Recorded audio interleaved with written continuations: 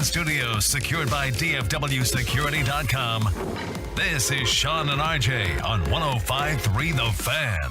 1-0. Garver swings and drives one to left center field. Nimmo back track. He turns, watches, out of here. Mitch Garver, another home run here in the month of August.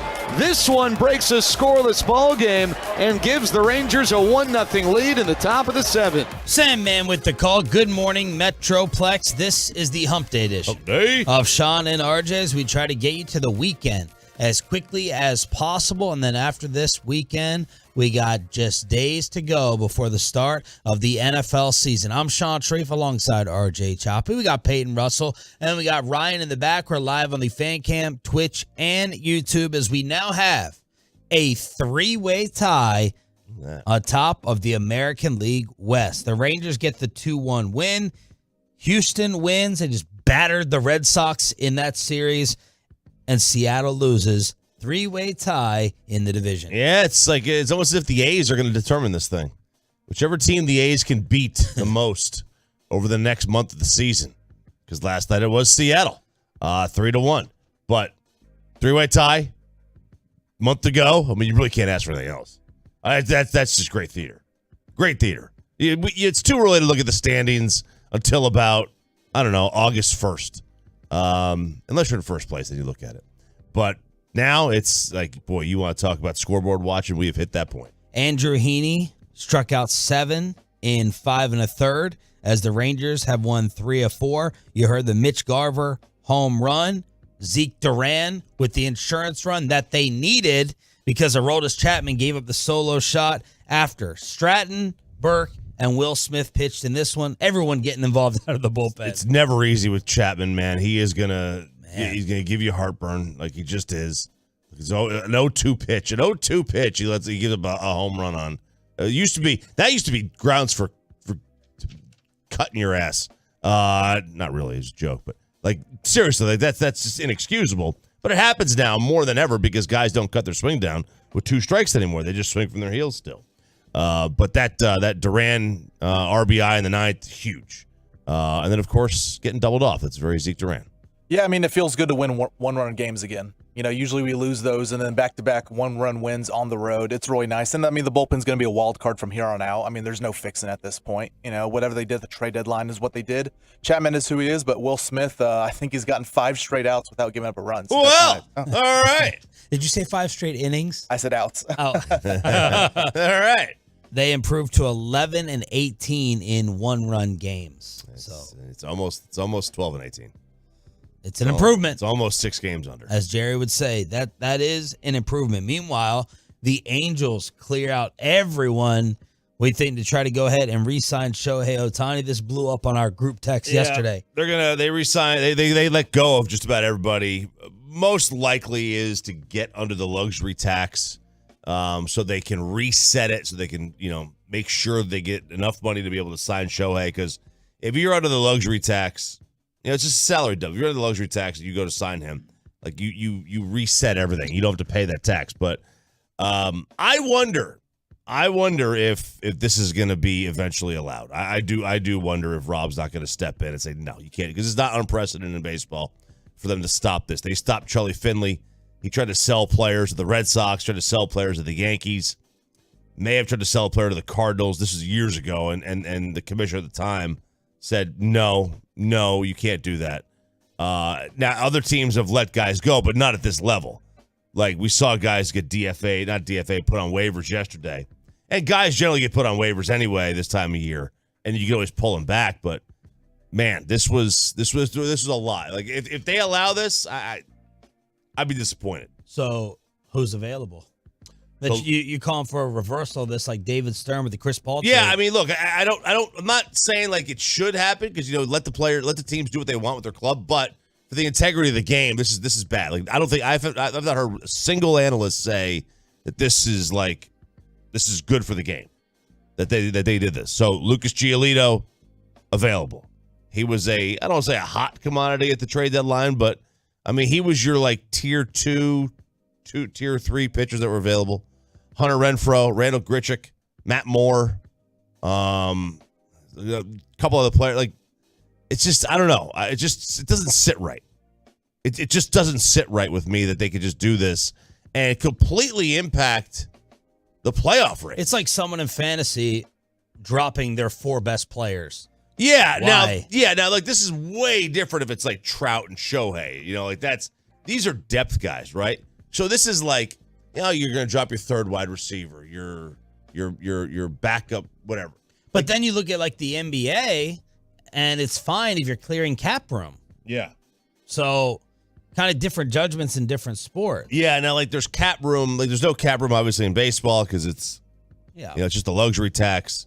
You still have a payroll. Yeah, but it's just, and they have those buyouts. Even with the buyout though, like you still usually get it. You usually do that after you trade for somebody. I don't know. Something just doesn't sit right with me about this. So you're looking at the waiver wire. Forget about baseball and the protocol, but the waiver wire to pick up one or a few of these guys. So you could, but now that what that is in reverse order of record. So the worst team is first. So the Rangers are like, they get like the 23rd or 4th pick. So there's gonna be 24 teams that get to go before them. If I'm a baseball team, I don't care if I'm in the contention or not. Let's say you're the Mets, all right? The team they're playing now. What's one of the biggest things that Mets have to worry about? Can that person handle New York? So if I'm the Mets, I'm like, all right, you know what? I kind of like Lucas Giolito. I would like to sign him in the offseason, but I'm not sure if he can handle it. Let's go pick him up for a month and see how he does. Like, that's just – and if I was – and the Mets have like the 7th pick, right? So I was like, okay, that's an idea. So I don't even know – if a lot of these guys would get here. Miami, they could use them. There's teams out there like, Arizona could maybe use them.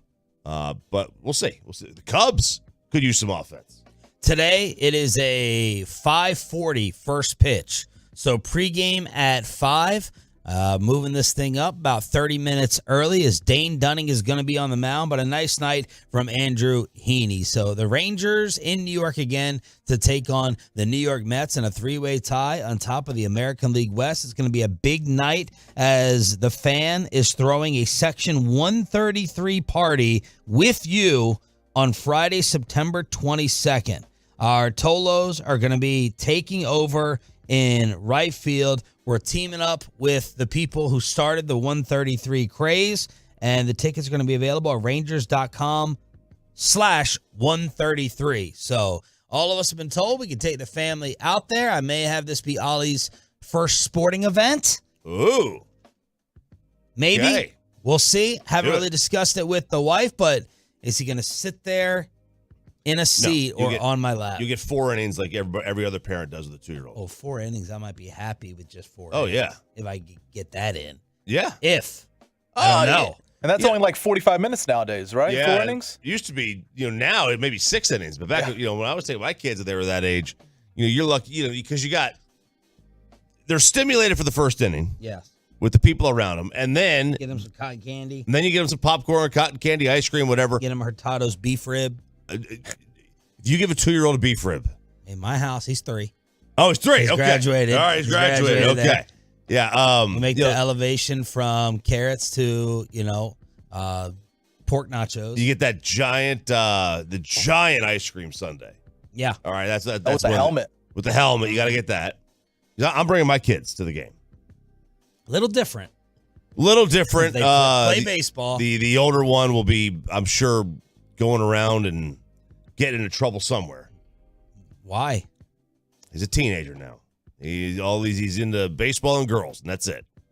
So have we gone back to the not the drawing board, but the batter's box? Is that girl? No. re-entered? She's long gone. Okay. You don't even think about her. I think he's on. I don't know who he's on to now. I don't think he has a girlfriend. But I think he's like his Snapchat, his text messages, all that. Bing, bing, bing. Yeah. Bing, bing, bing, bing. Maybe he bing, can bing, give bing. Pay some tips. Yeah, right. Yeah.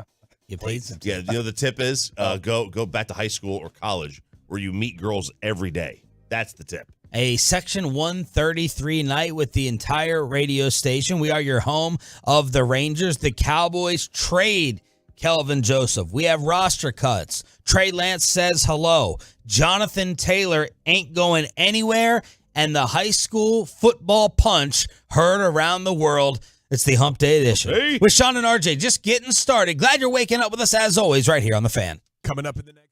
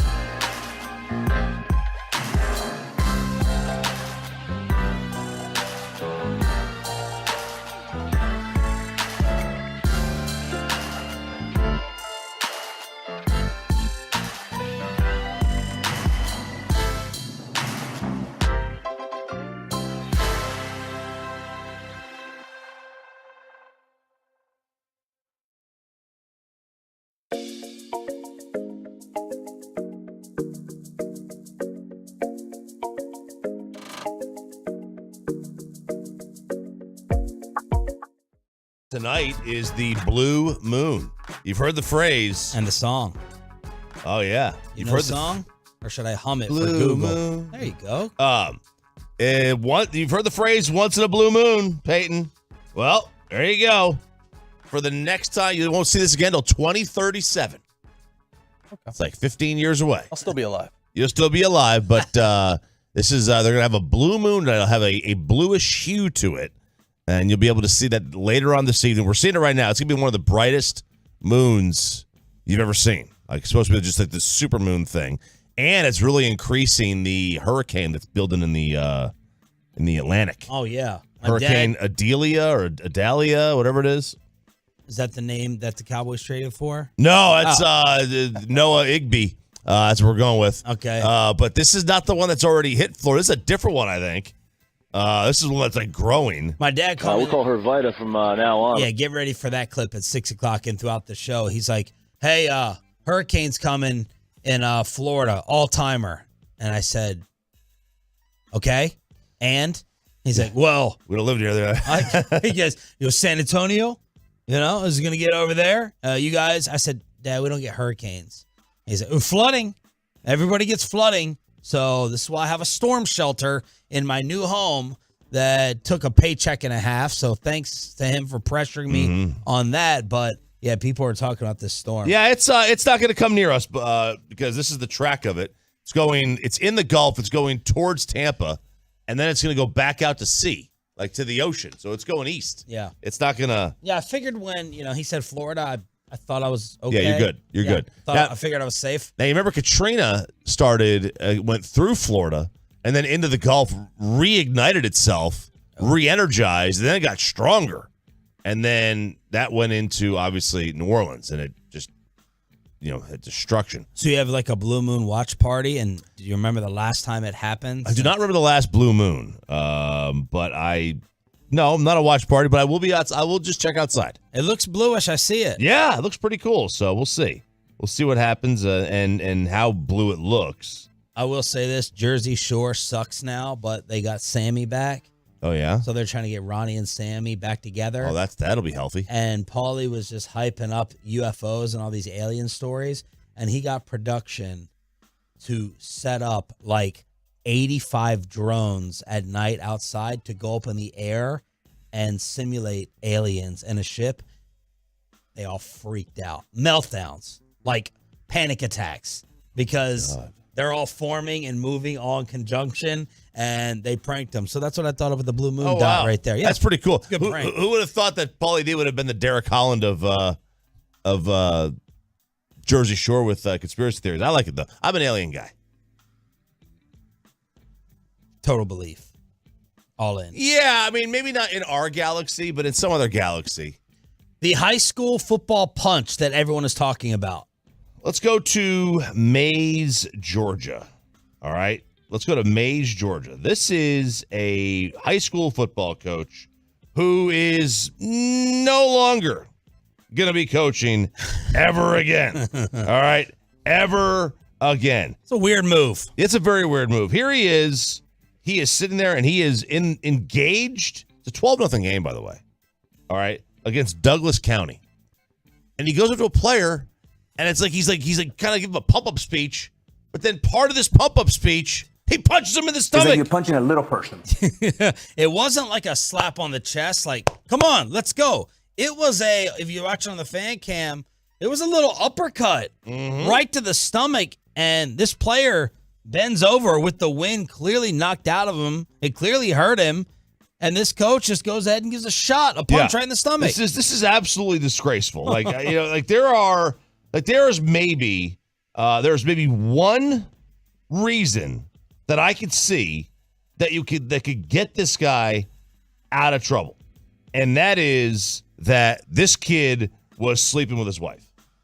That's the only thing I can think of. That's it. It's the only thing I can think of. Other than that, like, this guy's got to go. You cannot be sitting here punching a high school kid. You can't. He'll be banished to the lowest level of school. He'll be coaching. He'll be a quality control coach. He'll be on Art Briles' staff at a middle school. Yep, at a middle school. That's what he will be. Meanwhile, Noah Lyles, track and field sprinter, decides to go off on the NBA when it comes to the NBA Finals and people we call world champs. You know, the thing that hurts me the most is that I have to watch the NBA Finals and they have world champion on their head. World champion of what? The United States? Don't get me wrong. I love the U.S. at times, but that ain't the world. That is not the world. We are the world. We have almost every country out here fighting, thriving, putting on their flag to show that they are represented. There ain't no flags in the NBA. Does this guy, did he notice the most recent basketball Hall of Fame class that just went in? Yeah, it was kind of global. Like, that the Dream Team thing kind of introduced international players to the NBA and really brought them over. Pau Gasol, Tony Parker, and the guy number 41. Gather the foreigners. The NBA has gathered the foreigners to compete against each other. The best player in the NBA right now, the defending champ who still hasn't stopped partying, RJ says, in his own country. No, but he's still doing those weird musical dances that he's got going on. It's just, what's going on over there? Like they gotta update their music in Serbia, I think. Yeah, so I don't know what this guy's talking about. Yeah, no, I have no idea. This was a very weird rant. Like, are you going to the World Series too? Because it's not the World Series. Like, are you going to the Super Bowl because like they don't play? It's not super. Like, I like what kind of word technicality salad are you trying to get into? Well, we have the Raptors. I mean, Toronto. They're outside the United States. Come on, man. Yeah, the Blue Jays. Take man. a geography class. Devin Booker added a facepalm emoji. Kevin Durant wrote on IG, somebody help this brother. Aaron Gordon said, I'll challenge you to a 200-meter race. Bam Adebayo, LOL, is somebody going to tell him? De'Aaron Fox, why does bro care so much? Dame Lillard sitting there writing TF, the blank, for this guy. So there's Jordan Lyles criticizing the NBA Finals. It's a very, very odd thing to say. Like, he came out of nowhere with this. I don't know how this was provoked or not. Meanwhile, soccer moms took on a whole new meaning with this Spanish official who got fired for kissing all the girls who won the Women's World Cup. Luis Rubiales. He was the guy, the Spanish Football Federation president.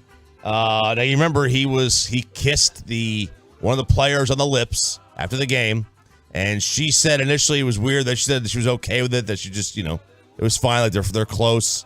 He was like, this is cultural, whatever. Well, he's gone. He's not there anymore. And his mother, do not mess with moms, okay? My mother is a Mediterranean mother. Do not mess with Mediterranean mothers, all right? She has locked herself in a church. In a church, Peyton, and on a hunger strike. Your mother? My mother is pretty calm. Oh, I thought she locked herself in the church. No, this guy's mother locked herself in a church in Spain and is on a hunger strike. I don't know. Like, look, the weekend's coming, okay? Today's Wednesday. They have church sometimes on Wednesday. It's like CCD, all right? I don't know what you're going to do on Sunday over the weekend, all right? Is she going to be locked in the church? Is she going to lock everybody else out and not let anybody in and still be on this hunger strike? I mean, you can only have so many communion chips before you're, you don't have any sustenance anymore. So, I mean, and I would watch out. She's into that wine, man. Dude. Who is? If you imagine if you're locked in the church, you get into the wine. Oh, okay. Oh, baby. How good is the wine? It's not. Like the wine, if I bottled it and you sold it, it would go for what a bottle? Well, I mean, it is the blood of Christ, so probably quite a bit. 5 digits. Yeah, but it's not very good wine, and it's disgusting. I'm sorry. Okay, I'm sorry. The idea. I don't think any sommeliers are getting upset with you talking about the church wine, right? I don't know. No. It's just like the fact that I have to put my lips on this stupid cup 5 seconds after some dude and his herp was just up there. It's not my thing. Okay, it's not my thing. Your final chance at Fan Phenom is tomorrow night, starting at 7. Fat Daddies in Mansfield. It is your shot to join our fan team. The G-Bag Nation starts the Fat Daddies festivities at 2 p.m. Get there early and register. This is it. This is your final chance, and maybe Bobby Belt will drink 20 shots with you like he apparently did last time in Louisville. Our Cowboys insider joins us next. The Kelvin Joseph trade, all the different surprising cuts, and Trey Lance says hello to the Tolos next. We have your latest Dallas Stars offseason news on Spits and Suds, available on the Odyssey app or wherever you're.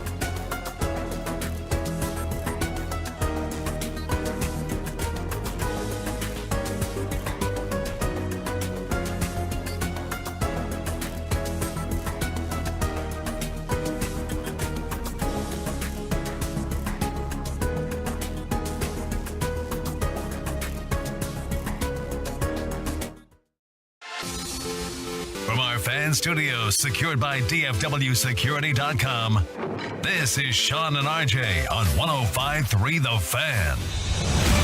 From news and notes to the coaches and players for America's team, let us go inside the stars on 105.3 The Fan. Shout out to the 6 a.m. Club, our #1 radio audience of the entire show. This is Sean and RJ on your home of America's team with our Cowboys insider Bobby Belt. Very busy day yesterday as the notables that were cut by the Dallas Cowboys include Jabril Cox, Malik Davis, Chuma Adoga, Matt Forniak, Simi Fehoko, CJ Goodwin, Will Greer, Malik Jefferson, Isaiah Land, Sean McEwen, Tyrus Wheat. And we had a trade on top of it. Bobby, take us inside the star.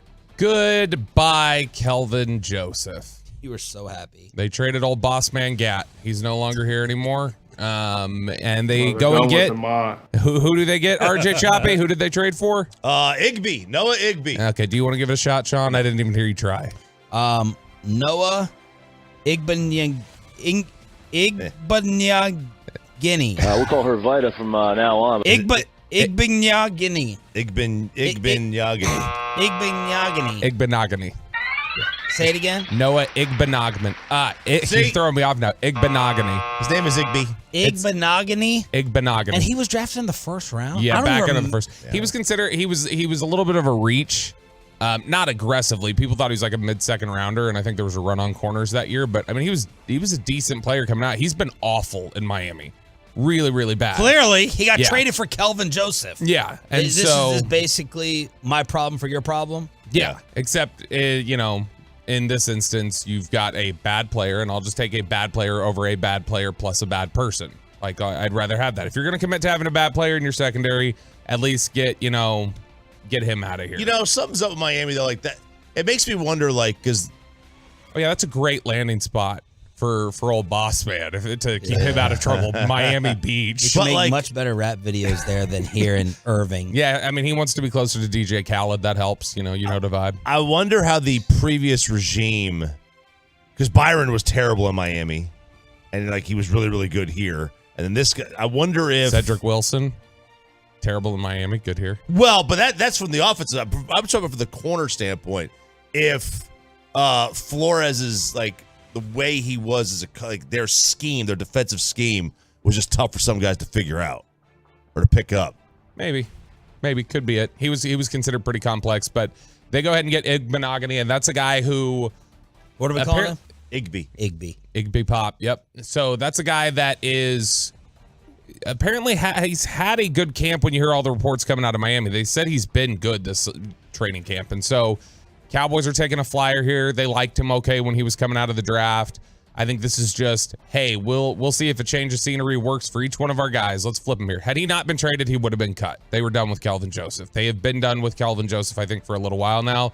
Honestly, what has saved him in a lot of instances is, I think, Bones Fossil. Bones really did appreciate everything that he did on special teams. But we blame Rod Marinelli for Taco. Whose name in the front office do we attach Kelvin to? I think probably Quinn. I think Quinn thought, I can save him. Or I can turn him around. And can we stop letting coaches pick players, please? I get it. Okay, so look, here's the thing is that and he's responsible for Nashon for sure. Yeah, I mean, he liked Nashawn Wright. The thing, he went to Kentucky. He was on site at Kentucky. They spent a lot of time with Kelvin Joseph getting to know him beforehand. And they thought, all right, cool, you're telling me he's this kind of a talent? I think the scouting staff communicated all the issues that existed, and there were a lot of them. There were a lot of issues. This was not a difficult thing to project that he was going to have problems. Well, forget about just the personality eval. The talent. He wasn't good. I think raw talent he has no instincts. He doesn't have any natural instincts. I think he's extremely talented, just naturally gifted. He doesn't have any instincts. He doesn't love football, and he's incredibly immature. And those things combined together with the glare of the Dallas Cowboys is just a bad mix. When he was coming out of school, there was somebody from LSU had said, the quote when asked about Kelvin Joseph off the record was, hey, what do you think about Kelvin Joseph since he's come to Dallas? And their line was, buyer beware, more red flags than Tiananmen Square on New Year's Day. Whoa. And so everybody... They have a more current comparison that people like Peyton would understand? Probably not. I don't know if there's any red flag TikTok stuff, Peyton. I don't know. But no, Igbenogany is the guy who has talent, has upside. At least give it a shot. He's not the special teamer Kelvin Joseph is. But the rest of the roster yesterday, Hang on a sec. So I understand what you're saying. I agree with a lot of what you're saying, Choppy. It does sound weird, though, not to have the players pick, right? Like, I mean, the coaches pick the players. Like, does Stephen Jones know more football than Dan Quinn? It doesn't matter. The scouts. So okay, the scouts. The scouts know it doesn't really matter because like coaches. Here's the problem because it has nothing to do with the player. Coaches only want guys that they prefer high talent. They don't care about the positional value. That's where the GM comes into play. Yeah, but evaluating Kelvin as a player went way wrong here. Well, I think this is where you would lean into your scouts. Like do coaches know how to evaluate talent? Some do, some don't. Some are really good at it. I think the scouts would. Here's how you got to think about it. So the scouts have their board that they build, right? The whole front office helps build this board, and it's from 1 to however many. If they put 150, 200 players on the board, whatever it is, and they count down. Kelvin Joseph's name would have been pretty high up because the scouting staff will put it up there just on the evaluation of how talented is he, what is he as a football player. Okay, we're going to put him right here on the board, but his name is in red, and there's a name just below his, guy like maybe Trayvon Merrick, who was at TCU and was a defensive back and went to the Raiders the pick after you, or a pick before you. You have Merrick just below it maybe, and Merrick's name is not in red. The scouts are saying, look, this is how talented he is, but his name's in red, and this is the background work we've done. And so then what the Joneses and Will McClay will do is they'll come to the coaching staff and say, does that red bother you? Right. If that red bothers you too much and you don't think you can handle it or fix it, then we'll jump the tag. If Dan Quinn says, no, I can fix that red, so let's pick the better player, that's how they stack it up. Mike McCarthy on Igby. Liked him coming out. I do recall his kickoff return ability as well, vertical speed. He's more outside than inside, and that was part of the interest. Part of the reason why we had the interest. You see him lining up against top receivers. I was impressed with his video, and I think he's a really good addition for us. So I guess they let Mike McCarthy watch the video, unlike Trey Lance this time. Igby started just 5 of 32 games in his Miami career. He intercepted 1 pass. Kelvin started... That was a joke on McCarthy before you text. I know he watched the Trey Lance video as well. Kelvin had just 3 starts in 26 games. So Igby was inactive for 14 games the last 2 years. And then McCarthy said, look, I don't know a ton about it, but Miami has a chance to play inside. He was a little further down the line for us. Outstanding special teams, played inside and outside. But I do know there was interest from the Dolphins in Kelvin because of his ability that he showed inside. Yeah, and Kelvin can kind of play inside out. That is a benefit of his. There have been some thought that maybe he could do some stuff at safety. That's fine if they have interest in that. That's great. Just got to really trust your building and your culture there. I don't know that it's going to get any better for him. But some of the other guys that were big notes yesterday. Did you have one more thing? Well, I mean, moving to safety is like if the guy can't cover and he could tackle. He has ball skills and he's physical. And that to me is a candidate for safety. Like if you're a corner that isn't a great cover, like you're not great. The instincts of coverage is not great, but you could tackle. I think a move to safety could work. Biggest problem for that, I would guess, for a lot of teams is because instincts have been such a big problem for him. I think the lack of instincts would lead to lack of awareness, and you're covering so much wider a portion of field than you are at corner that a lack of instincts is troubling. But Jabril Cox getting cut yesterday. I know there's a lot of people who were high on Jabril Cox and wanted to know, like, hey, why are we not seeing more of him? Why is he not more involved?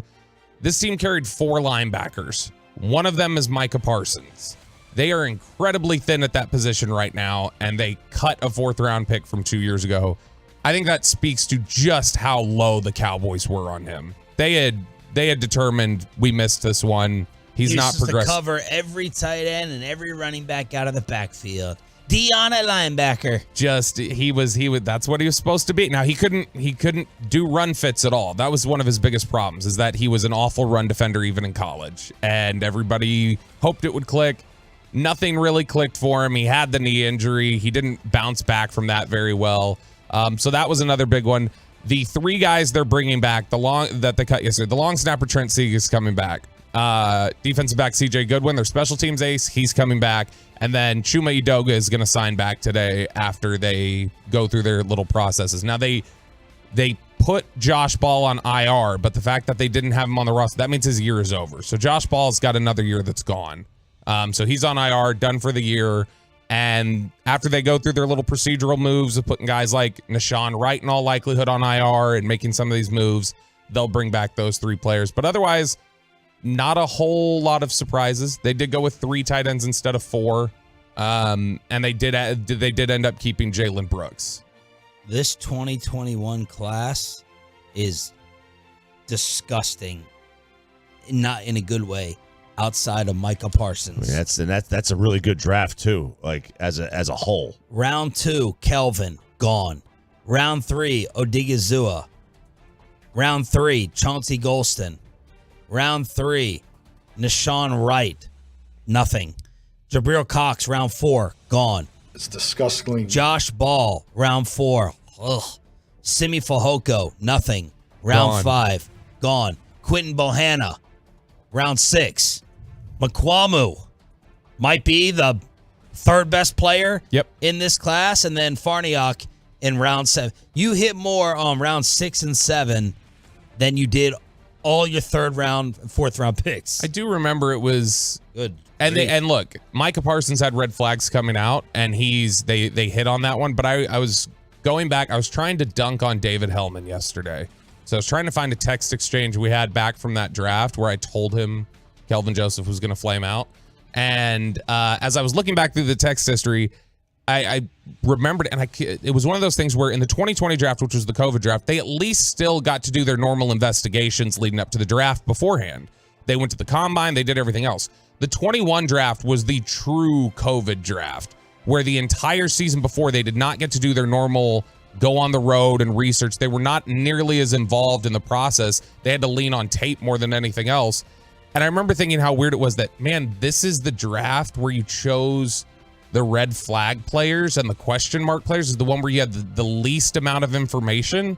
And so I think that's kind of blowing up in their face a little bit. Trey Lance said hello to the Dallas media yesterday. Here are his initial thoughts on coming to the Cowboys. It was a little bit surreal for me, hearing that I was going to come here knowing, everything about this historic organization. Just compared to the 49ers, obviously, you think of that as another one of the top tier, historic organizations. But for me, like I said, just was very excited to be here with Coach McCarthy and the entire coaching staff. Nothing but knowledge in all these meetings. So it's been awesome for me. It's been fun, kind of a breath of fresh air to learn a new offense. And just like I said, being around the guys these last 2 days, I feel like I've learned so much just ball. Ryan getting it on the fan cam, all synced up. You see Trey Lance wearing the Cowboy hat. Very nice. How chilly was it? Did Dak press cold? Did Dak even extend his hand to you? did he even say hello after he wasn't told that you were coming for his job, Trey? Yeah, I mean, he welcomed me with open arms. This morning was the first time I ran into him. But yeah, I mean, that meant a lot to me. I know it's this business is crazy, but for me, like I said, I'm not looking forward at all. I'm just really trying to take it one day at a time, and these guys obviously played at a very high level for a very long time. So nothing but, obviously just tons and tons of respect for him, as I think he deserves and gets from across the league. So for me, just trying to learn everything I possibly can from him. Yeah, respect as he deserves. You hear that? You hear that, guys? He deserves the respect of knowing that. And look, he didn't wait forever. As soon as Trey Lance was in the building, he went up and said hi to him and communicated with him. That's called open communication. It's how marriages and relationships with your quarterbacks work. How far have the Rangers plummeted in the contender power rankings? That's next. We have a Ranger ticket giveaway for the 6 a.m. club. We want you to win it right at 7. Rangers win, but how much have they fallen amongst the contenders? Next on Sean and RJ. But a lot of schools.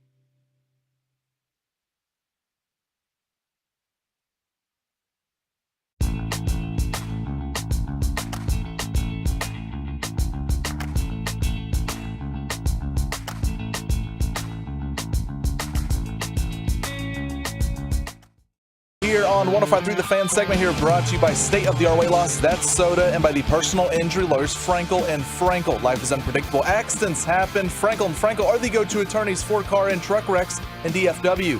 If you or a loved one have been in an accident, contact the Frankels for free or call 214-333-3333 or go to truckwreck.com. Duran waiting on the 1-2, and here it is. Swinging a line drive left field, base hit. One hopper out to Locastro.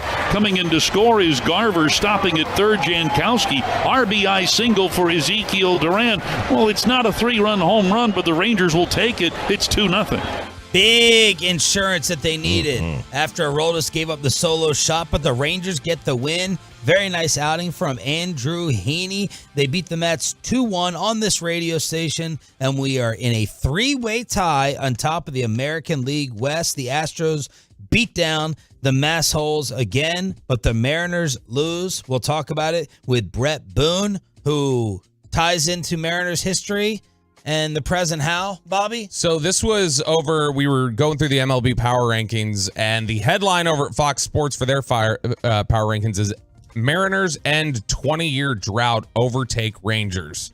And it says it's been a minute since the Seattle Mariners sat alone in first place this late in the season, or about 10,519,200 minutes. With its 11th win in 12 games, Seattle overtook the Rangers in the AL West on Sunday.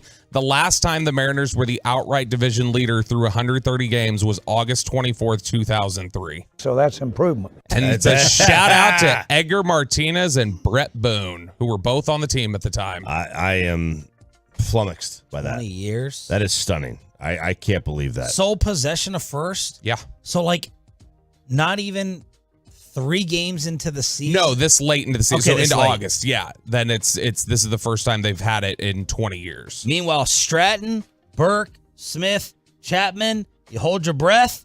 And last night, it worked out. You hold your breath for sure. And it did work. Smith had a really nice play, too, on that drag bunt. But, man, Chapman just makes it interesting. He finds a way. That insurance run proved to be huge, as the kids would say. Who are you trusting in the 9th inning right now today if they go to the playoffs? I don't. I trust. Because Aroldis is a nut job. He's one of those guys. I put him into a Ratliff category. Someone that you're actually scared of talking to, in the locker room. Look, I mean, it's probably going to be Chapman for one reason, and that's that. He throws so hard. Like the hitter is, it does speed up everything for them. So I will go with him. But man, not in Houston. If he's pitching in Houston, in fact, if they play the Astros, I wouldn't even put him on the roster. Stop. You can't. I've seen that game. I've seen that. I've seen it. Ronaldo Lopez, Matt Moore. Yeah. Maybe that's who I trust in the 9th inning. Matt Moore. Yeah, I know. No, this is right now. It's probably Chapman. I mean, look, Chapman is a loose cannon, but he actually has good stuff. He doesn't have a 6 ERA over 2 months like Will Smith. So I will try. And Leclerc, I don't think you can trust. Stratton doesn't seem like a close it out type of guy to me. So, I mean, Chapman by default. Let's see who's completely selling the Rangers in the national media with baseball power rankings. So on the Fox Sports one, which we just referenced, the Rangers are 9th, falling all the way from 4th. It says the Rangers are the only team in baseball to win less than 2 games since August 16th. That was at the time of this being published the other day. The MLB.com power rankings dropped them from 5th to 7th, which is not a huge drop. The Athletics headline for their power rankings is Rangers AL West reign is over. Oh. And just says, the hard-charging Mariners have overtaken the Rangers. They didn't drop them too much, though, not compared to everybody else. They dropped them from 4 to 6. So they're still in the top 6, 1 spot behind Seattle. The really aggressive drop came from Bleacher Report, where last week the Rangers had been ranked 5th.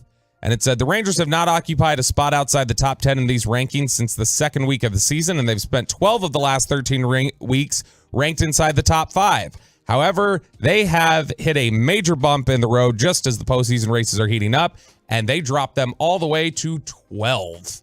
Wow. So kind of all over the place. You had the Athletic going 6, MLB.com 7, 9 for Fox Sports, but 12 for Bleacher Report. I mean, if you told me that they had the best starter's ERA in the sport for the month of August, and they would have lost a damn near 10-game lead to Seattle, I'd have been just completely like blown away. Name your top 3 AL World Series contenders, Choppy, in order.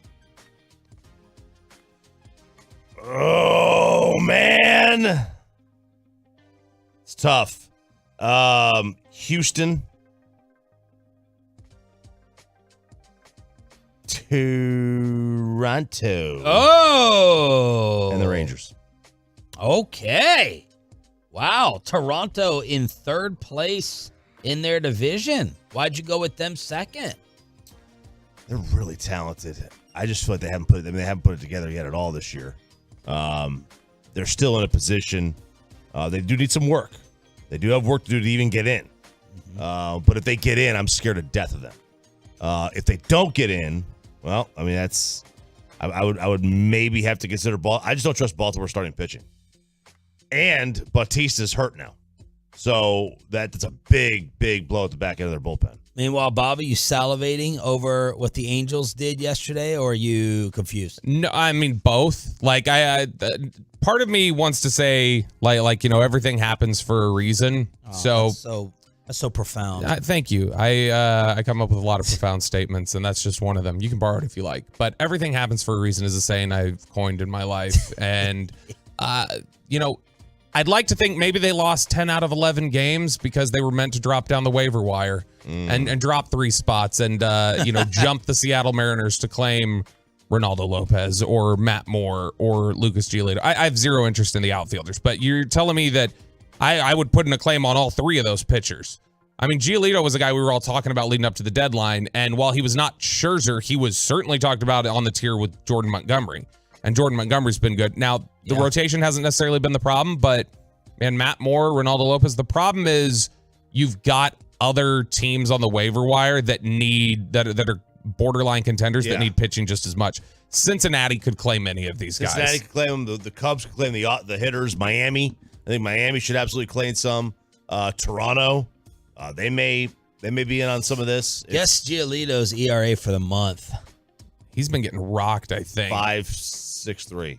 Too low. Oh, 6.87. Too low. 7.9. 7.24. Ugh. A 7.24 earned run average for Giolito. He has not pitched more than 6 innings. Not even 6 1/3. Yikes. He hasn't pitched more than 6 innings since July 18th. Yikes. I mean, the Angels break people, right? Like, I mean, the Angels are... They really are, they are cursed. There's something going on there. I don't know if they sold their soul to win their title in 2002. Snake bitten is this term that Bobby also came up with. It could be that. Snake bit. You came with the term. Uh-huh. Yeah, I never heard that before. Interesting. Yeah, snake bit. No, I never heard that one. Interesting. Look, they are a cursed franchise. There's no other way around it. How do you have the 2 best players of our generation and you can't get out your own way? And spend big. And they spend. They do. They spend on Josh. They spend on Siege. They spent on Rendon. Meanwhile, Nathan Eovaldi's bullpen session was pushed back to today, apparently. Been sidelined since July 18th. And Evan Carter promoted the AAA Round Rock on his 21st birthday. Look at that. So congratulations to Evan Carter. I wonder, rosters expand. What's going to happen with him?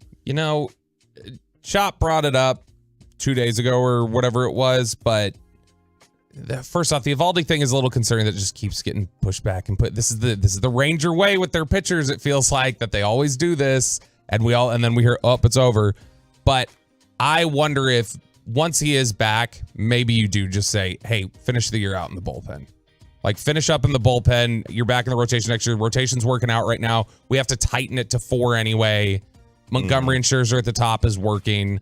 Giolito will pitch 3rd. You don't have to worry about coming back. And then, just let Eovaldi pitch in the bullpen. I'd consider it. I mean, he had 6 huge innings out of the pen in a World Series game. He had another bullpen outing. I mean, consider it at least. I mean, you don't know what you're going to get from him. And then, do you want to sit there with him getting 2 or 3 starts at the end of the year and say, okay, you're back to the playoff rotation? I mean, you've got to build. I mean, he's got to rebuild up some arm strength, which he's doing now. I don't know. I'm still in the I'll believe I see him this year when I see him this year.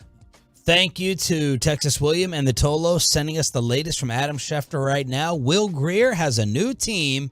He's going to the Cincinnati Bengals. So Dak Prescott can rest easy that his boy Will Grier is joining a practice squad. And he joined a practice squad, which means he passed on Cowboys practice squad. Because they in all likelihood, I think, would have added him. Mike McCarthy said yesterday he'd be interested in it. I think that says that, it's probably why it was so emotional, is once this was done, it was like, all right, well, it's time to move on here. Meanwhile, Jonathan Taylor does not get traded out of Indianapolis. How about that? Right? This is starting to hit a point that I wonder if, are we on the trajectory for the Le'Veon Bell thing in Pittsburgh? Because he's expected to remain on the PUP list. Yeah. He's gone for the first 4 games already. If that happens, Jacksonville, Houston, Baltimore, Rams, no Jonathan Taylor. Who's fast-tracking to tanking more? I guess Arizona still ahead of Indianapolis. But Von Miller is also staying on PUP, which means my Buffalo Bills maybe in a little bit of trouble. He's going to miss the first 4 games of the season. Bailey Zappi, waived by the Patriots. That stunned everyone. They have 1 quarterback left on the roster. Jalen Smith cut in New Orleans. Brett Maher also cut, but you can take it back to Jonathan Taylor if you like. Oh, no, reacting to a couple of those different things there. First off, the Jonathan Taylor thing I think is interesting because it does feel like the Le'Veon Bell situation where everybody's like, he's eventually going to report. He's going to report. He's going to sign. He's not done. Because we're not believing this PUP status, right? No. This is just a holdout. Yeah, they've got him stashed and they're keeping him off the field, and they can keep him on PUP as long as they want. They can keep him out the whole season if they want. Are they keeping him on PUP, or is he saying I can't play? Probably. I mean, it's probably a combo of sorts, but Le'Veon Bell sat out the whole year for Pittsburgh. A lot of people thought it was dumb, and then he got his payday from the Jets. He got the money in the end. It looks like, I wonder if we're heading towards Jonathan Taylor just doing that sort of thing.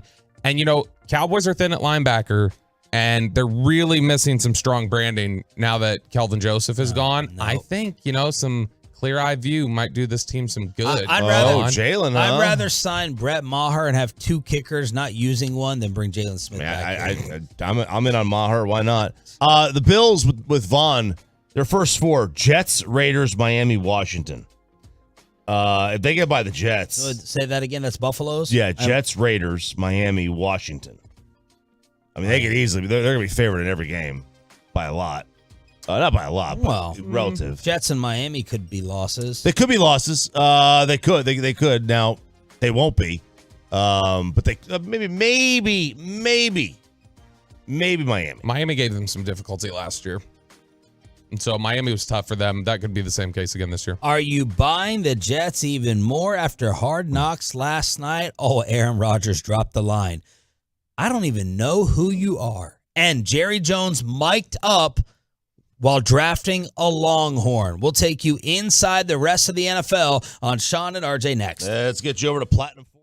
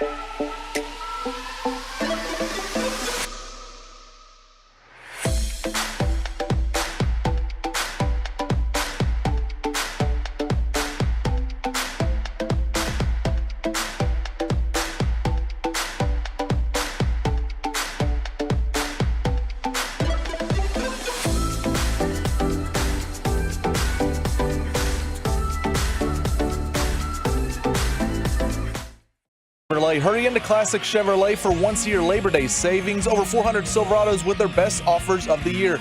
See them all today at ClassicChevrolet.com. Do not miss your chance to upgrade for less.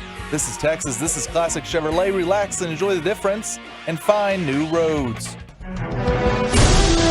Texas Rangers ticket giveaway for the 6 a.m. club right at 7. Headlines will go ahead and hook you up with those Rangers tickets. And Section 133 night is taking place with this entire station. More details on that at rangers.com/133. Last night, latest episode of Hard Knocks, and Aaron Rodgers had his debut against the New York Giants, and you had some great trash talk back and forth. Jihad Ward, Bobby, who is that? Jihad Ward actually used to play for the Cowboys for a couple years. He was the guy they traded Ryan Switzer for from the Raiders. Ryan Switzer. Yeah, defensive tackle. I don't actually think Jihad Ward got out of the preseason, though. They traded for him in the offseason. Spent here, training camp here, got cut, ended up with the Colts. Well, he decided to challenge Aaron Rodgers, and this transpired. Bootleg out to the left, flipping it left. McCole Hardman. Bro, that. Show some respect, bro. Come on, what the is that? 5 damn steps? I don't even know who you are, bro. I don't know who the you are. You don't? I never heard of you. Let's go. And the officials having to separate Jihad Ward and Aaron Rodgers. Drops back, lobs one, front left pylon. It is caught. Garrett Wilson. That's a Jet touchdown. Poke the bear. I'm not doing that, bro. I'm not hurt you. Then I gave him the line that's uncomeback with a bow. I said, I don't even know who you are. And he said, I don't know who you are. I said, bull. Rodgers thought Ward hit him like 5 seconds after a passing attempt. They go back and forth. Rodgers, I don't even know who you are. He said, I don't know who you are. Yeah, I don't know who you are either, man. Then Garrett Never heard Wilson, of your name. Garrett Wilson catches the touchdown, and then the trash talk ensues, and he gave him the uncomebackable. It's uncomeback with a bow. Yeah. I mean, that word right there should get him fined. Should get Rodgers fined right there. That should get you fined. I'm liking Rodgers a little bit because of these episodes. I'm liking him a little bit more. You don't think he's turning on for the camera? He probably is. That's what I want to know. Was he like this in Green Bay?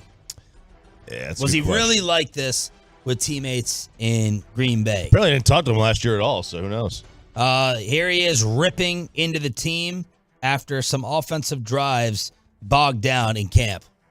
Sanhan, 319. And jumped again. He totally jumped again. Hey, hold your shit, huh? That's why we can't have nice things. Mistake, one drive. The basic at 12 to 14 yards. Mistakes in one damn drive. It's unbelievable. Drop 3 balls in 3 wrong routes and a false start. And when he got into it with Ward in that preseason game afterwards, the media's like, what happened? He goes, watch Hard Knocks. You'll See, he does know. He plays it for the camera, and that's Aaron Rodgers. But this is what Randall Cobb warned them against. He said, guys, it's coming where he's gonna scream at you guys because you keep screwing up. And then there it was. He was dropping F word every other word, just reaming them, man. I found come back with a bow. Some guys, they if they want to sound cool or tough, they just overcurse. The overcursing guy makes them sound cool, sound tough. You see right through it sometimes, but you know, when it's on a show like this, I mean, you can never tell what the real is and what's for the cameras. I mean, you can when it's Robert Saleh. You can tell when it's for the cameras for him. You ain't got no haters, you ain't popping. That was cool, by the way, with the Sopranos thing. Or was it? Just like, it was the intro. They just did like the Sopranos song intro. Woke up this. For Giants Jets. Yeah, and, you know, that's... I have to say, that show doesn't hold up. It does not stand the test of time. Sopranos? AJ just looks too 90s in it. When at the beginning episodes... Just, oh, no, you're crazy. It stands up way more than Seinfeld does. No, absolutely. It stands up way more than Friends does. I never watched Friends. It does not stand up more than Seinfeld. I'm a male. Seinfeld stands up well. Curb stands up because it's humor. The humor's... There's the problem nothing is, in Sopranos that fails the test of time. They're going to strip clubs. They're drinking. Oh, they're partying. no, I'm not they talking got about murder. That. I'm not talking about that. I'm just talking about the look of AJ. Like, like just the dress, the look. I don't know. It was the 90s. It was, very, very late 90s, early 2000s. I just didn't feel it stands. The show pissed me off at the end anyway. So what would stand from 15 years ago in terms of style? No, nothing would stand necessarily in terms of style. That's why you don't go back and watch shows from 15 years ago. At least that's more than 15. We're talking. Sopranos started like 25 years ago. Yeah, it ended 15 or whatever. Yeah, it ended like 15 years ago. So we have some TV to watch. More morning show assignments. We have Micah Parsons with a documentary out. Yeah, so this is NFL Plus is going to actually today. I don't know if it's out right now or if it's going to drop later tonight, but NFL Plus is trying to pull in subscribers, and so they've got this docu-series that they're going to air featuring several NFL players, like backstories on them, and it includes Micah Parsons. There will also be Devontae Adams, George Kittle, Aaron Jones, Amon-Ra St. Brown, but this series is billed as an NFL Plus exclusive. And then the episodes will re-air on NFL Network Friday nights at 9 p.m. Eastern. But, man, Micah, when we talk about loving the camera and loving a microphone, Micah loves both those things. So is this like downloading NFL Plus? How do I get this? Yeah, pay for it. Yeah, it's like the NFL Plus. So the thing that has Game Pass and everything else, it's just the yearly subscriber fee of whatever it is. What young buck is going to make a name for themselves in the station by going and watching this and cutting it all up for us? Who's it going to be? Will it be young Ruben? Will it be someone else that Mike Bassick doesn't know the name of? Could it be Pepe? Could it be? I don't know. Who Peyton sounds like the kind of guy that would have NFL Plus. Do you have NFL Plus? Yes. Okay. Yeah, I'm going to watch it. Young Bobby's the winner then. Young You're the Bobby winner. Belt. Yep. We also have this NFL Draft Insight. Is this on Roku? Yeah, this is Roku TV, which I still have not gotten a chance to watch this yet with everything that we've been doing with like Cut Down Day and everything. But who will be the young? Who has Roku TV? I have a Roku. I have a Roku as well. I didn't know there was Roku TV. No, I guess that's like the YouTube TV or Hulu TV. I think okay, so I can't say with certainty, but I believe it's like a free application on the Roku. So as long as you have a Roku, I think you can watch it. I'll watch this and see if there's anything good from it. But the Cowboy viral clip that came out the other day, they're on the clock, or they're getting ready to be on the clock, and they're talking about drafting our new best friend, Overshown. And Jerry has our new, for real best friend, young Shy Anderson, in back of him. And he tells Shy, get the speakerphone out. Get the speakerphone out. I got to call my other grandson, who is on the Texas Longhorn roster for some DeMarvion Overshown insight. This is in the war room. Hey, Pax, Overshown, we think we may do something here, and tell us anything we need to know. I want to find out from guys what did you have in mind? He's like every time I see him on the field, he's making plays. He can cover sideline to sideline. He's a monster. He's making plays all over the field. Does he practice that way? Yeah, he's always practicing hard. Not that this isn't anything, but Paxton said he's ridiculously athletic. He's a monster at practice. Said every time you look up, he's in the middle of it. He's making plays. He's everywhere. Said he's everywhere. Okay. And is he a good locker mate? Oh, yeah. I've talked to him every day. Okay. Talks to him every day. And then he doesn't say, the internet is like, Jerry didn't say bye or thank you. He just hands the phone back to Shy. But there's Steven also in the background working some deal. What are you thinking, a six? Thinking about a 6th-round pick there? So that was Jerry calling the grandson for extra Overshown insight. What did he really expect to get out of him? Do you think he was going to lie? You should get the truth. I mean, that's the question. Like, you're never getting the truth from teammates. Teammates, you know what I mean? Like, this would be like, what are you talking about? If someone he's called trying to me get him about everyone in this building, someone I trusted, I would tell him the truth about you guys. He's trying to get him paid. He's trying to get his guy paid. You're off. I mean, Overshown's getting picked in that round regardless. So, I don't think that he's making him. I just don't think they would have aired it if it was, no, bad dude, bad teammate, doesn't hustle. You're going to be more indebted to your grandfather than DeMarvion Overshown. And Paxton was there as a walk-on receiver in 2020, entering his 4th season. the son to Charlotte Jones. Which, I love that stuff, though. After we talked to Overshone and you see him out there practicing, you see all the things, like, everything he said was true, though. Sure. So he clearly wasn't, like, I mean, he was representing it accurately, the type of player and person that he is. I just want to know if there was a scout in the room who disagreed with the assessment, if they would have said it. If they would have been like, no, your grandson's wrong. Yes, without hesitation. Yes. Oh, I think you may be off. No, I think your grandson's stupid, Jerry. He don't know. I don't think they'd say your grandson's stupid. I think they would. So there's a bias there. I think they would push back if they disagree with certain things, or if I think they've got their evaluation. Jerry's just, hey, we're thinking about it. Any extra details? Like that's all it was not going to shift the evaluation. Honestly, I don't think either way, whatever he would have said. They had a good understanding of who he was. They were really excited. But they almost took him in the second round.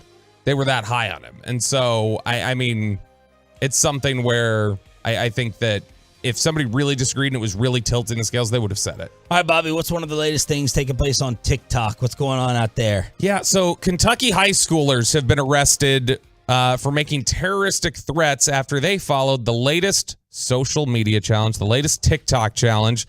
Last week, investigators said that 3 separate incidents at Oldham County High School on August 14th, 15th, and 17th were related to the challenge, which reportedly encourages students to record a video of themselves telling a teacher there was a bomb or gun in their backpack as a joke. So 2 of the 15-year-olds were charged with terroristic threatening in the second degree, and 1 15-year-old was charged with terroristic threatening in the third degree. But all right, I have a question real quick. A lot of these Bleacher Reports and Bro Bibles that we rely on for prep work, they take 2 or 3 social media reactions and they trick people into saying that's like a widespread reaction. Yes. Does that happen on TikTok? Like, are these types of stupid, idiotic, dangerous trends really rampant, or is it like 3 or 4 things and they're like the latest TikTok trend? Well, I mean, if there's a TikTok challenge remember that one they had a couple years ago or maybe a year ago, where you would have 3 people jump up and then one person would kick their legs out. I mean, and all it takes is one person to do that, bust their head open, and that's enough for me as far as I'm concerned. But yeah, I mean, people are doing them. Yeah, It's not every child, every 13 or 14-year-old, but happens. I don't think this is one that's super viral, like that's happening everywhere. But like I do know that there have been different threats in recent, like that's been in the news recently. There have been recent threats around DFW for stuff like this, and so I don't know if it's tied to any of this, but it is something where those 3 at least were challenged by at least one person, so that makes it a social media challenge that they followed through with and got themselves in trouble. Trey Lance says hello to DFW. The Rangers get a W, and your final chance to join this radio station on air along with a Rangers ticket giveaway that we want you to win as part of the 6 a.m. club. All of that is next. But speaking of which, injuries to kids have a life.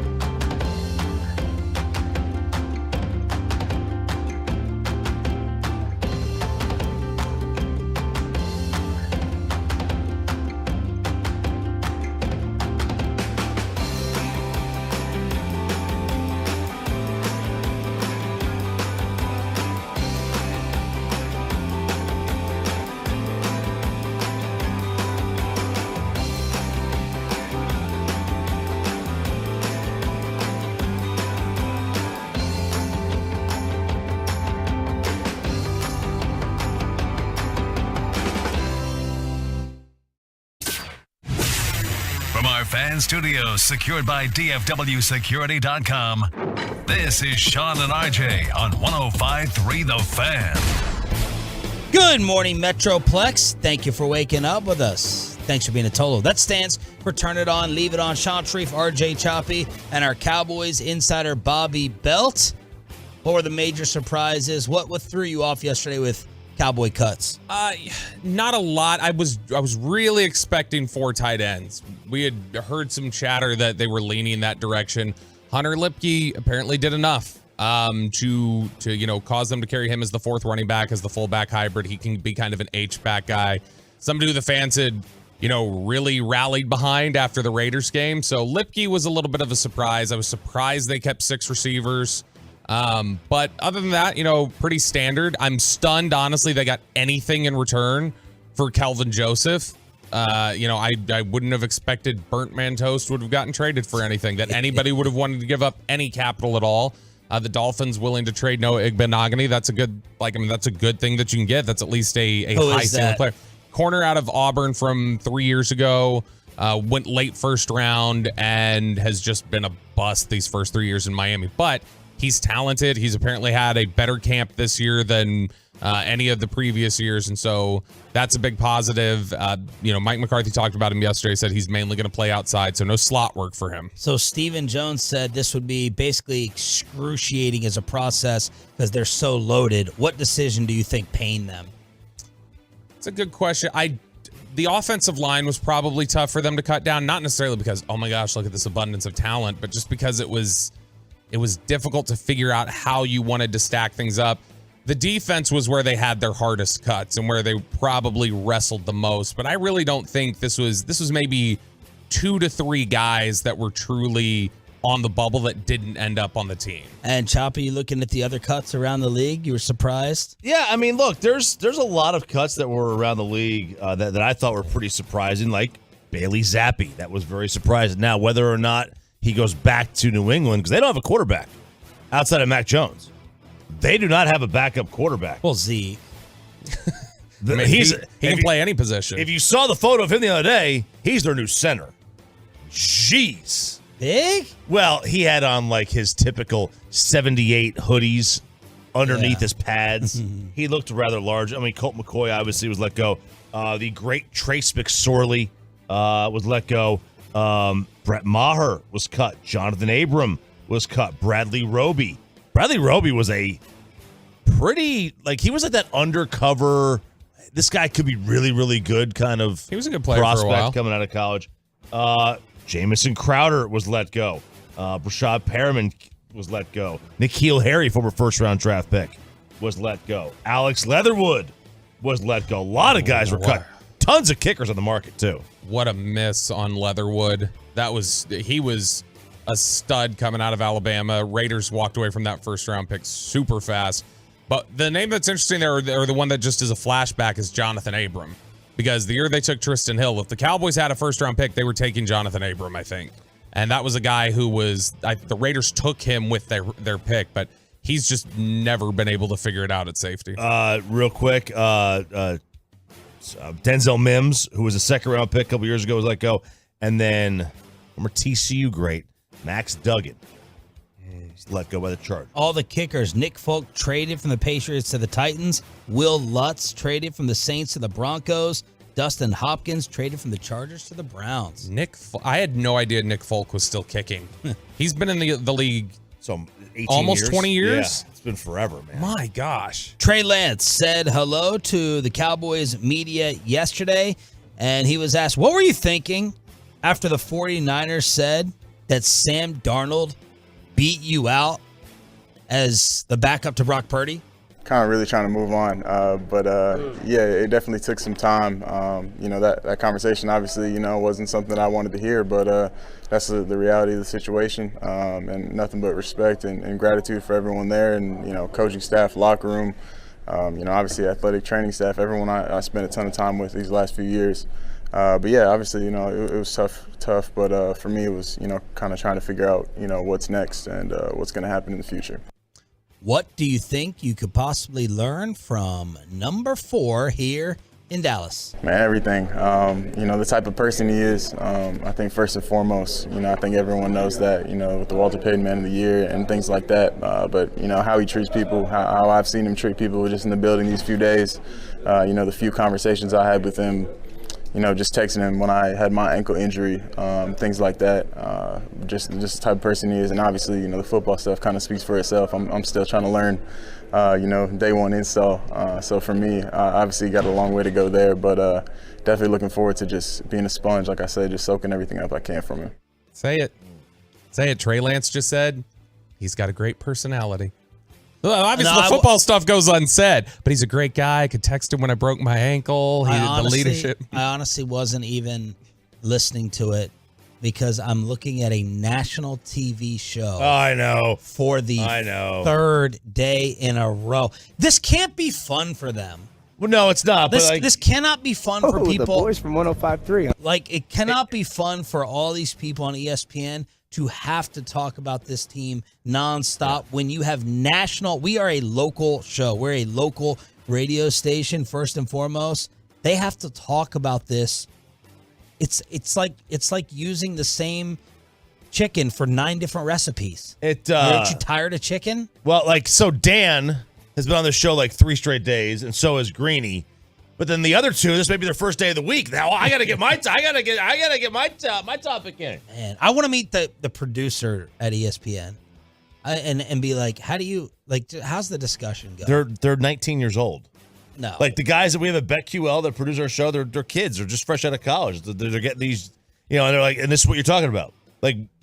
Really? When I do it by BetQL, I have no input on what is discussed. None of the hosts do. Oh, wow. That's the national radio. That's the producer sets everything for you. I'm curious. Let's say you're setting up this show this morning, a national show. You're doing the show. This is the third day in a row. Not just that they're talking about this specific angle of this.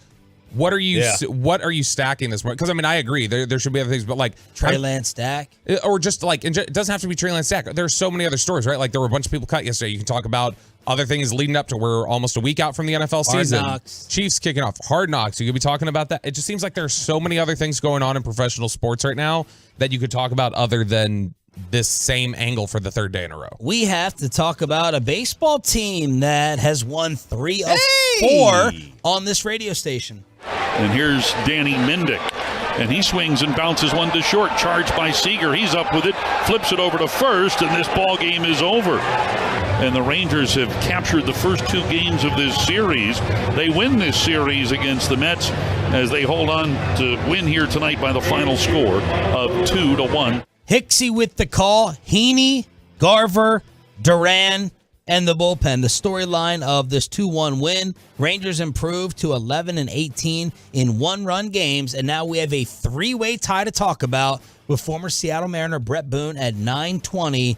The armpit beats down the mass holes, and the Mariners lose. Yeah, the A's may be the team that's going to play spoiler for the entire month of September when they take on the other 3 teams that are fighting at the top of the division, and they got the Mariners last night. Mariners got by the Oakland A's. Listen, at the end of the day, we could point to this Rangers 8-game losing streak they had and losing 9 of 10. Lost in all this is that the starters have been tremendous, and they were again yesterday. And Gray was pretty good the other night, and Montgomery was really solid over the weekend until the very, very end. Stars have the best ERA in the sport in the month of August, and they're going to wind up losing a 10-game lead to Seattle dang near in that time frame. And Garver homering again. He's got 8 home runs this month. His OPS is 1063. In a month where the bats have been incredibly inconsistent, and even when they were going on a long winning streak, the offense wasn't always there for them. Garver is one of these guys, along with Nate Lowe, who really in the second half of the season has started ramping up. They'll play again today, a little bit earlier, 5 o'clock pregame here on 105 through the Fan. Nice schedule for G-Bag. Yeah, but it's a 5:40 first pitch. Yeah. It's a very odd start time, a 6:40 start time.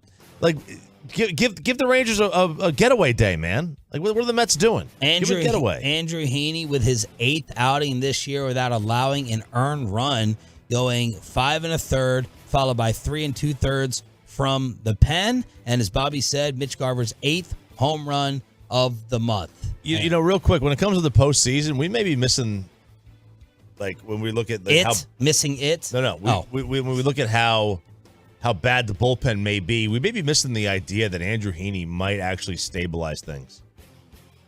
Well, you've thrown Evaldi in there, so we've added Evaldi and Heaney, so we're good to go. New arms. That's right. I mean, seriously, though, they're going to have this team has got enough starting pitching that they're going to have multiple guys, Perez included, in the pen. 2.39 ERA for Heaney in the month of August and 6 starts. Meanwhile, we want to thank you for turning it on, leaving it on. Hook 'em up, hey, Pat. All right, Tolos, that's right. Caller number 10 right now at 877-881-1053 wins a 4-pack of tickets to see your Texas Rangers take on the Houston Astros next Wednesday, September 6th. And not only will you be sitting in the world-famous Section 133 for the big rivalry game, but it's also Texas Chili Company Dollar Hot Dog Day at the ballpark. Get tickets and info now at Rangers.com/tickets. That's caller number 10 at 877-881-1053. September 22nd is our Fan 133 party out there in right field. Everyone from the station is heading on out to the game. Get your tickets if you don't win them right here with us tomorrow and Friday. Rangers.com/133. And also your final chance for Fan Phenom tomorrow night, starting at 7, Fat Daddies in Mansfield. Your shot to join our squad. G-Bag begins the Fat Daddies festivities at 2. Get there early and register. This is the final chance. And Bobby, you were at the last one. I'm going. I'll be there. I've got Twolo Andy is driving up from Corpus Christi again. Oh, last time it was to bring Choppy his charcuterie board, his volunteer charcuterie board. He's going to be trying out. So I told him, all right, I'll be out there. We'll have drinks. And last time I drank with Andy, there were too many drinks. It got too sloppy. So I'm going to try and be under control tomorrow night. But, yeah, I'll be out there. Meanwhile, Ronald Acuna, baseball, trying to act on these pathetic security guards in that incident. They're going to have that. The MLBPA wants them to help protect the players more.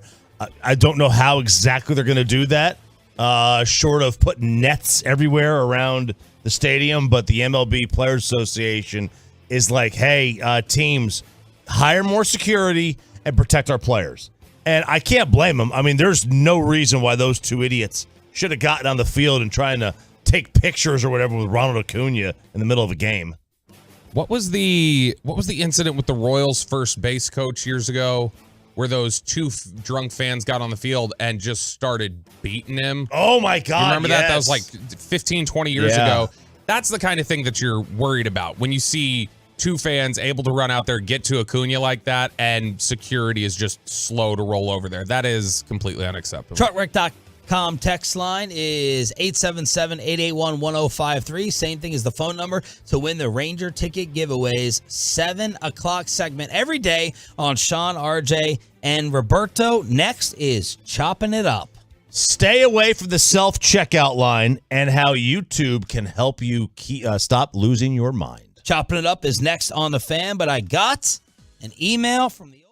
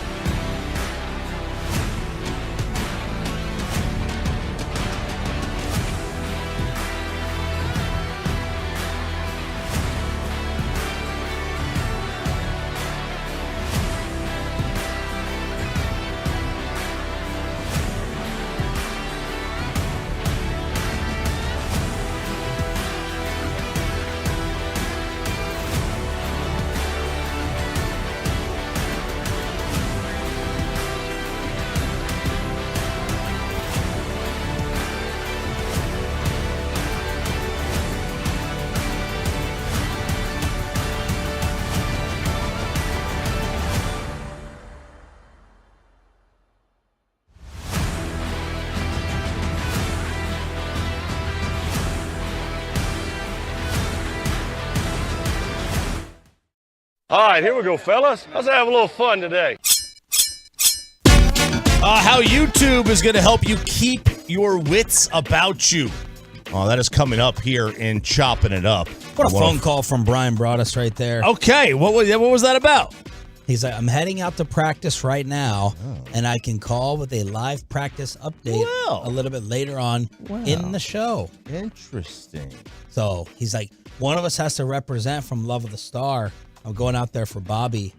And I was like, man, what a teammate. What a teammate. He loves it, though. Nice early practice. I bet you the players appreciate that. The early practice outside, maybe. Tomorrow at this time, we're going to have on Sonny Dykes. Ooh. And then maybe like our second ever Mike McCarthy press conference.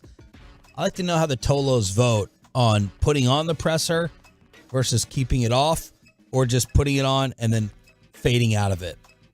Because we could get a 20-minute break. Can we put it on and do life hacks with it on in the background?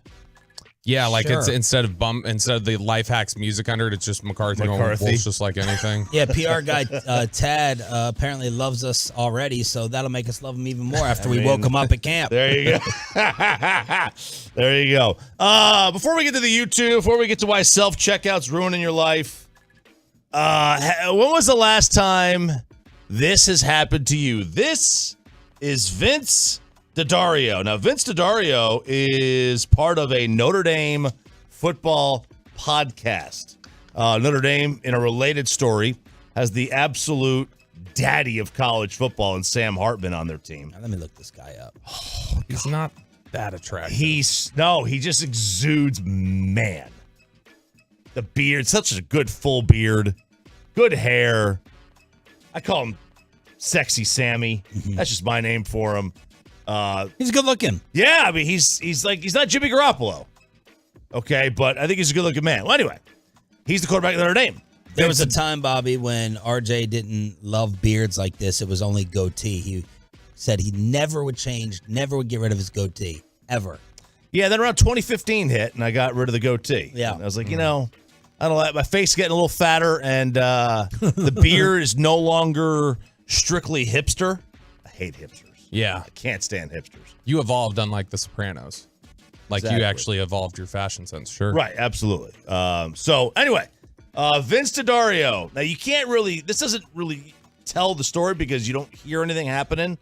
But this is just what happened in the middle of the podcast. They didn't actually throw a lot of RPOs. Now they ran some because Navy never forced them to pull it and throw it. So I think they only completed like 3 RPO throws the whole time. And all you hear in the background is that other guy, because there was two guys. The other guy was talking, and then the Vince D'Addario is you can hear him muffling about. Well, it's clear. He pooped himself. It's clear? Oh, it is clear as day. If you go watch the video. He has the lift, oh my God. And he gets up. Was human fecal matter. And the way he gets up, okay, you know how if you stand up, like you normally would stand from your legs? This guy stood up from his midsection. He stood up midsection first, like that. Like he had to keep I'll do it again, the fan cam. Like he had to keep the limbo. He had to keep it clenched. The limbo stick. And this brings back a time for me. 08, 09, 2010, somewhere in there. I was doing a Mavericks postgame show. Actually, this is the pregame. And it was about to come back from break, and I thought I could let one out, and it would sneak out, and it would not be more than I bargained for. Now, fortunately, I was wearing very dark brown shorts, and I let one go, and somehow I got through the segments of the pregame show were like, here's a minute here, 2 minutes here, then a break, then 3 minutes here. Fortunately, it was like a 2-minute thing. I got through it, ran to the bathroom, cleaned up, threw the boxes away, and went back to work. Yeah, I'm looking at this video right now. It's clear. I wanted to say like maybe he had like a like Tony Romo. It's a cramp or something. No, that's what he said. He came back and he said he updated I think on Twitter and said it was just cramps. He had cramps, and I was like, all right, you don't run like that with cramps. No, I don't mean stomach cramps. Like I was wondering, like, because the first initial reaction looks like, okay, that looks like you just got jolted with pain. Like it's kind of, but then he does like rip off the headset, runs like he clearly had done something. Last year, I hate this topic and subject, but it's your segment. Last year, I had a stomach bug, and I think I even said this on the radio. I couldn't control myself, even while sleeping at night. Oh my God! Going to sleep was a nightmare because I didn't know what was going to happen because it was just a waterfall, and it happened. Oh, it happened to a small degree, but it happened. Oh no! And that's probably the most humiliating moment ever in the history of my marriage. Oh, it's so bad. Of having to come back home and tell my wife this. And like I'm getting up at 4 a.m. and I'm like, I can't I can't yank off the bed sheet. She's sleeping on it. I can't. And then you're trying to see. I can't put on the phone spotlight to see what is human fecal matter. And I go in and get a towel, like you try to cover it up, and then you hope that like the smell issue. It was get a Tide pen or something like that. Awful. You can't do anything at 4 a.m. No, you can't. She's sleeping. Yeah, I'm getting up to go. So good for her though that she could sleep through that. Like it wasn't like I wasn't like like the alarm though. Like because if I move, a lot of Sarah's times I even get up before the alarm goes off. Like this morning, I got up at like 4, and then like my mind just goes racing, and then I'm like I don't believe in like 20-minute. I can't do 20-minute naps.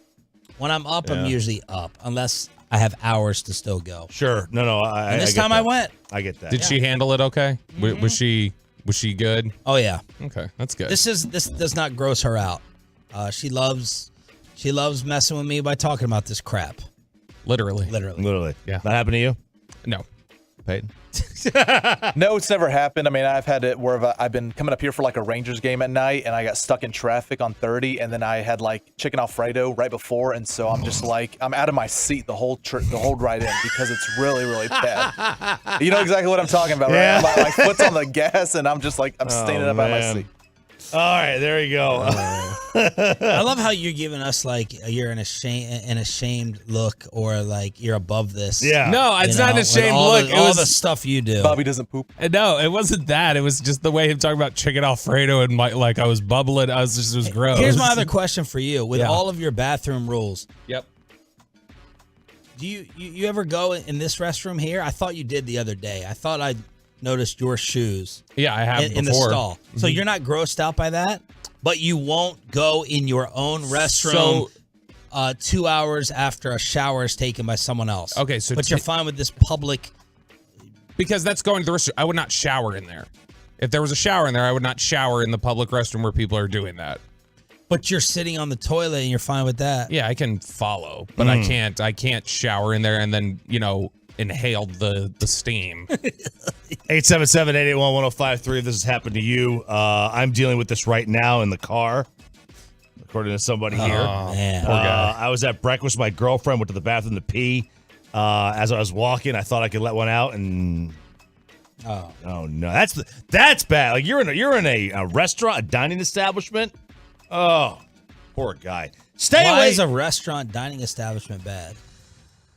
Just because someone's eating right there, and you're walking by them. I don't know. It just seems like because then you're out still. If you're in a dining room, you're probably dressed relatively nice, right, or nicer. Better than being caught in traffic right now. Oh yeah, for sure. Yeah. Absolutely better than being caught in traffic. All right, why you should stay away from self-checkout. 40% of pay lanes in the U.S. grocery chains and stores in general are now self-checkout. More than 85% prefer self-checkout to the regular. I'm sorry, 85% like using it. 66% said they prefer that over a human cashier. However, psychologists are saying this is one of the worst things you can do for your ability to communicate with others. That these very, very small, insignificant relationships that you develop by making small talk are huge for your ability to work, have relationships with your spouse or whatever. It makes sense. It makes zero sense. Oh no. You don't small talk. You don't have any small talk with the cashier at the grocery store going through the line. Maybe a bartender, maybe maybe a server at a restaurant. I've had no lengthy conversations because number one, you're in a rush. Number two, they're in a rush, and number three, the people behind you want you to get the hell out of the line. There is no life lessons in. I'm talking about the grocery store checkout. Other ones, I can see it. Not the grocery store one. I'm getting specific with your topic. Grocery store. So, like, if I did you find everything? Did you find everything? Yes, it did. Okay, well, no. I mean, I excellent. usually try to make a joke in this point. Okay. I will try to make a joke. What do you say? Where's the durian? I did not ask for the durian. Yeah. I didn't ask for the durian. More so at like a Home Goods. You'll make small talk with them, or like any kind of other like a Home Depot. I'll use usually the At the cashier. Yeah, I mean, I'll make small talk with them just to, it depends. They're like old people. I'll make small talk. If they're kids, I'll make small talk. If they're my age, it's like nah. No, I generally just try to keep it to like, hey, how's it going? How's your day? Good, good. That's all I keep it to. That's all.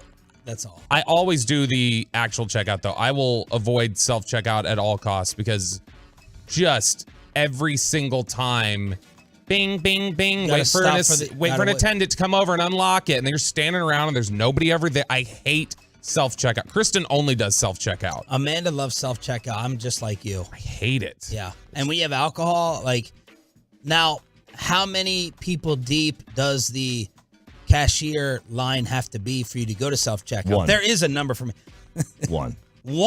Because self-checkout, I mean, now the self-checkout line is, because usually if you have no items, you go to self-checkout. If you've got a basket full, you go to the cashier. It's cumulative items for me. So I look at the line, and if it's two people with 2 items each, I'll get in line. Absolutely. If it's one person with 5,000, 20, I'm like, crap, okay, go look for another line. Kristen takes the full basket and does self-checkout because she's like, I don't trust them to ring up the veggies right or whatever else. And so she's like, I'm going to do it. I think I'll do it better. And I also, in the back of my mind, think I can like steal cilantro with the self-checkout. Like, they don't know that it's 2 bushels that at 99 cents a piece. Instead of 1, actually probably 20 cents a piece. So you cheeky man. Life hack: I get the organic avocados, but ring up it as like a medium avocado hash or whatever they Bam! call it. Save 85 cents, baby. Peyton, you're contributing. Once again, you want to judge people, you do it. I said we've done it before. Chopping it up here on 105.3 The Fan. All right. Have you ever had a song stuck in your head and you don't know what it is? You're like, what the hell is this song? All the time for me. That's all I do. All the time. Now, Shazam is great for in the moment. But if you've ever like heard the very, very end of a song and you pull Shazam out or Soundhound or whatever and you can't get to it, Google, this is for you, Bobby, because you're an Android guy still. Yep. Google and Android are pairing up together. They don't have to pair up. They already are together. They're making this app platform that can be used with YouTube to where you can hum a song and it will spit out the name of the song for you. It's not this is made. I did this 2 weeks ago because I was trying to remember a song, what it was called. I knew that I didn't know the lyrics. I just knew the general tune. I looked around and found, okay, Google's doing this. And I was like, I hummed right into it and it worked. Like it kicked back 4 options and it said percentage matches of what it sounded like. And I found the song. I was like, that's what it was. I couldn't remember what the hell that was called. So Google, this was last week, that it's a test feature. So it's not like officially finished yet. But if you hum the song with Sean, what people don't know about this, drives my wife crazy. He is an elite hummer. Is he? Yes, he is. Sean is an elite hummer. He Good for you, Sean. I've never heard somebody hum songs at a greater rate that he has no idea what the words are. No. None. Do you think my humming is accurate, though? Can you tell a lot of times what the song is? Yes. Yeah, I can tell the song, but it's like...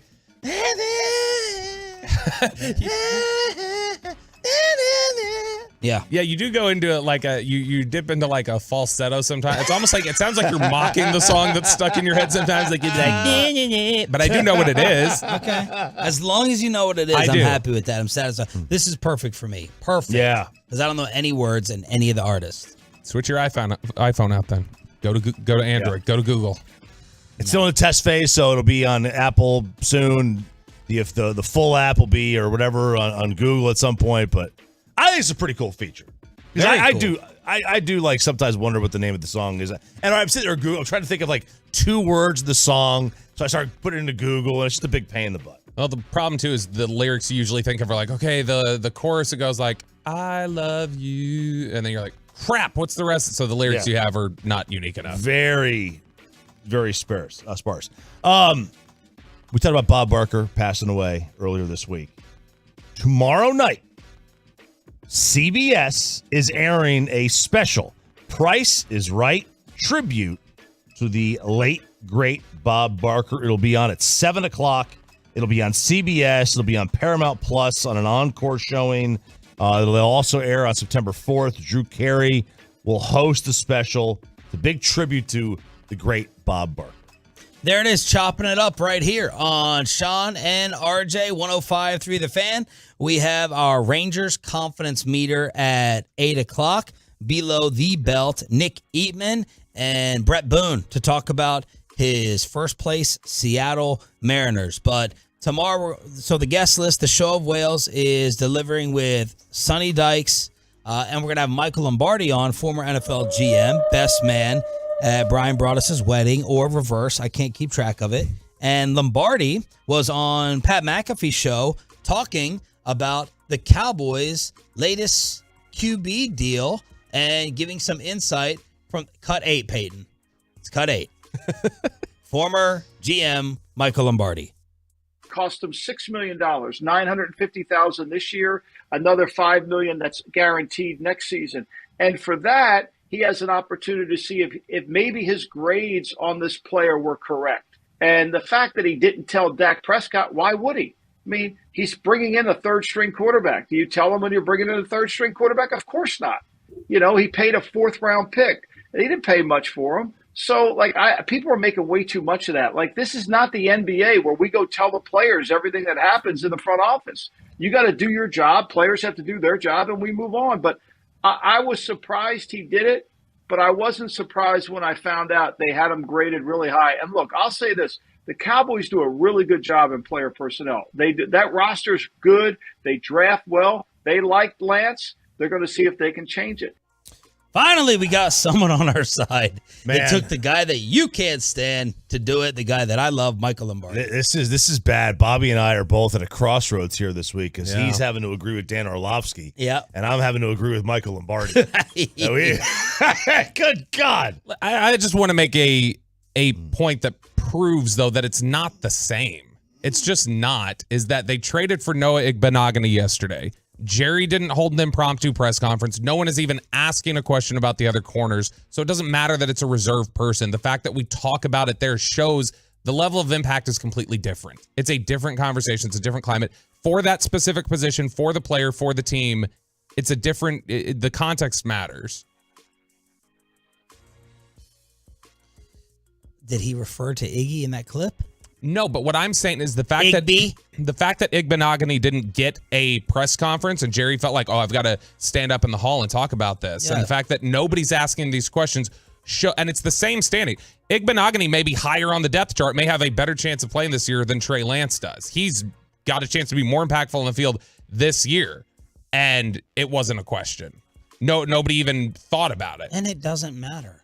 But I'm saying it doesn't matter. Part of your job as the quarterback of the Dallas Cowboys is to answer questions. I don't owe you anything. That's what my thought process would be. I don't have to tell you. You have no legendary status or standing in this organization.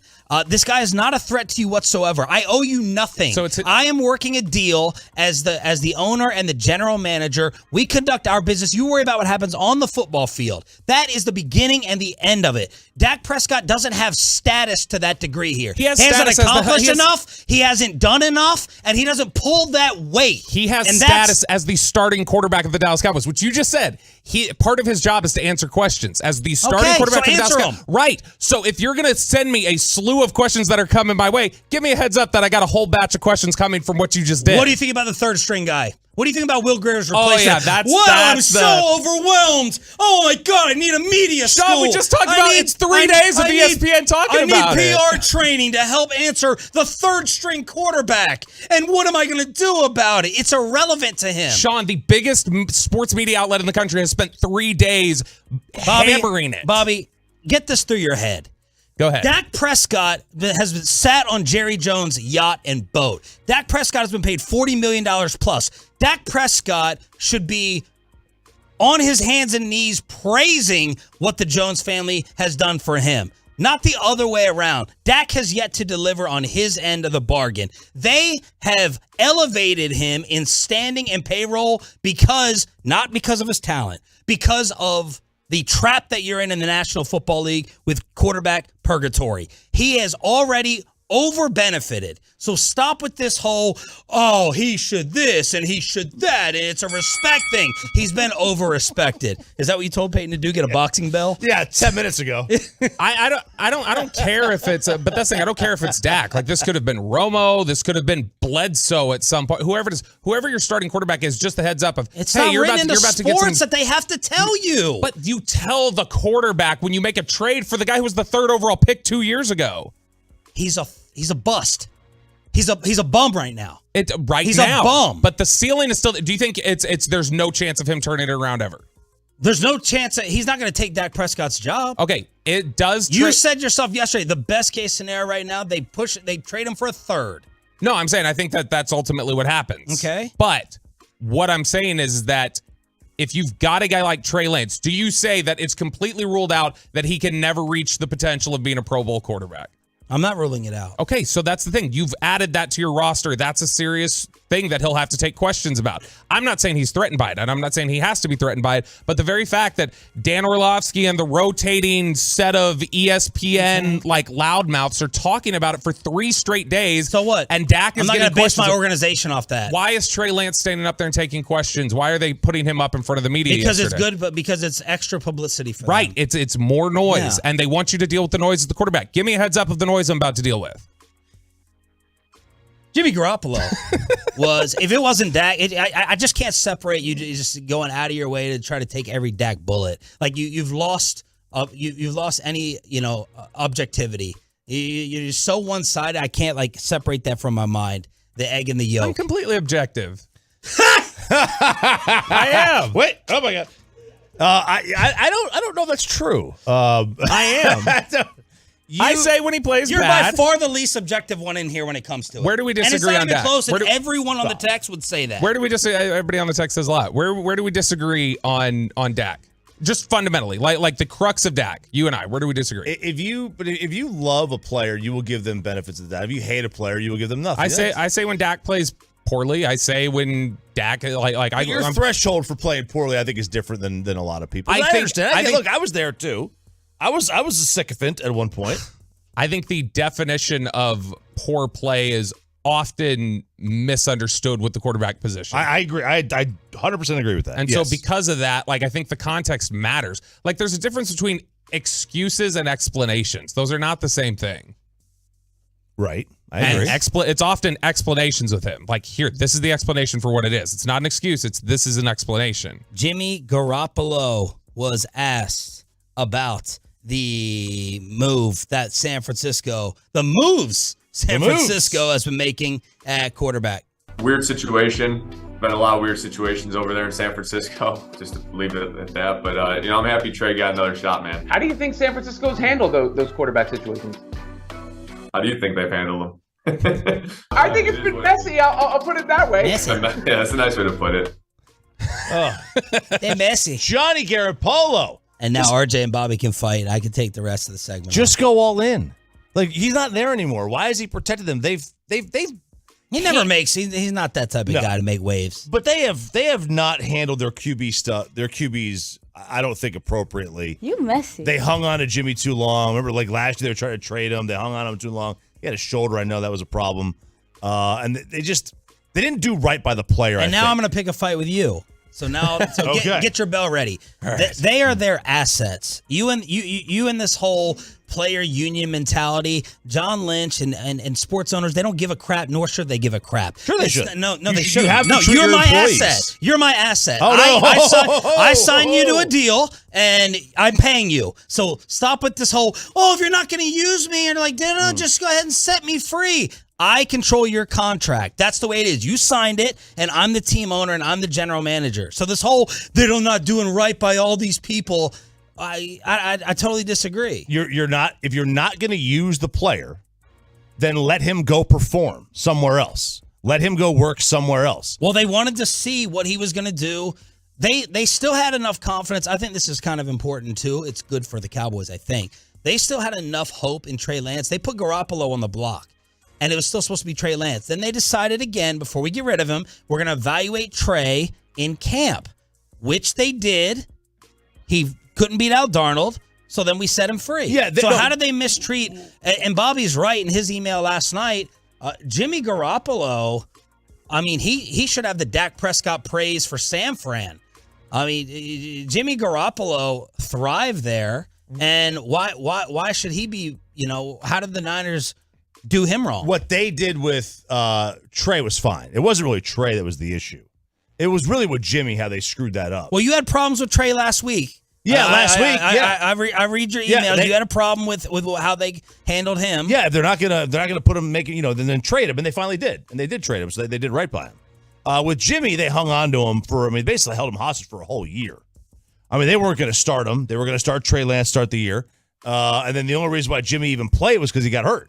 Which is why they kept Jimmy, because people get hurt, and they should have an insurance. I don't owe you a starting opportunity versus my backup plan for my team that's trying to compete for the Super Bowl. But they that admitted comes they didn't want him. first. They knew they didn't want him. The only reason why they didn't trade him was because at the time, early on in the season, he was injured, and it was going to be very difficult to trade him. And I get that. All right, I get that as well.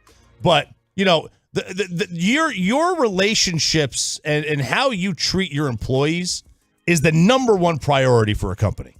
Period.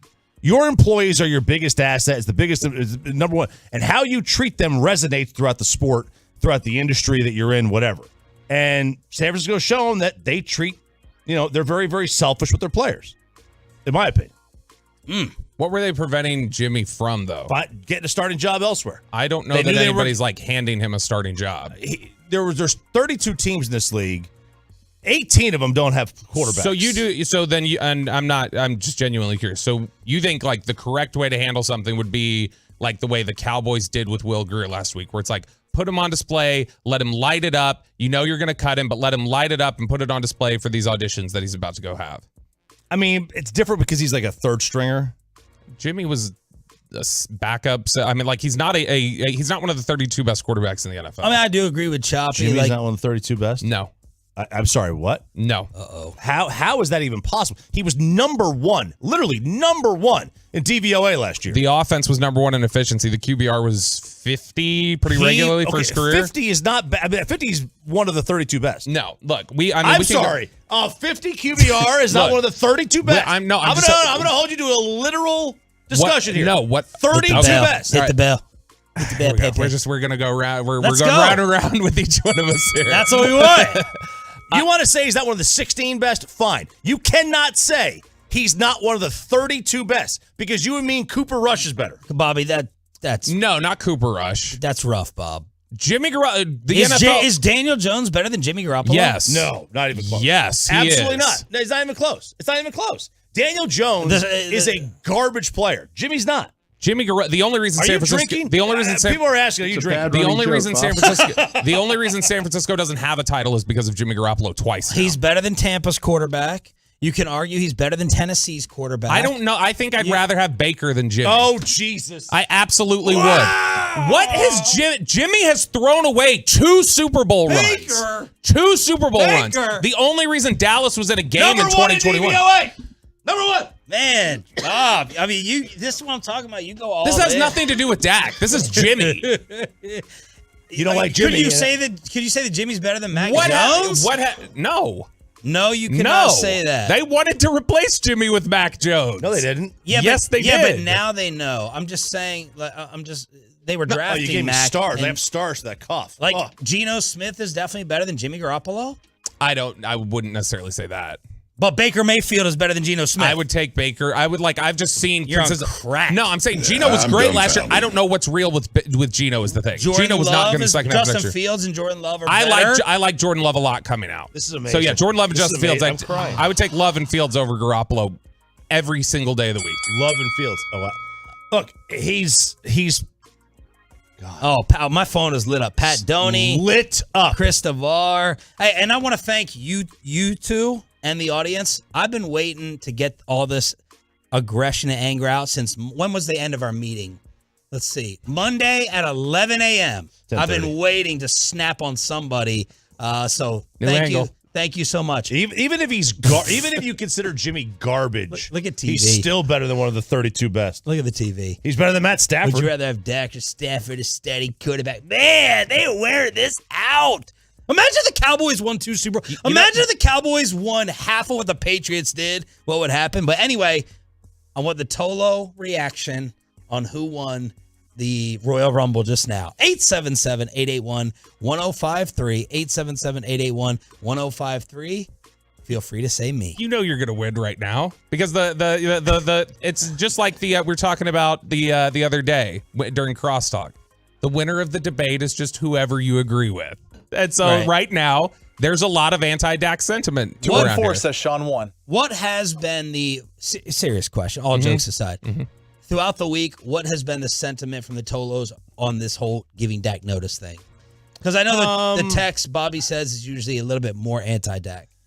Honestly, I haven't noticed hardcore takes on it. Yeah, I mean when people do, the people who are dug in really hard with the take, it's probably split. All right, any final words? Pat Doney, totally agree. Teams need parachutes. That was me versus RJ. Win for me. Chris Navarre. Is Bobby drinking during breaks? I think RJ already read that. So there you go. Thank y'all. Turn off their mics, Peyton, before they get a chance to respond. Your Rangers confidence meter. RJ Choppy has it for you after another win last night. After we get you over to number 1.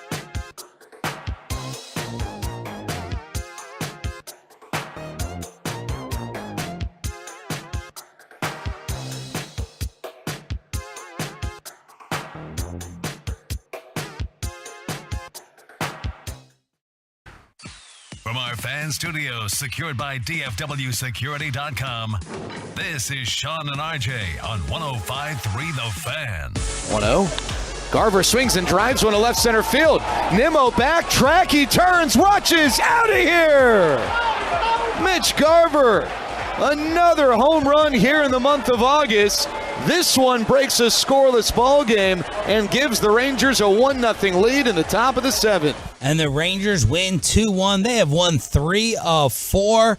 And we are now in a 3-way tie in the American League West. Houston wins again. Seattle loses. We'll talk about it with former Mariner Brett Boone at 9:20 this morning on your home for Rangers baseball. Sean Sharif, Bobby Belt, our Cowboys insider, and RJ Choppy with some confidence questions. Yeah, how confident? Confident. Now, the official spell of confidence is Baker Mayfield, really confident. Very nice. Man, I love you, Twitter.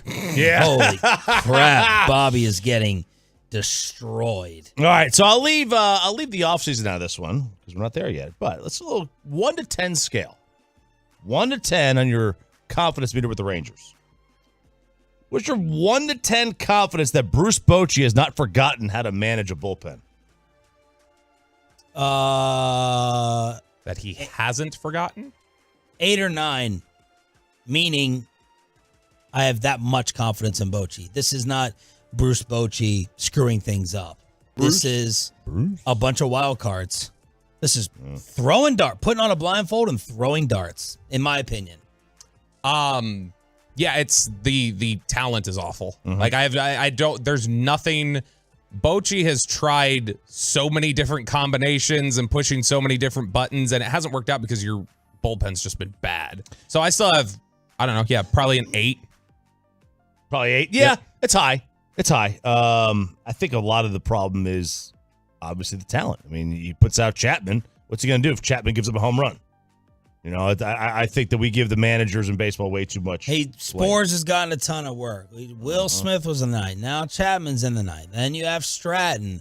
And Anderson. I mean, they've tried everyone. They've tried everything, in my opinion. All right, so you're watching the game. You got a guy in there. Any pitcher, doesn't matter who it is, any pitcher, confidence number that they will get the final 3 outs of a game. Can it be higher than 5? Give me the exact scenario again. Just any pitcher. Final. It doesn't matter who you're going because we don't have a closer. But you're not giving me a score of the game. Like how close? 1 run game. 1 run game. A 2. That they're going to get out. That they're going to go 1, 2, 3. Get out of there. 2. Well, I mean, it could be bases loaded, 2 outs, and they get out of it. I mean, whatever you want. No, a 2. I expect they're going to give up the lead right now. 4.5. Okay, so you both have more than a 50% chance they give up the lead. That they blow it. Yep. Which is about what they are for the for the year, right? It's about 50-50. Yeah. What was the stat that came out there? That's what it was. They have more blown saves than like they have 1 more blown save than they do saves. They had more blown saves than converted saves this season. That's insanity. Now, I guess part of that is like I do wonder if this is like the highest number of wins for a team without a huge save number. Because a lot of their wins are big leads. You know, they've got a lot of blowout wins this year, which is good because it shows the offense has been great. Speaking of the offense, what's your confidence that the offense is just in a rut and that earlier this year they weren't over their heads completely? 7.8. That it's just a rut? Very, very particular. No, I think your questions are confusing us with the way they're worded. I like the questions, but with the scale. 7.8 confidence that you were right. It's just a rut. It's just a rut. 7.8 to 8. It's just a rut. I believe in the offense. 5. Like, because it's to me, it's right in the middle. They were playing over their heads and they are also in a rut. I think both things are true. They are not going to hit at the level they did for the first 2 months of the season, but they are not as bad as they are right now. It's somewhere in the middle, but probably trending more towards what we saw earlier in the season. They've been decimated by injuries. They haven't had their consistent lineup out there for more than, it feels like, 2 weeks at a time. They haven't. No, it's been a while. It's been a while because you had Seager injured in the beginning, then you had obviously Heim got hurt, and then Young. And you? I think it's I would say about a 5.5, 6. There's still an aspect of outside of Seager and Simeon. There's not a whole lot of history with the players that are with these hitters. There's not a lot of history. So there is that element of, all right, I got to see that a little bit more than just a couple of months. So I don't know if, because Josh Young went from in the minors, basically at times, an inability to get extra base hits to Rookie of the Year. Yeah, but he has been consistent. Like Tavares and Duran were the guys who really fell off in the last couple months. But Young's been pretty consistent throughout the whole thing. Wyatt Langford could be here next week, Chop. So could be. You never know. It's rosters expand. What is your confidence that Nathan Eovaldi still has something left when he returns? I'll let you handle this because you have predicted the pitcher's demise so far this year correctly. So something left, meaning we're just confident that he can be good, not necessarily up to the level he was, right? Well, that he can be a real contributor towards winning ball games, contributing top, not necessarily a number one starter, 6, but 2 or 3 on a playoff rotation this year. 6, Sean. Why does his rehab start and throws keep getting pushed back? Why? I'll just copy Bobby because Bobby's been right, so I can be right too, and I'll say 6. Been right a lot lately. Yeah. Not last segment. not the whole damn expressway. I'll say a 4. Was a car wreck. I'll say a 4. There is something in this that makes me think that we will see him the same time we see Jake DeGrom. I am petrified. I don't believe a word this team says when it comes to injuries. Not a word. You've been right. You were originally right on DeGrom, and then Bobby, but you both kind of called the injuries being reality. Yeah, I struggle with it. I really do because I They have no reason to believe. Rarely teams do, but the Rangers this season, I don't trust the Cowboys either with the way that they've lied about things. No. And I don't trust the Rangers. And no offense, I support the job Chris Young has done, but I don't trust them. So what they say. Seeing him when we see DeGrom, you're saying your concern is a Tommy John? So it's some kind of injury that requires surgery. Okay. It may not be Tommy John. I was saying because that would be his 3rd Tommy John. Yeah. Well, and that's the problem for Eovaldi. Yeah, he's already had 2. And that's the problem. The second one doesn't necessarily work as well as the first. It's a lot harder to come back from. What's your confidence they will win the AL West? They're all tied up. Can it be higher than 30 than a 3.5? Because they're tied at 3 with 30 to go. No, cannot be higher than that for me. 3.4. Okay, look at that. So you're just slightly ahead. Slightly ahead. I like that one. Yeah, it's 3.5. 3.5 for me. How about this one though? Where's your confidence they will actually make the postseason? They are because by the way, the freaking Astros are on fire. They're not only winning, I think they've won 8 of their last 10. They've just bludgeoned 6 of 10. 6 of 10? Yeah, Seattle's 8 of 10.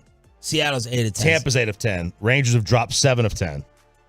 But man, they just bludgeon the Red Sox. Yeah. And I know the Red Sox are what they are, but they just, in their last 4 games, they scored 9, 17, 13, and 6. Kyle Tucker. Wow. Tucker. Yeah. They're just beating people down. That 9 runs was against the Tigers. All right, so what's your confidence that they will still make the postseason? They have a 3.5 game cushion on Toronto. Rangers, Astros, Seattle, both tied for the AL West lead and tied for the final wild card spot. 7.3. 7.4, 7.3.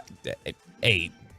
I think they still get it. Are they going to win the division? Don't know. But I think they'll still get in playoffs. It is interesting to see. They still have 4 with Toronto. The playoff odds from ESPN, which Texas had been top in the AL for weeks. They have the 6th best odds to make the playoffs in the entire American League, and the worst in the West among the 3 contenders. Among the 3 contenders, so the Astros at 93%, Seattle at 84.5%, Rangers at 77%, Twins at 97%, Baltimore at 99.9%, Rays at 99.5%, and Toronto at 38.4%.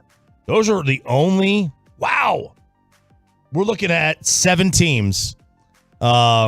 There are the only those 7 are the only ones in double figures in terms of percentages to make it. Nobody else got a chance. Red Sox at 7%.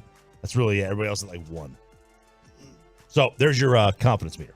RJ Choppy on the home of the Rangers here on DFW Sports Station 105.3 The Fan. Thank you for being a Tolo. That stands for Turn It On, Leave It On. And RJ, you also have like some good news for baseball in terms of popularity, ratings that they've gone up. Yeah. The changes have made a difference. The attendance increased in Major League Baseball this year. The highest amount since what year? 1998. Wow. Highest attendance increase in Major League Baseball percentage-wise. The juice. Yeah, and what happened there? That was McGuire. Now, attendance in the park is up 9%. That's a whopping change. 9% increase. Now, is this a little bit lack of context? Sure. We've been coming out of the pandemic, so you're going to see increases at a higher percentage. They were 3 years removed from the strike, and that was when a lot of people thought baseball was dying. Yes. Okay. So same thing in 98. So there you go. Good point. So that's the highest increase of attendance, 9%, since 1998.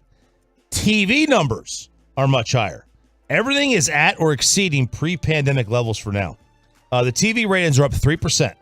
This is despite the fact that regional sports networks like Bally have lost between 7 and 13% of their subscribers this year alone to cord cutting. So they've lost 7 to 13% of their subscribers, but their TV ratings are up 3% year to year. No matter how the Rangers finish this year, we have absolutely helped and aided in this attendance increase and the TV viewership increase in DFW because the Rangers are getting 30-something thousand a night. That's huge compared to last year. It's good. It's good for the sport this year. We always said undercover baseball town. I know people make fun of me for ratings and all that stuff, but that's what it's shown. NFL, college football. I mean, you would still say college football over baseball here, right? Baseball's 3. Easily, absolutely. But baseball's easily 3. Easily. And then you get the Mavericks and the Stars. Mm-hmm. Yeah, no, it's fair because college football is because you've got a lot of people who live here. I mean, even if you didn't go to OU, Texas A&M, Texas Tech, Baylor, TCU, whatever, SMU. I mean, if you a lot of people move here anyway. LSU, Arkansas. I mean, there are as many kids. I think I read the stat the other day. As many kids from DFW go to Arkansas as Texas Tech now. Wow, it's remarkable. Speaking of which, go ahead, Bobby. No, I was just gonna say this is the amateur scene here too. Like the high school sports. Like this is generally a stronger area for amateur baseball players, I think, than basketball. So I mean, this city in general grows up playing that sport more too. Amateur baseball dominates, and I think basketball does too. That's great. Texas and basketball is great too, but like baseball, I mean, the problem is there's only 5 kids on a team in basketball. Baseball, you have double that. So we don't have to go anywhere.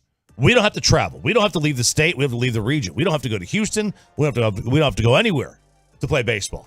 East Cobb, Atlanta, East Atlanta, East Cobb is like the one of like the big time spots for youth baseball. Man, we don't have to go there. A lot of kids from other parts of the country, they travel to DFW, they travel to to East Cobb, Atlanta to go play these mega tournaments. We don't have to get Melissa is a long drive. That's it. As far as we go an hour from where we live. All right, the great Brian Broaddus is going to check in at 8:40 this morning from the Ford Center at the Star in Frisco. RJ is going on OnlyFans. Finally, we'll tell you why. And what is everyone's philosophy on having your kids work? 877-881-1053 for the truckwreck.com text line. Next. Let's get you over to 0.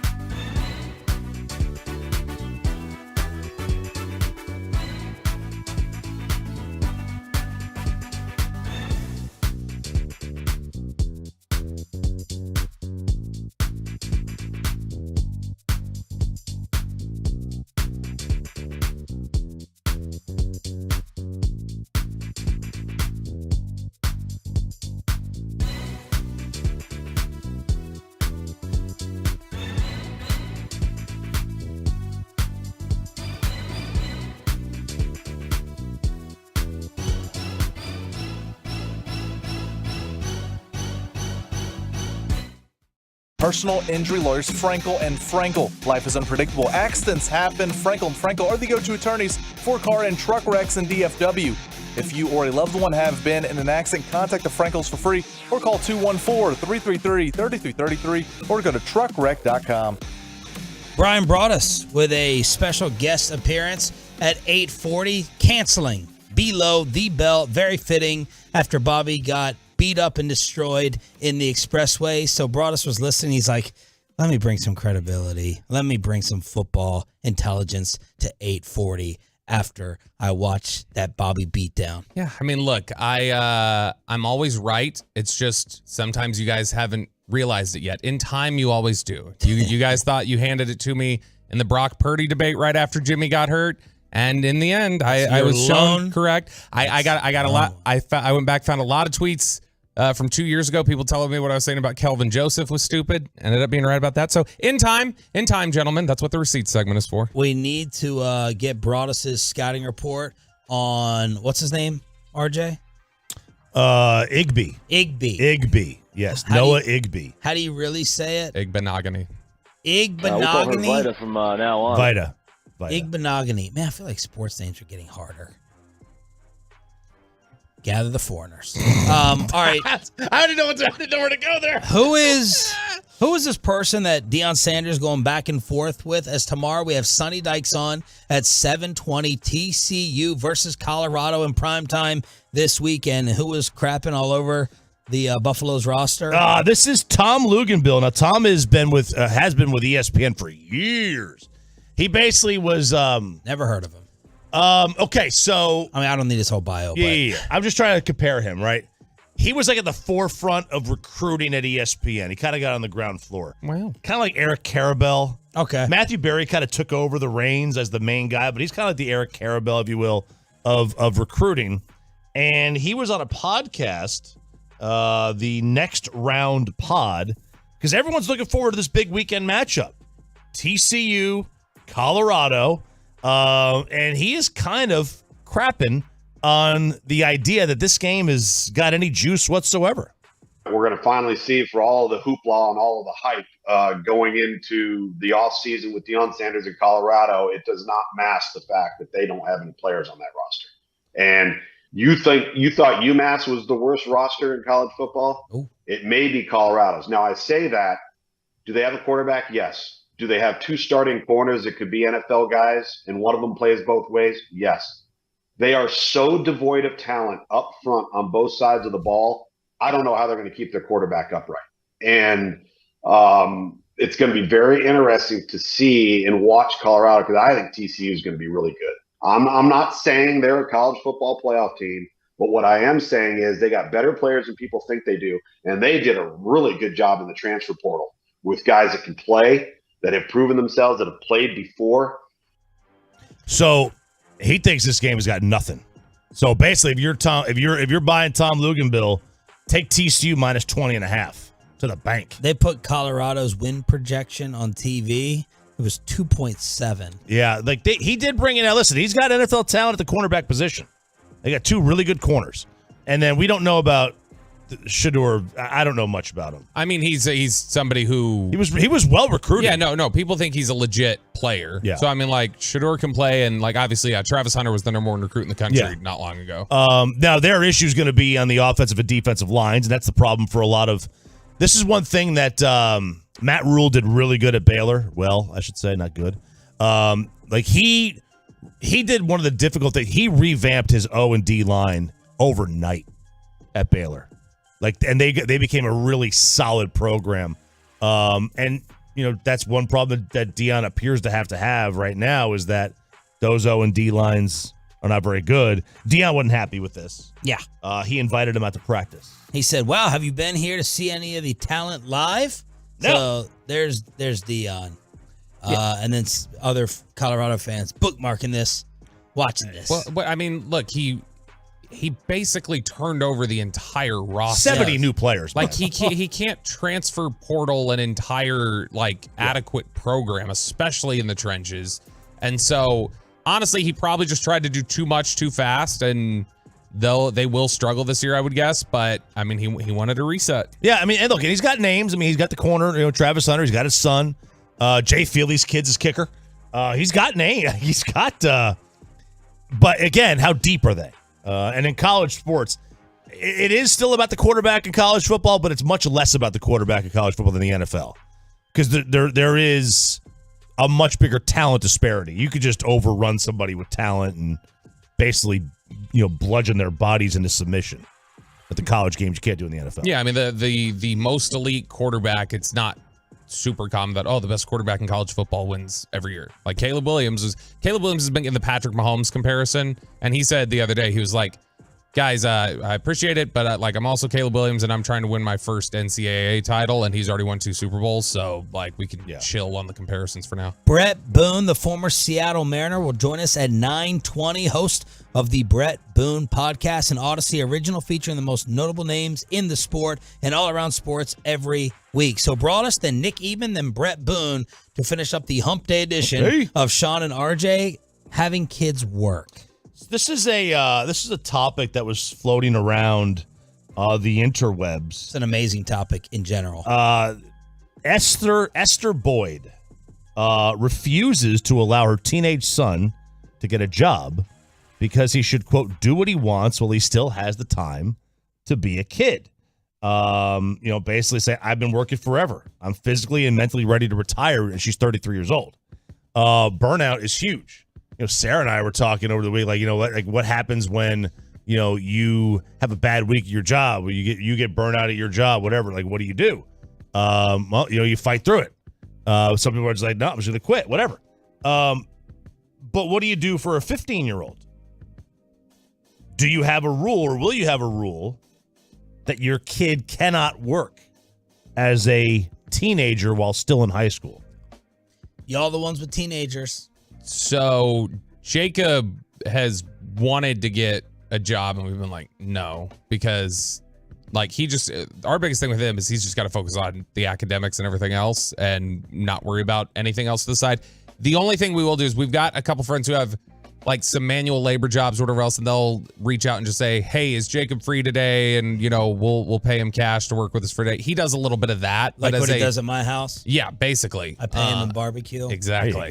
You pay him in barbecue even when you don't know that you did. Yeah. Like when Amanda just gives him a to-go bag. Yeah. My 1942 and ribeye. But that's the extent of how much he works, is just spot stuff for some extra cash. He doesn't have, we've not wanted him to have a consistent job. But if he was getting straight A's, you would not be opposed. Yeah, I mean, if everything was handled and he wanted to do one and that was what he was committed to, it'd be like, all right, I guess. And we should have started with, did everyone in here work in high school? Pay. Yeah, when I turned 15, and this was the same with my brothers too, older and younger. When we turned 15, the parents' expectation was to get a job. Wow. They said, because when they were in school, they balanced 40-hour work weeks and then went to high school and college as well. Oh, yeah. Uphill, back, both ways. Your parents did work 40 hours a week during school. Did they? It's not insanity, high school, right? College. Okay. Just college. Yeah, because they had to pay for school. So not high school, college. But the expectation was get a job, pay for your own, in entertainment or whatever, pay for your stuff. Because, when we got a car, it was, we're not just going to give you the car. You got to pay for half the vehicle. That was the thing. And the payment needed to be made by the time you went off to school. So there were payments I had to make along the way where I needed the money because they weren't just going to give it to me. Did you have to pay for your college in any way? Yes. Yeah. If I had the money for it, it was going to go straight to the college. Books, did you have the money? Yes, I did. Wow. I didn't pay fully though. It was like, when I went to college, I had quite a bit of money from graduation parties. Wow. So it was like the room and board payment, $5,000 just like that. Wow. Yeah. Okay. The Russells cracking down. Yeah. And you? Worked at a golf course. My dad was like, if you're going to get a job, it's going to be something. He wouldn't let me work at a restaurant or whatever. If you're going to get a job, you're going to be around rich people. It has to be sugar mama. It has to be something involved with what you want to do. Okay. So for me, I was still a competitive golfer, and this is a way to get free golf by working at the golf course. Okay. So when all the players done for the night, my job was basically do all the carts, get their bags, yada yada yada, and I just went out and played, a couple holes while it was still light out, So that's what I did. And then after that, I was in college and I was working differently. No, I didn't work until I hit 18, and I'm glad I didn't, because I mean, honestly, like that's all. Well, I've I think done we're all since glad I was 18. we're all glad if we don't. Yeah. But I wanted one. I did want to do it. My parents wouldn't let me, and I'm glad I didn't do it in the end, because that's all I've done since I was 18. It's just work. No, I did not. No. I did in college, internships and driving back and forth from DC to Maryland, but not in high school. No. Summer, and my parents wouldn't let me work really during the school year. It had to be during summer. Yeah. And like, if my kid wants to work, he can, but like, I would like to do the same thing my dad did. Like, if he's still playing baseball, then go work at for a club, like at their hitting facility. So at least you're there. If you want to go take rips off the tee, you can do it. 682, my wife won't allow her 16-year-old daughter to work unless she's passing all her classes with 0 missing assignments. 432 says too much damn softness. Thinks this is soft. Just like let the kids work. Well, every situation is completely different. Yeah. Do you need an extra income? Yeah. Are you fine with your kid getting, working for their own spending money? Is your kid good to go in school? Is the kid not good to go in school? All these different factors, playing out. How cheaply can I get a car? Yeah. For him. Like if my car lasts 3 more years and I can just give it to him, then great. But if I got to buy him a car, then maybe he'll have to work to help supplement that income. Trucker.com text line for the 806. I've been working since I was 13, manual labor, single mom, didn't have a choice. I worked 40 hours at 17. I got hired up the street at 14 during Christmas in McKinney. Daughter 16, she's a varsity cheerleader, straight A student. We also want her to see the value in work. She's a hostess at a local restaurant. So there, most people, summertime, yes. During school, no, as long as the kid isn't laying around being lazy. Well, that's the other thing, man. You get in the summertime, these kids wake up, they turn on technology, they turn on PlayStation or whatever, and they don't leave.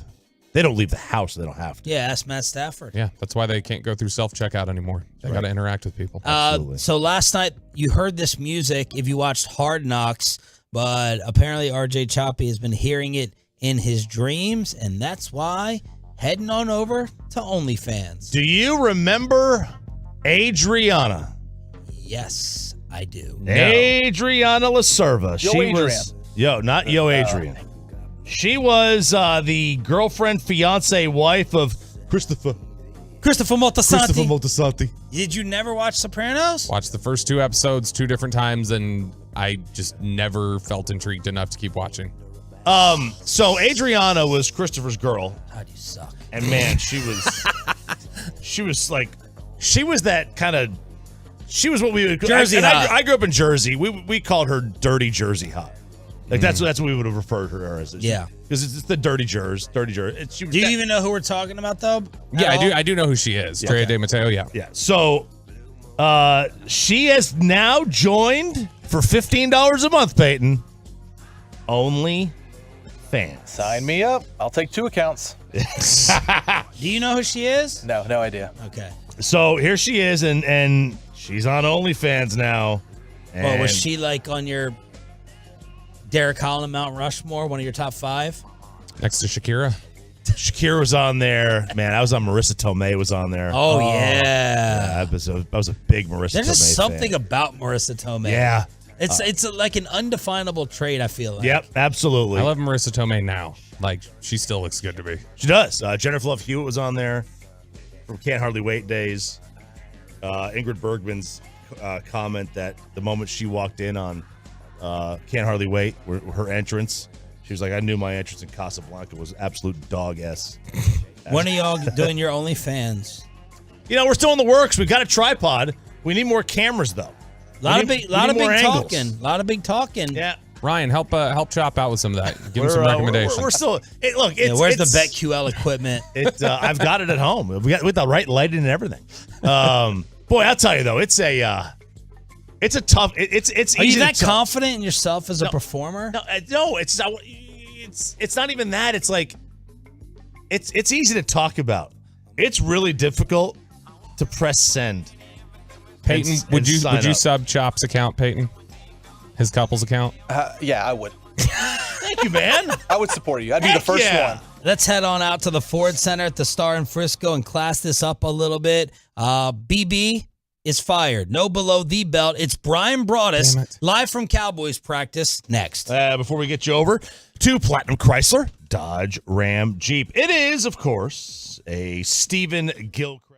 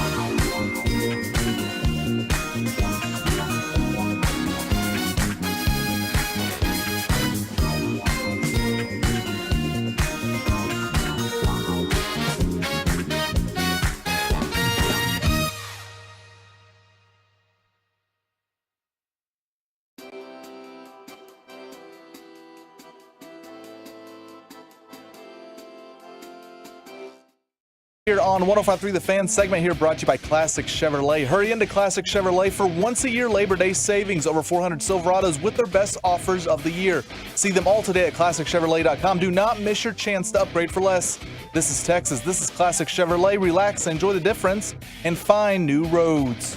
The great Bobby Belt. Don't make me take off my belt. Don't make me take off my belt. We're not. Why Kyle Shanahan has tricked all of you into thinking that slap Jimmy Garoppolo can play. That's good. We're going to continue this segment if Sean doesn't take it away to give it to Brian Broaddus. That's what's actually going to happen. Oh, yeah, Brian Broaddus is on, and he's joining us live from the Ford Center at the Star in Frisco. You going out there for practice? Yeah, I'm hanging out. Matter of fact, they just kicked us off the field before Trey Lance got a shot to run the 2-minute drill. So, we practice started at 8. Mike took the team outside on the grass and is trying to get a little outdoor work here for his football team as we get ready for the Giants in Week 1. What was your take on the Lance deal, and what do you remember about scouting him? You know what? I felt like scouting him, though, there were some Dak Prescott-type traits. And when I said that in my notes, I read my notes on Krusty's Corner the other day about him, and, I went back and I looked at him, and I'm like, okay, well, there's this, you talk about the ability to move, the ability to throw on the move, the toughness. He likes the physicality of the game, and that's, I think, where we have it with Dak Prescott. I've always said this about Dak. When he's kind of bloodied and muddied, he gets a feel for the game. And I think Trey Lance has got some of that in him as well. Talking to people around the league that would know Trey very, very well, they feel like the things that only have set him back with the injuries. He's dealt with finger injuries. He dealt with the ankle injury. He was going to be the starter. I mean, he was the starter Week 1, gets hurt in Week 2. And there are people in their organization that believe that if he would have just played the whole season, he'd have had his ups and downs. But, he's been robbed the opportunities. And that's the thing that a lot of folks say about him is, he just hasn't had the opportunities. And, some of that's because of injuries. But, I don't have a problem with this. I mean, the thing that Jerry Jones has always taught me is he's never willing to tank the season to get a high enough draft pick to go get a real quarterback or go spend, high capital on a quarterback. If you look through his history, with the Quincy Carters in the second round, and we tried all those baseball players, there was always something. He got Tony Romo. He got Tony Romo, because he overpaid in college free agency, outbid really the Denver Broncos on that opportunity. It's just, he got Dak Prescott in the 4th round. He's just never been willing to spend high capital. So the fact, and Mike Lombardi, I was driving in, I heard what Michael said about Trey and the fact that Jerry, they had a high 2nd round grade. I mean, he was the top of the 2nd round on their board, and for them to give up a 4 and just to take a look this way, it makes a whole hell of a lot of sense for the way that they've operated. But the player, when he was coming out of college, he can make all the throws. Sometimes he doesn't know where the ball is going to go. That's just, but he also played, North Dakota State was a national championship program. They've got a lot of good players, but, when he gets to the NFL, throwing to much, much better players. And so I think I didn't feel like there were times in college he got rewarded for how good his throws were. So, I see this as really a no risk kind of a situation to add a quarterback. If you upgrade where Cooper Rush is, after next year, then you're, now you're doing things the right way. And they'll always tell you, hey, it's a 24/7 job unless we're going on the boat, in Monte Carlo or in Italy or something like that. But yeah, this personnel stuff is a 24/7 thing. So that's what they're doing right now. So I'm okay with that. Broadus, you mentioned they don't like to use like a lot of capital on the quarterback position. Why is that? Why do they not do that? Yeah.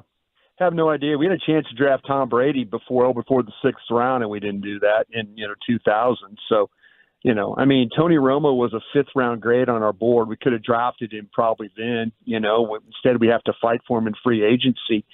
I don't know. It's just one of those things. They don't look at it the same way that other teams do. And I think of that. I kind of feel like though they're in a situation where, and I've said this before on different platforms, they're an organization that their general manager is not going anywhere. And people are like, yeah, tell us, Broadus, he's not going anywhere. We're right. Yeah, great.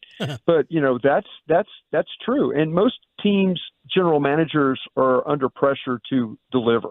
And, deliver by having wins and losses. And, and that's where this general manager is different. He's not going to fire himself. So what happens is, when you're on these other teams, you've got to go find a quarterback. If you're tanking, you've got to find a quarterback. They had a chance, a couple of years ago to draft Micah Parsons, and great for them, but they had the 10th overall pick. They could have picked Justin Fields. They could have moved on from Dak Prescott, and they didn't. They chose to stick with Dak. So, it's just not in this guy's, wheelhouse to do this. He's just going to try and find a way to get a quarterback for, the least amount of capital that he can. I just don't know why, but that's the way he operates. And it might be because he has job security. Brian brought us from the G-Bag Nation, live from the Ford Center at the Star in Frisco. So I like the gamble. Here are my 2 concerns and doubts, and correct me or set me straight. One, how is he going to get the reps here to develop as the 3? When, he didn't get those reps. I know you mentioned the injuries in San Fran, but he's going to be the 3 here. How many reps do those guys get? And then number 2, is Mike McCarthy going to develop a quarterback more and better than the supposed offensive genius in Kyle Shanahan? Yeah, the egg's on San Francisco's face because they couldn't develop the guy. But, again, the injuries were a part of that. Yeah. They'll admit that. They feel like that if he'd have got to play last season, then, they'll figure that out. I'll say this about Brock Purdy. Where Brock Purdy was selected as Mr. Irrelevant and all that, we're starting to see a day and age where these quarterbacks that play a ton in college, and we've heard about earlier as we're driving in, Choppy's man love for my guy Hartman at Notre Dame. Right. These guys like Hartman and Purdy and the guy at UCLA that's lighting them up. These guys play 5 and 6 years, and that's, I think the league is going to, instead of the guys that have limited experience like Trey Lance had, that's kind of where, it's turning away to, well, okay, let's go get the guy that's played 45 games. Let's get the guy that's, been there 5-6 years as a starter. That's what the pandemic did for us. It allowed these guys to take an extra year if they need to. So, yeah, that's where we're at there. But I think the development, listen, if you look at take out the media guide and look how many coaches they have on staff here, and most NFL teams are the same way. 25, 30 guys, whatever, coaching. Listen, there's going to be times where this guy after practice is going to have a practice. He's going to have a young guy practice where they're going to take the young wide receivers that don't get work. They're going to take the practice squad guys, and they're going to have a practice after practice. Is what they're going to do. That's where he's going to learn about what's going on. They're going to have meetings. They're going to have practices. They're going to take advantage of the time that they have with him, but they're also going to take advantage of this massive coaching staff they have. So coaches that are the full-time, the coaches that are the position coaches, they could go handle meetings or whatever they have to do. The assistants to the assistants are the ones that are going to run the practice that Trey Lance is going to learn at and learn with wide receivers and the practice squad guys and his other teammates that don't get a whole lot of work during the actual practice itself. We're talking with Brian Broadus, fresh off the Cowboys practice field where Trey Lance made his debut. A guy who did not make his debut today, I saw according to some of the reports out there, Noah Igbenogany. He's a guy who he's into the building, but he's taken his physical this morning, so he was not on the practice field. Right. What did you think? Can you say the name, Brian? Nope. That was quick. What did you think of Yeah, it? there's a guy. Philadelphia traded for a guy named Albert O, and I can't pronounce his name either. He's out of Missouri. He's a tight end. That's a really good player. Look up the name for the Eagles that they just traded for. That's another one. But I'm just calling my man Iggy. Iggy here's But I thought the thing that and by the way, Jordan Lewis did practice. He was running with the twos today. So Jordan Lewis was on the field actually practicing, and so they're going to get him ready. There was talk about him going on PUP, but no, I mean he's ready to go. So he practiced today, and they're working him back in. Matter of fact, he was with the 2 nickel at the slot is what he was with today. So yeah, Iggy. What I liked about Iggy coming out of college, I felt like that when you watched him play at Auburn, he can really, really run. He's a former track athlete. And he does a pretty good job. He's a kind of a sticky player, and I mean sticky that he could stay with. These are again the college reports that I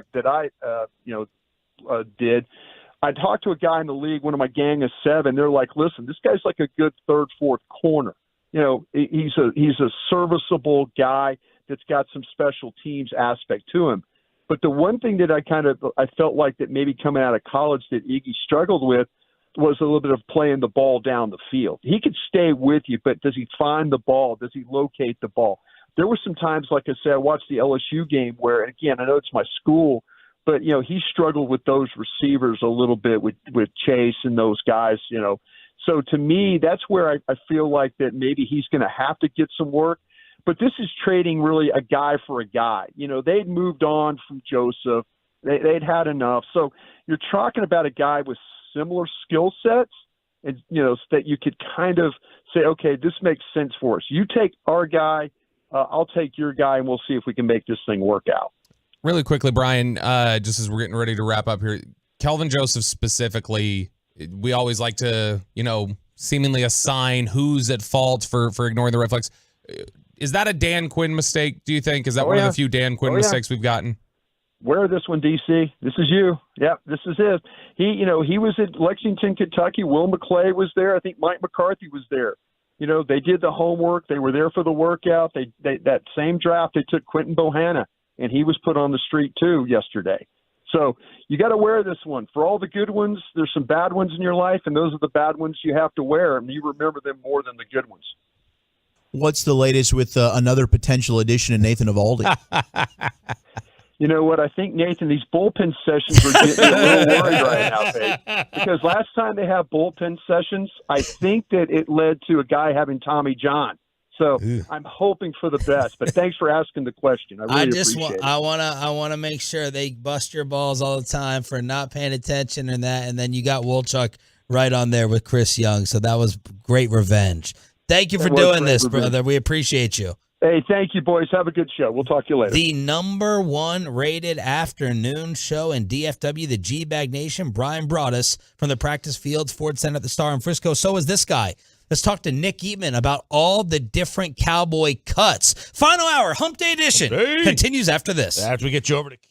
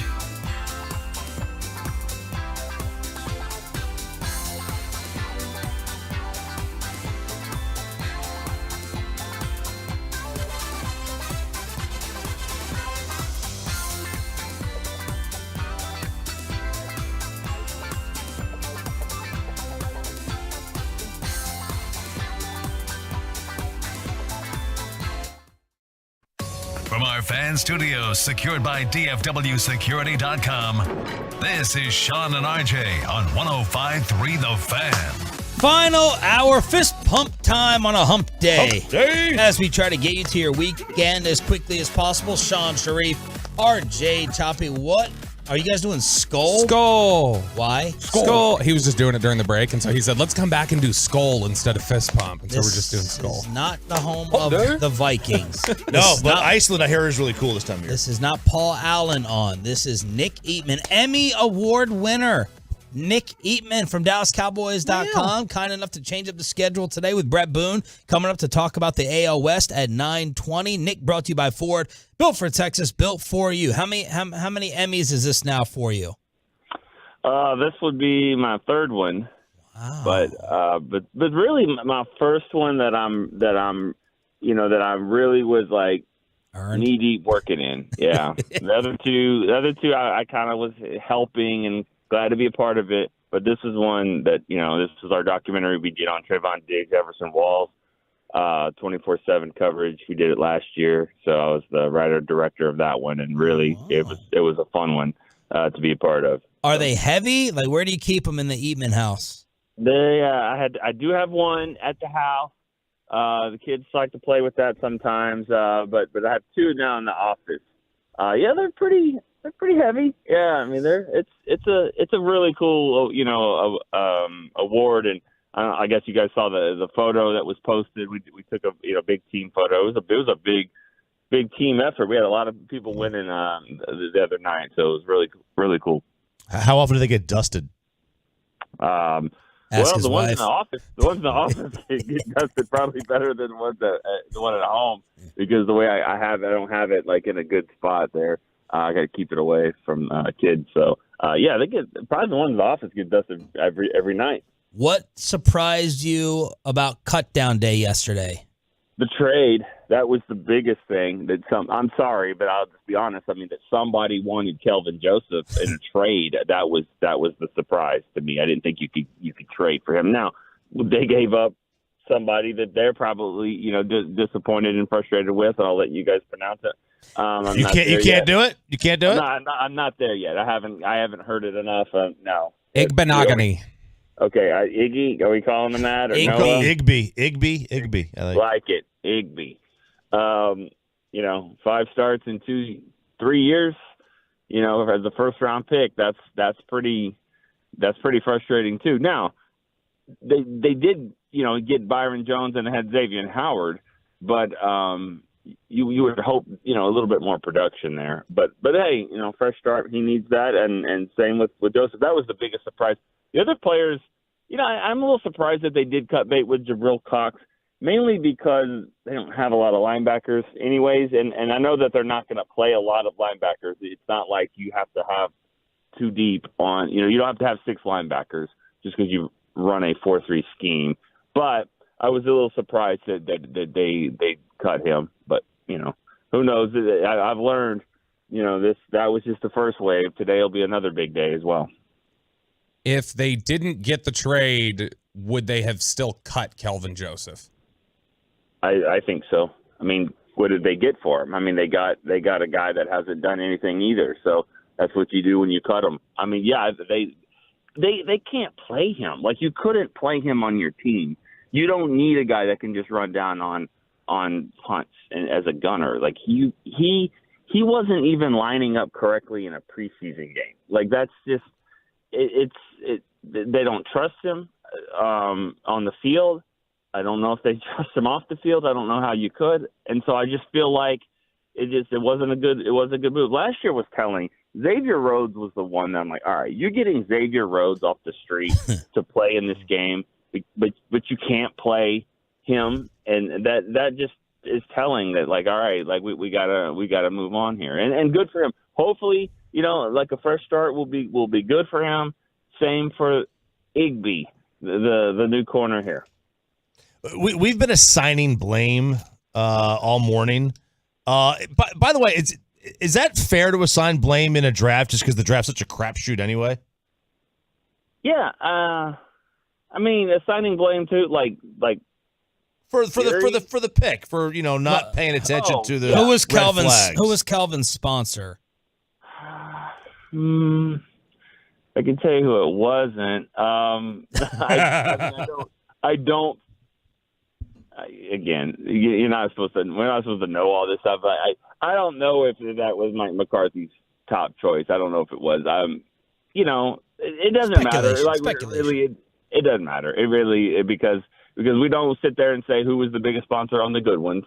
So I don't know about the bad ones. I mean, it's collaborative. It is. They came together, and we know that this is. I mean, honestly, if you're going to put any kind of blame, it's the philosophy, and it's the philosophy that Jerry has had a long time. Sometimes it hits, sometimes it doesn't, but it's that second round, risk. Like, let's get value here. Can we get value? Can we get first round value in the second round because they've got blank injury, baggage, combination of both, whatever. They're doing it. They did it with Sam Williams. They've done it for a long time. Jalen Smith, Bruce Carter, a lot of second-round picks that they have tried to get some value for. And sometimes it works, sometimes it doesn't. Nick Eatman, DallasCowboys.com, joining us from the Ford Center at the Star in Frisco. Steven had said this is going to be an excruciating process because the roster was so loaded. What do you think was an excruciating decision, if there was one yesterday?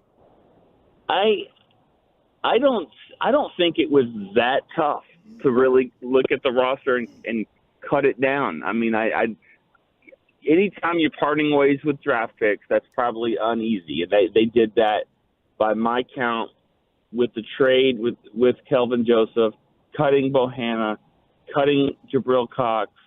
I might be missing one. But I mean, I think that's the toughest part is, you go through the process of the draft and you get these players and you bring them in and they're your draft picks.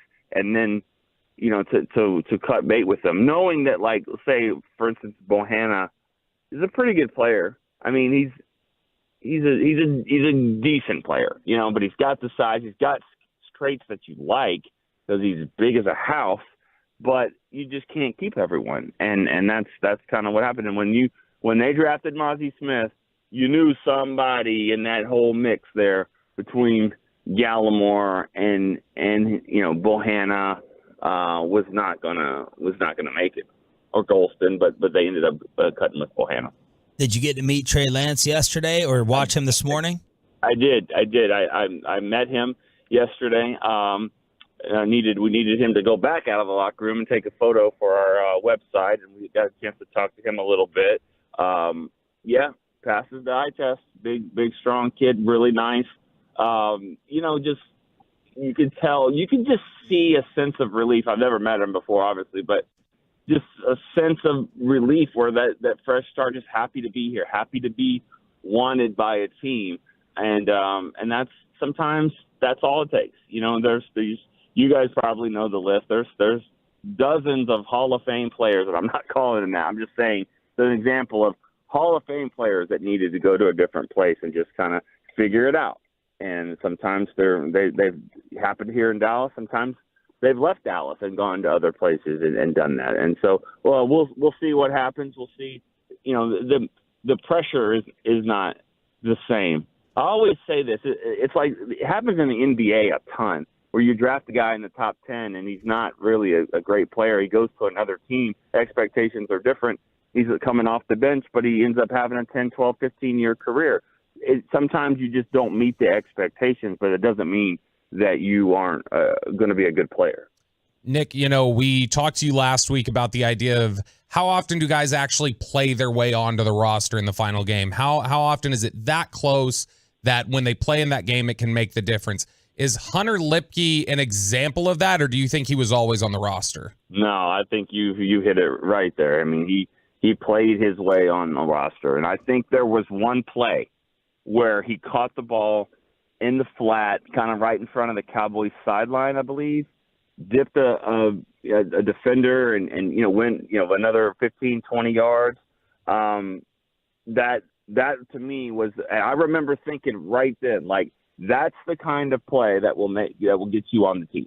And maybe I've got my plays mixed up. Maybe it was one where it was kind of more in the middle of the field. But I know that he caught a pass and he kind of eluded a guy, and then he kind of trucked another player. So right there, you're thinking, all right, out of the backfield awareness, hands to catch the ball, elusiveness in the open field, power to run through a guy, like things like that are going to be like, all right, those are the traits we're looking for. Now, can you play special teams? Because if you're a linebacker thin, special teams is a position that usually gets a lot of, uses a lot of linebackers. So he's not a linebacker, but he does have that kind of build. So if he can help on teams, then that will certainly help. But nobody's out of the woods just yet. This day is going to be big. There's going to be 4 or 5 guys on this team, maybe not 4 or 5. I would say 2 or 3 guys that have made the team today that won't be on it later. So, we'll see if he's one of them. Do you have a personal favorite? Just someone that you either got close with, was a great interview, someone that you're personally rooting for? I can't say that would be the case. So there's really nobody like that. I was surprised, by like Jalen Brooks just out of the gate, just with the way he played, and then he kind of hung on there towards the end because his performances in the games weren't that great. But I mean, just a kind of a fun guy to root for. And then Aubrey's, that's just so intriguing. This whole thing is just, it's great for him. I just wonder how long the leash is. I don't think it's very long. So, one bad miss in New York, and do you move on? I don't know. I just don't think it's. That's pretty quick. It is, but what has he done to? I mean, but what are you going to do after that? Well, I think you get the guy that you feel better about making the kicks. I mean, the only thing that I wish I would have seen is a 46-yard field goal from him, something like that. I mean, I don't need the guy that. Yes, he can make a 59-yarder. That's great before the half. That'll help you before the half at the end of the game, and the kickoffs is great too. But most of the kicks are in the 30s, the extra points, the 45-yarder on the road on the right hash, stuff like that. That's the stuff that he just didn't get the chance to see. And I always go back to Dan Bailey, 2011. Dan Bailey was here with 5 kickers on the roster.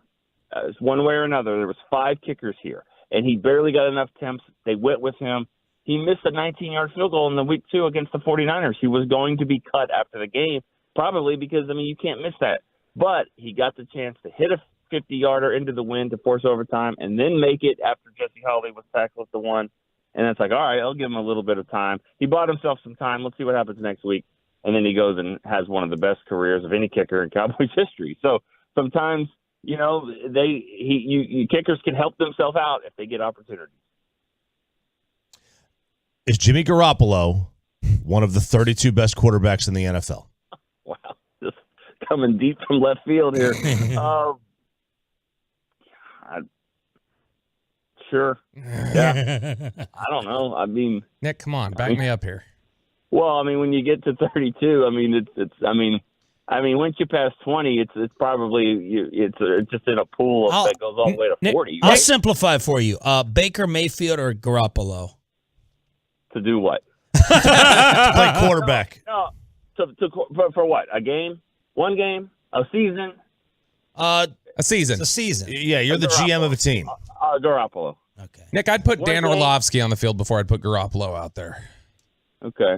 Well, how long's the field? Is it just? That's true. That's good. Very good, done. Nick. Well done. Thank you for changing up the schedule. Great stuff as always, man. Appreciate you. See you guys. Thank you. Nick Eatman, DallasCowboys.com, brought to you by Ford, built for Texas, built for you. His former team has taken over the American League West. Let's talk about the division race with our Hump Day buddy, Brett Boone, next on The Fan. Let's get you some help, though. If you've been...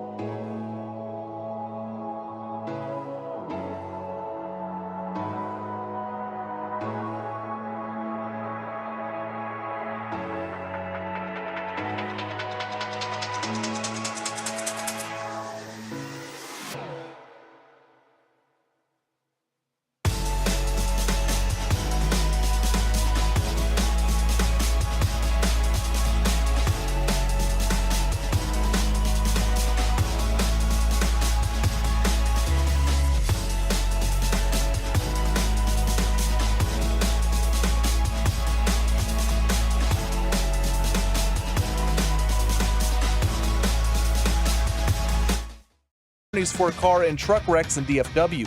If you or a loved one have been in an accident, contact the Frankels for free or call 214-333-3333 or go to truckwreck.com. And here's Danny Mendick. And he swings and bounces one to short. Charged by Seager. He's up with it. Flips it over to first, and this ball game is over. And the Rangers have captured the first two games of this series. They win this series against the Mets as they hold on to win here tonight by the final score of 2-1. Hicksy with the call on your home for Rangers baseball.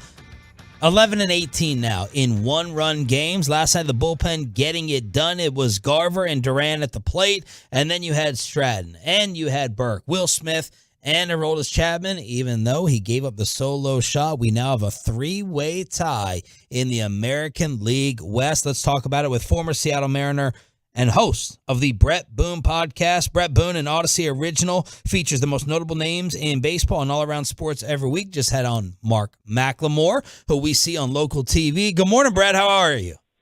Good. How you doing? Doing pretty well. How has Seattle gotten this done? It's unbelievable. Since July 1st, the best team in baseball. Since I remember the talk was, because I went up to Seattle for all the All-Star festivities, and I it was 21 years ago that the All-Star game was here, and we wish the Mariners would be in a better position to host it. We wish they were in the hunt. I think they were 10 games out. Next thing you know, they're tied for the division. It's that pitching staff that Seattle has. I mean, top to bottom, they're as good. You can match them up with anyone in the game, either league, including the Atlanta Braves.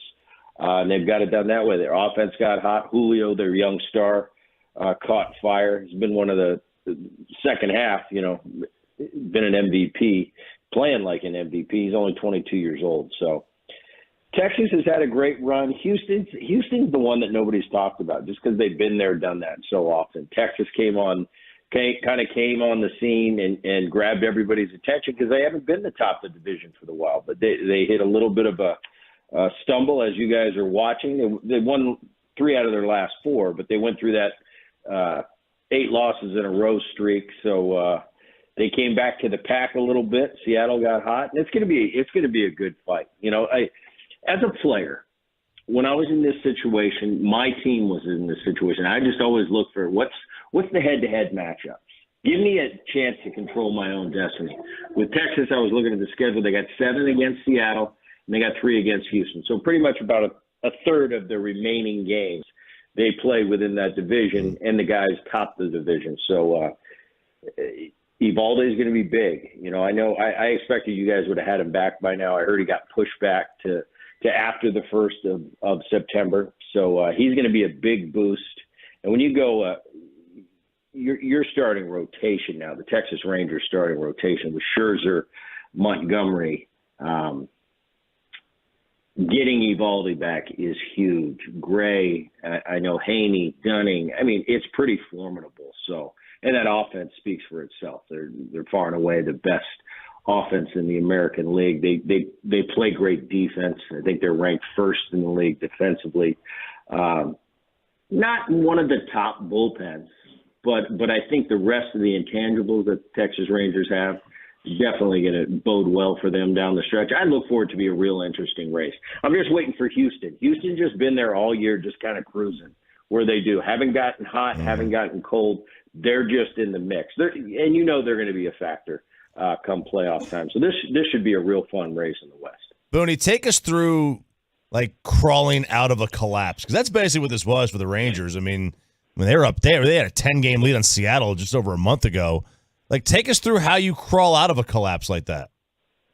Well, you crawl out of it slowly. You got a big win 2 nights ago. I watched that game against the Mets, kind of snatched it at the end and won that one-run game. You mentioned coming into this segment how well they've done in one-run games this year. Last night was another one. You get a good performance out of Haney, you win 2-1.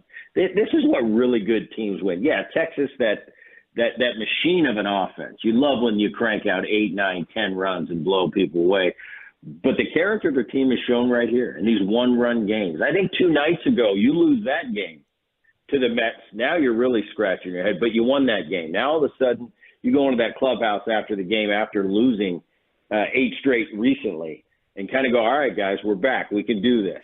And then last night you win a one-run ball game. You start to build on it that way. This Texas team's been great all year. You're going to hit a skid at some point. There's been very few times in my career where it was start to finish and just cruising. There's always a bump in the road, especially when you're in a division with some good, really good teams. Like I mentioned, this Seattle team, they won 90 games 2 years in a row. They got to the playoffs 1 year. They missed 1 year. But that rotation's been there. They pitch number one. They're the best pitching staff on paper in the American League. And I think not only on paper, I'll put them up against anybody, like I said. So it was a matter of time before Seattle hit that hot streak. I didn't think they were going to win whatever it is, ridiculous 20 out of 24.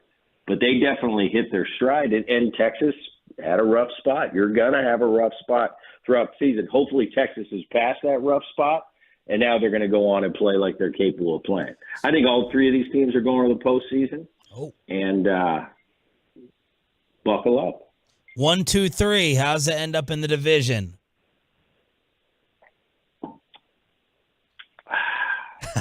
That tasted good. I could feel it. Okay. I'm gonna take in the Evaldi fact. I'm gonna say if. Can I give you a caveat? Yeah, Can sure. I say if? If Evaldi comes back and is healthy, Texas, Houston, Seattle. Oh, I like it. Wow. Not catering All right. to the Mariners fans. I That's like right. that. What did Yeah, that's what I see. Can you win a World Series with a bad bullpen like this? In the way today's game is, because I know managers can't wait to get to the bullpen nowadays. Exactly, but usually the bullpen is their strength. Yeah. And it's one thing if you can't get to that bullpen. I'm a purist. I'm going to go back to how this game's been played for 150 years. And it's the best starting pitching wins game. I'll take the best starting pitching in a postseason matchup versus the best bullpen. It'd be great to have both. You look, Atlanta Braves are as close to having both as there is in the game right now. But I'd rather have both. But if I am going to take one, I'm going to take the superior starting pitching. And this pitching right here, you look at it. We just mentioned it. You got 6 guys. One guy is going to be out once Evaldi gets back. But who's better than Montgomery, Scherzer, and Evaldi?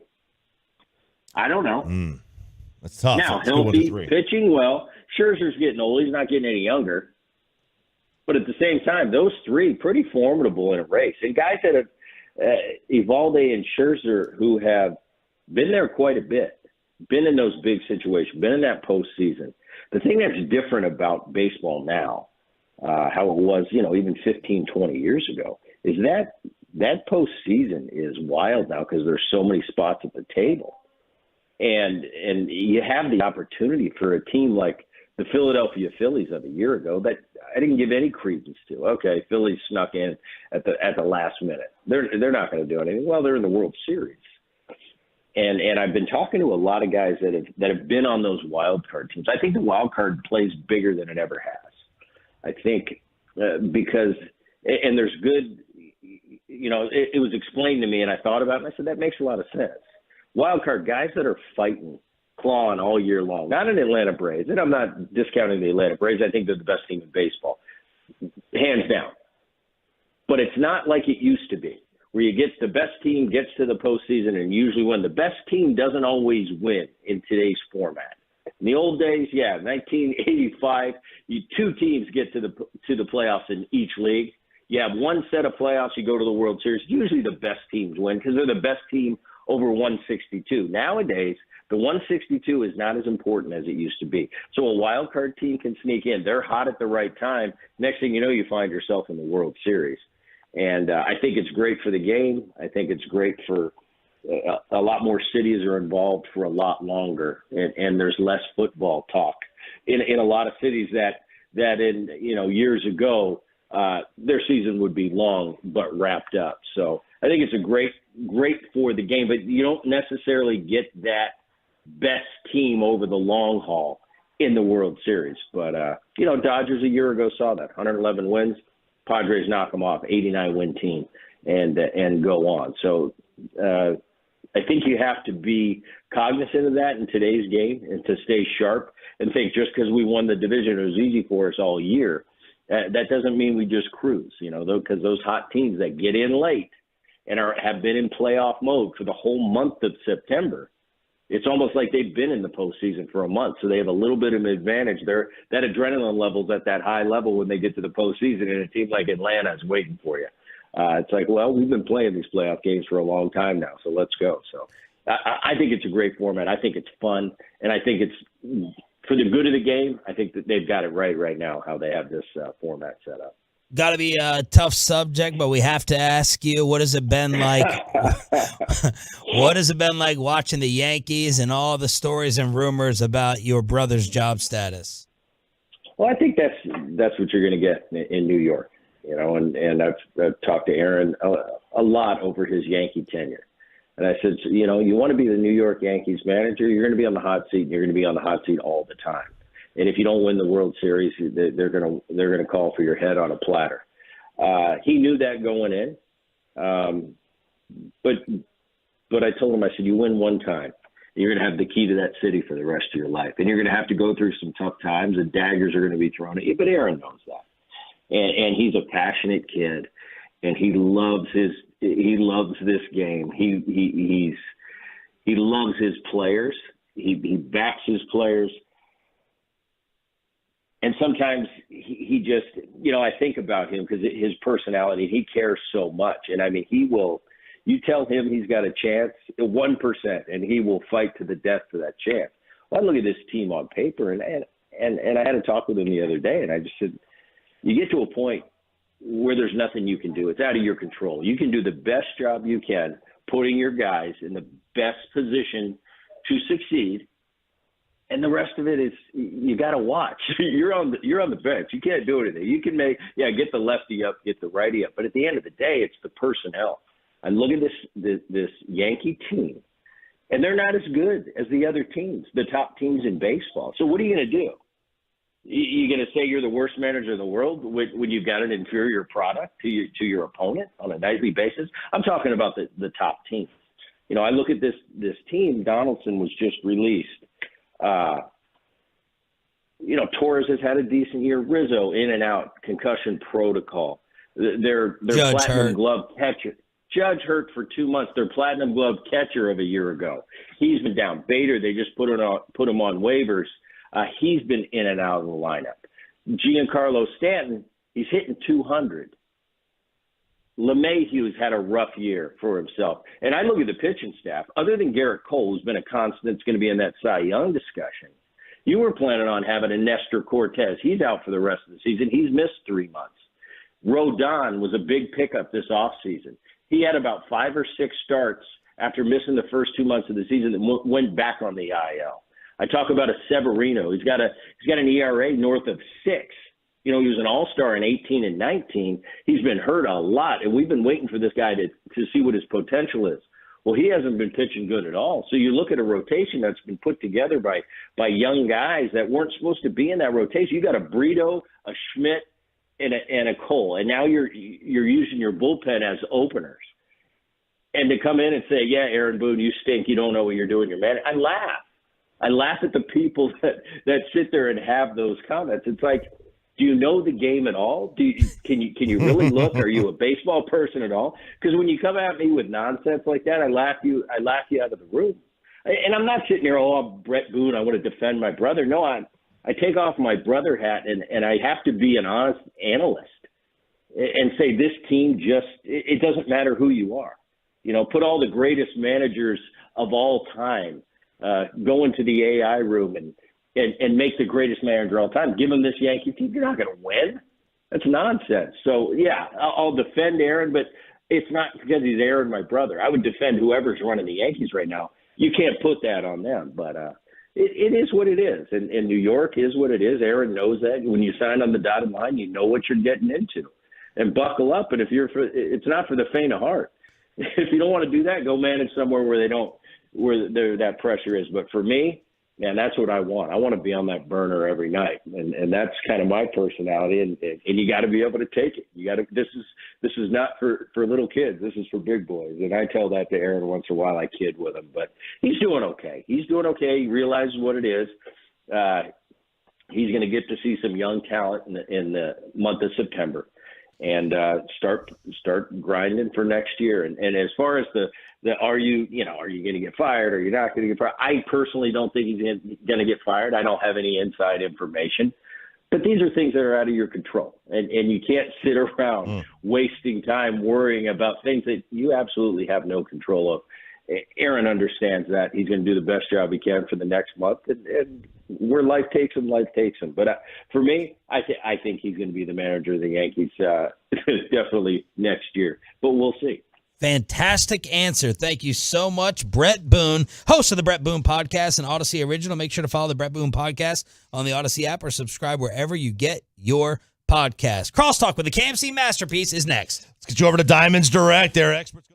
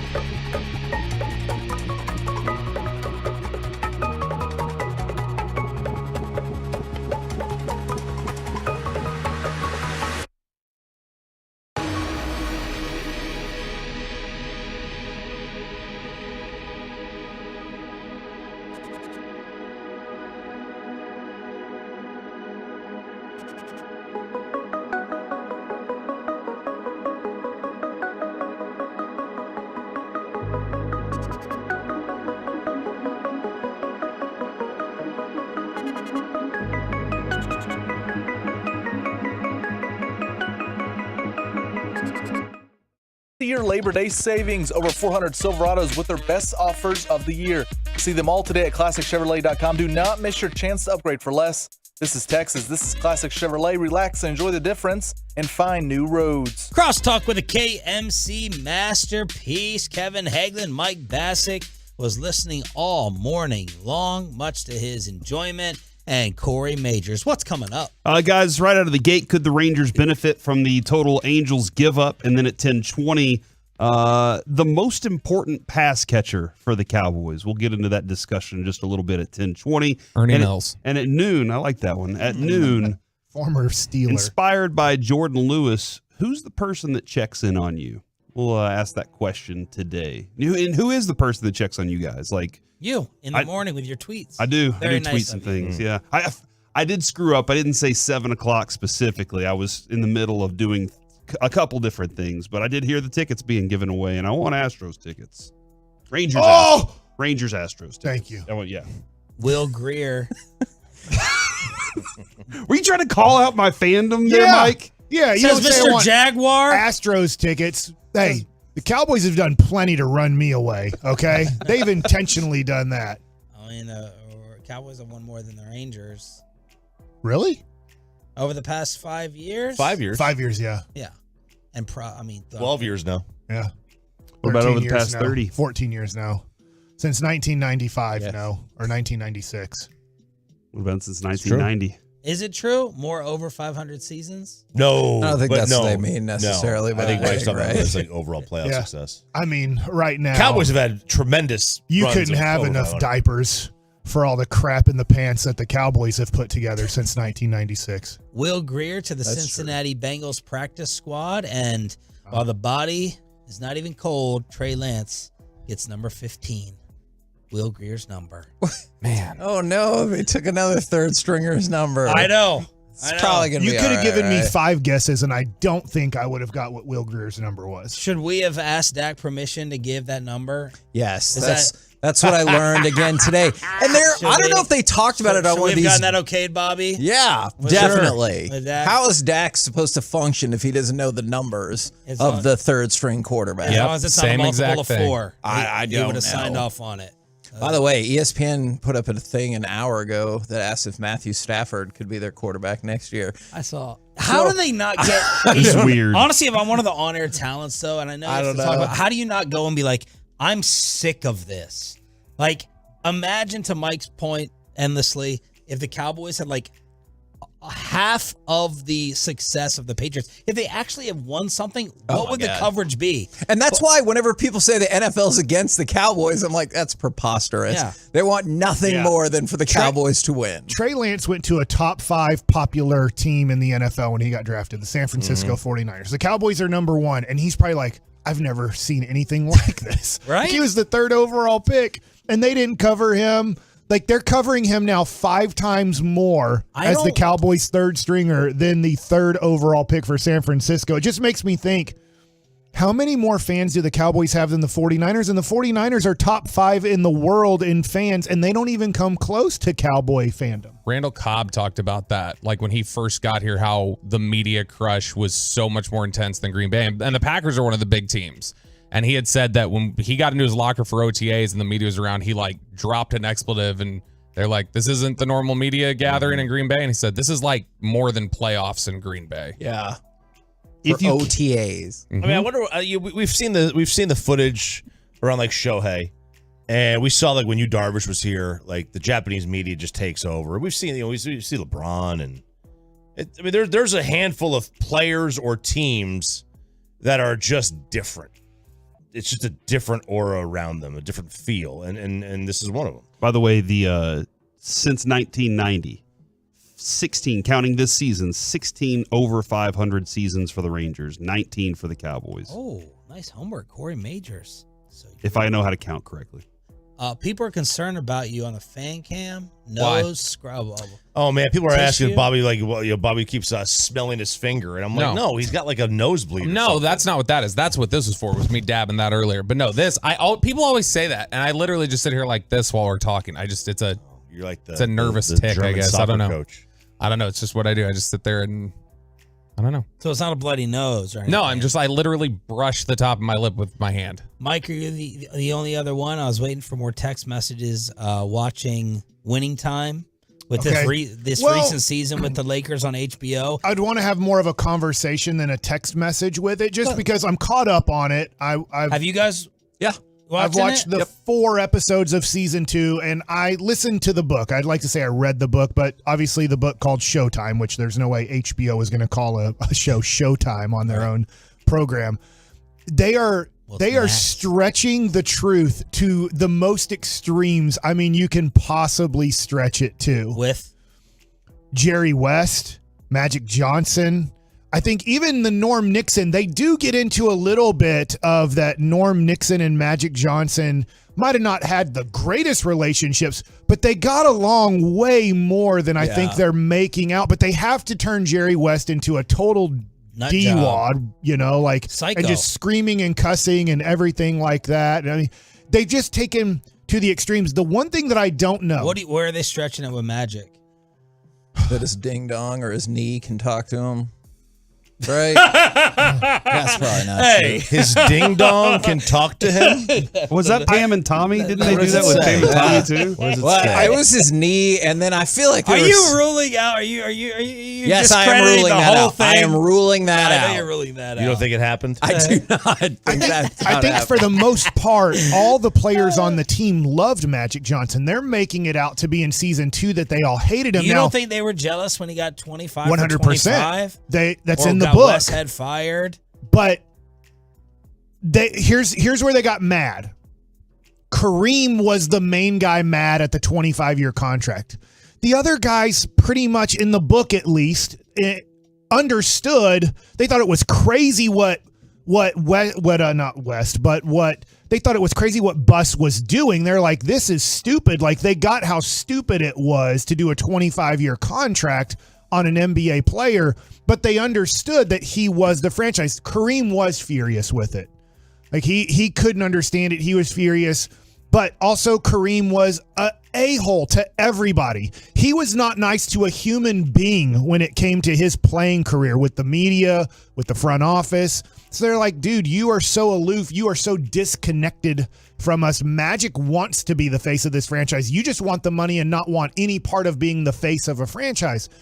They were, and we haven't got to it. We're about to get to it. The players were upset that Magic Johnson made it. It's either me or him on Westhead. But we haven't got to that point. They've already made it out to be that Magic was the bad guy throughout that whole season and everything like that. It's interesting if you read the book and then you watch this, you're like, man, I'm interested in this. I respect the Lakers and what they were able to do to create this dynasty. And I do enjoy the show. It is a very entertaining show. That's true. But I don't feel like they had to do this. I don't feel like they had to make Jerry West out to be this person when everybody knows he's not. Yeah. I don't think they had to make Magic Johnson out to be this guy Or it's just weird how they've taken it to extremes where I feel like they have a great show, and it's just because 5 years from now they're going to do the Shaq Kobe. They're going to continue because the same guy who wrote Showtime also wrote kind of the next book on Phil Jackson and Kobe Bryant and Shaquille O'Neal, and it's going to make me wonder how bad of which one are they going to make the worst person? Are they going to make Shaq the worst person or Kobe the worst person? Because it's a great story. You don't have to stretch it so much. Norm Nixon, he texted me. Norm Nixon has come out and said he talks to several of his teammates, and they call it quality fiction. They recommend the documentary Legacy. It is good. And quality fiction is a really good term. Quality fiction is a really good term. I have not seen the show. Yeah. But it's almost over. I love the Larry Bird character too. Like they got a frighteningly He's close, the best. Man. Him with his dad committing suicide, Red Auerbach in there. It's really entertaining. Who would have thought that Larry Bird's 1981 through 83 haircut would be the fashion of the day again? I would have never thought that. It's that back. Broccoli cut, whatever. But even the creator of the show's like, hey, will you watch it? Because it's probably going to get canceled if you don't after Jeff this year. Pearlman, is it? I think so, but he was like, I need y'all to watch it. Is it doing bad? No, it's not doing well. It very well could get canceled. Oh, no. I like the show, but people aren't watching it. So he's like, hey, will you watch the show so we can keep doing it? I wonder if they went too fictional on it. Or maybe there's not a big clamoring for 1981 out of market NBA. Out of market? Well, we were just talking about the Cowboys. No, I know, but what if there was it was 40 years ago, right? What if this was 1990 Cowboy, same presentation? Would it do well? I don't think the Lakers are the Cowboys. See, but I think Kobe and Shaq would do way better because they're bigger in pop culture. Like Magic Johnson and Larry Bird and all that were huge in pop culture, but not so much like at this moment. What about the Kobe 90s Cowboys, though? Yeah, I don't know. I don't feel like Emmett or Troy were like big pop culture figures. But Jerry. Yeah, Jerry is. No, but that's true. true. Them simulating the White House and Michael Irvin would be, the star of it. Would you? It's football. I think it would do because it's football. I could see that. You could see Notre Dame. Notre Dame's the big one in college. Like I don't think then you the do new it character for Dion comes in and Charles Haley comes in and all that. I just wonder if they were going to go that fictional and that extreme the way they're doing it, and they went that extreme on Jerry's life. I don't think he'd allow it. Yeah, you'd have to tone it down. Well, does he have HBO control too? Like they do. What else? What's his draft or his profile on where they're following him at camp? Yeah, it's the Netflix one. The one where they're doing the documentary on him. Does he have creative control over there? I would imagine. Oh dear. I wouldn't allow it if I didn't have creative control. But I don't know how much he's really gonna. Did you just read the ESPN profile with Van Natta? He didn't censor too much of that out if he had any control. I don't know. The KMC masterpiece is up next right here on 105.3 The Fan.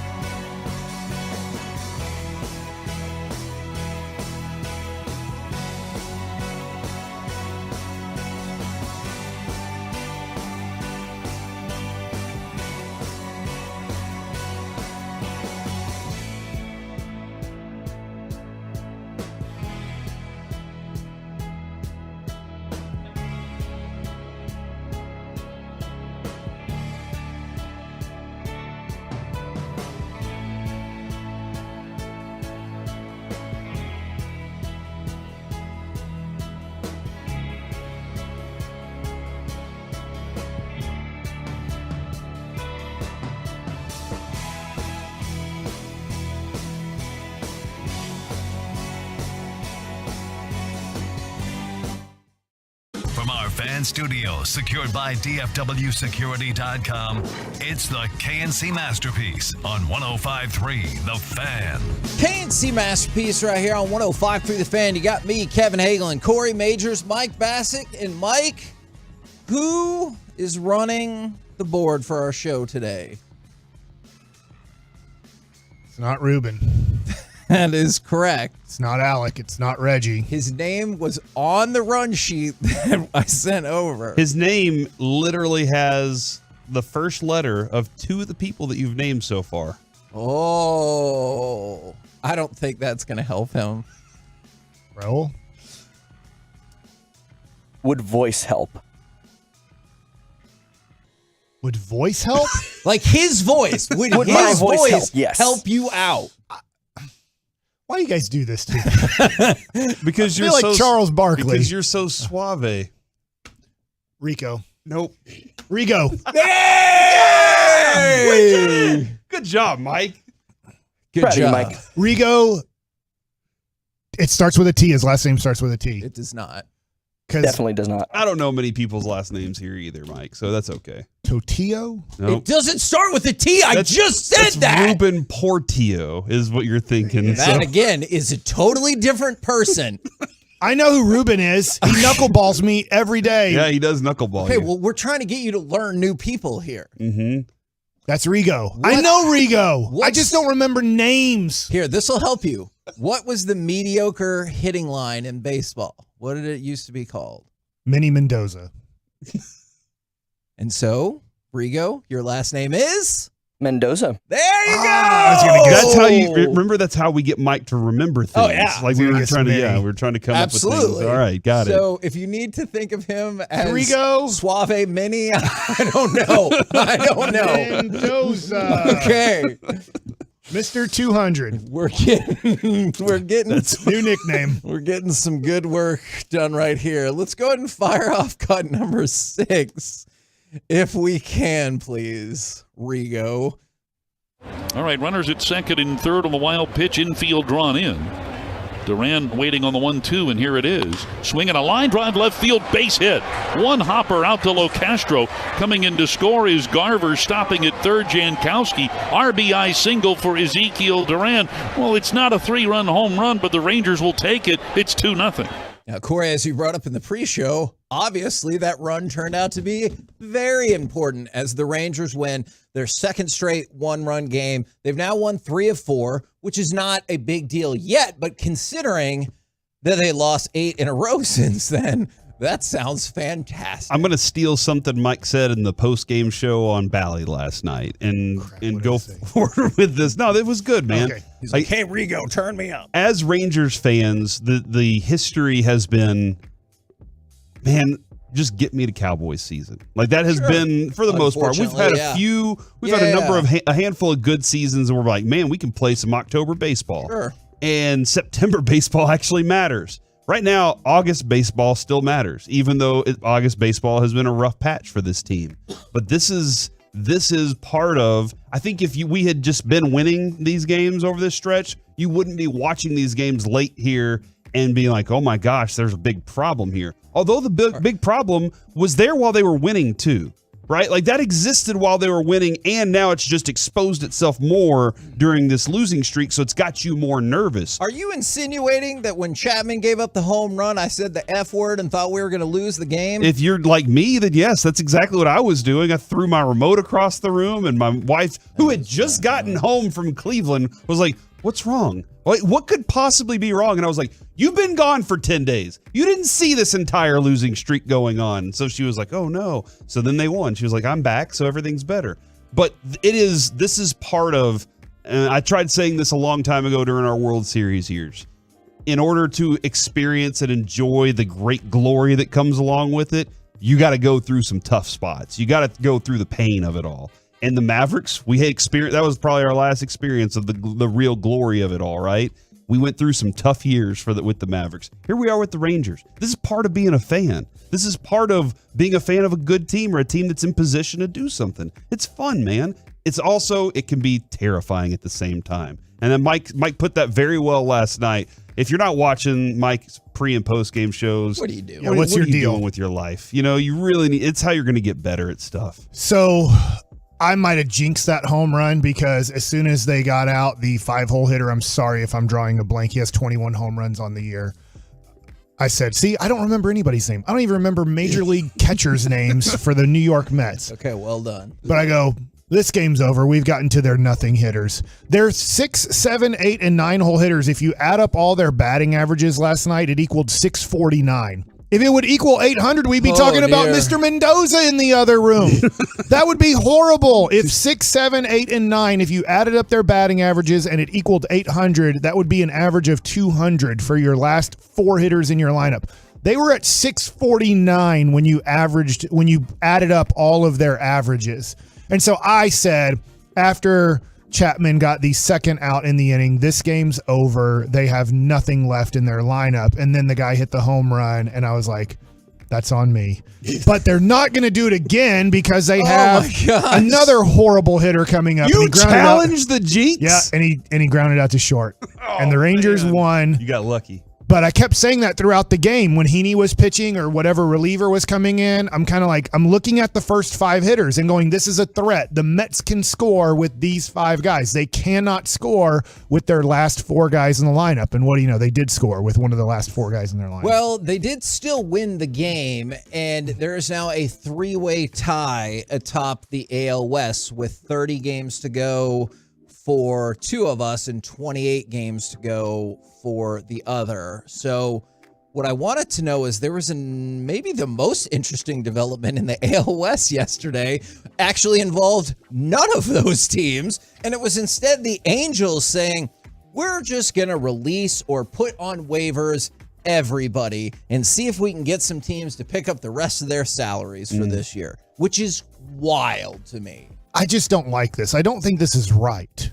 I think if this is going to be the case, and I'll answer the Rangers question in a second, but if this is going to be the case, if more teams are going to follow the Angels' lead, which it looks like a few teams are releasing a guy or maybe 2 off of their team because they're like, look, it saves us $2 million in September, and that's what matters the most.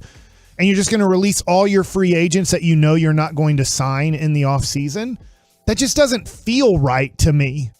But look, the Rangers, they're probably going to put in waiver claims. The issue and major problem is they have too good of a record to get any of these players. It would be, I would see it being unlikely that any of these Angels get, especially if you look at Lopez.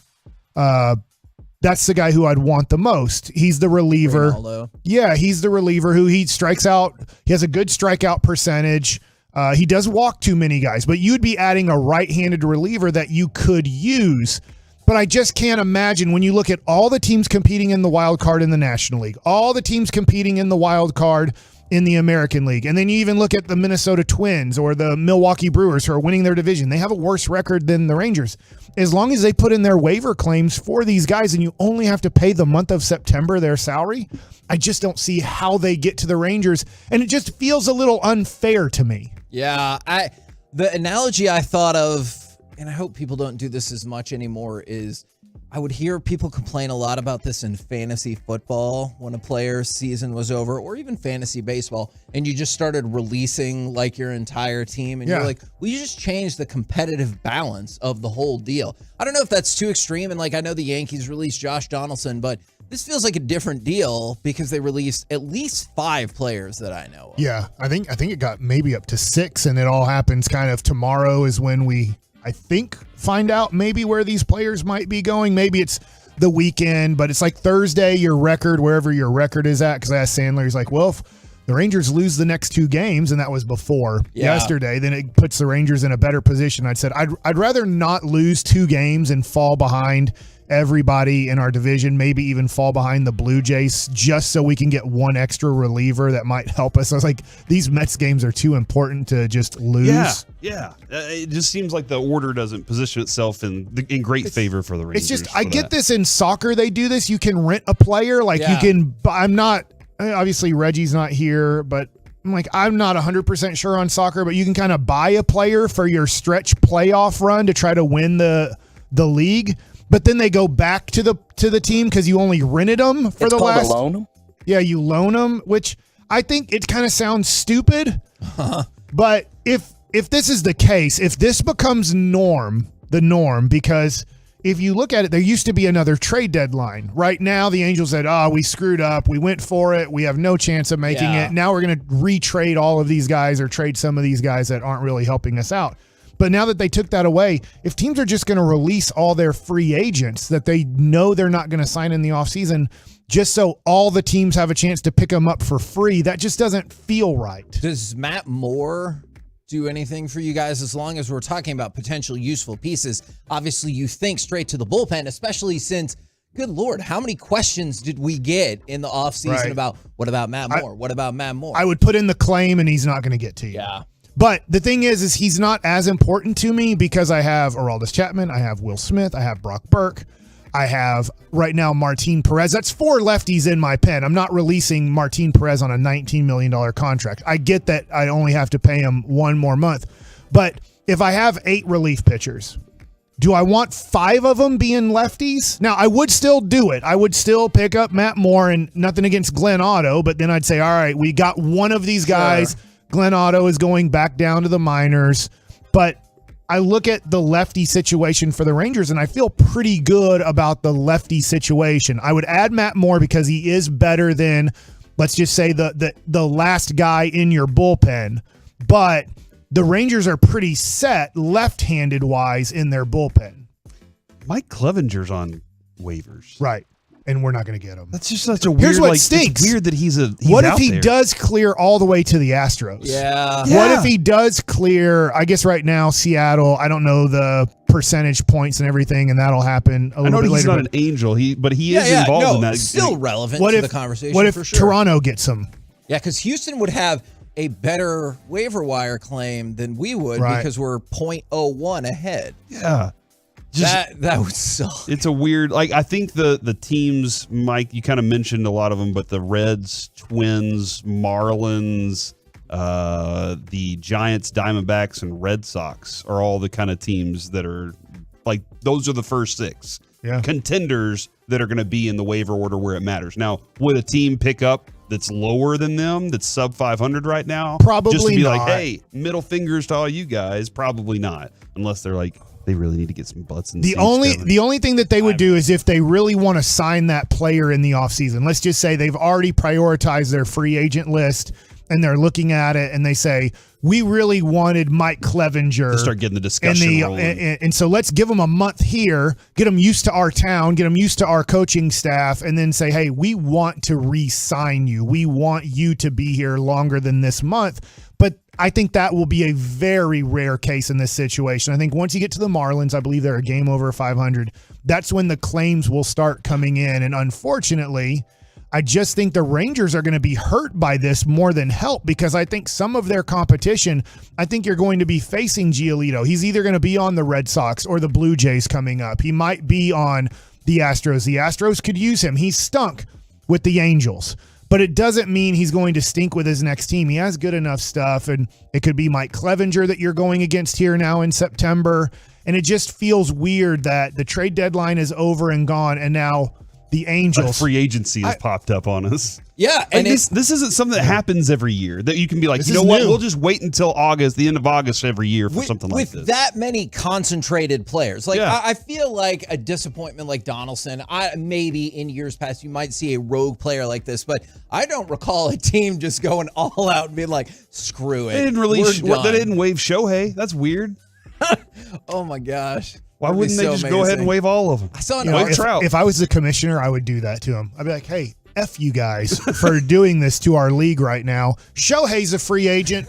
So's Trout. Now. You don't even get him for September. Man. You can never have Trout back either. But you can have that cabbage guy. He might be thinking that How already. much do you think the Rangers, I know we're out of time, how much do you think the Rangers would pay for just Shohei the batter for 1 month to try to get into the playoffs and win the World Series? $15 million. This is interesting because discussing the loan part of soccer, you could almost buy a championship. I think at the I might end of the give him season. $30 million. I'd give him $1 million a game. All right, as long as we're talking about circumventing the salary cap, what I really want to see too is I want them to call all those teams in the mix and be like, how much will it cost you to not take this player and this player? No, I kind of like the loan idea more than this waiver idea. The loan idea, at least you can call a team and say, hey, we want this guy. We'll be, this much money for it. We want a real shot at the title here. Man, I'd love it. Make it happen, Manfred. What do you care? It'll bring interest to the league. That's true. Not like they haven't had They're a just lot of playing it for this year. metal anyways. We're the KNC Masterpiece.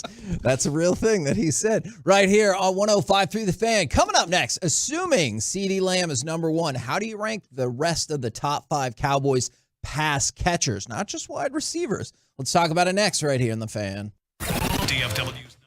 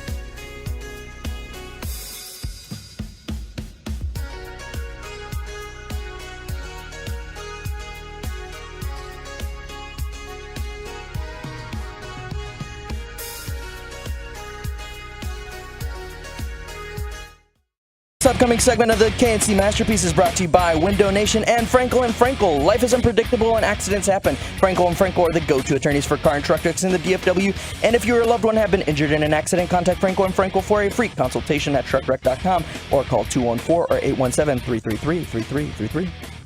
Play fake. He's not throwing it to Davis. He's going to throw it to Ferguson on the right side of the end zone. Touchdown.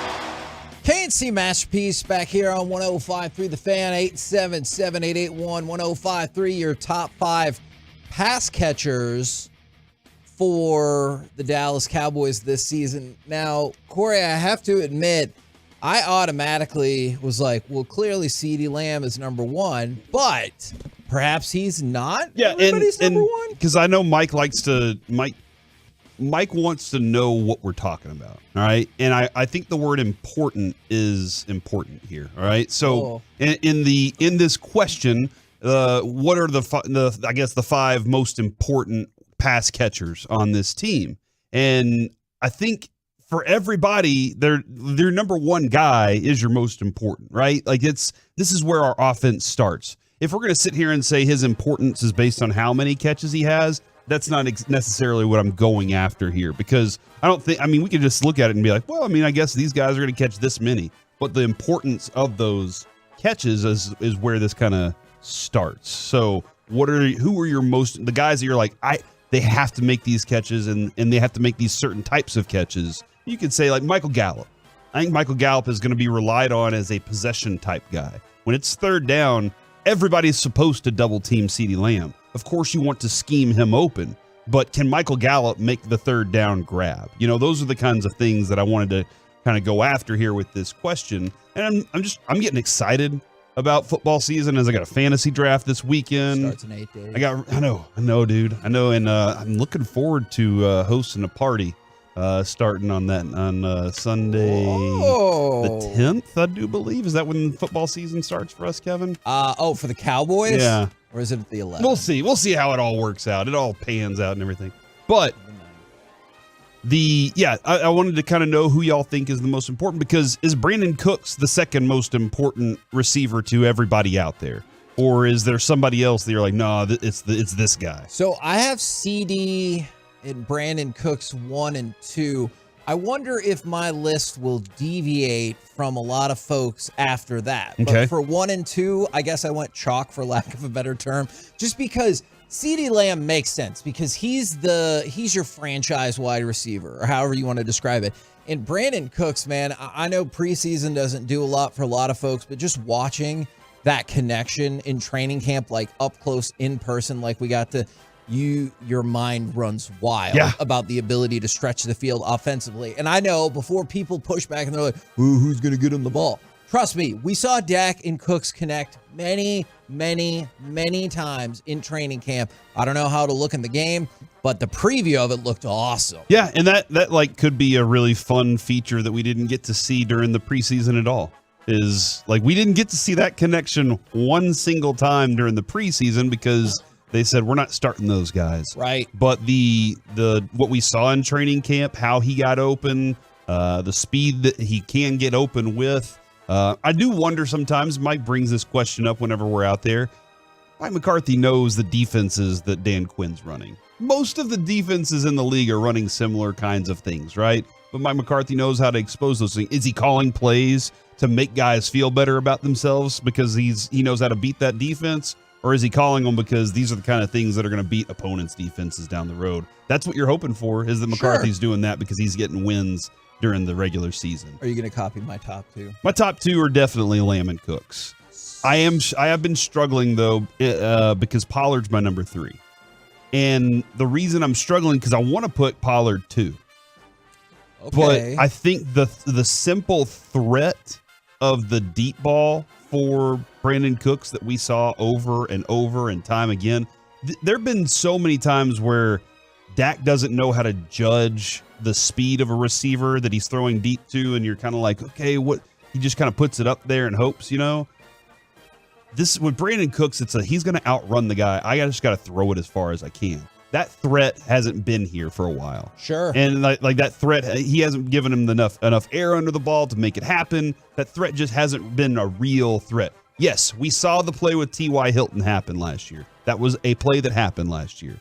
I think you can do that multiple times with Brandon Cooks rather than it being something that you're like, oh, we saw a flash of something. And you can threaten almost every game with him. Okay, Mike, is it Lamb and Cooks 1 and 2 for you as well? Yes. Before we, okay. I think those are the easiest ones. And because my answer for 3 is different than yours. Who do you put third on the list then? I put Gallup / Tolbert because I don't know who's ultimately going to be the number 3 receiver.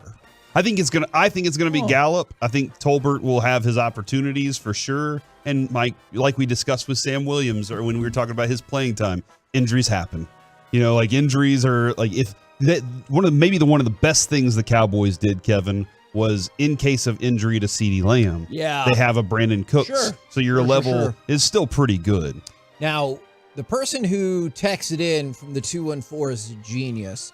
The tight end needs to be third. Third on my list is Jake Ferguson. All right. So I really thought about this in terms. Is that why we had a Jake Ferguson highlight? Yes. Interesting. Might have tipped my hand right Interesting. there. Is just because I think about the things that y'all said makes a lot of sense to me, but I just think about the consistent safety blanket, which feels like a negative term at times, was Dalton Schultz. And if you can take it to somebody like Jake Ferguson, who can maybe, I'm not saying he's going to break the game open, but maybe he opens the field up a little bit more. Mm-hmm. I think that is a vitally important role. So after CeeDee and Brandon Cooks, I'm going Jake Ferguson as my third. All right. Something that I saw over and over. The reason I'm going with Pollard as my third, and it could be Deuce Vaughn too. Like whoever that guy is in short, let's say they're in the within 10 yards of the end zone. I mean, I wouldn't understand why you wouldn't use Pollard if you were going to go Vaughn. Everything that I saw, Kevin, with their offense in the within 10 yards at camp, they love going to the flats. That was something Mike McCarthy was calling frequently, and no matter who the running back was, they were scoring touchdowns in the red zone based on that. So that is a play that I think is going to be vitally important because what did Mickey say a couple weeks, maybe it was last week when he was talking about Zeke not being there in short yardage situations? They don't have a guy that can do that. I'm sure they can figure out how to get some short yardage downs. Lukey will be one of them for you. But the flats with the receiving running backs, those are essential. And I also think they can be big factors if they can get a semblance of a screen game going. I do have I agree with everything you're saying, and that's why I have Pollard 4. So I'm going Lamb, Cooks, Ferguson, Pollard. Okay. For my top 4. How many? I need to go look this up because I want to know what the most receiving yards for a running back in a single season is. Oh, and I got to find that. Somebody probably out there knows, and they're like, yeah, I had him in this fantasy year, and they remember it, but I don't. Don't you feel like automatically? Feels like a Marshall Faulk or a Alvin Kamara or somebody like that. That's exactly what I thought. And last year, Pollard was a touch below 400 yards with 3 touchdowns. Okay. And so let's say it was like 600 yards and 6 touchdowns. Well, hopefully that means the offense is clicking on all cylinders and not that you're struggling to throw touchdowns. Yeah, hopefully his rushing yards are up because late in the game receiver. he's able to rush a lot more. Some of these are interesting from the 682. Lamb, Cooks, Gallup, Vaughn, and Turpin. So they really think we are going to switch it up from the 469. They go CeeDee, Gallup, Ferguson, Cooks, Pollard. From the 214, they went Cooks, Ferguson, Gallup, Pollard after CeeDee Lamb to finish out their top 5. And so, my top 5, I'm going CeeDee Lamb, Brandon Cooks, Jake Ferguson, Tony Pollard, and Michael Gallup. I got Gallup 4. Okay, so we're not too far and off. Ferguson 5. And my reason is, like, I know Dak loves tight ends. He loves tight ends, dude. Who doesn't? Oh, yeah, exactly. But he is one of those guys that as he's had a tight end here, he has utilized that tight end in many different facets. Like he trusts that they're open. And Mike, one of the things that you and I both believe about Dak Prescott, he likes to know that the receiver's open before he throws to him.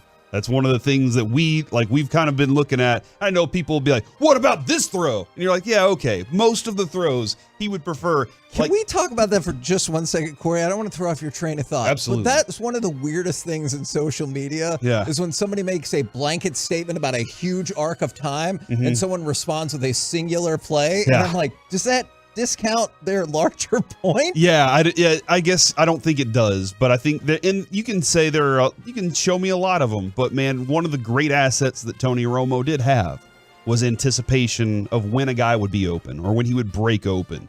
And sometimes it bit him in the butt because he would, say, I expect that guy to be there, but his anticipation was that way. And sometimes I feel like Dak is kind of holding on. Now, this year's offense could be different.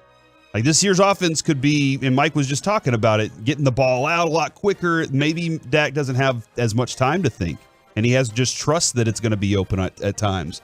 But I think the tight end is just what I remember with Aaron Rodgers and Mike McCarthy. You were always like, man, I got to get this tight end this year for this season because he's going to be awesome, and then he never was. But I think that third receiver in Gallup can do a lot with the drag routes, and especially with all these slants. From the 903, once the deuce is let loose, Pollard will be an afterthought. Hey, that's exactly what the Cowboys would want, right? Absolutely. Because you have Tony Pollard on a franchise tag. If you could tell me we got this rookie for 3 years after this for almost nothing, yes, great. Yeah, let's do that. Well, hold on. Is that you saying that, or is that what you think the Cowboys believe? I think it is. Because don't you want Tony Pollard to be great forever? I think that they don't, because Tony Pollard costs money. Every time I hear, and look, I'm going to point this out. This is probably unfair. I have no specific numbers, but every time I hear the Cowboys offered somebody a contract extension, I was like, you know what? I bet they did. I bet they went to Tony Pollard and said, 3 years, $15 million. What do you say? And they're like, no. And they're like, well, we tried. We tried. And so we did everything we could. I believe 1,000,000% the Cowboys would much rather pay Deuce Vaughn like upwards of $1 million going forward for the next 3 years and be like, great, let's go spend money in all these other places. We're the KNC Masterpiece right here on 105.3 The Fan. Coming up next, it's time for Baseball Nuggets with Mike Bassick. Rangers starting pitching, and can the Rangers make the playoffs if this guy keeps struggling? Next.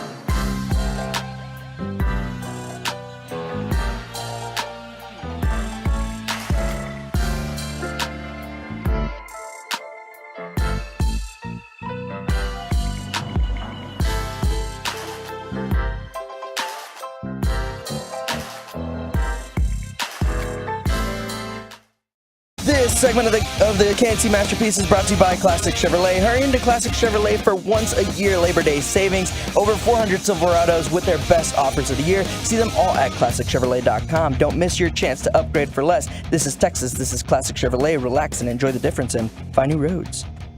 You have a pitcher whose first name is Cutter. How can you not like that name? Swing and a miss here by Alonso. That on a slider down from Heaney, and Alonso strikes out for the first out here in the bottom half of the fourth. KNC Masterpiece back here on 105.3 The Fan, and right now it's time for Baseball Nuggets with Mike Bassick. Today is the last game of August. Does it feel like the Rangers are 15-11 in this month? No, it doesn't. They aren't. They're not? No. Right? Well, they do have 11 losses. I'm pretty sure I saw this on MLB Network, and I have their schedule pulled up. Because remember, they do have 11 losses, so I'm going with that They're do 15-11? Because they were 13-2 before the losing streak, I believe. They went on for the month of August, the first 8 games, they were 8-0. That was after the Scherzer trade, right? Yeah, so Okay. Chicago, Miami, and Oakland, they go 8-1 in that stretch. They lose the last game in Oakland. Remember, I was worried about that game because it felt like the Rangers were kind of like, it's vacation time. But just looking at that, 15-11, kind of putting it a little bit into perspective after having the horrible streak that they had. I saw this, and I found this interesting. I took a picture of it this morning. The Rangers rotation. So the Rangers starting pitchers in the month of August. ERA 3.05. Where does that rank in Major League Baseball? Too damn high, I bet. First. Okay, well there you We've go. had the best starting pitching ERA-wise in all of baseball in the month of August. Wow. Ks per 9, 10.5 for the starting pitchers.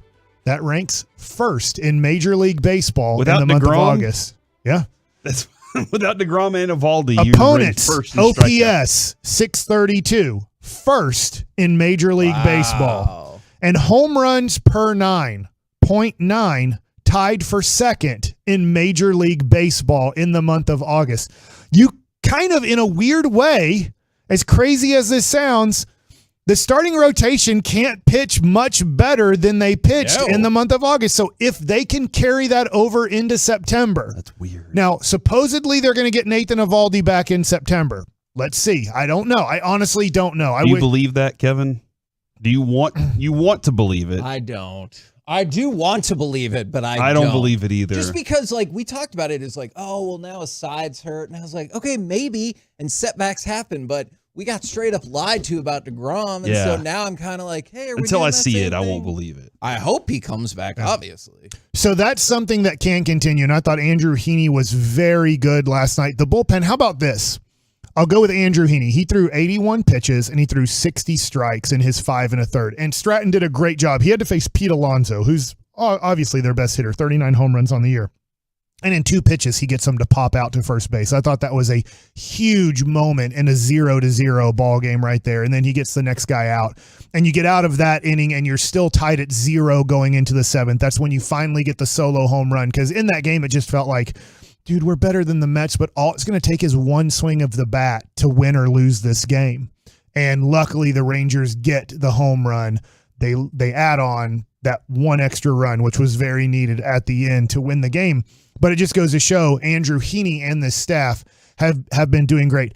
81 pitches for Andrew Heaney. The bullpen, you can do the quick math here. They threw 122 pitches as a team yesterday. That's amazing. 9 innings, 122 pitches. That is what per inning divided by 9?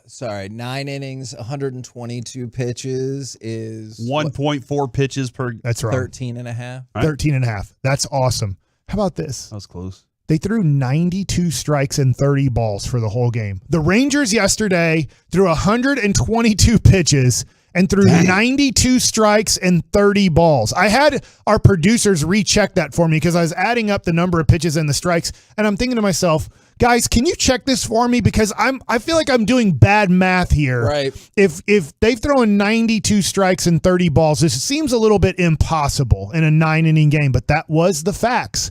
So if that's going to be rare to do. But if you can do that, if you can throw that many strikes in a game, and usually if you're throwing that many strikes, you're going to be throwing quality strikes. So they threw a lot of quality pitches yesterday. Now, overall in the month of August, now I have to add the relief pitchers in. I don't have the relief pitchers numbers broken down, but in the month of August, with one game to go, the Rangers are 5th in ERA in Major League Baseball at 3.47. They're 5th in WHIP at 1.13, and they're 4th in batting average against at 223. So, look, the bullpen does have to clean up messes a lot better than they have. Yeah. I'm not going to give them a pass for what happened during that losing streak. Even Boach said yesterday in our interview, there were 3 or 4 games that they had won, that they, as long as the bullpen does their job, they're winning those games, and they could not close out the games that they needed to close out. That being said, if the Rangers continue to pitch that way, I'll take the 5th best ERA in the month of September.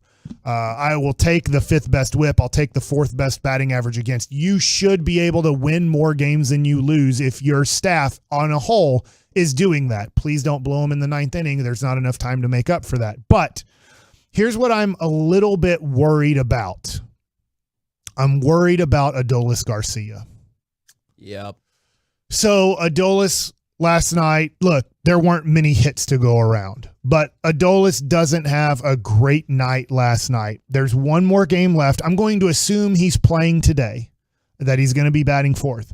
But so far in his 94 at-bats, he has 19 hits in the month of August. He's batting .202 for the month. He has a .299 on-base percentage, and he has a .457 slugging. So his slugging's not that bad, honestly, with having a .202 batting average. Here's also an issue.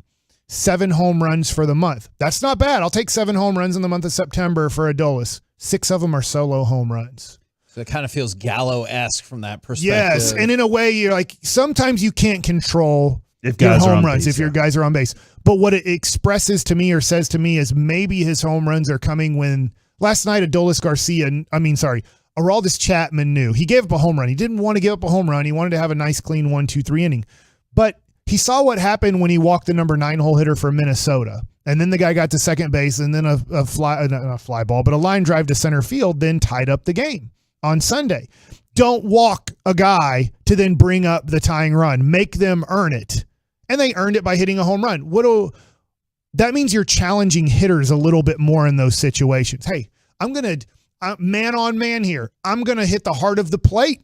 Let's see who can win, because the percentages say the pitcher's going to win this more times than not. Batting, all you got to do is look at batting average. If I challenge a guy, I should get them out. And this is like a bad scenario. I should get them out 60% of the time.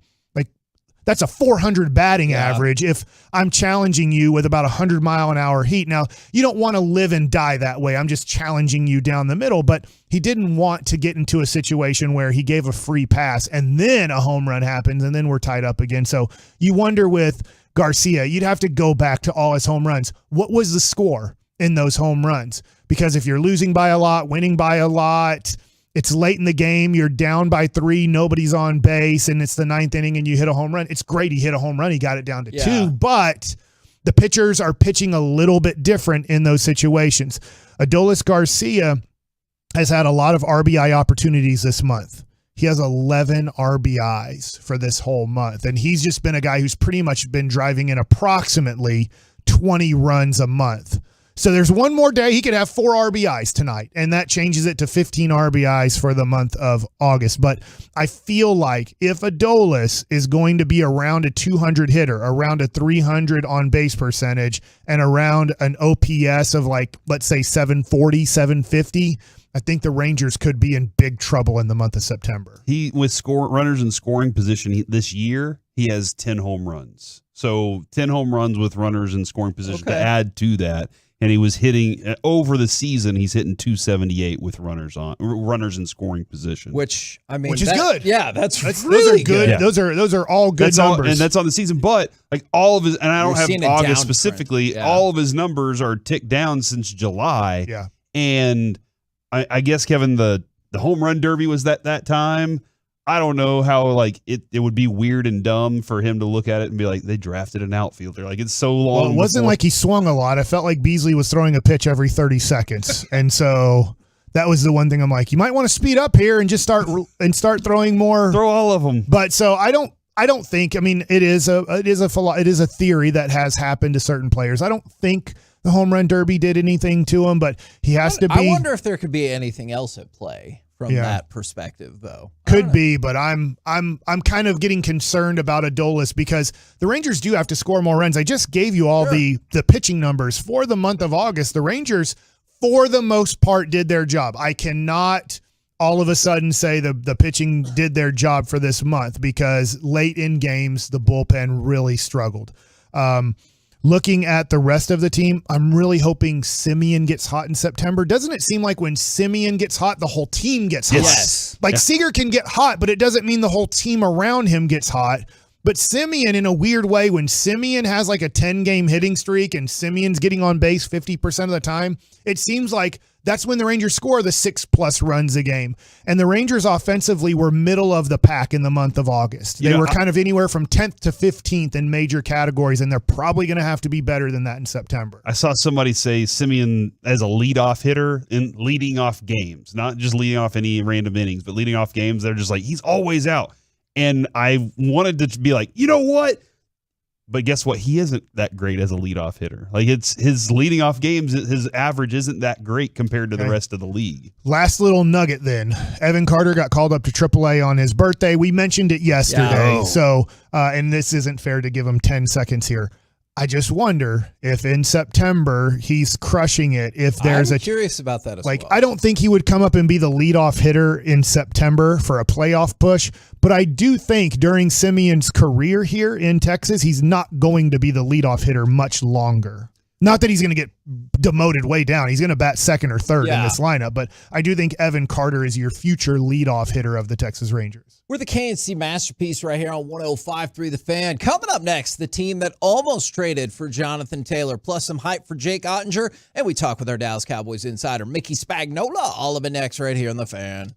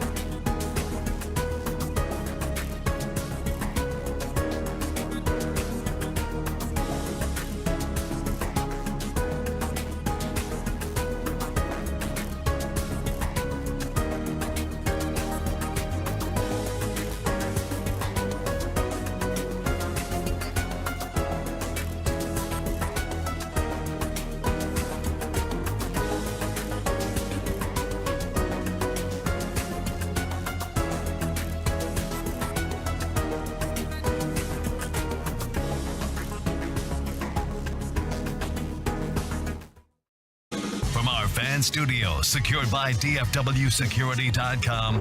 It's the KNC Masterpiece on 105.3 The Fan. KNC Masterpiece right here on 105.3 The Fan right now. Brought to you by Ford, built for Texas, built for you. It is our Dallas Cowboys insider, Mickey Spagnola. Good morning, sir. Good morning. How you guys? We're good. We're good. Were there any roster surprises? Obviously, we were updating it as the day went along. Is there a player that you were surprised got released, or was there a player that you'd really hoped had earned their way onto the roster that didn't make the cut? The guy I was hoping made his way onto the roster didn't make his way onto the roster, Hunter Lipke.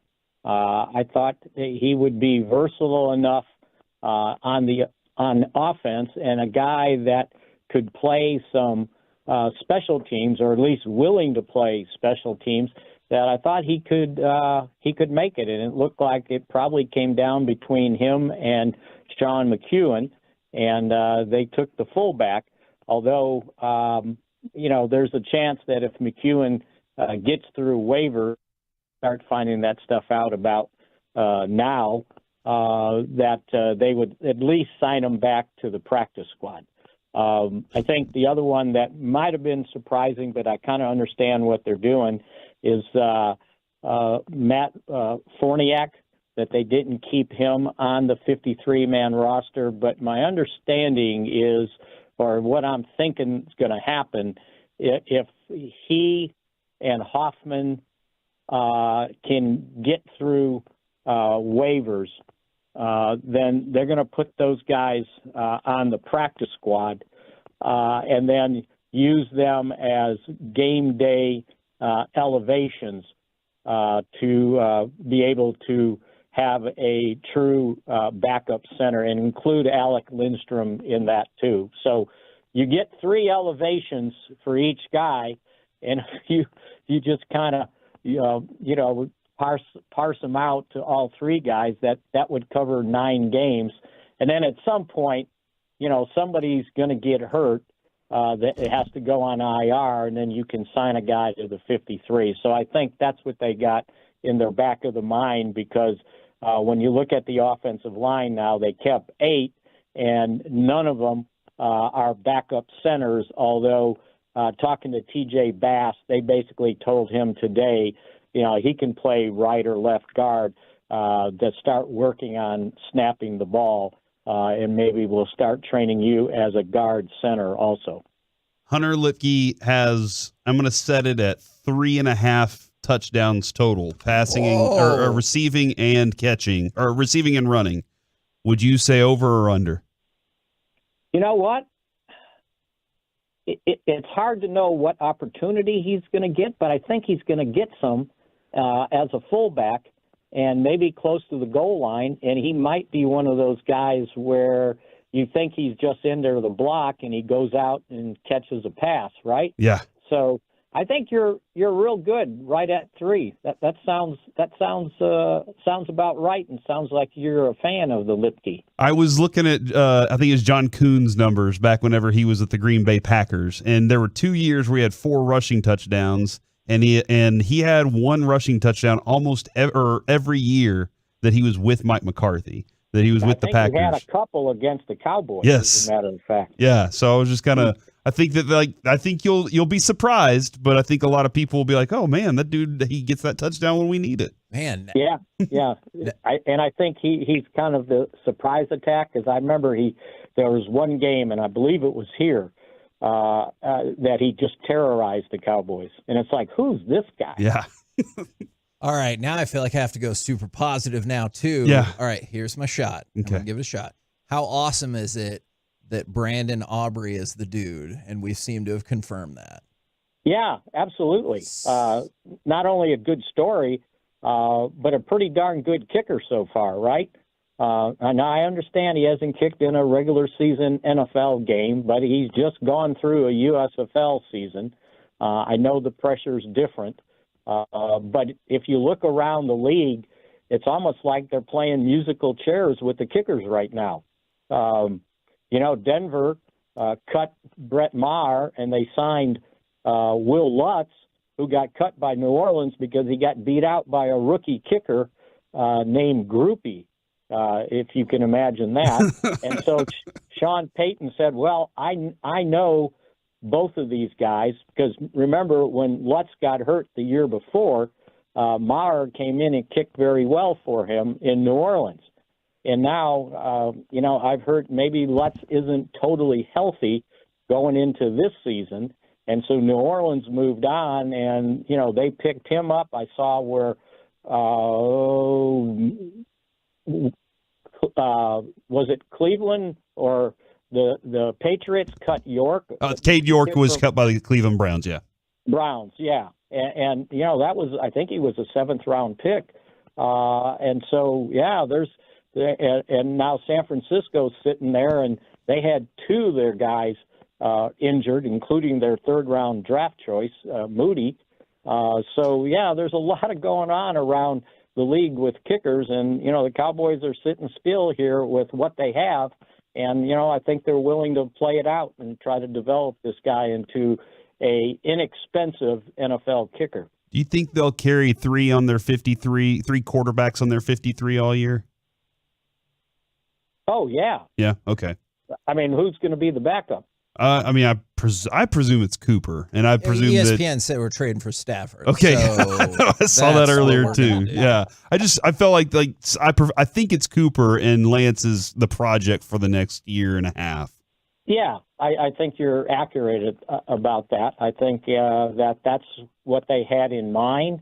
Because if you listen to Jerry when he did his pre-game press conference, he basically said, the idea was to not count on, plan on, or wish for Lance to play this year. Yeah. So I think that kind of stated where they're at. Now, if someone, if Rush gets hurt or Dak gets hurt, then, yeah, Lance has got to move up to be the backup guy. But right now, I think, his job is to learn and develop and be able to maybe challenge next training camp for the backup job.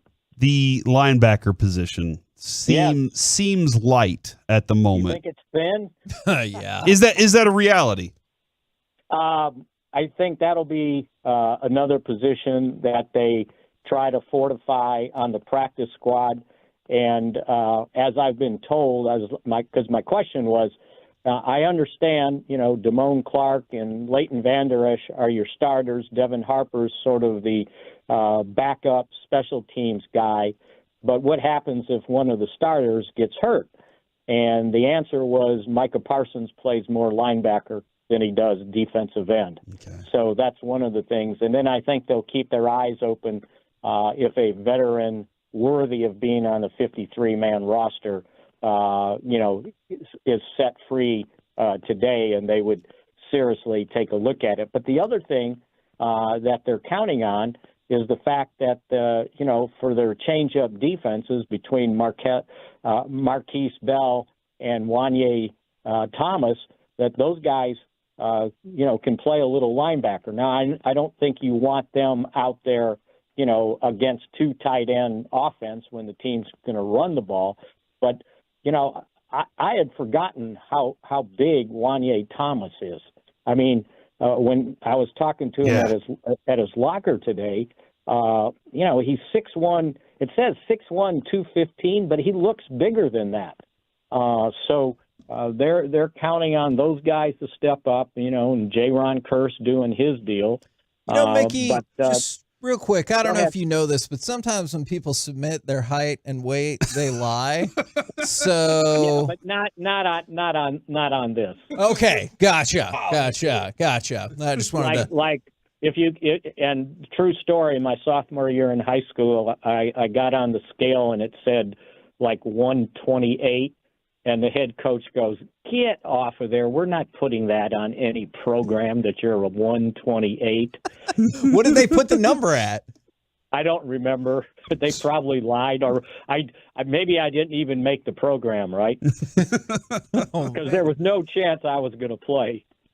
Man, the last thing I was curious about was the swap of Kelvin Joseph. It seemed like the Cowboys were like, hey, we got a player we're going to cut, and the Dolphins are like, we got a player that we're going to cut. Do you want to swap them out and see if that works better? I think you're real accurate there. My analogy yesterday was the Cowboys traded a bag of peanuts for a bag of walnuts, so kind of even Steven, right? In that analogy, would you prefer the bag of walnuts or the bag of peanuts? Taking the football player part out of it. Well, the reason I gave the walnuts to the guy from, and I'm going to say the guy from Miami, Noah, is because at least he was a first-round pick and Joseph was a second. Okay, so we won. We did it, Corey. Thank you very much, good sir. All we will catch up with you again tomorrow. Okay, talk to you guys. There you go. Mickey Spagnola right here on 105.3 The Fan. Outstanding stuff. I was curious do you guys care at all about the team that almost made a trade that didn't happen? Are you like, ooh, or are you like, who cares? It didn't happen. I guess it kind of depends because like if the Rangers almost made a trade for Shohei. Okay. All right. Then yes, I care about that a lot. Yeah.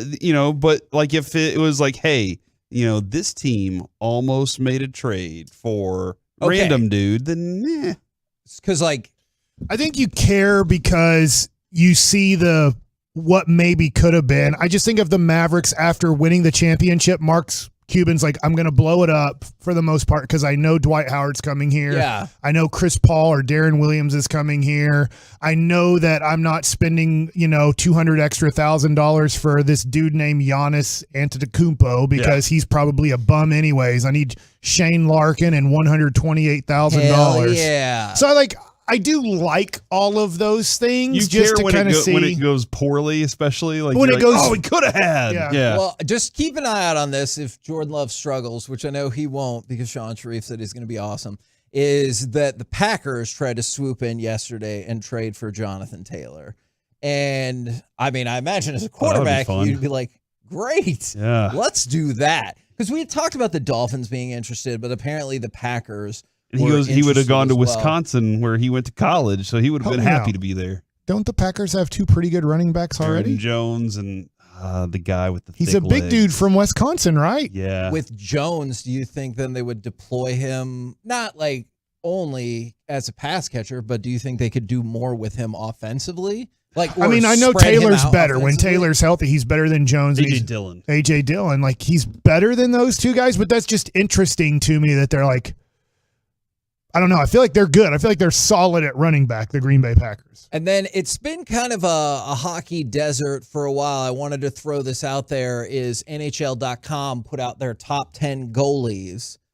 Ottinger, not number 10 or 9 or 8 or 6. Because Why'd you skip 7? Okay, because he's obviously number 7. So Jake Ottinger, 7th best goalie in the league. I thought that was about right. I would like to not of all time, contemporarily. Mike, I can't call you Hockey Mike if you do that. All right. I'm trying to set up Hockey Mike here. All right. Hockey Mike's on the way. Hold on. This is the season. This is Hockey Mike season. Okay, hold on, Mike. Let me ask you a question, Corey. What? If I said we would give him the day off tomorrow, if he could tell me the name and team of the number 1 goalie in the NHL, do you think we should? There's no way he could do it. Not yet. But, the boss would probably come in and be like, guys, what did y'all just do? But I honestly don't know. I know the Boston Bruins have to have a good one because they were unbelievable last year. And they have Ullmark. He's number 6 on the list. And you're right. In the regular season, he was freaking incredible. It's somebody that you might know when I tell you the name. It's Andrei Vasilevsky for the Tampa Bay Lightning. That's who you lined up with in Stanley Cup final. I like calling him Mr. Vaseline because he's so slick.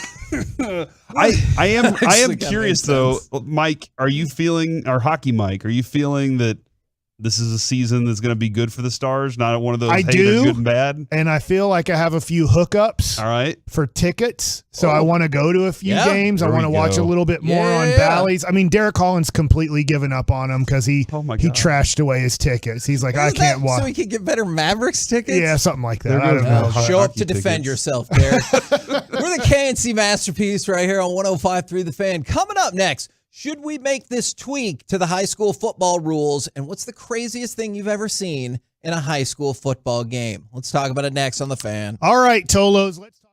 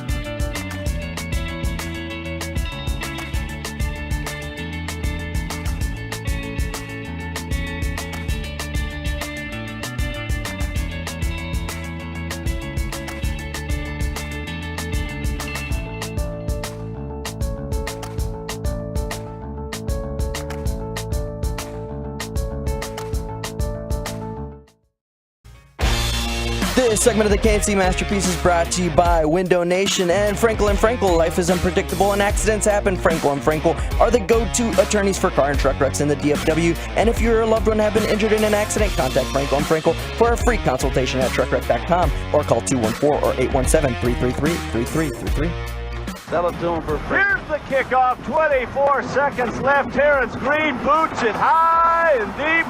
Going to be all right, just seconds run. 3. Got a crease. Oh, no. Oh, no. Oh, my God. Oh, my gosh, no. Come on, no. Oh, gosh. I don't believe it. God bless those kids. I'm sick. I want to throw up. The greatest call in the history of high school football. What game was that? That was the 1994 Plano East and John Tyler that was the back playoff and forth game. Bingo, bango, bongo. And yeah, those guys definitely got a lot of notoriety off of that. That is the incredible game, if you'll recall, in which Plano East gets, I want to say it's 4 straight onside kicks. Yeah. And scores 4 straight touchdowns. And then John Tyler, when it seems like they have blown the lead in the last 2.5 minutes, returns the kickoff for a touchdown. They advance. They had been dominating that entire game. So, Corey, you were bringing this up because last week, or just a few days ago, honestly, the high school football season started. And most teams played. The rest of them will be in action probably starting tomorrow and this weekend. So what's the craziest thing you've ever seen in a high school football game? I didn't see that live, so I'm just going off of games I covered. Yeah, I know, like, in Kevin, Avery is now at the point. He's at that age. He's a sophomore, and he's like, I want to go to football games. And he went to last week's game, Plano against Byron Nelson. All right. Trophy Club. Yeah, Trophy Club, Byron Nelson. And at one point, he said, Dad, we're down 41-6. And I was like, what? What did you just say? Oh, you're losing to Byron Nelson 41-6. Now, is Byron Nelson better than I knew? Are they? I could see that. Okay. All right. Hall of Famer. It's different. Well, I mean, I assume it wasn't. Maybe it was named after him. I don't know. No, it is. It is named after. The high school is named after him? Yeah. Oh, that makes sense. Well, then there you go. How many other Byron Nelsons do you know, Kevin? I mean, but Name it feels one. like usually I can't. Well, it feels like all usually, you have to say is I Byron bet if you Nelson. went to the Don Nelson family tree, whether before him or after him, There's a Byron in there? There has to Okay, be a Byron okay. in there, Yeah. right? There's So- a Michael Byron Bassick right there. I don't What is your middle name? think that is correct. What did you call it? Byron? Let's just call it Byron. Do I have a You middle know name, who Bassick? my middle name is? I don't know what Rigo's middle It's name Jose. is either. Yes, thank you. It's Jose. No, I don't have one, actually. What? I just wanted to give Bassick. You don't have a middle name? You don't have a No, I middle don't. name? No. 877-881-1053. How many people don't have a middle name? Yeah, so in Mexico I do have one. It's Lara, but because it's in the States and it's a whole thing, They took it away from you? basically, yeah. What? They What? took my middle name That away is from me. terrible. This is shocking There's 2 news last to names. me. How about that? We Were can you roll with that. Born in Mexico? No. So the whole thing with me is my parents basically have or they were gonna get my birth certificate set for Mexican and dual nationality. Okay. But because they didn't roll with that, they were like, well, we'll Where just were keep the you American born, nationality. though? Lawrenceville in Gwinnett County, Georgia. Okay, All right. so, but you were born in the United States. Then I feel like the United States should not be able to take away your middle name. I agree. That's the United States. Okay, I will. Give me some time. They can do what they want. I had one grandfather whose middle name was Leon. And his first name was Melvin, so he was Melvin Leon. That was awesome. I had a friend who had 2 middle names, and so I said, that means you have no middle name. This is our high school football segment. All right, so Did Mike just get this show back on track? all right. What just happened? High school football in 1996 from the 214. Number 1, North Mesquite. Number 2, Odessa Permian in the country. They played at Mesquite Memorial Stadium. It was totally sold out. 20,000 plus people. People were sitting on the grass. You know it's a huge game when people are lined up on the hill on the grass. Yes. That's an awesome feeling. And what was this game? 1996. I will bet that person a lot of money that they weren't ranked number 1 and 2 in the country. Because that's right when I was in high school. And I know that North Mesquite was not number one in the country at that North point. Mesquite was awesome. They were great good for a period of time. But I bet they weren't number one in state. Could be. Number two in state, I can buy that. I did not fact check the rankings on there. Is there a place that keeps those rankings? USA, you can go to USA Today and try to research like 1996 USA Today National High School Football rankings. Make it happen. Got it. From the 817, 1979, Bell versus Trinity, a plane buzzed the field and threw out toilet paper and TP'd the field. What? That would be pretty crazy. I guess my crazy one really stunk because there was like 40,000 people there, and it was Duncanville and North Shore were ranked like 5 and 6 in the country at the time. Okay. And Duncanville had scored a touchdown with, I believe, under a minute to go. They went for 2 and didn't get it. I believe they were up by 2 because I think a field goal would have won the game, and North Shore had a good field goal kicker, and they're getting close to field goal range, and then they hold on the next to last play to take them out of field goal range. And you're thinking, all right, all Duncanville has to make sure is that they don't give up a touchdown on this last play. And they threw a damn Hail Mary and caught it in the back of the end zone. And that stunk. I remember that. And then North Shore won the next 2 championships against Duncanville. So they'd won 3 in a row. And then last year, Duncanville finally said, we've had enough. And they beat North Shore. I believe they've met 4 years. No, not 4 years in a row because there was 4 out of 5. Yeah, right? South Lake beat Duncanville 1 year, and then one of those Austin teams beat North Shore, I believe, and that's been the only time in like the last 5 years they haven't met. So my craziest game is going to be something different, but my favorite moment ever was, I've told the story on air before, it was the first year that John Paul in Plano was open, and they played Fort Worth Nolan. Fort Worth Nolan whipped their ass the entire game. They were up, I don't know, like 42-0. They went to a running clock. At one point, a JP kid fielded a kickoff at the 5 and then backed up and took a knee in the end zone for what should have been a safety. And then right then, the ref threw a flag and said that Nolan was offsides. And I was like, God! That was mighty nice of you. But in that one, Fort Worth Nolan just started running the ball right up the middle. They ran it right up the middle, 2 or 3 yards. JP called timeout. It's 42-0. They do the same thing. Run the ball up the middle, 2 or 3 yards. Timeout. So now it's like 3rd and 5-ish. And so all of a sudden, Fort Worth Nolan goes 4 wide and throws a bomb like 50 yards down the field for a touchdown. And parents were complaining afterwards. They were like, that's classless. And I was like, that was on you. You should not have been calling those timeouts. Did you find out why he was calling the timeouts? Yeah, because they thought they wanted to get their offense back out there. I was like, but why? I saw your offense. They didn't even gain 42 yards in that game. I could totally hear a coach, like, because we heard it how many times. I can hear a coach going, got to get those guys some reps. Got to get them some reps. You know, as many reps as possible. Well, then you shouldn't have gone to a running clock either. I'm going to have to go back and watch it on film. The craziest game I ever saw was 2008 at the old Texas Stadium. Okay. Right? Is Cedar Hill against Plano West. Plano West was ahead in a playoff game 28-0 at halftime. So I started to write my game story. Well, that game story became irrelevant as in the second half, Cedar Hill scored 5 touchdowns in a row, and then the game eventually went to overtime, then double overtime, then triple overtime, in which Cedar Hill won the game 52-49. They were losing 28-0 at halftime. That game was freaking wild. So that's going to be... I think I was happy that you had to cover that game because I was like, good gosh, that's a long game. I had Plano around that time. Yeah. So I was feeling pretty good. And that was when they used to do, and they do it to a certain extent. I don't know if they do a quadruple header anymore, but they did that at Texas Stadium and then they moved it to AT&T Stadium. I think it was usually the first and second weekend of high school football playoffs. They would have quadruple headers at Texas Stadium and then AT&T Stadium, and it was so fun. From the 817, 9 touchdowns by Jonathan Gray in the playoffs at AT&T Stadium.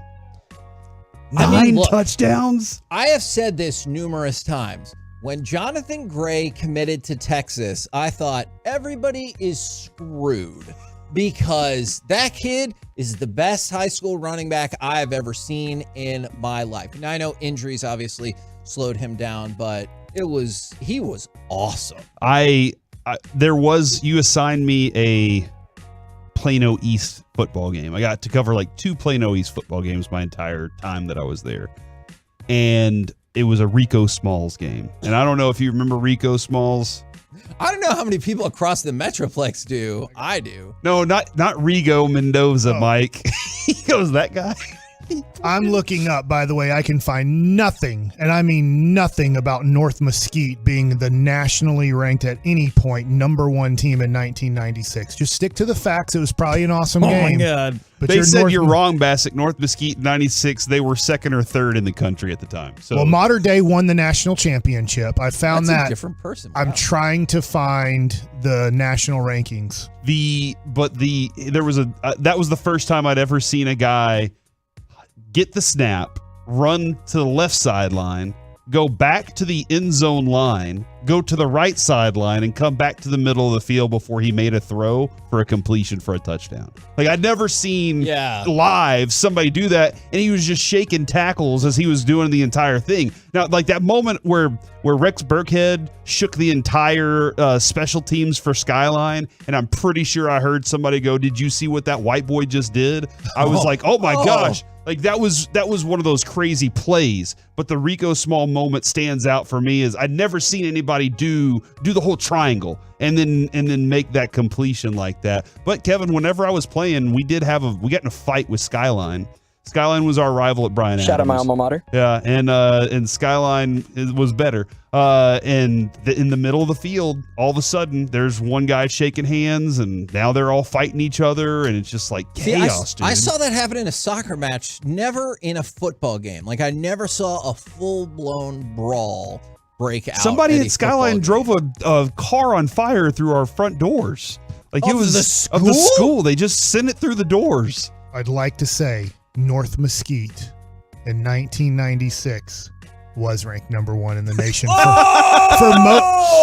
for most of the year, but not at the end of the year. Yeah, they had an injury to like their star running back or something, I do believe. Byron Hanspard? Am I just No, totally... like I do know this. I got to call up my buddy. I'm always forgetting his first name because of his high school. Sproles. He's one of my catchers Darren. for when the Dallas Darren Mustangs only Sproles. had one team. Like 15 kids in the country could say they played for the Dallas Mustangs, not 400 million. And he was I think he is a year younger than me, so he graduated in 97. So he was a really good football player. So I guess Mr. Sproles was on this team.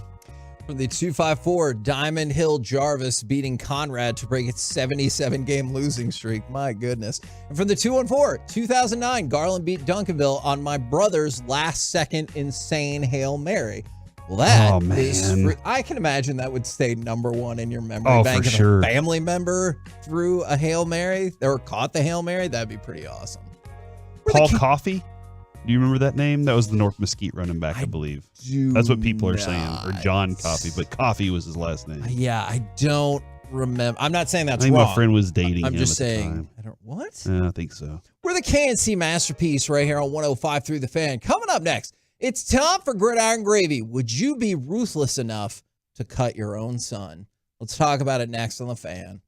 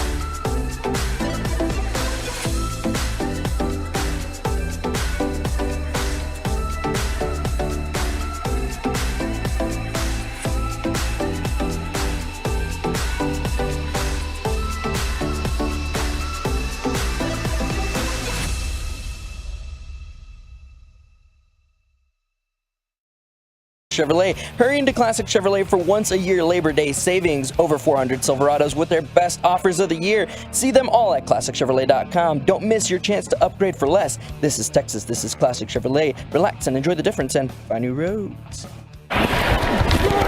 First down and 10 as Zappe pulled it in. Now throws. Touchdown, Jacoby Myers. KNC Masterpiece back here on 105.3 The Fan. We're going to talk about Bailey Zappe as well as a bunch of movements and shakings in the NFL. What about Jacoby Myers? As probably not as much. As we go around the entire NFL and dip into some gridiron gravy. Mendoza line. And he added it. I like it. That was Rigo. That was delightful. That's leadership right there. That is. Well done. Well done. Now we just need to get your middle name back. Let's start with the Patriots cut their other two quarterbacks besides Mac Jones, including Bailey Zappe, who for a while looked like he was primed or did kind of take over the starting spot for a minute. They cut him both. They cut them both. There's still some things that can happen, obviously, with the Cowboys and every other team's roster. But at this moment, I do believe Mac Jones is the only quarterback on the Patriots roster. Zappe was an exciting story for a few games last year. He was. He was not very good in preseason this year. And now, Kevin, I think that it seems as if Bill Belichick ascribes to your theory that if you have two quarterbacks, then you have zero quarterbacks. Well, one could be the backup. That's fine. But which one? Like, nobody wanted to answer that question, right? Like, Mac Jones was They couldn't. Mac Jones, everybody was like, oh, get rid of this chump now. After Bailey Zappe went nuts for a few games. And now they're like, hold on, he really wasn't that good. Will Greer has been picked up by the Bengals and added to their practice squad. Remember, we just talked about that yesterday or the day before, that they were one of the teams that was interested in Cooper Rush. Didn't get Cooper Rush. Now they pick up Will Greer on the practice squad. And the Rams are adding Brett Maher. So hooray. Good for them. And I guess good for Brett Maher. He's going to a bad team that I think is not going to be good this year. I agree. Because that quarterback can't connect with his teammates, is what his wife told us. But I don't know, man. The kicker carousel, we were just talking about it. Like, somebody was saying, oh man, this kicker in high school, right? Like, you barely ever have consistency at kicker in high school. That's true. And then, so they never really make it anyway. Kicker's a tough spot, dude. Now, toughest job in the NFL, right? No, definitely not. Then why can't they make 100% all the time? Not easy to kick a ball. I'm not saying it is easy. He asked, is it the most difficult job in the NFL? No. Name one. Quarterback. Lots of guys throw for touchdowns. I bet more guys on the roster have played quarterback before than been the kicker. You're probably That's probably you're true. probably right That is about probably that. true. I will not dispute that. Well, maybe that could be the new position for Jalen Reagor, as he has now been cut by the Vikings, former first round. That was a colossal mistake. Current son of Monte. Mm-hmm. Texas Tech zone. Do you think he will pick up somewhere? Is he now a practice squatter? He was, what year was he drafted? 19? Maybe. 18, maybe even before that. But it's probably coming to a close. Yeah. It's such a tough, you just think of 2020. You just think about how good he was. He's 24. And just how tough it is to stay in the NFL. Sometimes, obviously, we watch preseason football. It's pathetic. But they're still all really good at football. Even the guys that are getting cut, even the guys we don't care to watch, like, they're still really good at football. It's just tough to stay in the league. Yeah. No, I Kevin. Do you have terrible news? For you. Oh, no. Isaiah Land is now an Indianapolis Colt. I know that was your guy. You've been rooting for him this entire time. He was your pet cat. Running back. Linebacker out of Florida A&M. But he's taking Jonathan Taylor's spot for the first 4 weeks. But he is going to the Colts now. Sorry, buddy. I do kind of wonder if this will, and I'm sure this happens all the time, and a lot of these players don't pan out. But I just remember feeling kind of agitated last year when everyone's like, oh, John Ridgeway is a nobody, and you'll never miss him a second in your life. And then it turned out you're like, oh, yeah, he's not so bad. I wonder if the same thing will happen with Isaiah Land. Kevin, did you They say probably don't draft Mozzie Smith if you keep Ridgeway, to be honest. They might go in another direction in the first round. Did you say that Bailey Zappi was on the practice squad for the Patriots? Oh, did they put him on the practice Put squad? him on the practice Hell squad. So there yeah. you go. There's a lot of news happening right now. So there is a lot of information coming down the pike. All right. Or pike. And that makes, man, I've always thought it was Pike, but Pike? Let's I'm go not look. 100% on that. That makes a lot of sense. I'm a little bit surprised they could put him right back on the practice squad, but maybe they just worked out that deal. We talk about that with like the Cowboys and their long snapper and all kinds of things. Did you see that Doug Peterson cut his son from the Jaguars? Now, it's interesting. He played in the USFL, Josh Peterson. He's a tight end. When they signed him, it, of course, said nothing about him being Doug Peterson's son. When they cut him, it says nothing about being Doug Peterson's son. But this is you were just bringing it up with Rager. This is a tough, cutthroat business.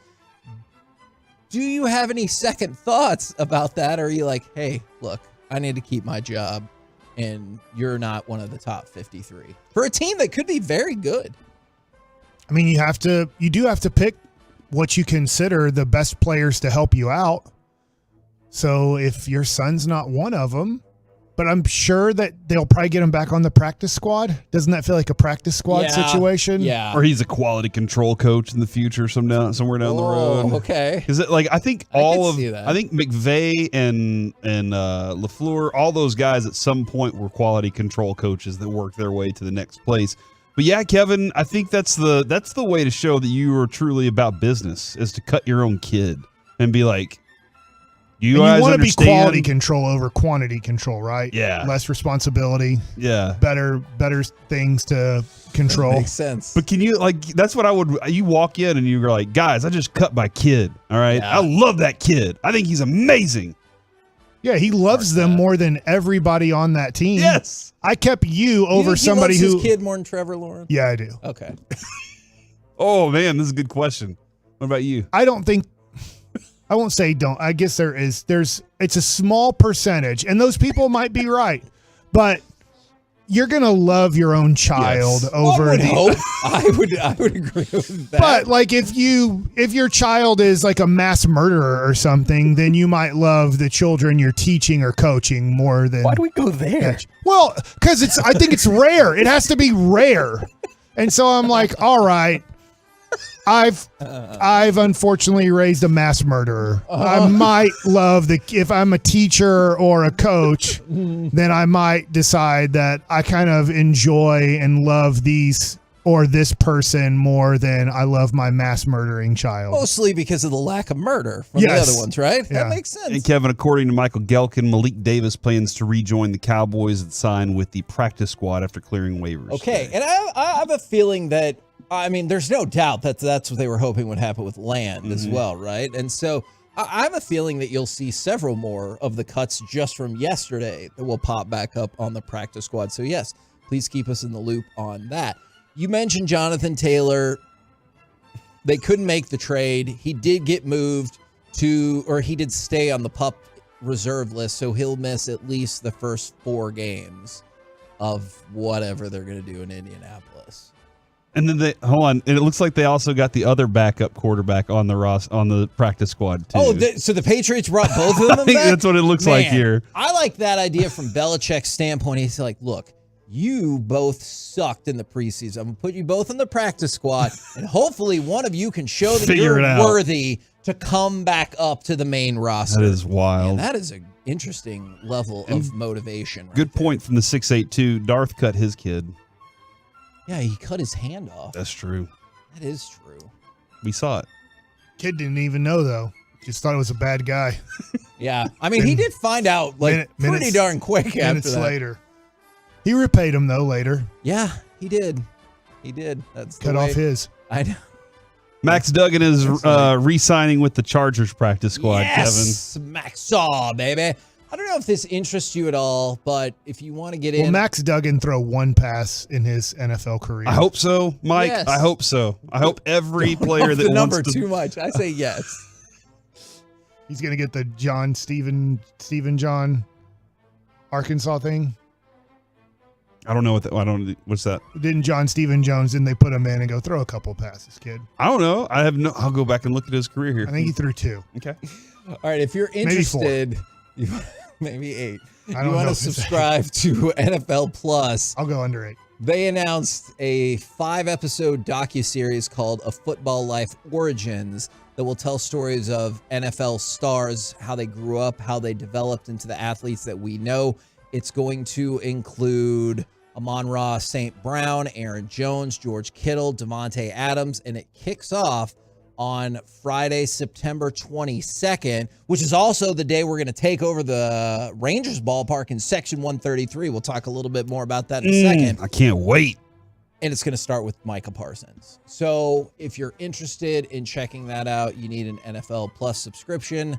I realize people are probably trying to get rid of some of their subscriptions, but if you're so inclined, go check it out. Are you interested in stuff about Micah Parsons? I would be, but that's not enough to get me to subscribe to Okay, NFL gotcha. Plus. John Stephen Jones, way over 8.5.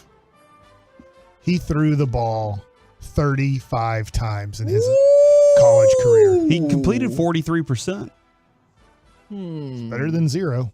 That is true. Yeah. What about Nathan Peterman in that one game, He Kevin? threw 2 touchdowns. That is very true. All right, so do you want to retract what you said about him? He's unbelievable. Over under the longest pass he threw in his college career. And I'm going to give you how many yards he threw for in his college career. Okay. He threw for 119 yards. What do you think the longest completion he had? It wasn't 119 yards. 13 yards. Are you on ESPN right now? No, is that what it is? Yeah. Let's go. I'm glad you told me the number, the yardage number, because I was going to say like 27. Yeah. We're the KNC Masterpiece right here on 105.3 The Fan. Coming up next, this could be a serious segment. I'm actually not entirely sure how this is going to play out, but I'm really intrigued. Inspired by Cowboys cornerback Jordan Lewis, who's the person that checks in on you? 877-881-1053. We'll do that next right here on The Fan.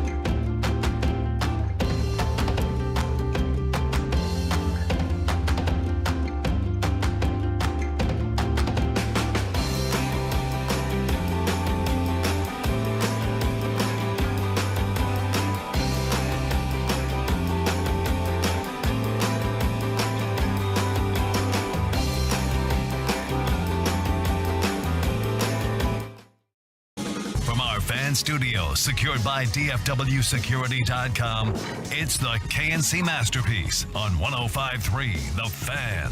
KNC Masterpiece right here on 105.3 The Fan. This is inspired by Jordan Lewis. Who is the person that checks in on you? 877-881-1053 if you want to get involved in the conversation. I also want to hear from our YouTubers and the folks on the Twitch. Also, want to give you a heads up. You want to be part of this station? Tomorrow, your final chance at Fan Phenom. It starts at 7 o'clock at Fat Daddy's in Mansfield. It's your shot to join the Fan team. And to make it even better, G-Bag will also be broadcasting out there starting at 2. So you can hang out, watch G-Bag, see how they do it, and then try out for Fan Phenom yourself.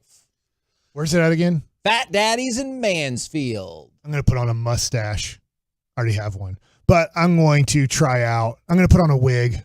I'm going to try out. Do you think you will win? I don't think I'd win. I think I'd get cut. Which is funny because I've been here for over a decade. I don't and know. Could you imagine if like Spittle didn't know who I was and I tried out? I don't know if I would make it. Well, I mean, your baseball knowledge would work. My thing is, I'm betting you walk in there and you're like, let's talk Mavs. And then that's what he's like, no, I don't know. No. But Mavs don't move the meter. But you have plenty of personality, That's Mike. true. You got plenty of personality to go along with your baseball knowledge. So I think you'd be just fine. You're built for this business, man. You've got Moxie, kid. Oh, great. All right. I hope everybody wins tomorrow. There's only one. Yeah, like the Highlander. Like 99% of the people who are doing this are going to lose. They're going to have to chop each other's heads off? Actually, to be fair, there is precedent for, like, if you finish second or third, perhaps some sort of conversation. So give it your best is what you're saying. Yes. If you're hoping for financial security, if you're really good at this, that All right, will Mike, not. zip it. That's That why won't you're not gonna happen. make it. Why not be honest? I don't You might have I don't talent. agree with It's going that. to take time to make money in this Okay, thing. that I do. I do. And like decent money, not like good money. I disagree with that as well. So Let me see your contract. This is inspired by Jordan Lewis, and I saw this via a tweet from Patrick Walker. Is Jordan Lewis talked about his foot injury and staff and players showing up at his front door when he didn't answer his text due to mental health concerns. And he said, quote, "It made all the difference, honestly. When I was down, all of the coaches came to see me. Quinn, Harris, Witt, those guys came to see me, and it just made all the difference to see they were fighting for me, made it easier to go out there and perform." And so we can talk about that aspect of team building. That seems like it's super positive. But then also, Corey, the question that you brought up is who checks in on you? Yeah. And because I think, you'll hear a lot of people say, hey, check in on, the people need and be checked in on. Check in on your friends. Sure. And sometimes you need to be checked in on too. This is the more I think about this, Kevin, they gave Kelvin Joseph every opportunity. They did. Right? Like they said, hey, man, Jordan Lewis, while he's still rehabbing from this, he practiced today and looked fine. Brought us called in this morning to Sean and RJ, and he practiced today. I think he could have practiced before. Probably. But they said, Jordan, we know you, we love you. We're gonna give Kelvin Joseph every. I don't know if they told him, but we're gonna give him every opportunity. And he wasn't good enough to get it. It was like that's what I learned from this is that they knew Jordan Lewis was gonna be healthy and ready. They know what Jordan Lewis is as a competitor, and they gave this other guy that they really wanted him to have all these opportunities. But he didn't line up in preseason games right and stuff like that. I always wonder this from a coaching standpoint as Dan Quinn, from what we understand, right? He was really sold on Kelvin Joseph. Yeah. And he was the one who said, I don't care about his past. I don't care about his history. I don't care about his smarts. Because he's not very smart. I mean, let's just throw it. He's just not a very smart person.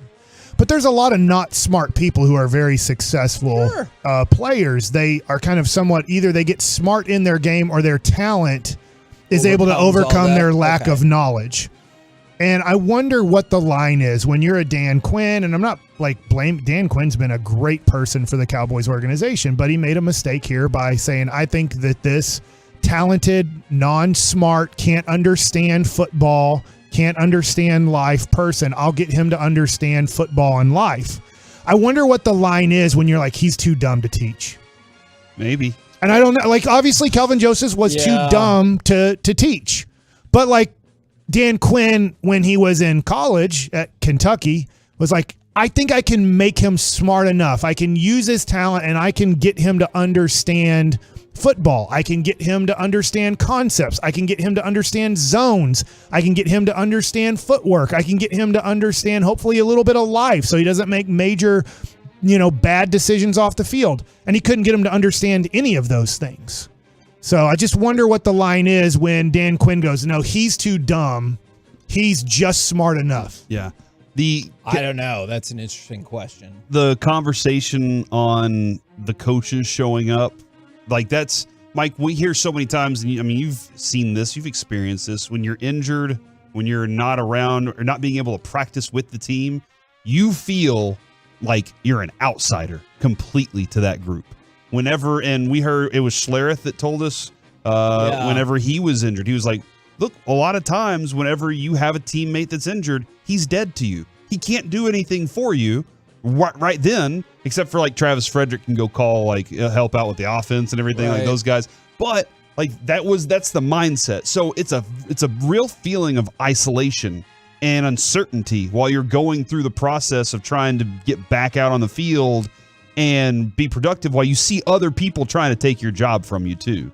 And so I can just imagine for Jordan Lewis, who I like a lot. I know you have your thoughts on him too, but I think he's quality cornerback in the slot. I think that we have a bunch of good players in the cornerback position this year. So I'm really excited about that. I asked her last night the same question, and she named about 4 friends off that will call her and just see how she's doing. And she was like, who is it for you? And I was like, all right, my buddy Travis, my buddy Ryan. And then I was like, I know Kevin, like Kevin checks in. Kevin listens to everything. Mike, before you get here, I've pretty much given Kevin about 10 minutes of whatever happened, whatever update I have. He's my sounding board. And then Reggie will frequently just check in and be like, hey, Bubba, how you doing? And like out of nowhere sometimes. And I always appreciate that. So that is, and somebody just texted 208. Nobody checks on me. I check on everyone. I feel like that's my mom. My mom checks on she's trying to take care of everything right now. I think about that sometimes, the way, like, obviously Robin Williams very famously had previously described it, and then you saw what happened there, is it can be tough because initially you're thinking, like, check on the people that something bad happened to them, or you need to check in on them. But I do kind of feel like everybody needs somebody to check in on them, because you could put out whatever facade you want, but internally it might be totally different. And like, I think I'm lucky in that aspect. Like, I bet a lot of people is my wife frequently checks in on me and then like tries to reality check me, I guess is the better way to put it. Yeah. Because if I lament about something and she's like, okay, but is that what's really happening? And I'm like, no, I guess not. And so she's really helpful at keeping me grounded or keeping my head in the right space. And the other thing is, I know not everybody has these means maybe, but honestly, that's what Talking Doctor can be for. Like, if you don't want to burden somebody directly in your life with that, your perceived burden. It's not necessarily a burden, but your perceived burden. That's what I love Talking Doctor. I was like, well, if nothing else, he gets paid to listen to me.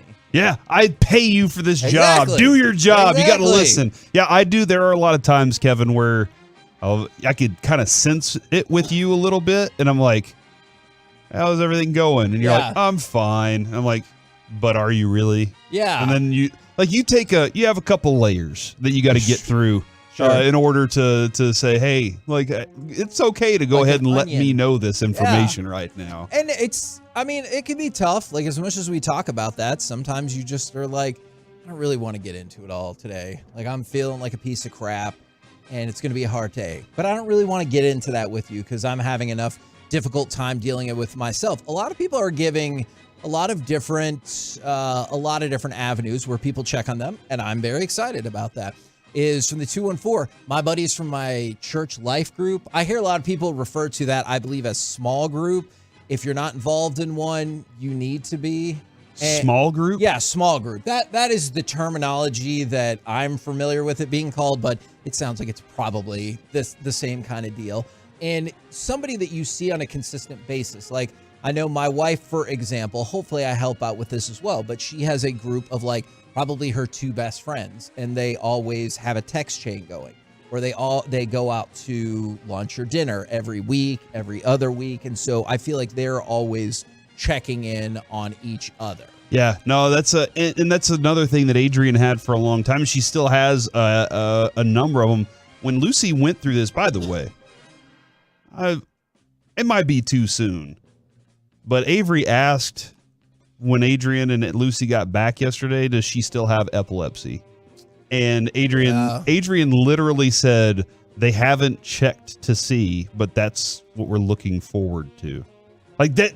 There's a possibility that it might be gone. I never even thought about that. So the doctor was so excited about what Adrian told him that he was like, I wish we could hook her up right now just to see, because she looks so great. Like this was, I was almost in tears. Anyway, but Adrian she joined a group called Hope for HIE. That makes sense. And all these parents had something, all these moms had the similar kind of thing that they were dealing with. So she found comfort in that, and then she's been able to find comfort in helping other people along the way that are experiencing what she went through early on and how they can do that. I don't remember the actual name of the group. What I called it for Jess was Ladies with Loss. Okay. And she was in a group with other women who had gone through miscarriages. So there was a different name for the group, but that is how we shorthanded it. And I think that is useful too, to go through like with people who know exactly what you've been through, or they've been through a similar scenario. Now, somebody brought this up from the 832. Nobody checks on me either. I check in on everybody I love. I would just throw it out there if you want. Maybe find the 2 people or 1 person or whoever you're most comfortable with and ask if they can check in on you, because that person might just think, well, they're the strong one. They're the one who, makes sure everybody else is okay. They don't need it. Yeah. So they honestly might just think you don't need it. And from the 214, I've really considered a talking doctor. Is there somewhere to start if you don't have the means? This is why, Corey, you raised the money with the cupcakes. Yeah. This is why we've done events for them before. NAMI North Texas, NAMINorthTexas.org. They have a plethora of free programs. And also, they can make recommendations or send you down a path if you do become interested in or have the means to go with talking doctor. And some insurances cover it to a great degree, but NAMI North Texas is a great organization for that. Yeah, and Kevin, I do want to update you on a couple things. Earlier, I told you that Malik Davis had re-signed with the Cowboys practice squad. It looks like Sean McEwen has now re-signed with the practice squad.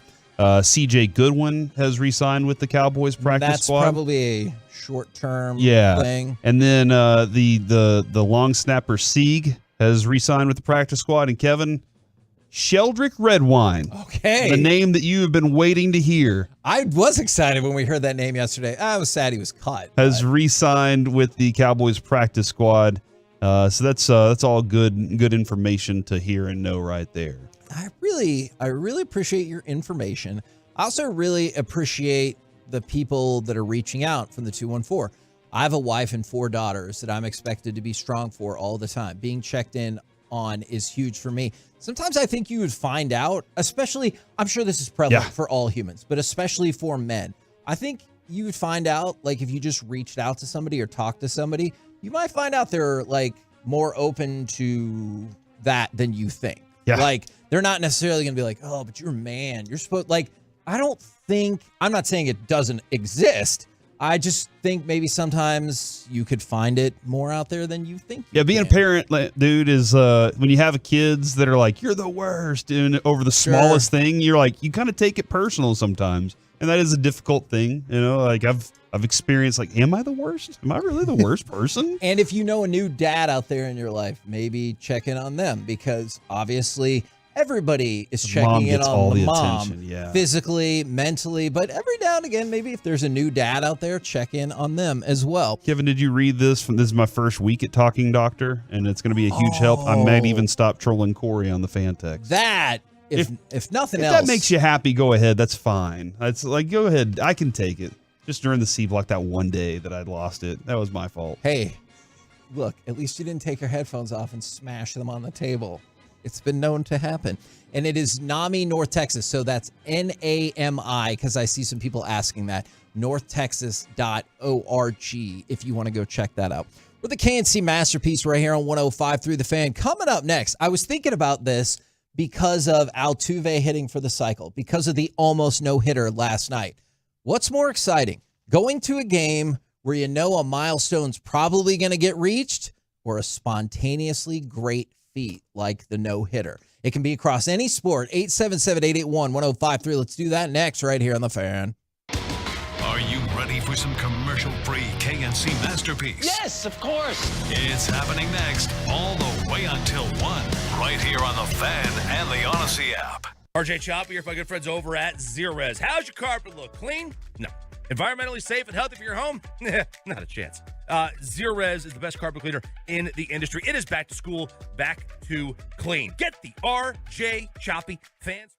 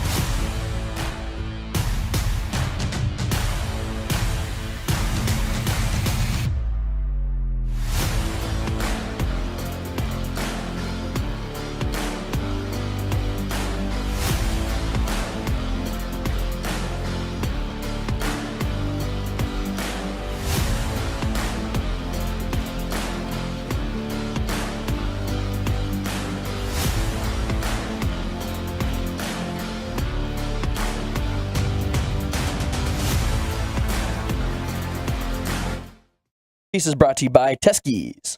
Attention dove and deer hunters. Teskey Weatherford has over 1,500 guns in stock with more than 350 shotguns and over 400 rifles for you to choose from. Teskey's, I-20 Weatherford, Texas. Teskeys.com. That's it! Number 7 is in the books. The remarkable Ryan has done it again. KNC Masterpiece back here on 105 through the Fan. All right, so we're going to get into this topic. What's more exciting, going to a game where a milestone might or probably will be reached, or a spontaneously great feat? But a couple of things we need to update, and I know Corey's got a bunch of really good updates, but I just wanted to read this one, and I really appreciate. It feels like people are real with us a lot. I know sometimes we probably annoy them, and they probably annoy us, but I feel How like could we annoy anybody? I can't imagine. Is Except for from the the 972. I'm almost in tears right now because I just realized I'm the one that checks on everyone. And I don't have that one for me other than my wife, who's so busy she's already exhausted, and I don't want to bother her with my crap. I gave him my phone number, and I said, if you need someone to check on you, reach out, text me, call me. I'm glad to do so because I feel like everybody should and somebody needs that person in their life to check on them. So I appreciate you guys trusting us with that type of information and those types of stories, and we'll try to do everything we can to help you out. Now I go to the Corey news desk, where it sounds like you have a plethora of Cowboys items for us. Yeah, I'm going to have to get back to you, Kevin. I got to send a text to somebody real quick. Check you. Is it a text to me? It's a check on a guy that usually checks in on my dad, and I just wanted to check in on him, so I'm going to do that real quick. And all right, but I just finished the text. We're good to go. According to Michael Gelkin, Matt Farniok is not expected to join the Cowboys practice squad. Brock Hoffman plans on returning to the Cowboys, according to Calvin Watkins for the practice squad as well. And Princeton Fant, the tight end, is re-signing to the Cowboys practice squad. Because he was making some noise in camp at certain times. So, Kevin, it seems like they have a second 53-man roster. It's just their practice squad will be how many practice squatters do you get? I mean, it's a lot. It feels like you need a squad. It used to be. Okay. You can do better than that. Because I remember the times when it was 7 or 8, and obviously they expanded it going back to the COVID times. And then I think a lot of people were like, hey, we kind of like this expanded practice. Is it 16? Up to 16 on their practice squad. They can have 10 players with 2 years or less experience, and they can have 6 players with no limitations on their experience. Oh, okay.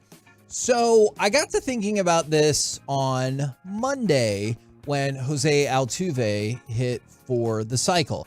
And then last night, we had the near no-hitter that included an incredible catch, I believe, the inning before, and then the no-hitter got broken up with 2 outs in the 9th inning. So my question to y'all was, is it more exciting going to, like, for example, my mom took me to the Nolan Ryan 5,000 strikeout game, but it felt like he was, I don't know, like 3 or 4 away. So everybody was going to that game thinking it'll be the Nolan Ryan 5,000 strikeout game. Do you remember when you found out you were going to the game? Dude, I was so pumped. And was it days before or the day of? Do you remember? I think it was probably days before. Okay. But what I remember is the bus driver, because it was like a company thing where she worked to, got lost on the way to the ballpark. And so we were all afraid we were going to miss it by like missing that. Luckily, we got there and everything was okay. We saw it, and I turned in my ticket stub, and I got this little Nolan Ryan pin to this day that I still have for his 5,000 strikeout. It's awesome. Turned in your ticket stub? Yeah, if you like mailed it away, then why would you get rid of that? Because I wanted that pin. You wanted the pin more than the stub. I think they might have sent the ticket stub back too or something. Because I still have, or I had 2 of them, and we sent one of them off. So is that the more exciting thing, knowing, hey, I'm going to go see this, or maybe I would have seen Aaron Judge hit 62, or is it the game that you show up at and all of a sudden somebody might go and throw a no-hitter, or a basketball player might score 50 points, or whatever you think? I always like to imagine that something spontaneously great is going to happen. Like, can you imagine showing up to the Dirk Nowitzki, Tracy McGrady game when both of them are just going off, and like you don't you don't recognize it in like the first quarter, but then in the second quarter, you're like, okay, what's going on here? And then they just start trading shots late in the game, and you're like, whoa! Like, that's something right there where I always like to, like, when I'm getting a ticket, when I went to the Stars game, Kevin, and everybody started throwing stuff on the ice, I didn't anticipate that Jamie Benn was going to be out in the first 5 seconds of the game. Oh, I didn't expect that, like, all that bad stuff, they were going to get scored 6 goals on them. Like, for a Vegas fan, they must have loved that. But for me, it was miserable. But I do like to go to a game and hope something wild and crazy pops up and starts happening. So I don't like to go to Milestone games, because I feel like there's a lot of pageantry for something that you just kind of been waiting for, and a lot of times a dude limped his way to it. And it's interesting because that game's going to be filled versus... That is cool. That is a cool experience. The bootleg Tuesday night game that you go to that it's like a quote-unquote sellout, and you're like, no way. There's only like 60 of you there, and you're like, we're the only 60 watching this no-hitter right now. And so people are kind of split on this from the 806. Spontaneous would be awesome, but I was there for Dirk's 30,000th point. And when he passed Wilt, the excitement during the day, the anticipation, the buzz in the arena, it was crazy. And then another person from Emily, the 682, possible milestones more exciting at the start, but I was at Kenny Rogers' perfect game, and I can reflect on that and think that was cooler. Haven't we established that everybody was that game? Oh, yeah. Everybody we've met over a period of time saw Rusty Rear in that moment. 600,000 people were at that Kenny Rogers game. I think they're both awesome, and they both have their draws. I do know going to, and I didn't know it was going to happen, but going to Adrian Beltre getting 3,000 hits and taking my boys. I got lucky like about a week before, thought this could be the game, and let's go to this Sunday day game because I think he's going to break the record. And luckily, that was the day that he did it, and there was this buildup every time he came to the plate. And I was recently at a Ranger game this year when Adolis Garcia had 3 home runs. And then he had multiple at-bats to get his 4th home run. And that was exciting, but it was only after he hit 2 that you thought, oh, and then that 3rd one went out, and you're like, oh my gosh, he could hit 4 home runs in one game. Were those other at-bats like electric when the first 2 weren't, probably right? Not, by the time he hit 2 home runs, you thought, all right, he's coming up again, like... And then you may not even seen like the first one live. You were just like, oh, okay. And when he hit the 3rd one, you're like, oh my God, he's hit 3 home runs in this. And that's what the crowd started going, oh gosh, we might see a guy hit 4 home runs in one game. That would be freaking incredible. When you're going to that game, that Dirk Nowitzki game or Adrian Beltre game or Nolan Ryan game, when you enter the stadium or the arena at 6 o'clock or so, what could possibly happen this night. Most likely it is going to happen. So there's already this buildup of energy where there wasn't like much energy going into the Garcia game that day because it was just another Ranger game. But to Corey's point, as the game's progressing, you start going, well, I could be watching something really special here. I'm sure the game that I know it was against the Knicks, and I know it went to overtime. I can't remember Luka's final stats, but Luka had 60 in the game, right? Yeah. Like that had to be something that was really awesome at the end. It was an impossible comeback situation too. So even with 2 minutes to go in the game, you're like, we suck. Because I remember watching that game going, God, the Mavericks just aren't good this year. And they weren't. But I just remember at the end of it, by the time you got to the end and overtime and the Mavs won and Luka did that, you're like, wow, that has to be the greatest offensive game in Mavericks history. But for the majority of the game, you're ticked off. You're like, why do we always lose to crap teams this year? That is an interesting point. From the 4-6-9, and we got these back-to-back, not even close. The random awesomeness performance, like a perfect game by a single player is better, and they also said it costs less. That's a person near and dear to my heart. From the 817, I've seen no-hitters. I've seen final big games by big players. I've never seen a player hit for the cycle. Hands down, the best part of going to a game is when something awesome happens that isn't planned out. Or something that you don't typically see for sure. Like I still, to this day, I don't know who it was, but it was an inside the park home run. And I remember that moment and the whole crowd rising. It's not something you get to see that often, but I still remember it. How awesome would it be, though, Kevin, to go to a game? Let's say Max Scherzer says, I'm throwing a no-hitter tomorrow night. Oh, my God. And then he goes out there and you're 3 innings in and he's no hit and you're like, oh my God, this thing is happening right now. Or first pitch, he's just like, you're like, oh my God, the dude's locked in. I desperately want to see that. Like, I understand why Jared was mad, but I'm not going to lie. I get Mike's point of view when it was time to see the no-hitter, even if it was against your team. No. If it's 4-0, 6-0, if it's 1-0, I still am like, we can pull this out. If it's 6-0, I'm like, it's over, man. I'll be honest. Starting Friday when Minnesota comes to Texas, I probably am not going to root for, I don't know who's pitching in that series. Like, I haven't looked forward to that, but I really don't want Minnesota at this point to throw a no-hitter against us. Okay. So there that is, makes more sense. Last year or 2 years ago when I was there for the Corey Kluber no-hitter, I already knew the Rangers were going to lose 90 games that year. It wasn't like they were in a competitive situation for a division title. I don't care at what point of the year it was. We knew that was a rebuilding situation team. So in that moment, I'm okay with it. Right now, I would not root. Tonight, I don't even know who's pitching for the Mets. I know it was to be determined last night. I'm not rooting for him to throw a no-hitter if he gets through 6 no-hit innings. I'm going to be like, no, screw it. We need to win this game really bad. So it matters what team you're throwing out there. I agree. I was rooting for the Mavericks to go 0-82 a few years because they were that bad. They were 9-73, I think it was one year. And another year they were 13-60 whatever. 69, right? Yes. Your favorite number.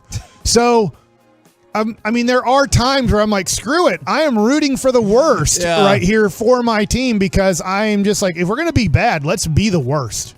I think about, it was a high school game I was at where the home crowd turned against their team. Oh, wow. Because and these teams weren't far. It was probably like, Plano and McKinney. So it's not like, oh, how did they get all these fans here? It's like, you just hop a couple more exits down the highway, down 75. But one team was throwing a no-hitter, and the other team cheered against their own offense because it was a blowout, too. No! It was like 8-0, and they're like, hey, let's just wrap it up, man. Like, I want to see this no-hitter coming out into the last inning.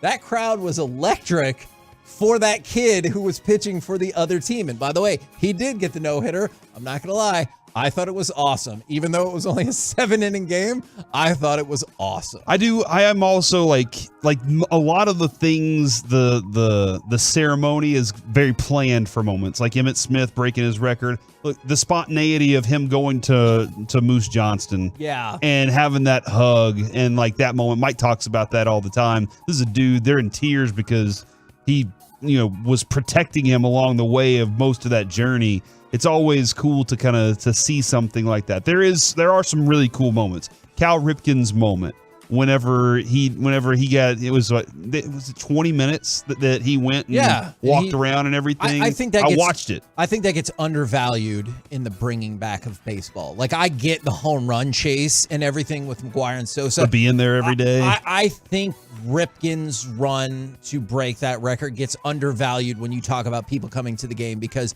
that felt like a thing that if you weren't watching when they, unveiled the new number and he did the lap, then you missed like the thing that was happening. I remember watching that specifically and being like super excited about it. And I was, I was a kid at the time, and now I'm still I would like to see something like that in the future. And those are things that you can count down to. You're counting down those things as it's going along. You're tracking it, just like the Sammy Sosa and McGuire home runs. Whenever they did that, you were counting each night. You were keeping up with it, and you were like, you didn't even care what number it excessively got to. You were just wanting to see what's the next one they can do. Yeah, it's really interesting. People seem very split, and they're very passionate on both sides, which I totally understand.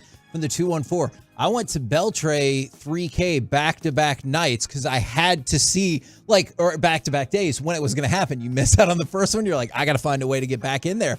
And then from the 561, I've been in the stands for many special milestones and occasions, but Boy Scout night at the ballpark when Kenny Rogers threw his perfect game takes the cake. And I see the appeal of both sides because I think the people who said the anticipation leading up to it is right. Like, usually there's a shared collective when you go to a sporting event. Like, you hope the home team wins. I realize you go to a Mavericks game, you see someone in the Lakers jersey, you're like, boo, or having some fun with them. But for the most part, the people there all want to see, their team win. And I bet in those milestone games, the hype and lead up to it is amazing because you're like, do you think today's the day? Can Beltre get 3,000? Are his kids going to run out? Like, it's going to be amazing. But when you just show up on again, we'll use Kenny Rogers, on a random weekday night, and maybe there's not all the people there, and then all of a sudden something starts to happen, and then you all become that collective in that moment. That's got to be pretty dang cool. Can you believe we're actually seeing this play out in front of our eyes? Right? You become friends with those people out of nowhere. Yes. You know, people you never even knew or met before, you become friends with them.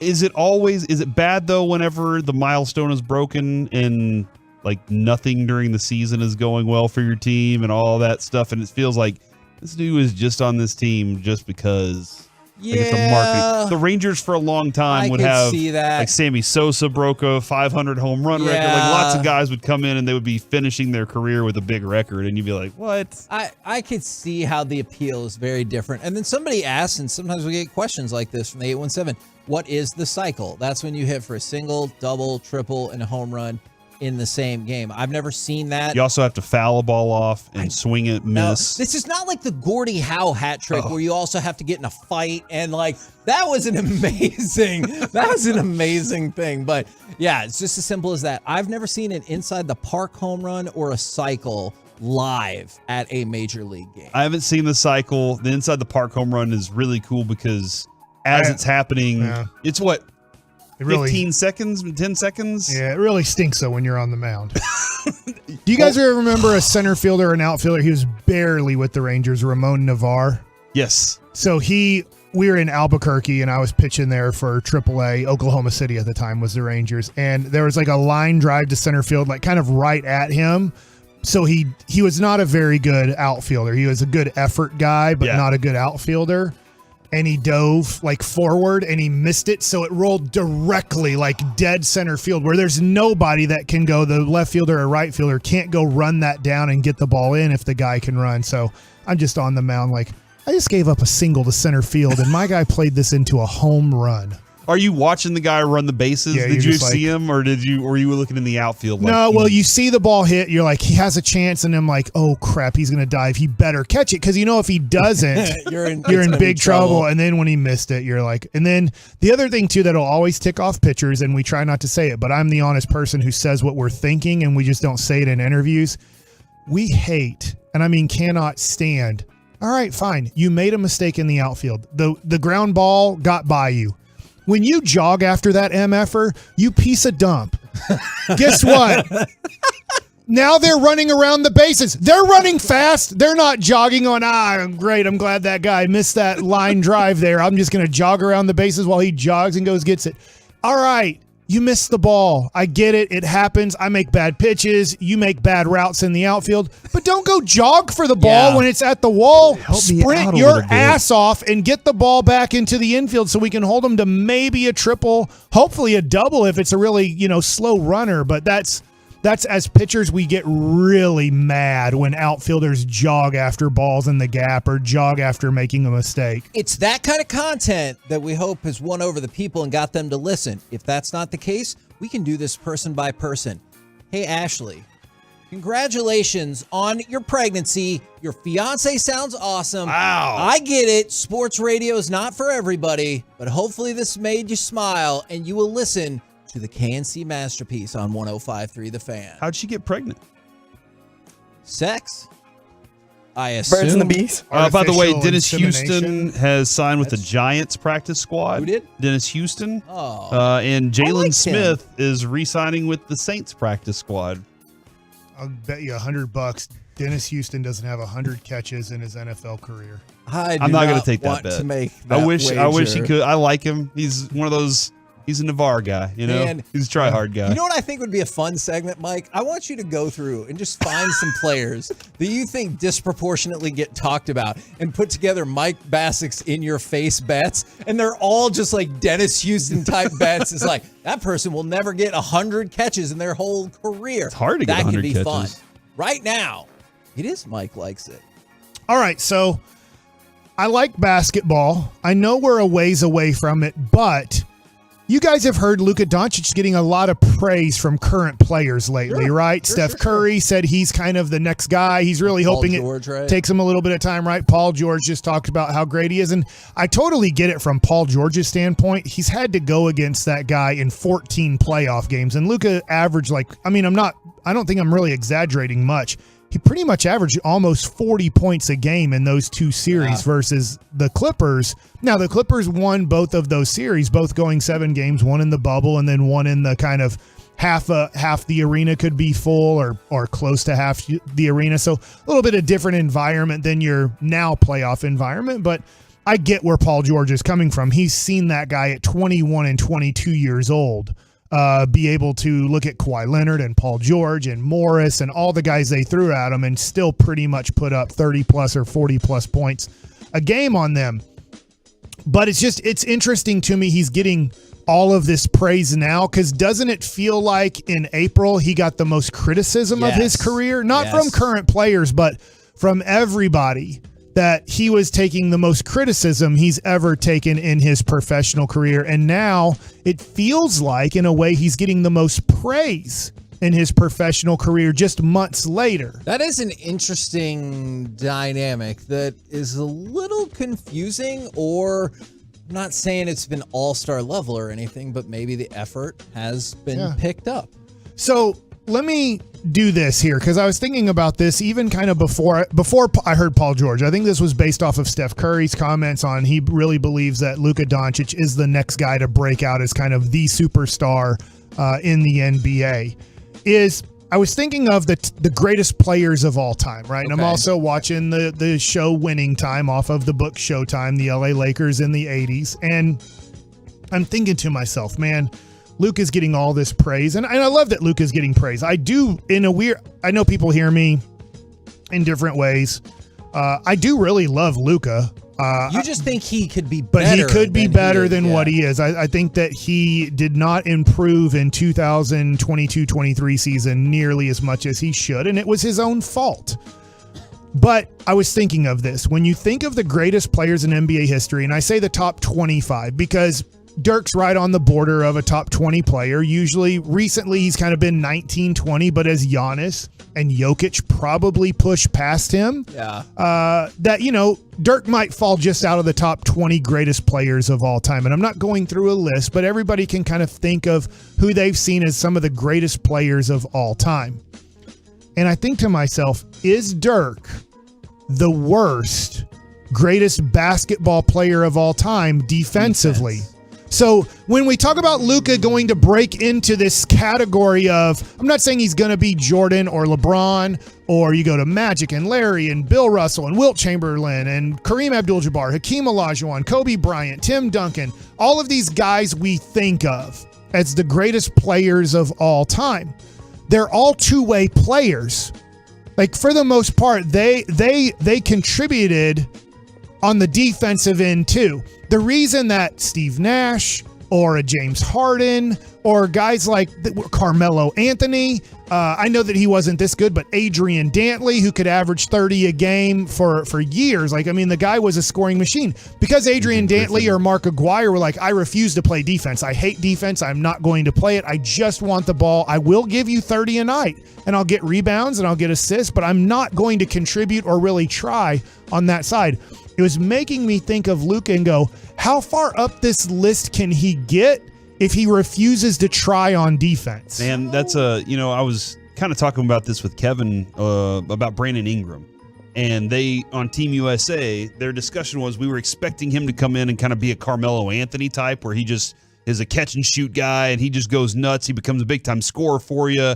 And he hasn't quite been able to do that. And I was asking you, if he was a lockdown, if he said, screw it, I'm just going to be a lockdown defender on the rest of the world for this, would everybody go nuts and be like, dude, did you see Brandon Ingram's defense? And I think within games for the Pelicans, I want Brandon Ingram to be better than he is.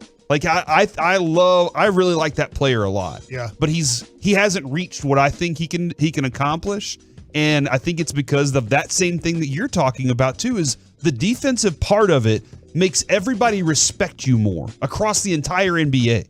people respect the guy who can score points on them and put that dagger in their chest, but also clamps them down and says, you can't get by me today. Can I ask about a player? Yeah, then let's do this. That I think that is higher than Dirk. Okay. How do you feel about the defense's one Steph Curry? That's a great one. So he's a top 20 player of all time, arguably top 10, right? Sure. He's in that question mark now. Is he a top 10 player of all time? And I think Steph Curry might be a worse defender than Dirk. And I'm not like, this is not, I'm taking the top greatest players of all time. Don't think I'm taking a shot at Dirk or a shot at Steph Curry. I just think of if you're considered a GOAT, one of the greatest of all time, if they didn't have like the top 75 players in NBA history, they're just taking the top 20 players. Dirk and Curry are in that conversation and probably make it. And those are probably your two worst defenders in a way. Steph is who popped into my head. Because Steph is limited by his size too, right? And then also he's limited by strength. And he would never they picked on him. Now he had a little bit of an injury, but the reason that LeBron has his title in Cleveland is they did a good job. I think it was Blatt at the time, right? Was their coach that won the championship with him. They decided to pick on Steph Curry. They're like, not only are we going to try to make it as difficult as possible for him to score, which we know we're probably going to fail at a lot of times, but what if we keep attacking him defensively because he's not very good defensively? He's very limited defensively. So I think that's a good one. So Steph Curry and Dirk Nowitzki, unless somebody can think of another one who's a definite top 20, 25 player in NBA history that you would somewhat maybe try to attack those guys because they weren't considered good defensive players. Somebody said Magic wasn't a good defender. No, Magic was a very good defensive player. He was 6'9" and guarded everybody. He guarded centers through point guards. He was guarding Jordan. He was guarding at times Moses Malone. I was recently watching last night. I was actually watching 1982, the Eastern Conference Finals of the Celtics versus the Sixers. I wanted to get a little bit more, since this show Winning Time is on 1982 right now. I'm rewatching some 1982 stuff.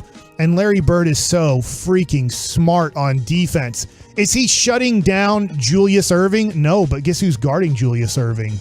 Larry Bird is guarding Julius Erving. And guess who's getting steals in the passing lane because he gets off of Julius Erving because he sees the ball on the weak side and he sees where the ball's about to go. And so he's like, all right, I'm so smart at this game. I'm already reading 2 passes ahead. I know they're going to pass the ball at the elbow to Caldwell Jones, and I'm going to jump the pass and I'm going to get the steal here. And now we're going to get transition. So even like Magic Johnson and Larry Bird, you might not say great defenders, all NBA defenders, but very good, smart defenders. Nash won 2 MVPs and was a very poor defender. Right, but he's not. He's not in the category. As high as the rest of them. So he doesn't. Nash haters. He's definitely not. He had MVPs. But he was a poor defender. Right, but nobody ranks him as that category. So that's where, that's where Nash, Harden won MVPs and has won all NBA stuff, but people don't really consider him a great of all time because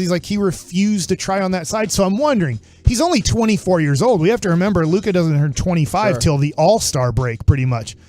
I'm just wondering if all of this praise is coming on him right now, which I love, it gets me excited about maybe the Mavericks can be better than I think. I'm going to be honest. I think this is a 42-40 team. Yeah. I don't think it's much better than that, and I think there's going to be chaos at the end of the year with Kyrie Irving because he's not going to be happy with being on a 500 team. I wonder if he's ever going to, I'm talking about Luka, commit enough to defense where he's like, I'm going to be at least as good as Steph Curry, as good as Dirk Nowitzki. Like, Dirk, I don't really remember. Maybe I'm wrong. Maybe it's revisionist history. I don't remember Dirk dogging it on defense where he's like, I'm not getting back. I don't care about closing out on defense. And when I close out, I'm going to make it we call it eyewash in baseball, but you can call it horse-ass. Such a horse-ass closeout where he knows he's not closing out. He's just running at the guy so he doesn't shoot the 3. And then he just stops playing defense. He's like, I'm just going to make him go get a dunk instead of shoot a wide open 3. But he's not really trying on defense. It's just eyewash that he's giving you. And so I'm just wondering, I think Luka has the ability, I really do, to get into the conversation of better than Dirk, better than Steph Curry. Curry's going to be really tough because of all the championships. but I don't know if he ever will. If he goes into the I'm just James Harden, I'm just going back in the day, Adrian Dantley, Mark Aguirre, Carmelo Anthony. I don't care about one side of the court for the majority of my career. We're the KNC Masterpiece right here on 105.3 The Fan. What an illuminating edition of Mike Likes It. Coming up next, it's time for the C Block starring Corey Majors. We're ahead of robots, and that's all that matters right now. Next on The Fan. Rangers fans, did you know that every year the Texas Rangers Baseball Foundation impacts thousands of lives across our community? From access to baseball and softball to education to emergency relief, the Rangers Foundation is there.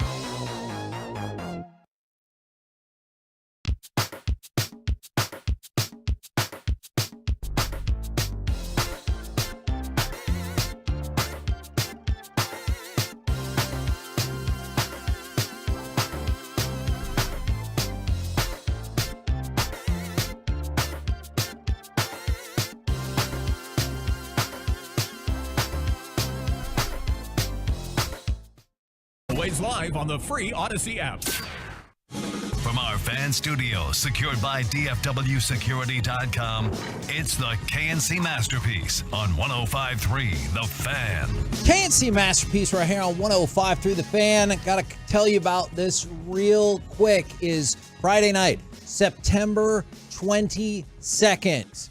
We're going to be packing Section 133, ready to party. Hosts will be there. Rangers.com/133. The night, I mean, you should always go out to the Rangers game, and you could always party in Section 133. But Friday, September 22nd, that's when the Fan is going to take that thing over. Yeah. I'm also told we have a Tolo that's part of the founding of that. Oh, yeah. So that's awesome to hear. That's what helped make this so easy to set up. Now, the segment that always dominates, it's the C Block starring Corey Majors. Thank you, Kevin, for introducing the segment known as the C Block. I would like to talk about Micah Parsons to start things off, if everybody's okay with that. Yesterday, I saw a tweet from Kevin Gray, and it was a video of Mozzie Smith and Mozzie Smith and Micah Parsons training with boxing trainer Tony Mack. And I don't know how you guys feel about this, but for me, I think this is huge. I think this is very important because Micah in the offseason was very vocal about Dexter Lawrence from the Giants and saying, I need a beast like that to play in front of me. And when the Cowboys drafted Mozzie Smith, he was one of the first people to say, yes, let's go. Like, he was excited about this guy. And I think he really wants everybody to play at his level. Like, the level that Micah Parsons pursues everything at is, I want to be great. He talks about being great all the time. I don't want to just be a Hall of Famer. I want to be the Hall of Famer. Sure. You know, I want to be one of those guys that when you're discussing me, was he the best at that position?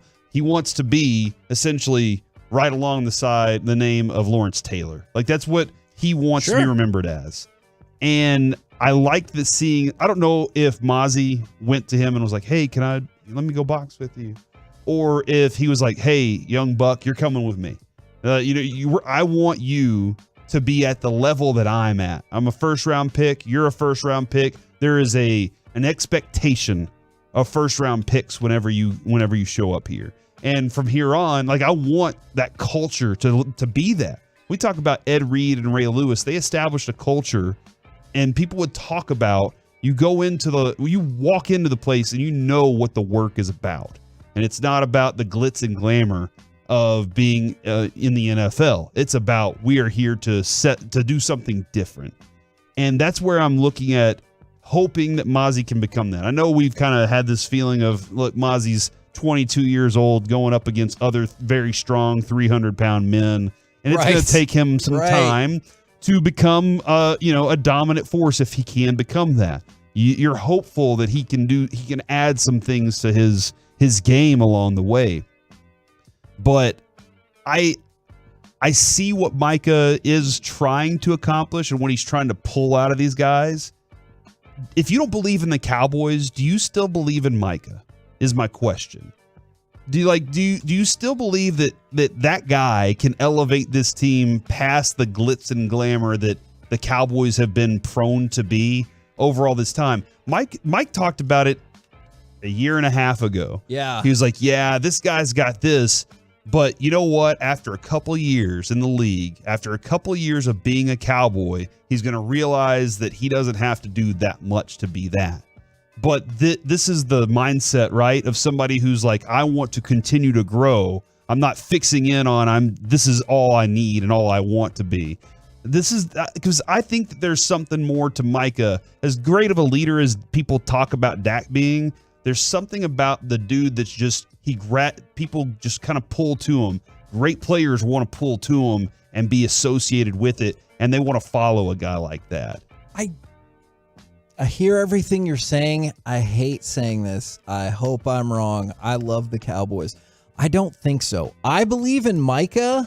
I believe in Micah to control some things around him. But I don't think I believe in any one player.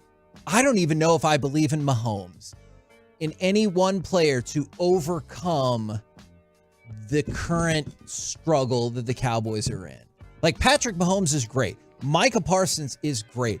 There is something else that always feels like it's at play with this franchise that prevents it from getting to the next level. So much so that Brandon, my older son, so next generation, he's already like, well, something's going to happen. You know, the Cowboys. And like, they're just cursed. They're just doomed. They're just whatever that is. Whatever. If Jerry Jones signed that deal with the devil years ago for those 3 Super Bowls, he's paying it off now. And I don't want to say curse. Just for one. I believe it was just the one. He got the other one two with a really crappy coach in the NFL. Said, listen, can I win just one of these without actually having a coach, just to prove I don't need a coach? I believe that Micah Parsons can control his greatness. I think he can control a lot of the defense's greatness, but I don't believe that one person can overcome whatever it is here with the Cowboys. And I hope I'm wrong. I guess, and there is like with Mahomes, he has the ball in his hand every play. And so I do think he has the opportunities to do a lot, but there is a mentality that you've seen over the Cowboys for many years that, look, man, I mean, Jalen Smith said it years ago. Jalen Smith said, look, if the owner ain't too upset about it, I guess we're all cool. That our game got flexed from being a premier primetime game to being a game that's pretty much useless. The owner's not concerned about it. We're not concerned about it either.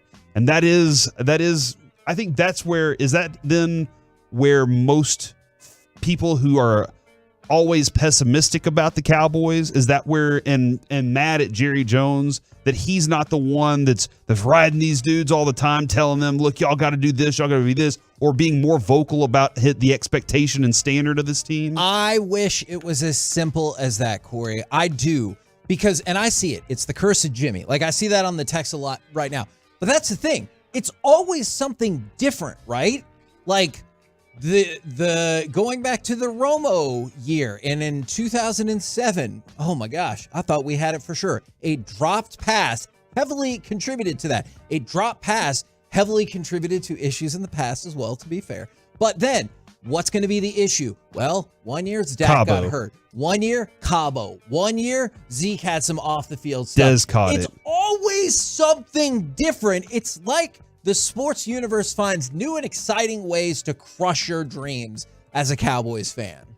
And Mike, that's where you kind of checked out then, because all those things you just can't handle it anymore. I don't think really winning is the ultimate goal for the Cowboys organization. And I'm not saying from all of the players. I just think that and look, maybe I'm cynical and it's every team is like, hey, it's a business, but I don't know. Jerry took one of those historic franchises, Yankees, Lakers, Celtics, Cowboys. It feels like you have one of these things here. And let's face it, like the Rangers, the Mavericks, the Stars, they don't compete on a national stage because they're not a national product. We have one national product here, and we're lucky enough to have the Dallas Cowboys. A lot of cities don't have it, but Jerry figured out that you don't have to win to be the most successful franchise. And it doesn't mean he knows that if I go 3-13, 3-13, 5-12 or something, sorry, I should have added an extra game, but like he looks at it and he goes, I don't want to do that.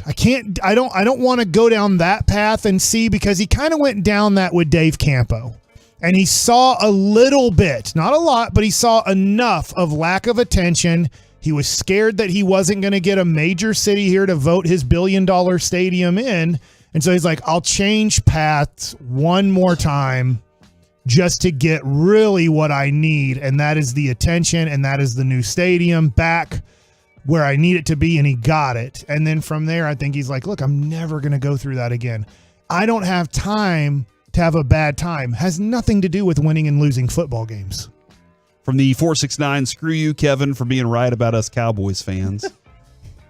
Look, whenever I say that, I want you to know, I don't feel the exact way about like not having the same passion for the Cowboys. I absolutely have the same passion for the Cowboys as I have my entire life. I was born and raised here. I desperately want, especially my older son, but both of my sons, to be able to see a Dallas Cowboys Super Bowl. Yeah. Desperately. I think, and I'm going to choose to believe that Micah won't settle. And, for that matter, if that is truly the case, then he'll be like, and then he'll look at this place. If he's like, look, this place isn't the place for me because I have higher aspirations. I have more things that I want. I can still get the money that I want. He can't ever leave. Because of the franchise tag? Yeah, because the players gave up all their rights. There's no such thing as free agents. Name me the superstar guy in his prime that's a defensive player that left the team because they're like, well, if he doesn't It doesn't happen. Right? They have to stay there. Jerry's a genius. I mean, he created ways where the greatest players in the NFL stay on their team. That's really pretty impossible to leave. Yeah, I will choose to believe that Micah is the one that can break this thing. That his personality, his desires, I hope you're the right. everyday, come to work, chop wood, carry water, like he is that. He embodies all of that stuff. And I hope that he can, help the minds of all these other guys that are trying to walk in here and collect their check. Because that's the Michael Irvin difference, right? That's what he claims, is that he was sitting there and he was looking around and veterans were coming up and telling him, hey, as long as you collect that check, don't worry about anything. And then he went to Jimmy Johnson and said, this guy, they're not here to win. Yeah. They're here to collect a check. Isn't it weird with Michael Irvin, too? Because I think you're right. You give Michael Irvin a lot of credit for in 1988 after that season when he was with Tom Landry, and I know he got hurt, and he was just like, this was miserable, and these veteran guys who have been here for a while, they don't care anymore. And he set a tone of like Miami Hurricanes. Yeah. We're here to win it all and win every game. And then he's also the guy you can give him. If you want to give him the biggest piece of the pie, if you don't want to give it to, obviously, Jimmy Johnson, you can give it to Michael Irvin. Totally get it. And you have to give it to Michael Irvin as the one who completely and totally destroyed this franchise because it was about drugs. It was about women. It was about the White House. It was about mink coats. It was about me. And so he didn't know how to handle the success. In a weird way, Michael gets a lot of credit for turning the team around, his mentality and everything, 1988, 89, his leadership through Jimmy Johnson turns it around. And then you get to about 95, 96, and it's cocaine, and it's drugs, and it's women, and it's like all of a sudden he was the leader of the Me campaign. Yeah. No, it was definitely knowing how to handle success along the way is also something. Learning how to get there and manage failure, and then also knowing how to handle yourself while you're being successful is a difficult thing. Speaking of, we've been successful for a long time as humans. Okay. I guess I would agree. But we also agree that the robots are on the way. For sure. However, I've seen a video, Kevin, that lets me know that we're still ahead of the robots, and here's why. Evidently, LA residents have allegedly attacked, robbed, and gone number 2 in some of the robots that are existing out there. What?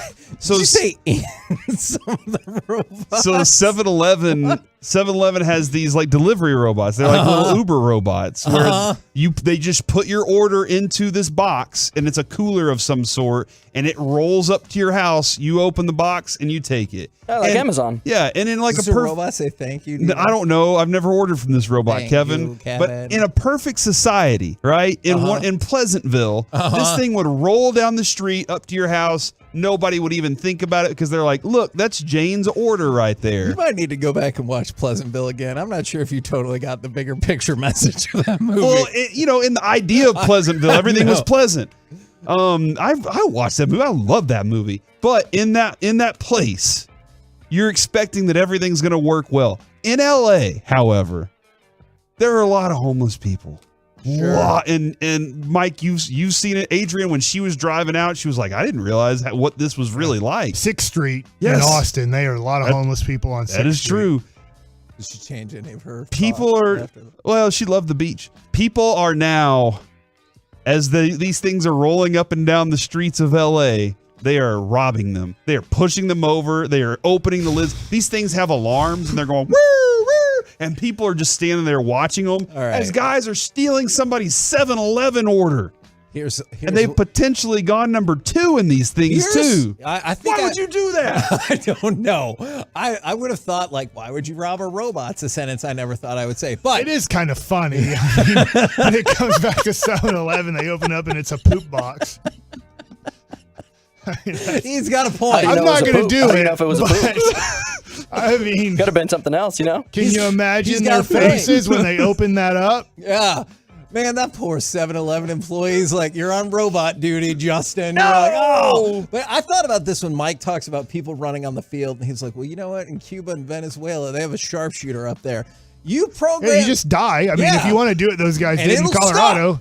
They just kill those people immediately. Then the next person's like, I don't know if I want to run on the field. See, same concept here. You program the robot to be able to fight back if someone tampers with it or attempts to rob it. The first time a thief gets his arm cut off by that 7-Eleven robot, that's going to be across the news. People are going to be like, don't F with that robot. You know, Kevin, I was just talking to you about this, though. The mindset of you only prepare for a disaster for something that you've experienced. Sure. And I don't think the people that were like, hey, let's put these 7-Eleven robots out there on the streets of LA Someone were thinking, takes a dump in them. Yeah, Like, they were thinking that somebody was going to do stuff like that.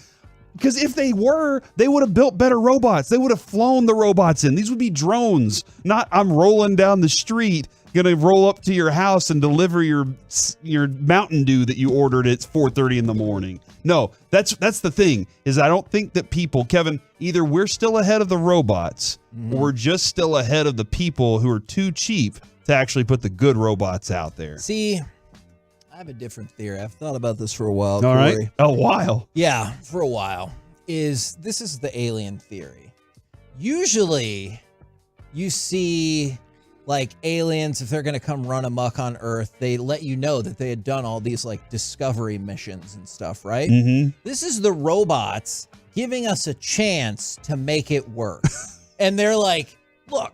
We gave you a shot. We gave you a and shot. You pooped in our robot family. Now you have to die. And I kind of get their point. Yeah. So I hope that's not the case. But you know what, Kevin? I don't think that that's the best version of humans out there that's doing that. Is it the best version of human not going to rob a robot? I think it's fair to say if you rob a robot and poop in it, you're probably not the shining beacon of humanity. I don't feel like that should be a controversial statement, but who knows? We're the KNC Masterpiece right here on 105.3 The Fan. Coming up next, The Ringer says yes. What say you? Will the Cowboys have the best defense in the NFL this season? Let's do it next right here on The Fan.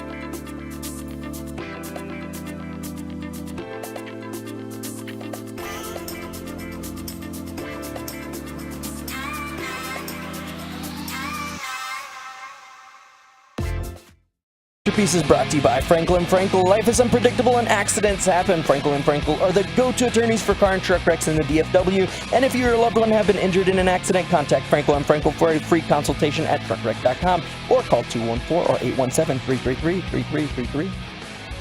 Minute 5.5. Cousins back. Pressure. Parsons got him. Just go down, Kirk. Just don't hurt yourself. Yeah. Second sack for Parsons. That's, is that 10? Started with 8. That's 10. 10. That moment was so traumatic for him. That's why he had to grow out his Fu Manchu. Oh, my gosh. You saw that, right? I did see it. I don't know. So The Ringer had their article yesterday projecting the best and worst NFL defenses in 2023. You know how we like to do this game.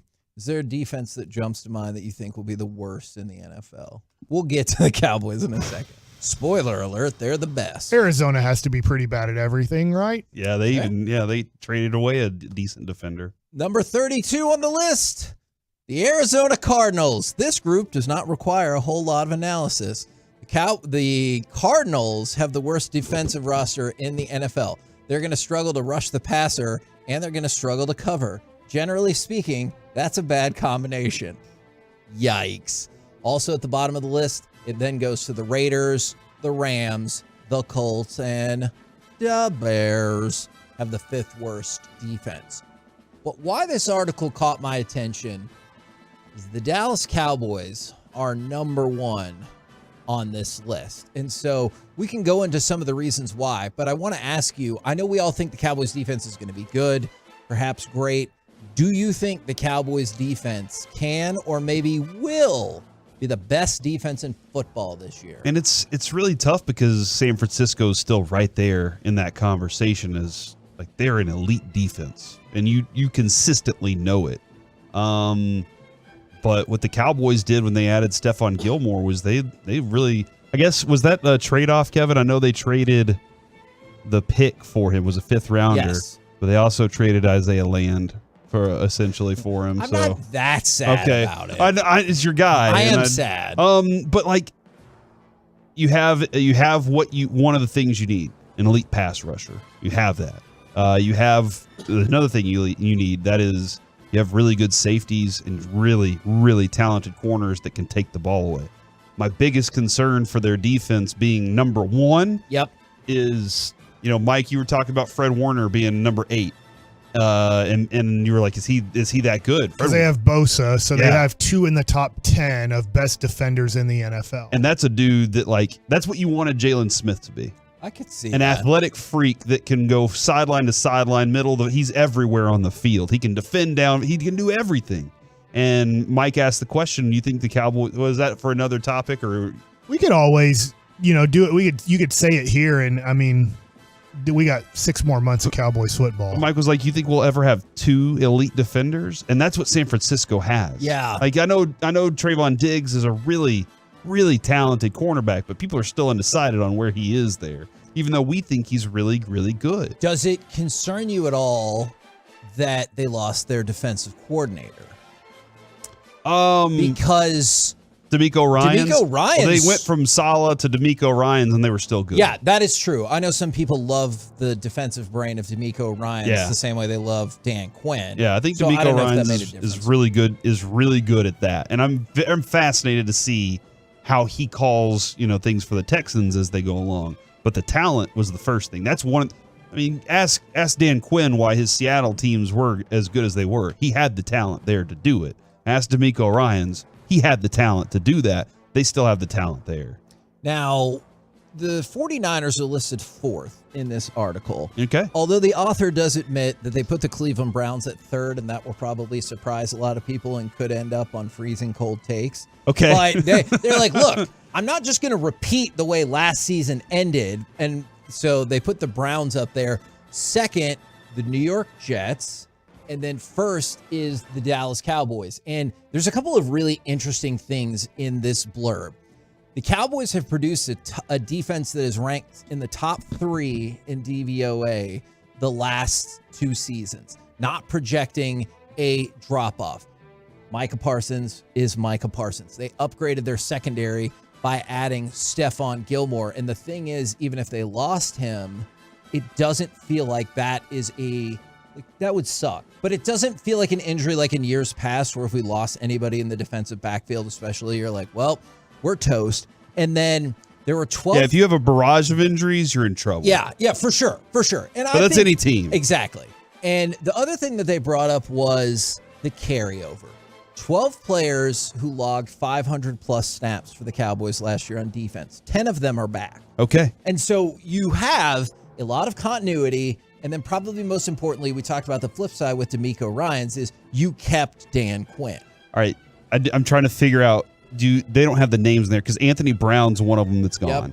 And do you think you upgraded there? Yes. So, I feel better. Yeah, I feel a lot better about that. And that's a guy who, I think I can put in my defense and know what I'm expecting from him on it. Yeah, dude, this is my question. I keep having this conversation because the Cowboys on the Shine 9 were listed as a top 8 offense. And so I was like, a top 8 offense with a potentially top 1 defense, where do you feel that puts you as a team? That puts you in the Super Bowl. That's what it feels like. I realize those are probably regular season statistics, but if you have the best defense in the NFL and the 8th best offense, that's a Super Bowl team. But who will be the quarterback? Will it be Trey Lance or will it be Dak Prescott? Stop it. Hold on, for the Super Bowl or the playoff run, Mike? Don't encourage this. You know what? That's not a bad Corey. Topic tomorrow for ESPN Get Up.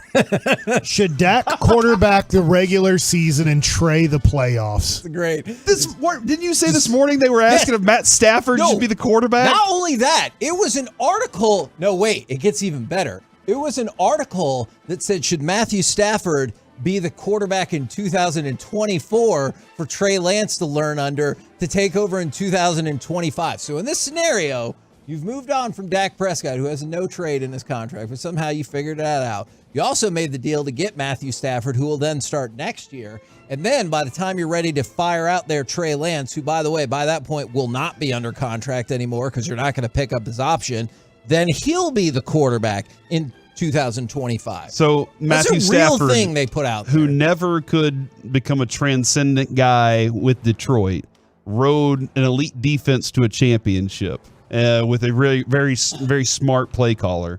Basically, that's what Stafford's going to teach Lance, is how to ride an elite defense to a championship. Okay. No, it's not going to happen. How much would that be in dead money, Kevin? Potentially up to $58 million. Awesome. They 8-3-6. Didn't they have the top offense and defense last year? No. Because the question was, what makes this year different? They did not. I don't mean to, I'm sorry, that probably sounded rude. I didn't mean for it to be rude. The answer is no. And then from the 5-1-2, this is interesting because it was a rookie, or is a rookie. Is Overshown didn't get hurt, then I would say yes, 100%. Because he has that dynamic playmaking potential, we'll say.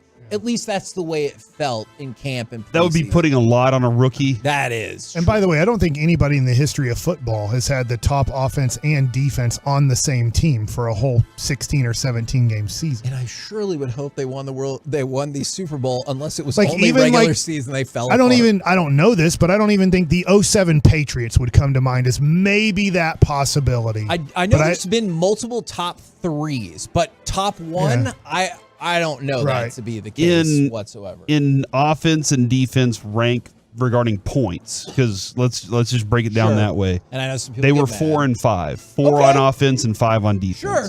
So that even still not top, but they were elite. That adds up to 9, Kevin. Yes. So does 1 and 8. Yeah. So I think not the Super Bowl. I think the difference would be, do you feel like you have more playmakers? Both offensively and defensively, because there are a lot of expectations in on Cooks and Gilmore to be your playmakers offensively and defensively, respectively. If they can show out and try to accomplish most of that vision, I think that makes a huge difference as well. Yeah. This defense can be very, very good. And looking at some of the other defenses, Kevin, I just looked at that list. Looking at some of the other defenses on the list, there's some pretty bad defenses in the NFL right now. Sure. I mean, a lot of teams that I'm like, man, I don't even consider them in the San Francisco category. Where did they have Philadelphia on that list? Because I thought they were like that last year. They were talented. Philadelphia is not in the top 10. They lost veterans. They're really hoping they the two, did. wasn't it Georgia guys they drafted? That's number 16. And they said they faced the second easiest slate of offenses last year, and they're bound for some regression. Okay. And they had tremendous injury luck. All 11 starters were healthy for the Super Bowl. Look, and that changes the dynamic here a lot. If the question was, I can guarantee you every starter will stay healthy, then maybe we can have a different conversation there. But yeah, Philadelphia, middle of the pack. I just wish we were playing them earlier in the year. I'm just afraid those two guys they drafted. We'll get Sorry, better. I'm drawing blanks on their names. Harder. Yeah, we've already found out I'm horrible with names. That actually is true. They could really improve as the season goes. I mean, the Cowboys can too, but it's just Philadelphia. I just wonder they could start off maybe slow defensively and improve as the season goes because those rookies start figuring out the NFL more and more. We're the KNC Masterpiece right here on 105 Through the Fan. Coming up next, let's chit-chat with those fellas from the G-Bag Nation. Next, right here on 105 Through the Fan.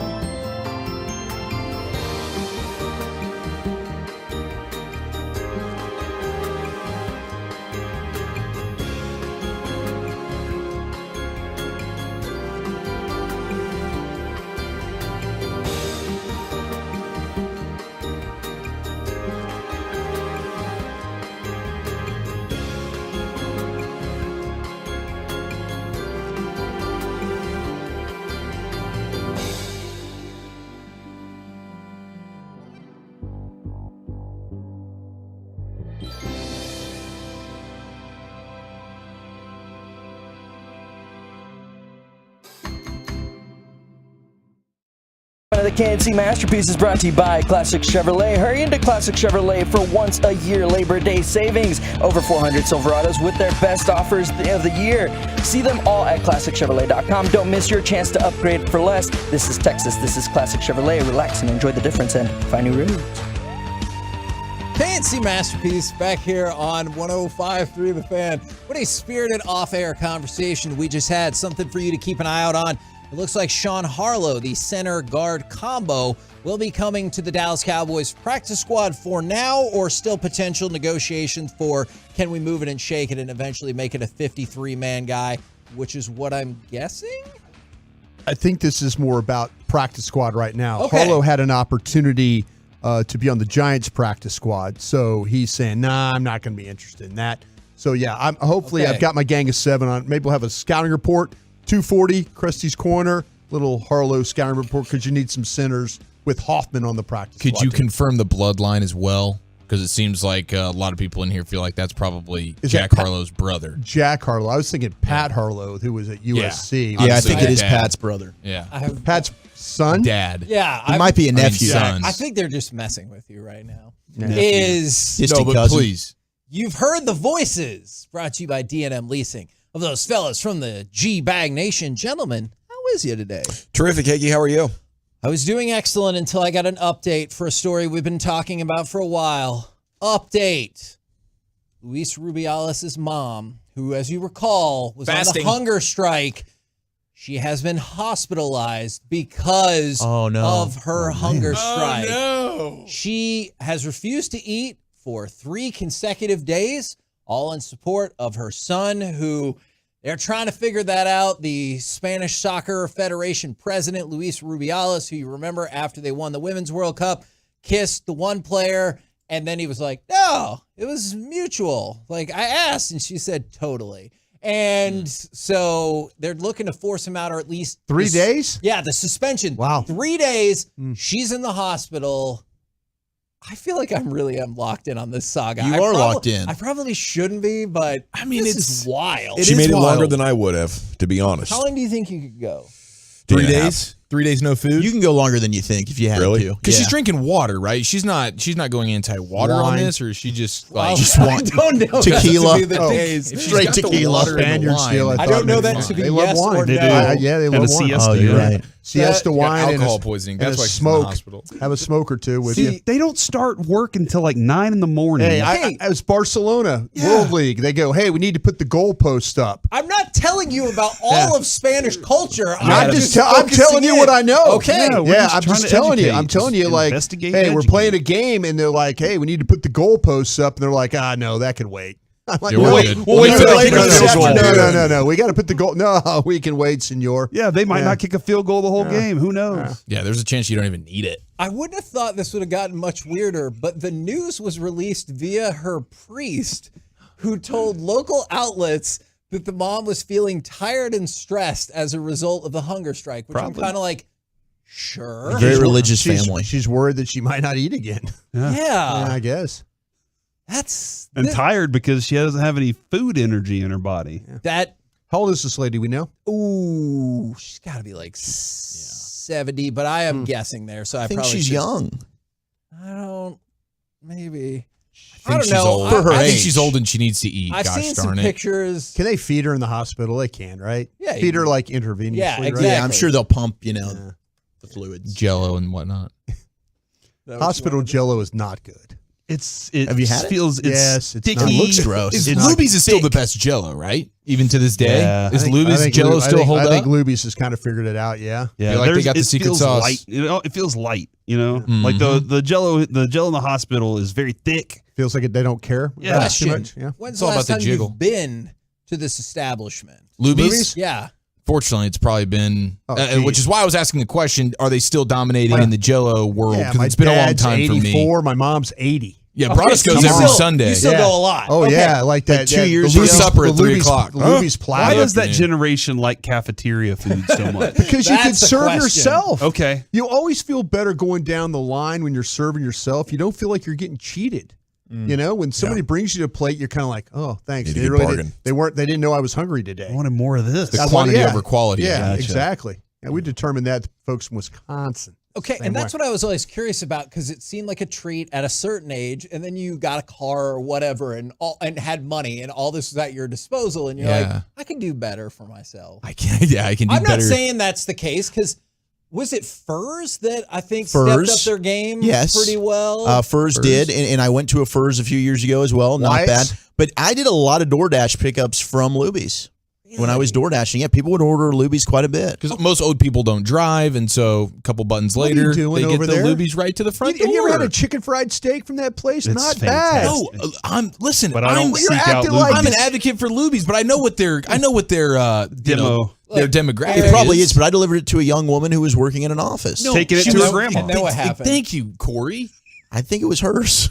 Okay. Embarrassing what she you was do taking it to her sometimes. boss who was older. I mean, that's going to sit there for a while, but hey, maybe she was. See, but you hit on something key there because I used to always wonder. I used to go to Golden Corral all the time, and they were like, Me too. "Hey, we sell take-home food by the pound." And I always thought, isn't the appeal of Golden Corral the low price? Yeah. And you're like, look, don't worry about how good the food is. How did you get a the lot of chocolate fountain as part of the to-go deal? Oh man, You that's just a take great it home with you. question. Throw it in Filling the up a car. trash bag with chocolate fountain. Yeah, Give me a $7 for the chocolate fountain. Give me a bucket to go, please. Man, one time at Golden Corral, this guy. You embarrass yourself? No, not me, but You push somebody on the ground. No, I didn't. But this dude lost his mind because I don't know if he just walked in or what the deal was. And he goes, "Hey, how come you're singling me out?" Because they're like, "Sir, can we see your receipt?" And they literally asked for everybody in that area to show them their receipt. And he goes, "Why are you singling me out?" And I was just sitting there with Brandon when he was littler, and I thought, I feel like they just checked everybody's receipt. And they just got in a back and forth. And he's like, "This is ridiculous. I paid, but I'm going to leave out of principle." Oh, sure. Like, He didn't have a receipt then. no, huh? he 1,000,000% did not have a He receipt. took the sweet and low to go with him. And I didn't feel like there were so many people they couldn't have just gone back to the cash register and been like, "Did you see that guy 5 seconds ago?" And they'd be like, "You know what? Yes. Not a bad deal if you can get a couple of plates out of it. For sure. That is probably true. And because usually Golden Corral is like a large group of people. It's probably the most common place that people try and sneak through a little bit. Yeah. It's like, More oh, than there's the a movies? group, boom, boom, boom, boom. Okay, the movie's fair, absolutely. Movies is the one movie. seed. Yeah, we used to drive through. We used to put people in the trunk of the car For the drive-in? Drive-through. How did you drive-in, make yeah. that decision? Like who went in the rock, trunk? paper, scissors. Okay. It's not just always the smallest guy? Nope. Just hey, Wow. if you lost it, you're in the back in the trunk. Yeah. When you go to Golden Corral, Chief, how many sirloin steaks you taking down? Oh, these days, bro, I would go in there just for the steaks. I probably, like growing up, you don't have the same respect level for steak as you do once you get to the point where you no longer have the respect for Golden Corral in general. So now you're not there anymore, and I can't appreciate the steaks. I was like loading up on pizza and mashed potatoes like you've never seen before. Loss leaders. Like you know.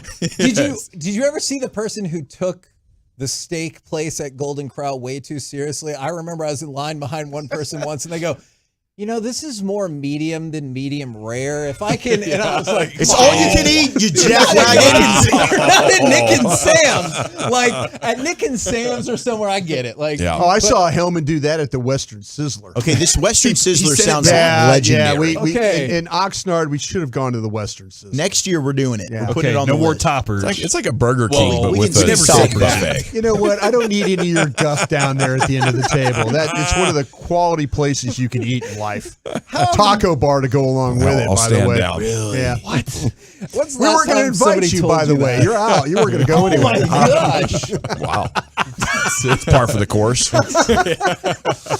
You know what, Dawson? I'm not tired of your guff. What do you guys got going on the program today? Pure Where gold did as that word always. come from? By the way, the Golden Delicious shrimp, the best item there at the Golden Corral buffet. I always felt. Ooh, I'm okay. a sucker for fried shrimp, though. Especially if you hit a Golden Corral like in Florida or something. Now you feel Oh, like now you're you're at the state peak shaming level. over there, huh? Oh, now their quality of shrimp. What is- about the Nebraska one? The Arizona. beef? Yeah. Beef's probably better than the shrimp. I feel like the Florida Golden Corral is like 60% of their GDP, though, right? Like that's got to be pretty high. Pure Gold is always a shorter show than usual. We'll be off at 5 o'clock as the Rangers go for the sweep against the Mets. Yeah. Top story, baseball reactions, and the very latest from Cowboys camp with brought us here right out of the gates, and then Krusty's Corner at 2:40. Looking forward to that, and it sounds like we already still got more movings and shakings on the Cowboys front. Roll home with the G-Bag Nation. A whole lot of shake. We have been the KNC Masterpiece. Make your way back with us tomorrow, 10 a.m. to 2 p.m. right here on 105 through the Fan. Say Charlie Huff tomorrow, Kevin. 10:20, Charlie Huff. You better listen. Oh, gosh! Miss any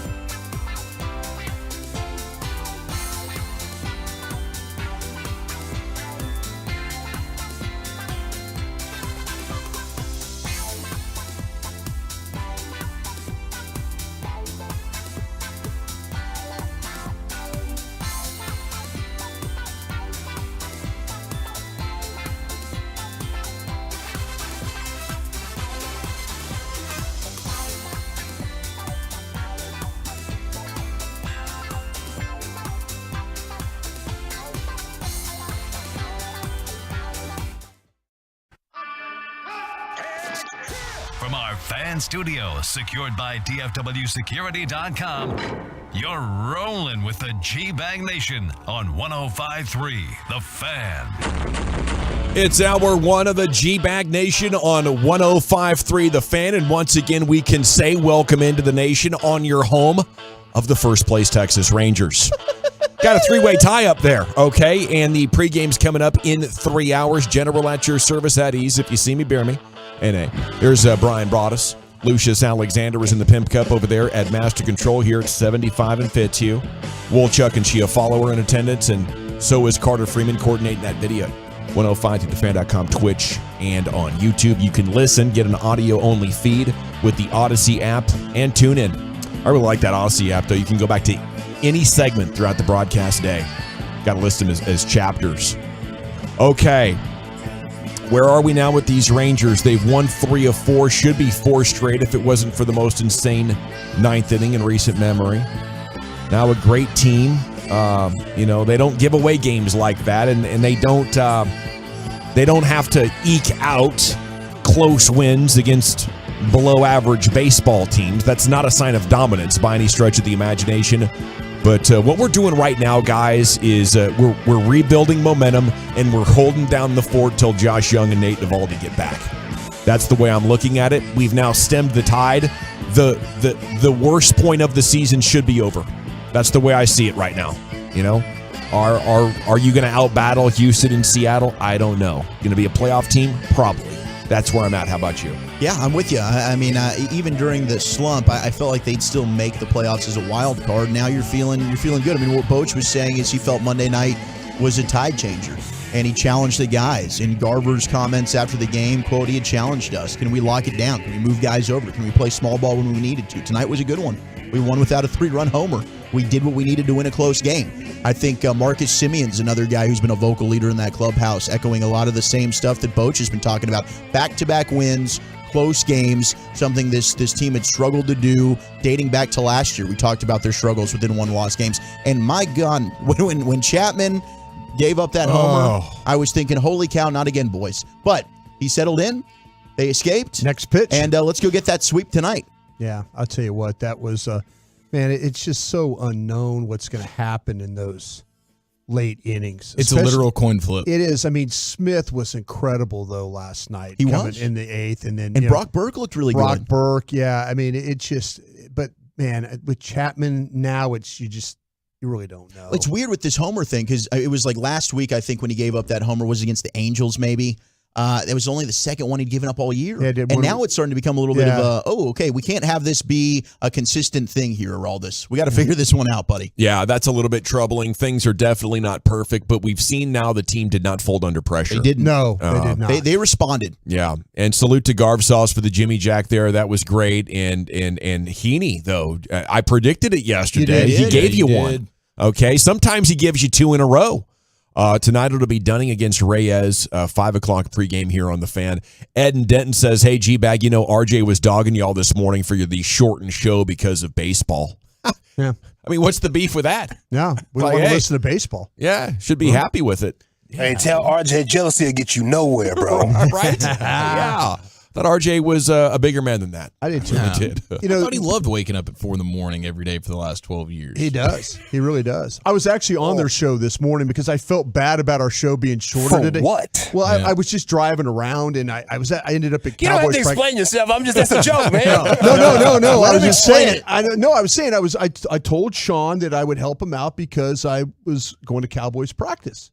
So he said, "Hey, give me a time." So you're a dang good teammate. I was after I went and devoured the sausage biscuit omelet. You got the biscuit omelet again. Yeah, I went and you smothered it in gravy, didn't you? Yeah, that's what they do. Sausage gravy. Sausage gravy. It's outstanding. They put the biscuits and the sausage gravy inside the omelet and then put the gravy on top of the omelet. They kind of That's stupid. I remember you talking about that a couple of months back. I literally, it's like one of those things they say, you probably shouldn't eat this. And I just said no. No, their menu there is there's eggs in there, man. You're good. It's protein. Yeah, you're solid. Whatever. Watch the A's hold off the Mariners last night. That was amazing. maybe the air came out of that balloon there a bit for the M's, who have been on fire at the plate. Their finale's coming up at 3:10, by the way, Seattle and Oakland. Man, we got Wolchuk. We had Wolchuk pitching last night. My distant cousin. That's right. Man, that guy's a freaking animal. You should see him at the family reunions, dude. Oh, I guarantee he is chugging wild. with the best of them. Astros and Red Sox at 3:10 as well. It's going to be Valdez against Crawford. I don't think I've ever pulled for a Boston team harder than I'm about to this afternoon, unless money's been on the line. Never. This is it's good stuff right now. Doing some scoreboard watching, multiple games here that are of relevance, and the Rangers have got off the mat. The Rangers have shown they got more heart, more cojones, more ability than the Dallas Mavericks, and how they went out with a whimper. Okay, there's some interesting Mavs stuff today. You know, they waived JaVale McGee. We were listening before the break. Do you have this Mark Cuban audio? It's unbelievable. He's on a podcast with Pat Beverly talking about how he has traded guys that felt like smoked weed too much. Yeah. And he'd be like walking down the hotel hall and be like, wow, was that guy again? Mm-hmm. You know, so Was apparently Josh Howard. Maybe, I don't know. But he apparently has had a line over the years that if he felt like you smoked too much weed, you couldn't be in their team culture. I don't know. I don't know if I agree with that or not. I think you can smoke a lot of weed and still be a good basketball player if you're used to it. I don't think it's. Now, didn't they have like a GM or a coach or something like that? That has like weed farms now. Yeah. So Don you just Nelson. tell me all of a sudden decided to have weed farms? He lived the whole damn life. Now all of a sudden, weed farms? Come on. I know. Mark, what are we doing? It was interesting to read. I think maybe showing his age, maybe or I don't know how commonly of a held opinion that is. I think if Mark Cuban calls me and has a talented guy that smokes a lot of pot, I'm not worried about it. I'm just looking at the film, and if I feel like the basketball player is good, then he's learning enough and is athletic enough to overcome whatever, downside cannabis would put on him. Might be a knee-jerk reaction to Christian Wood.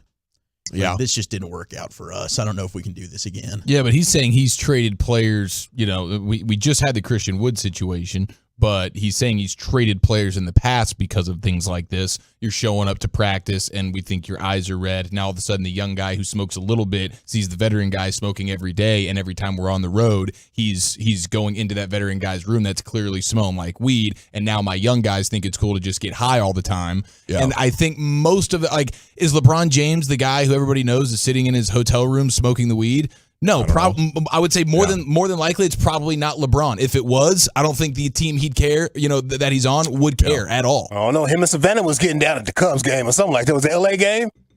Y'all got quiet on me for real. Yeah. I didn't see that. I didn't see was it either, that? but it would not surprise me at all. Well, I don't want to dry snitch on them, but people put this stigma on marijuana, and that's how it got where it is today. Right. Yeah. People think it make you lethargic and lazy and all this other stuff, and it's not. Yeah. We're coming to find out there's a whole lot of medications in it. That's a good point. But if I was like Dirk and Nash, where you're just blasted, there's a photo of them just blasted. That was fine with Mark. Those red eyes right there were cool, as long as my guys made it here and did your job at practice.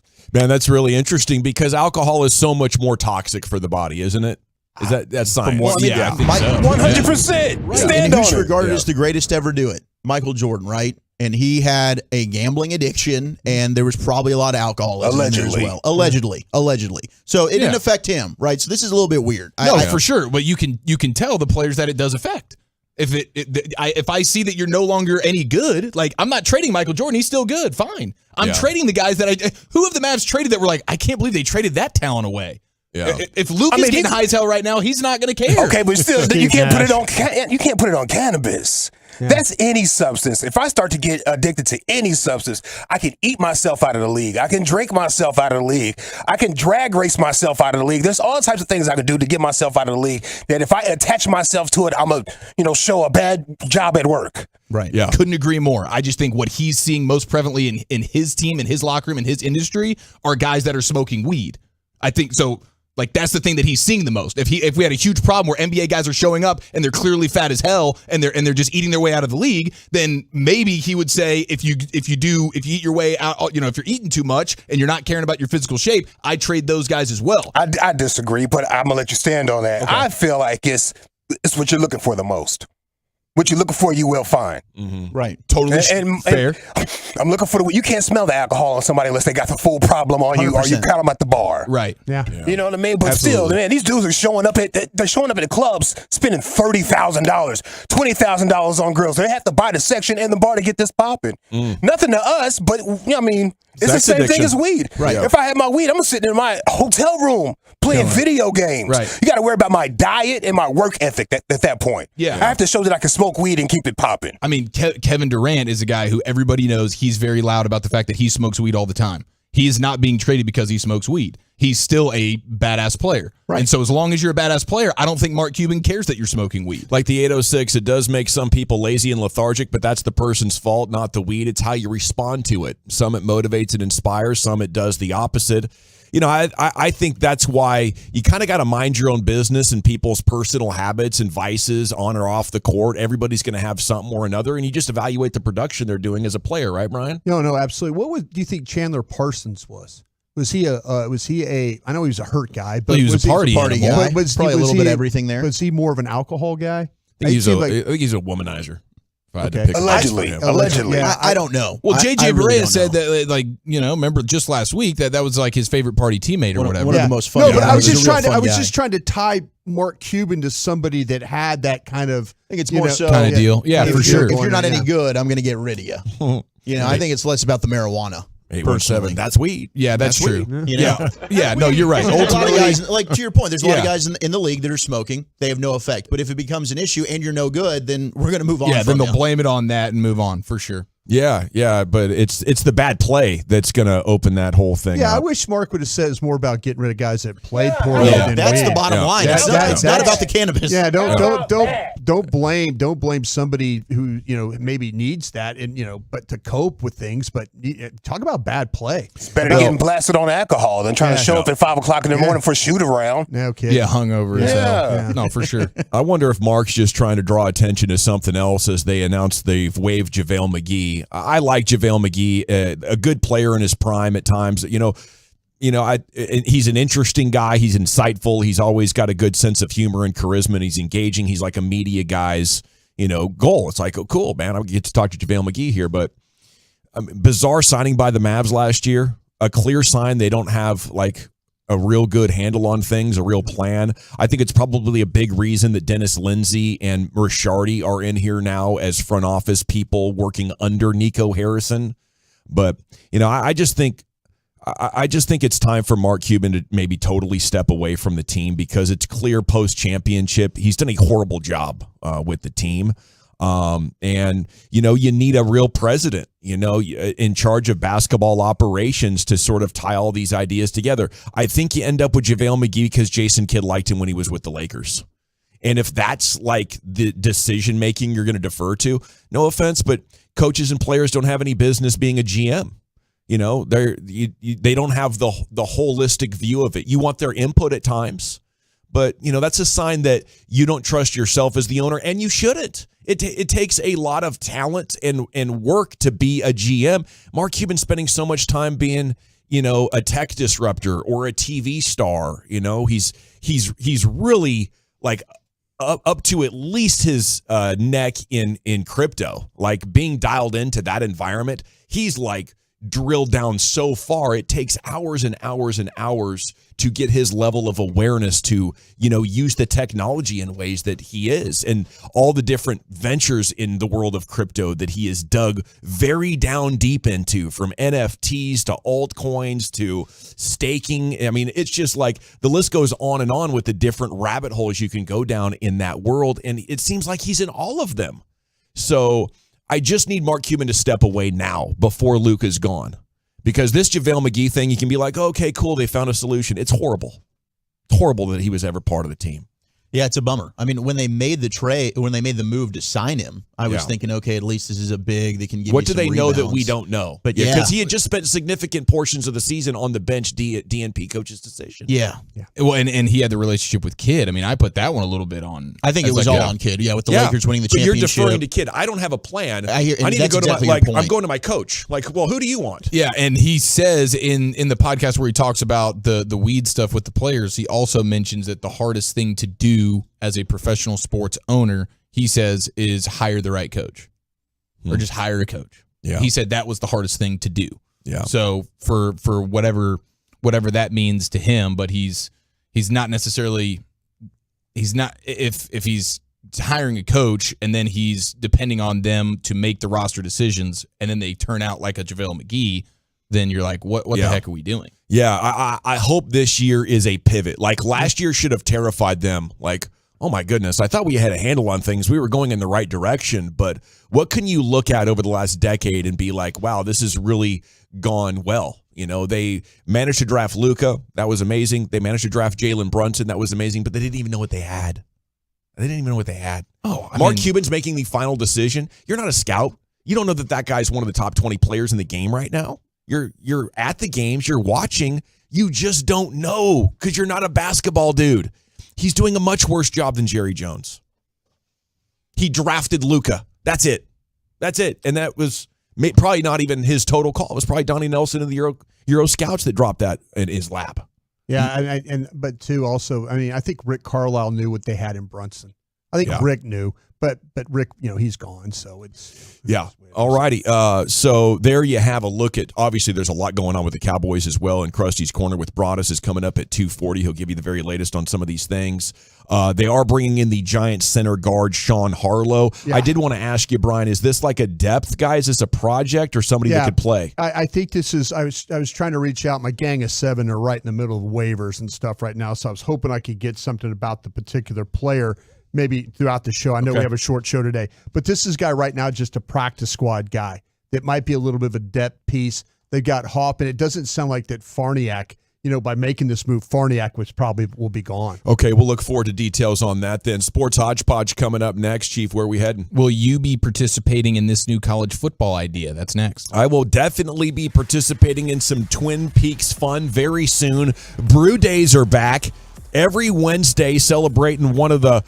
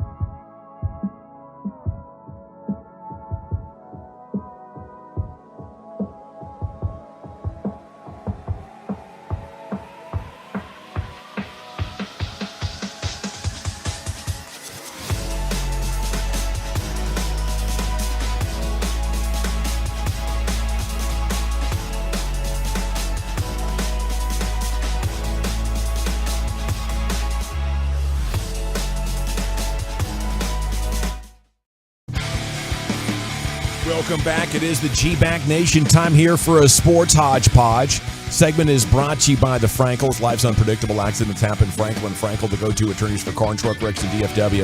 If you or a loved one's been in an accident, contact Frankel and Frankel. Free consultation, 214 or 817-333-3333. Go to truckwreck.com. We're 6.5 minutes from the G-Bag of the day. And here's Eric. Very excited for tomorrow. Fat Daddy's Mansfield. Final chance for Fan Phenom. That's going to be fantastic. Cannot wait to party with the Tolos in Mansfield tomorrow. We got the Section 133 party going down with Rangers Mariners coming up here in September 22nd, Friday night. Gosh, that's going to be an electric atmosphere. It's a big game. Huge game. That is going to be a lot game. on the line. Yeah. Yeah. That's going to feel like an All the Marbles game right there in Section 133 with the entire station. So that's going to be fantastic. And then Friday night, me and Wolchuk, college football party in West 7th, Fort Worth, backyard, drinking all the Revolver beer, talking all the sports, all the college footballs. I think me and Wolchuk at some point are going to be jumping into a fantasy draft as well, which is going to be pretty wild. So let's booze it up and hang out. Fort Worth, West 7th, backyard Friday night with the G-Bag Nation. Cannot wait. We'll be there at 8 o'clock. Now, college football's doing something interesting, or ESPN, I should say. And I know people like Wolchuk might be like super fired up for this. And I'm curious how you guys feel. ESPN has reached a deal to put ACC regular season football games, that's not the headliner, but the New Year's 6 bowl games in movie theaters this season. So they say, we believe movie theaters are the next great frontier for live sporting events. Come on. I'm in. I mean, yeah. Especially with them bringing the good food to you now. Yeah, exactly. Now you have these and places. there's bars. It's like a sports bar, but it's more relaxing. It is. And you can actually get more into the game than all the drunken craziness going around. I think so. Yeah. I think so. Now, TV. what type of drunken craziness? Because we're creatures of habit. Football's on, beer's in my hand. I'm kind of going a little bit crazy potentially. I think it'll be a little bit more subdued. No. Nope. I've been to some Super Bowl parties that had them at the movie taverns and stuff around here. It gets a little wild. Yeah, dude. And if it's on multiple screens, they'll walk back and forth to the screens. You know what I'm saying? Just to see how this room energy feels, how they feel over here. That's fun. You got alcohol, man, and competition. It's going to get a little. That's what I'm saying, dude. You get some Niners and Raiders fans. They can't do this in California. I'd say you get have to Niners and Raiders fans in a movie Yeah. theater together. They'd be stabbing each other. You got to wear your Kevlar. Yeah, you got to split this up. So you right? can choose your own level of drunkenness per theater. Yeah, okay. I like it. No, I think it's a great idea. They have designated like, hey, this is for the super hammered, this is for the kind of chilling, this is for the non-drinkers, The super maybe fans a little over here. smoking section for the guys that Mark Cuban doesn't want on his team and stuff. Like that'll be Mark will be taking notes outside that one, watching him walk in. Yeah. cutting him, trading him. Luka, you're fine. Cutting him, trading him. You like to smoke, huh? Okay, we'll mark that down on my little scouting sheet here. But man, if 90% of the guys he's brought in over the last decade ever smoked a joint, I'd trade him cubes. These dopers out of here. Seriously, man, that is that I think this movie theater thing, they've done it. I feel like for some UFC fights in the past, and they've clearly done it for like Super Bowl stuff. So they've done like one-off special deals, but now they might lean into it a little bit more. And I don't know. I think there's definitely a place for this, especially if you're one of these movie theaters that is doing it appropriately, unlike the Oxnard movie theater that we saw Oppenheimer for 3 hours sitting in a chair that didn't recline. That was a little frustrating. They got the comfy chairs now. Maybe when it's a sporting event, they even up like the options in terms of, well, I guess these places are always doing like chicken wings and like I don't think they would change the like menu. kind of tailgate foods. But if it's at like a movie tavern or like an Alamo Draft House, sometimes they do like themed menus. So that could be.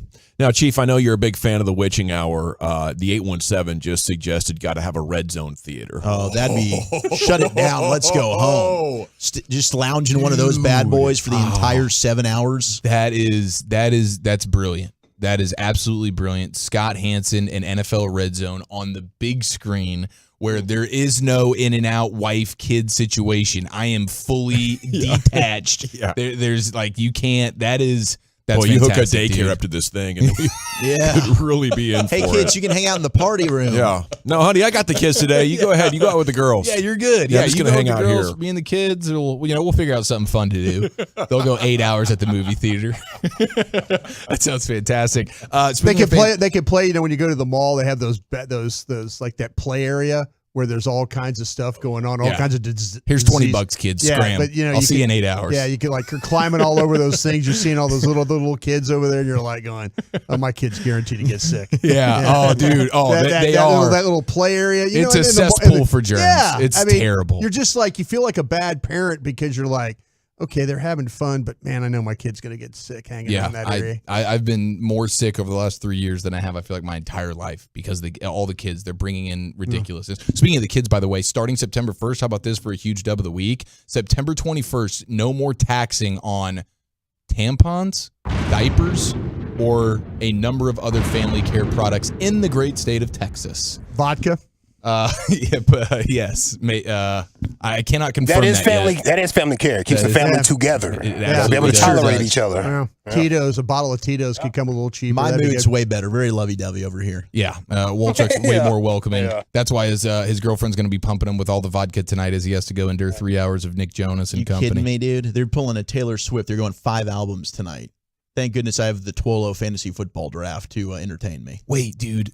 What? Yeah. 5 hours? They're doing It's five albums over the course of 3 hours tonight. Yeah. Any Tolos that are going to be at Globe Life Field, let me know so we can. I need an escape. I just need reasons to hit the bar. Walchuk needs a vodka partner. Just go hang out in the corner of the No, I didn't get stadium. backstage passes. You're just a bad boyfriend then, if that's the case. Hey, Brian, I asked though, wink, wink, and got told no. Oh, wink, wink. Darn it. I hate when that happens. No, Walchuk, you're going to have a great time tonight, dude. I'm It's going super to be fun. I excited can't for wait you. to listen to Cake by the Ocean. It's time now to listen to the G-Bag of the day with the best audio in the world of sports, pop culture, talk radio, and or the internet. Here's Lucius. That's weed. That's weed. They're all half buzzed out. A remix. Yeah. Playing around a little bit there. Man, look what Josh Green did to Mark Cuban. Traumatized him, bro. That man is totally traumatized. Or was that Josh Howard? Or is that Josh Howard? Josh Howard, excuse me, Josh Green.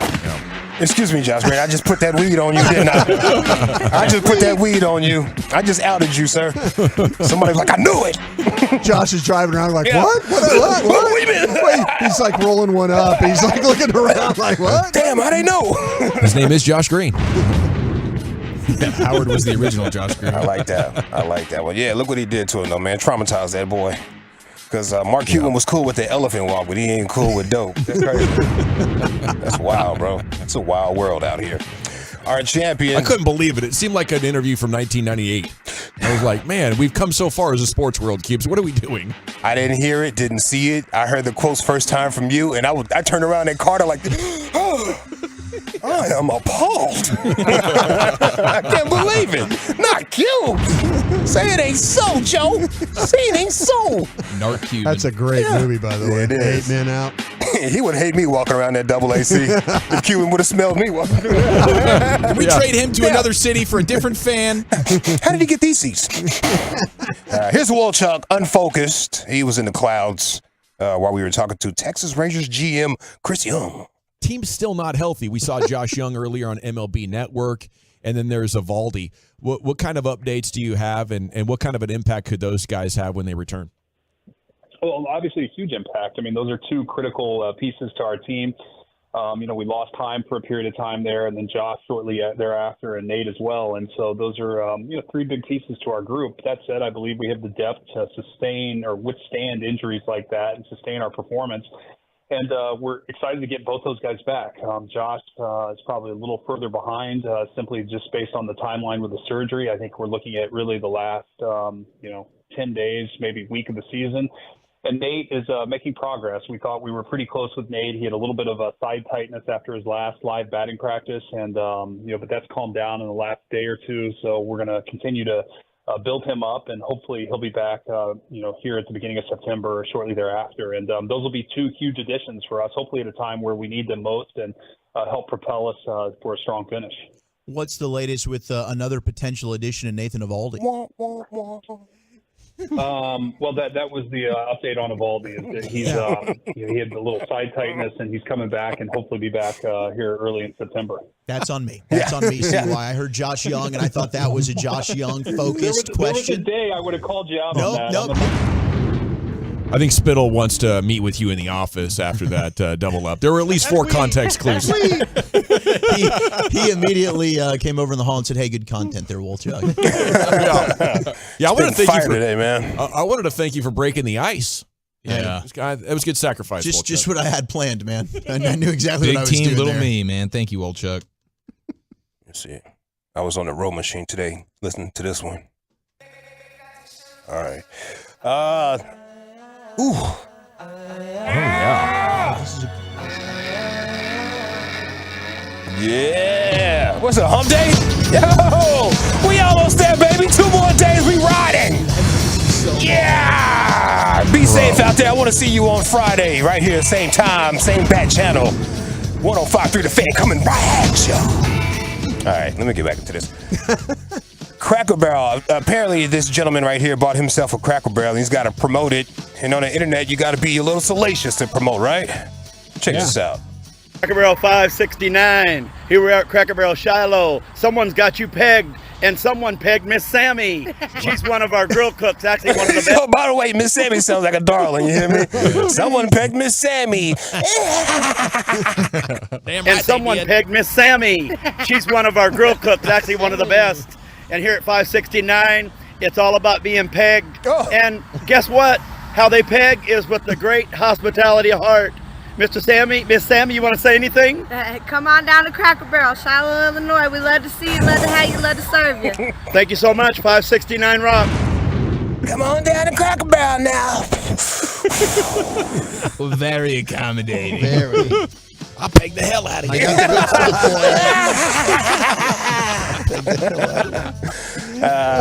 you. Speaking of pegging, Richard Sherman hit Skip Bayless with a pause live on television. Skip Bayless had no idea what's happening.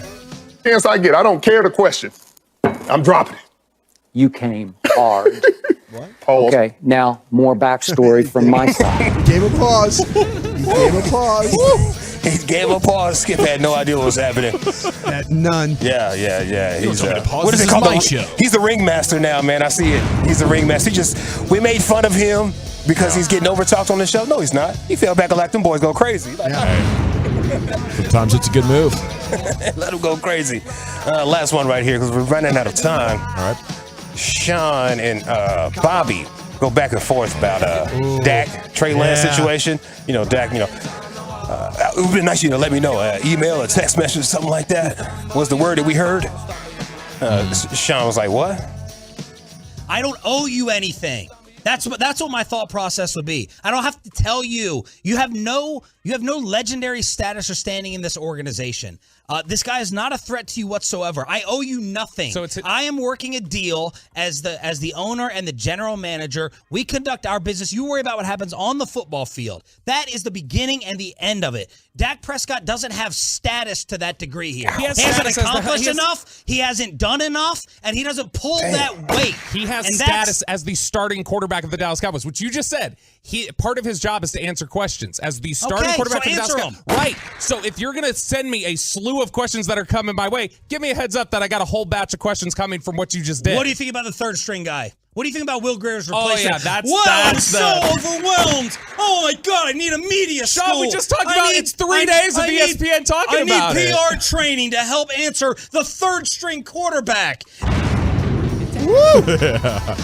When he got spicy into that, in the morning. Yeah, a little flagrant, a little hot.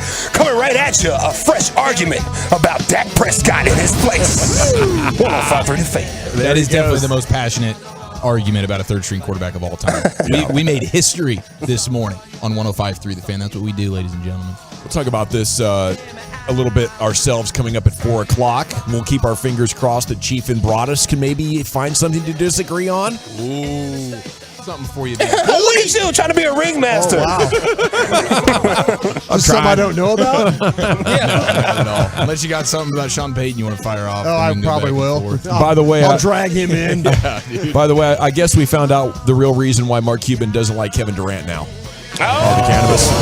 Yeah, must have been a deal breaker. One of the greatest players of all time. Kevin wouldn't pass it to him. And this is, man, I remember this song. I don't think I've heard it for 20 years either. Such a good song. I bet there's a bunch of young people like, wow, this is the jam. Why don't I ever hear it? This is the jam, bro. Yeah. I was tearing that little old machine up.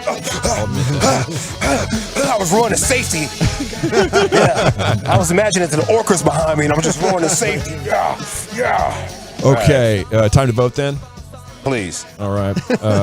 Is it the champ, Save me. Wolchuk? He broke the ice with CY. I think you did that on purpose, bro. I think you might have. I did.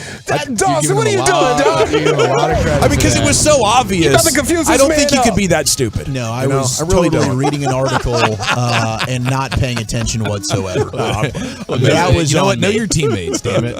Is it the pegging business down there? Is it Richard Sherman? Come on down and get pegged. Dropping the pause on Skip Bayless.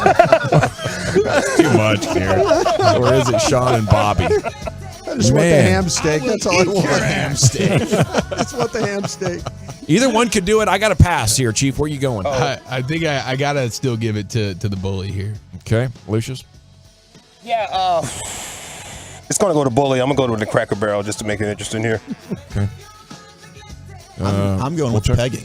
Stop 2-1. it. No, but what are you voting for? That's what I'm voting for. That's what I'm And saying. twice on Sundays, baby. I'm going to vote for Wolchuk. Okay. That puts it on you. I knew what you're doing. I was listening to this one too, y'all. Yeah. We haven't had a 5-time champ. Wolchuk deserves it. I'll make that pegging business honorary 5-time just because I want to hear it again at the end of the year. But I'll vote for Wolchuk. Still your I don't want champion to hear here. no pegging business happening. You're a G-bag all day. That's why I got them big thick walls in my apartment. Sounds like a dog cleaning himself in the corner. No, that's just RJ. NFL news of the day is coming up at 3. Krusty's Corner is next. Where are we going? Yeah, we got some practice squad players to talk about next. All right, I want to chat Window Nation, though, before we do anything else. Proud partner of the Dallas Cowboys, Window Nation. They have a great deal for you.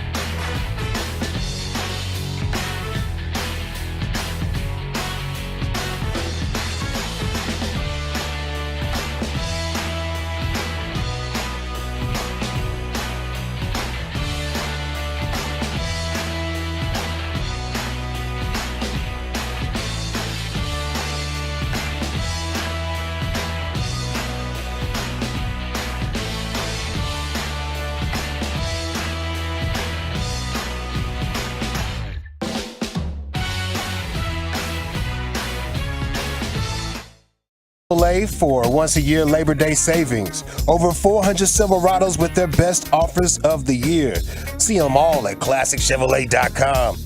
Don't miss your chance to upgrade for less. This is Texas. This is Classic Chevrolet. Relax and enjoy the difference and find new roads, yo. Thank you, Lucius. The 214 shout out to UG Bags, listening on a bus in Israel and laughing my butt off. Tolo on a bus back to Tel Aviv on vacation. So salute to you. Walchuk's been on a bus in Israel listening to the G-Bag Nation before. I have. You Yeah. saw the Wailing Wall? Is that? I did. That's incredible. Incredible. Yeah, Absolutely incredible. Yeah. All right, brought us Krusty's Corner. Yes. Thank you very much. A couple of things. We got a Love of the Star podcast Bobby and I are doing tonight. So if you are so inclined to want to get a question or two answered, make sure you tweet at Bobby Belt TX and then myself at Brian Broaddus, and we'll try and get that taken care of for you. You know, we'll post that tomorrow. Little mailbagging. Yeah, little Good mailbag. customer service. Yeah, unless you like I say, if you'd like to get a question answered, we'll be happy On to that do. big hunker of a podcast you got over there. Yes, and I'm going to be on UK Cowboys tonight too. Ooh, very We're nice. doing stuff overseas after the show, doing some work with those Hello. fine folks. And then also too, I want to explain what my Gang of Seven, and I'm going to use one of my Gang of Seven guys here to talk about, because the Cowboys, Sean Harlow. Now remind me, what is this Gang of Seven, Brian? Gang of Seven is the Huey, Dewey, what's that? Sleepy, Dopey. What's the name of them? A lot of dopies. A lot of dopies. Yeah. Grumpy. Grumpy, Grumpy. yeah. A lot of grumpies too. Oh. A lot of grumpies. But my Gang of Seven, if you're new to what we're doing around here, and you'll hear them during the football season too, that's my group of guys and gals that are player personnel directors, general managers, people that look at the tape. I focus so much on the Cowboys, but these guys and gals that I kind of talk to during the season, I call them my Gang of Seven. They're the ones watching the tape every day about these players. So I'll have scouting reports throughout. If the Cowboys make a move, get a guy, or or talking about a guy, I try and get the Gang of Seven to tell me. And I've asked about Harlow, who is a center guard. He was, like I said earlier, was asked to go back with the Giants. He said, no, I'm going to go with the Cowboys. I asked one of my guys, I said, what about Sean Harlow? I said, any good? And the guy says, not really. He's just a multi-positional backup is what he is. He's been in the league 4 years. He is Pat's son, by the way. Yeah. And I believe he went to Oregon State. So he's His not dad exactly. with the USC. His dad was Yeah. a first-round pick, I believe, with the Patriots. So he's been way around back for a in the little day. bit. Yeah. But I do have a question for you, because you had the Giants sign Dennis Houston to their practice squad. Right. A little Cowboys gamesmanship. now bring in Harlow. And you always hear about, hey, week one, that's their opponent. How much of that is a thing in the NFL, or is it an overreaction to where you bring in a player from that team and maybe kind of pick their brain a little bit? I don't think it's an overreaction at all. I think it's something that you can clearly, if the player, depending on the player, if the player's good enough to have an understanding, like a guy like Dennis Houston would be probably pretty good for the Giants, because what's the one thing that we always talked about with Houston?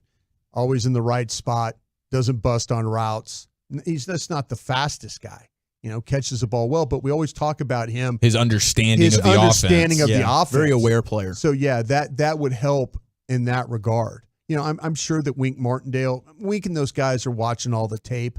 They've played the Cowboys before. Probably not, they new coordinator though. They could kind of look at that. And I don't think the Cowboys showed anything in the preseason that would let me to believe that the Giants are getting, and probably the same thing with the Giants to the Cowboys. But this is a guy that actually does have, pretty good understanding. He was on your practice squad too all last year as well. So he would have an understanding of personnel and checks and things like that. So in that regard, it would make a difference, I believe. So we'll see. Hopefully the Cowboys are better than the Giants. Okay, we've got some of the names. I've got 14 names, Cowboys practice squad. If we kind of go through them, and I don't want to give everybody a, make you think a bunch of crazy things or anything like that, make your head hurt when I start talking about names. But I kind of want, if you want to stop me and tell me if is this a guy that could actually help the team being on the practice squad? Sometimes I was always from the school of like, I know my guys. So I wasn't always interested in signing all my guys back. I was interested in going to get other teams' guys. Yeah. Because there's a reason why some of these guys you sign back, they can't play. They can't play. But you're bringing them back for maybe they practice. But I'd like to know, is there anybody on this list that you feel like can honestly, in a week 6, week 7, week 9, week 10, 11, whatever, could be called up and actually help your team? Okay. Help you win a game. Okay. I'm up to it. Are you up to it? Mm-hmm. The first one I'll start with, and again, I'm just going to go down the list of just the names that are on. Jalen Moreno-Cropper, wide receiver. No. Anything you saw in training camp that would believe that he could help you? It's a practice guy. That's a practice guy. Okay. Malik Davis. Yes. There's an injury, you can bring him up and he can give you a little bit of production. He could have a good game. Yeah, I felt like that Malik Davis might be somebody that somebody else would look at, and as that third running back, second running back but I'm surprised he got to the practice squad. Princeton Fant, the tight end. I think more of a practice guy that they'll take into next year and might have a chance to make it. Earl Bostic, the offensive tackle. I think he's got really good technique. I don't think he's very strong right now. I think in a pinch he could play, but I don't know how confident I would be. I think if he could play in the practice squad the whole year, I think he would be okay. I'm with you there. Do they peak out on their strength?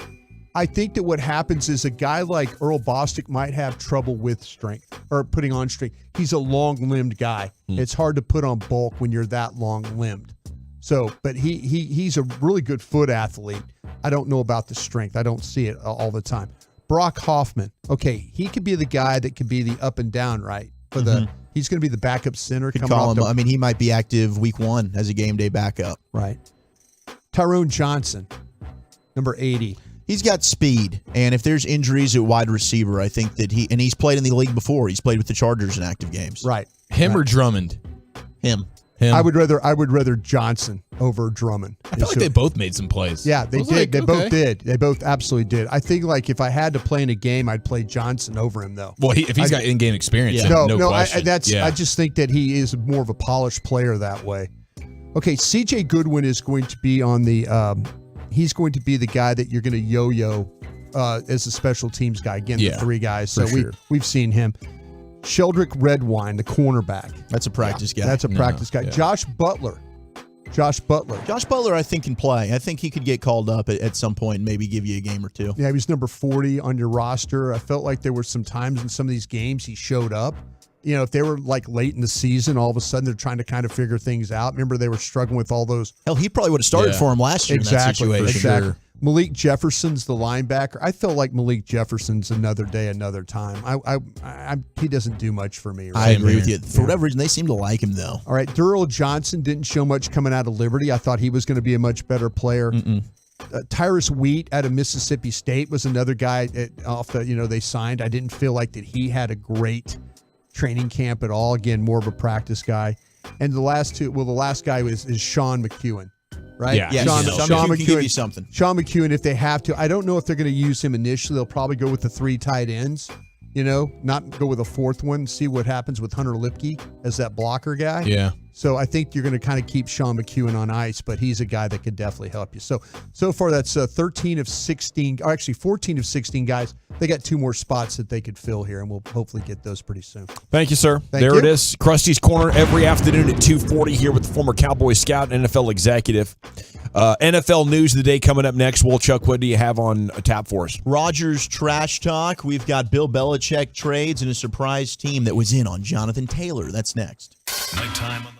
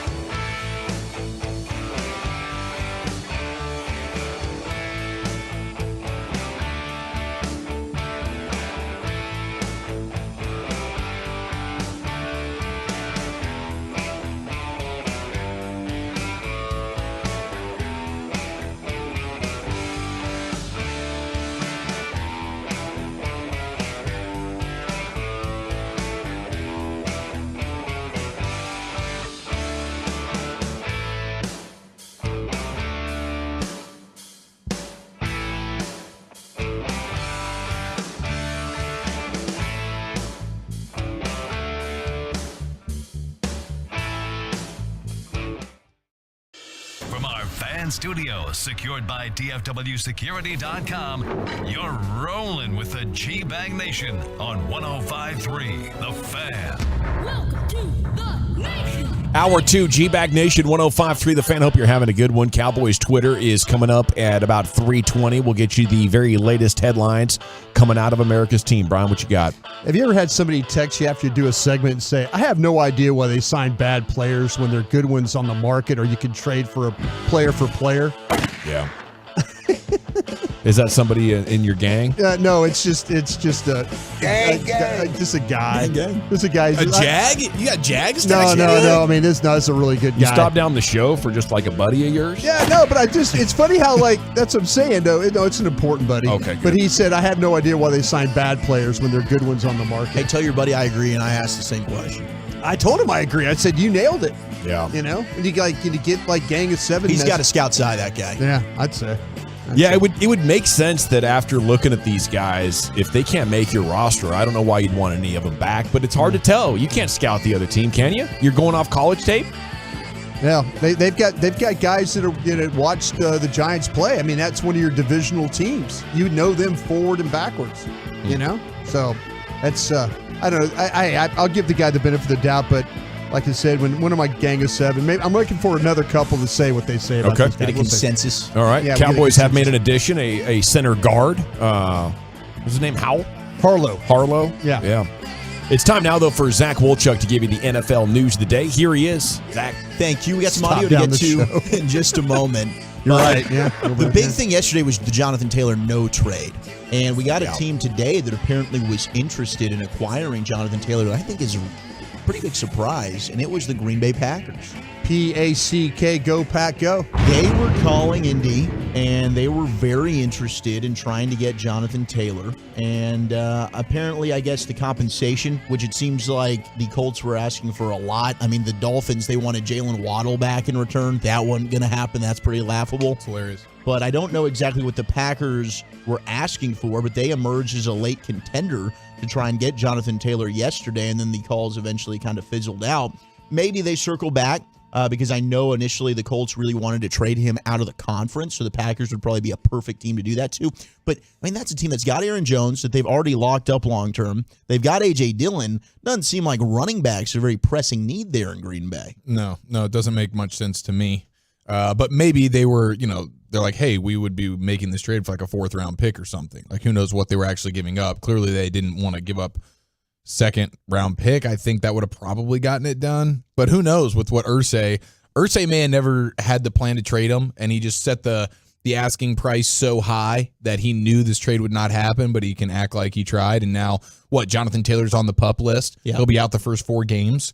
And that's a total win for Jonathan Taylor. Yeah, he could end up being a trade deadline trade. Who knows? Maybe there's a contending team, there's an injury, and we're seeing that more than ever in the NFL now where the trade deadline's a thing. We're seeing player movement. It used to be nobody gets traded. I don't know why you even have it, but recently we've seen big names get moved at the deadline, and that could be the perfect time for Jonathan Taylor to get dealt out of Indy. There is a little bit of a Cowboy-related story. Anthony Brown going to the Steelers. Mike Fisher, tweeting that breaking news here recently. The Steelers also signed Houston's ex-defensive back that was also a member of the Chargers, Desmond King, former Iowa safety. Who signed him, I'm sorry? The Steelers did. Steelers, okay. So that's 2 defensive backs. They signed King. They signed former Cowboy Anthony Brown. So the Steelers are trying to round out that secondary right now. It usually is a good defense. I would not put it past them. I wonder with running backs, like what's going to be the next domino to fall? Are we going to be at this stalemate for like the next 8 years? Ooh. Until the next CBA? I mean, how does this end? I think maybe agents start advising their running backs, listen, we can't win this. You just kind of got to like take the tag and be happy that someone's going to give you $10 million a year. Is that the end of this? Because the holdouts aren't getting the win. There's been no win since Zeke. No. Josh Jacobs and Barkley both ended up coming back and signing on a 1-year deal. Melvin Gordon capitulated. They all have. Yep. I think the entire league has put their foot down here. Yeah, I just think it's the nature of the beast when most teams know that they can get similar production. There's the rarefied Christian McCaffrey. Okay. Bijan Robinson might be one of these guys as well. Derrick Henry's been one. I'd love to trade for one if their season falls apart. Derrick That'd Henry, be fun. he's absolutely been one of those guys. Nick Chubb has been one of those guys. But by and large, most teams know that whatever running back I have that I don't want to pay, I can get a guy for way cheaper, for much less capital, whether it's through the draft or a free agent for small money, that can give me pretty similar production. Maybe it's 0.2 of a yard on average less than what the other guy gave me. Okay, like that's usually what it is. So I just think that this isn't going anywhere because we're still going to have undrafted or late round running backs step in day one and be contributors, and it's so cool. But big picture for the position, it actually sucks for it. I'm just kind of curious. You guys feel like that one day college football, the running back will no longer be a position, and where will the NFL get their running backs if, in fact, that they don't? They'll just have it could be a hybrid kind of position. You're kind of my Debo Samuel. You're more of a wide receiver, but I can hand you the ball. I don't think that the running back position will ever be eliminated, but I do wonder the trickle-down effect to like high school athletics. Yeah. How many of these guys are going to say, I want to play running back? Yeah, exactly. I wonder if there's going to be a day where, and fine, if you want to hand the ball to Debo Samuel, that's a great option. I don't know how many Debo Samuels you have. Well, and even a Debo Samuel couldn't stay healthy. Over time, it will evolve because the guy who in high school now doesn't just want to be a running back, he's also going to be a wide receiver. And so over time, like we've seen the evolution of it, like in tons of positions. Where all of a sudden now, like I have a guy defensively who can play 3 different positions. When was I just spitting out Micah Parsons? Where it's like he can play a million different things. Yeah, I just don't, man. I don't think you would have learned about Micah Parsons unless they had an injury. I thought that was maybe one of the greatest breaks ever for a player right there. I don't think the running back position is going to go anywhere. You don't think? I mean, you don't think that like that people will? It'll be further minimized. More wide receivers are going to take carries. That's going to be the development. I don't think the running backs can run the routes or have the hands to be wide receivers. Yeah. But wide receivers running out of the backfield analytically, correct me if I'm wrong, Chief, holds up very well. It's not just Debo that can do it statistically. There's a lot of dudes that can do it. The difference is they can only do it a handful of times. Yes, right? You don't want to give them the ball a lot. You got to break it up between all of them. And there's not enough of those guys. And maybe it does, but to me, in the analytic community can say what they want. You're always going to need to run the football. You're still going to need a real running back. Yeah. But again, his role is going to be further diminished from where we sit right now. Absolutely. I just wonder how people are going to kill games in the future. Yeah, exactly. You're cold weather. That's rain. I mean, like all of a sudden, playoff football. Yeah, you're going to have to run the football. Shanahan was up 28-3, right? Yeah. Should have found a way to run the football, but he couldn't. And I wonder if you ever get to the point where if you have those hybrid players, and you can't run the ball well enough to keep clock going, is that going to be a problem for teams? Maybe in the future it will be. Well, right now it's not. It's going to be fascinating to see how it goes moving forward. I would just worry about killing games. That's what I would worry about. Which is why there'll always be a need for it, no doubt. Speaking of running backs, we talked about this. The Dolphins had a ton on their roster, and that might be a surplus there where you could get one of theirs if you didn't like the Cowboys backups. Mm-hmm. Myles Gaskin was one we talked about. He got cut. The Vikings have signed Myles Gaskin. He's going to be part of their running back rotation. And Jalen Reagor, former Waxahachie Indian, he's now gone ahead and been waived. So, man, a bummer of a career so far for him. Former first-round pick with the Eagles, gets traded to the Vikings. Now he's available out there for any team to sign. I don't expect any team to sign him. Did he get some money? Did he get paid at least? He got paid. He got that first-round contract. First-round bag. Yeah. All right. Still a win. He got the money. Yeah. He did. What was the first round, if you don't mind me asking? Do you know, like, kind of round figures? Because, you have to take the taxes and everything out of that. Yeah. He goes, signed a 4-year, $13.2 contract with the Eagles, 7.2 signing bonus, 13.2 guaranteed. So he got about $7 million. That's a good get. Yeah. That's a good get. If you know what you're doing, that's a good get. He made it. Yeah. This is an interesting scenario where Michael Thomas, who still hasn't played football in 2 years, and I don't know. I don't really bank on Michael Thomas really doing much of anything. His surgeries didn't work. He could be good on a per game basis. But will he play? And he detailed that his body rejected the hardware from the ankle and the toe surgeries that he had. I mean, is this something? Yeah, is this something that you hear a lot about? No. And it explains why he struggled to really come back. No, it's something you don't hear at all. Yeah, he said, I don't want to use this as an excuse, but also when you get surgeries and they put hardware in, sometimes your body just rejects the hardware. Yeah. With Maybe both that happened to me. surgeries, your body responds and healing responds to it, whatever it is. I guess it's the 1%. I guess I'm in that category. said Michael Thomas. So a heartbreaker for him because he really did seem like he was going to be one of the best wide receivers of this generation. But yeah, the body's interesting, man. Yeah, I had an ankle surgery 16 years ago. It still hurts like I had the surgery 6 weeks ago. Maybe it rejected the hardware in it. Yeah, got dude. some tacks, some staples. I mean, putting foreign objects in your body. Yeah, I mean, I shouldn't have done it. What I should have done is just had him clean it out, and then done physical therapy, steroids, stem cell. But his foot injury was especially gruesome. It wasn't quite as bad as Dak's, but it was close. It was. And you got to repair the foot. It'll never be the same again. Lot of ligaments they can actually make stronger. Foot's Dunsky, bruh. You're going to be compromised. Yeah, you guys remember Jihad Ward? Yes. Yeah. Played with the Cowboys, had like a cup of coffee with the Cowboys. He's bounced around the league quite a bit. Now he's a member of the Giants. Last night, Hard Knocks training camp with the New York Jets.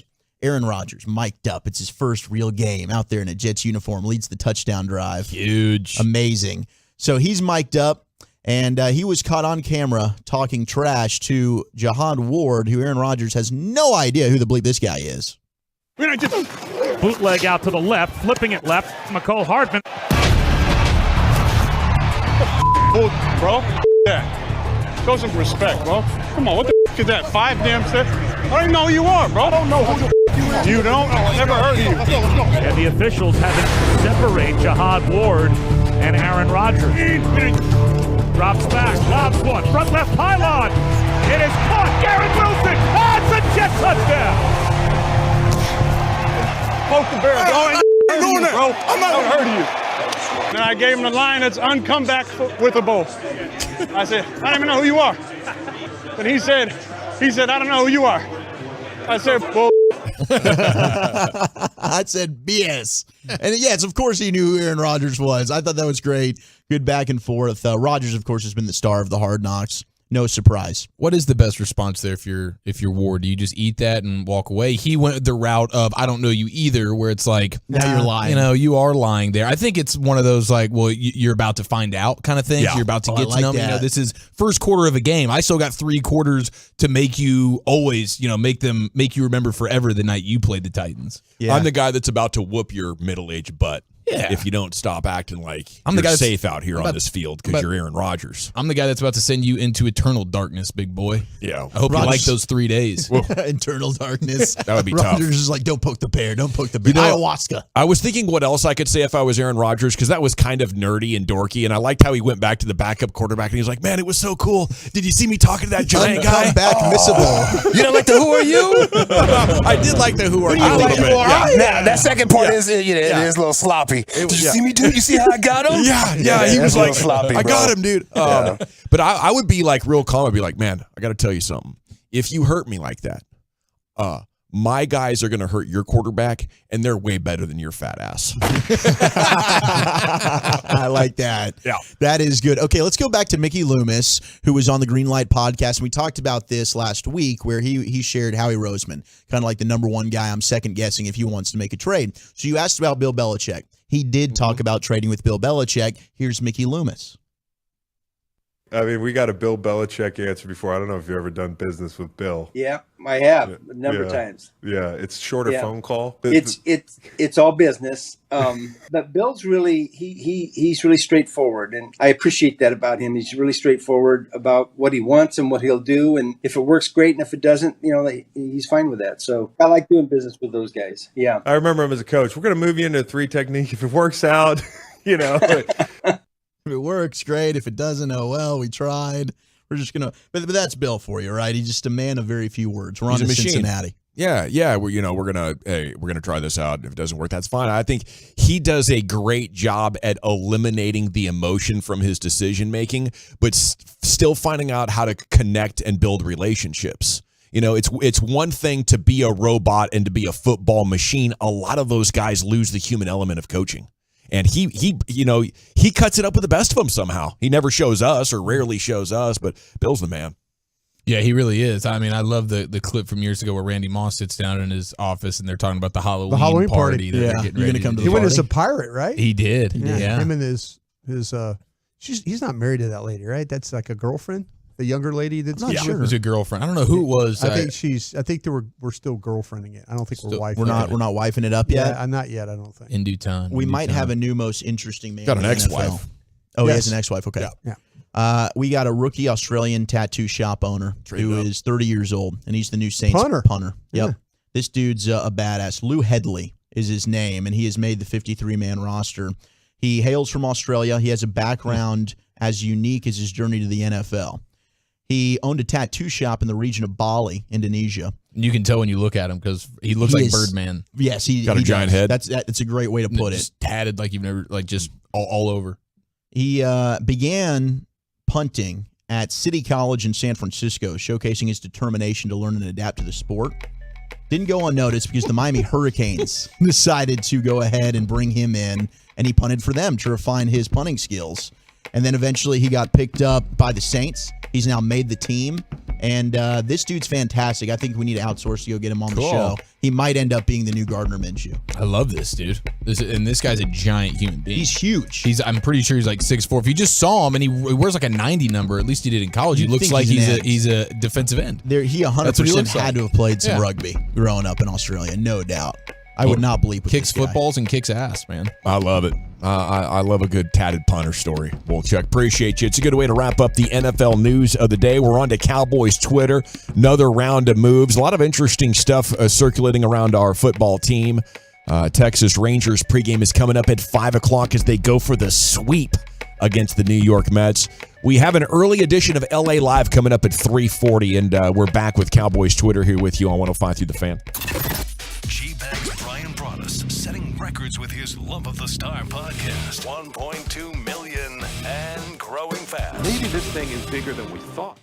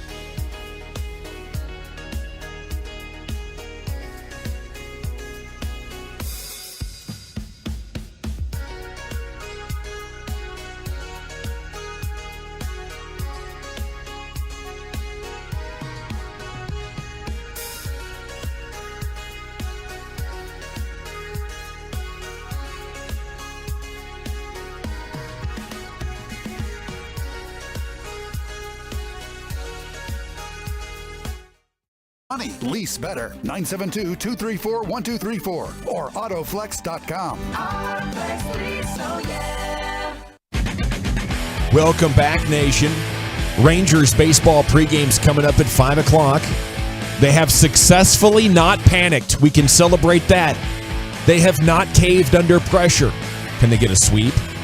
How much can you trust them? Truckwreck.com fan text is open. Rangers fans, I know you're chomping at the bit to get to this pregame coming up here shortly, and we'll take some of your thoughts. Got a lot of Cowboys Twitter stuff to get to, a number of news items and interesting quotes and whatnot. Segments brought to you by the Frankels. Life's unpredictable. Accidents happen. Frankel & Frankel are the go-to attorneys for car and truck wrecks in DFW. If you or a loved one's been in an accident, contact Frankel & Frankel for a free consultation. 214-333-3333. Jump online to truckwreck.com. You got Will Greer going to the Bengals already. Adam Schefter had that. That's kind of old news at this point, but there was a video that was posted on social of him. I guess you got to walk across an actual street out in public to get to their practice facility. So they're walking from their locker room over to where they practice, and he's just cruising through the city of Cincinnati there with his pads on and cleats on. So a little bit of a downgrade as far as the facilities go moving to Cincinnati. I'm sure. But he's hanging out with Joe Shiesty, which I'm sure is very fun. And Joe Burrow did practice today for the first time since July 27th, I think it is. The calf, he did? Okay. Calf injury, yeah. Well, that's good news. Yeah. Congrats to everybody involved. Okay, the Cowboys rookie running back Hunter Lipke gives new number 3 quarterback Trey Lance a familiar face on the 53. They were teammates at North Dakota State. They were. I'd probably seen Trey 2 times since he's been in the league, so it was good to catch up. I'm glad he's a Cowboy. The other note on Lipke is from Aisha Morrison, Cowboys.com. She was part of our draft coverage. Yeah. Mm-hmm. I think this guy might have teachers petted his way onto the roster, guys. She says, something I wanted to bring up going through my notes in regard to Lipke making the roster. He's also a gentleman that Boone seems to like. Several times during the indoor practices last week, I noticed Hunter following up with Bones. His special team role may be important as well. Bones swings a big stick in the meetings. He does. He's a very influential guy. You can see it at practice how much of the alpha he might be. He's like a game show host. Team fundamentals. Yeah, he's like the carnival barker guy. He's talking to everybody, with the circus guy. Yeah, he's always up there front. You guys where they need to go. You guys ever pull that in school though, when you just weren't doing well, and if you would just go up to the teacher and be like, "Hey, I'm really struggling with this. If you could just follow up with me on this a couple of times," it endears you to them. The next thing you know, they're giving you the benefit of the doubt right and left. I did in Spanish once in 9th grade. Spanish class I'd stay after. And mainly bueno. It was tutoring. Yeah, and I just couldn't retain Spanish, man. It was one of my worst subjects. I love Spanish, man. That was so fun. I couldn't do it. The class? Yeah. Really? The whole deal. Yeah. Oh, writing and all the tenses, man. It was so challenging. I got humbled, bro. Took it the second time and did worse the second time than I did the first time, bro. Humble. It was rough. Only came out of that name with a name. Suavecito. That's the only thing I came out with. Name, bro. Yeah. Not bad. Winning. That was a C's get degrees kind of deal for me, man. Well, in college, dude, that was the hardest part of the program, the media program or whatever, is you had to take 4 semesters of a foreign language. And that was probably the toughest thing about college. I, without question, had somebody do the online homework for me. There you go. And that's probably how I passed. It's, it was rules like that made me drop out of college 5 different times. I was like, forget this. I got to do what? No, I'm good. We go to John Machota. Cowboy safety J-Ron Curse on Micah Parsons. I expect Defensive Player of the Year. The type of impact I'm expecting to have is not only for the defense, but for the team is tremendous. His mentality in how he's attacking things this year, much different than I've seen in previous years. He comes in like, I'm the lion. He gives like that throughout the day, throughout the week, just like I'm the baddest guy out here. He has shown that, and that's the biggest difference I've seen from him. Love the quote. Curse is amazing in the media. And I'm buying this quote right here. I think year 3 as a defensive player where youth and athleticism and power and speed is so important. I think this could be the best season of his career. He's added skills to it. And I guess, he's made an impression on his teammates saying his energy, his attitude is just different this time around. Yeah, and we could see it out at practice, man. I mean, he was wrecking shop every single day. No one stood a chance against him, whether it was a run play or a pass play. Micah Parsons was there to tear it up, and that's what everybody was saying. I think he even said it to us. He was like, the biggest thing is just my mindset of like, I for sure know I'm the baddest dude on the field here now, and my whole goal is to prove it every single snap. And now it's like he's taking the mindset to another level. We know about the work he put in the offseason, getting bigger and stronger, working with Andrew Whitworth and stuff I know we're going to have on the show at some point here in the next week or two. And I can't wait to get some details on what those conversations and workouts were like. Next Friday at 3:40. Yeah, this is a dude who is ultra dedicated, and he's entering like his prime years now. Like I don't even think we haven't seen the best version of him, and that's insane. Hasn't even played the position much, right? He played end in high school, didn't play it at all in Penn State. He was a true off-ball linebacker. So I mean, he's just scratching the surface on his potential. Yeah, it's pretty outstanding. If you had to win one game, Brian, you got Aaron Donald out there, you got the Bosa's, you got Myles Garrett. Who are you going with? You know who you're going with. That's a good question. I think it's pretty cool that he's in consideration now. Yeah, Aaron Donald had a bit of a down years. Yeah, he's the defensive player of the year favorite. I mean, he should be. But yeah, no doubt, man. I get there's a conversation to be had a little bit, but ultimately, no, he is the number one dude. That Bosa at San Francisco, he's nasty. He's the real deal. I think if you had to have a series, how do they block him? Is it a one-on-one block, or does he get chipped the whole game? I mean, say you're needing to make a stop, the final drive of the game. Is he getting chipped, or is it a one-on-one win? How would you think? Well, if he's getting chipped, I'd hope he'd get some queso as well, Brian. Yeah. I just want to get that out of the way first. But if, like you say, if he has to win, who are you going to pick to win the one-on-one block? I mean, I'm picking both of them to win their one-on-one. They're blocks. probably both winning. I'll go. That's what I'm saying. If you're chipping one of them, I think Bosa handles the chips better than what you're dealing with. I think you're right. I think Micah recognized that as a weakness. Yeah. And so he's been working on that. Yeah, he has all the new tricks, and that brings up our next subject here in Cowboys Twitter. A video yesterday, Micah Parsons with Mozzie Smith now under his wing, working under the tutelage of boxing trainer Tony Mack. He's been working with Micah a lot. Is this what Mozzie Smith needs? It was more of the same for Mozzie in Game 3. Flashes of good. Other times he's just kind of stuck in quicksand. I think you need the quick feet. Maybe he should be like going with the punter to go do soccer instead of the boxing. But hey, boxing couldn't hurt, right? Yeah, no, for sure. But I wonder how much is it actually slow feet that he has, or is it just because he's thinking too much right now, and ultimately once he has a better understanding of what his responsibility is, the feet quickness will sort of come along with that, or is it an actual problem? I think he's dealing with both right now, to be honest with you. I think he's dealing with the fact he's caught in between his technique of what he needs to do for the Cowboys and what he did in the past when he got in trouble. He would just kind of bully people when he was in school. You can't bully these guys here in the league. He's thinking too much. Way and it's too making much. him play too slow. I also think this is great for conditioning. I mean, you try go around to boxing for a minute, see how you feel after. Yeah, no doubt. Okay. I think there's two horrible bets right now, or two horrible ideas from the national media that are prevailing around this team. Number one is that Dak's interceptions are the biggest problem this team has. I think that's kind of ridiculous. The other one is that Mike McCarthy's on the hot seat. Newey Scruggs posted bookies.com odds for the first fired coach. He's not on top. You have Todd Bowles, and then you have Kevin Stefanski there with the Bucks and Browns, and Ron Rivera coming in third there at just plus 500. I would expect him to get fired with new ownership. Ron is one of those guys that there's guys I know like Mike Lombardi has been on Ron about, like he's like, listen, if I'd have known that my quarterback was a better player, I would have, probably started him sooner.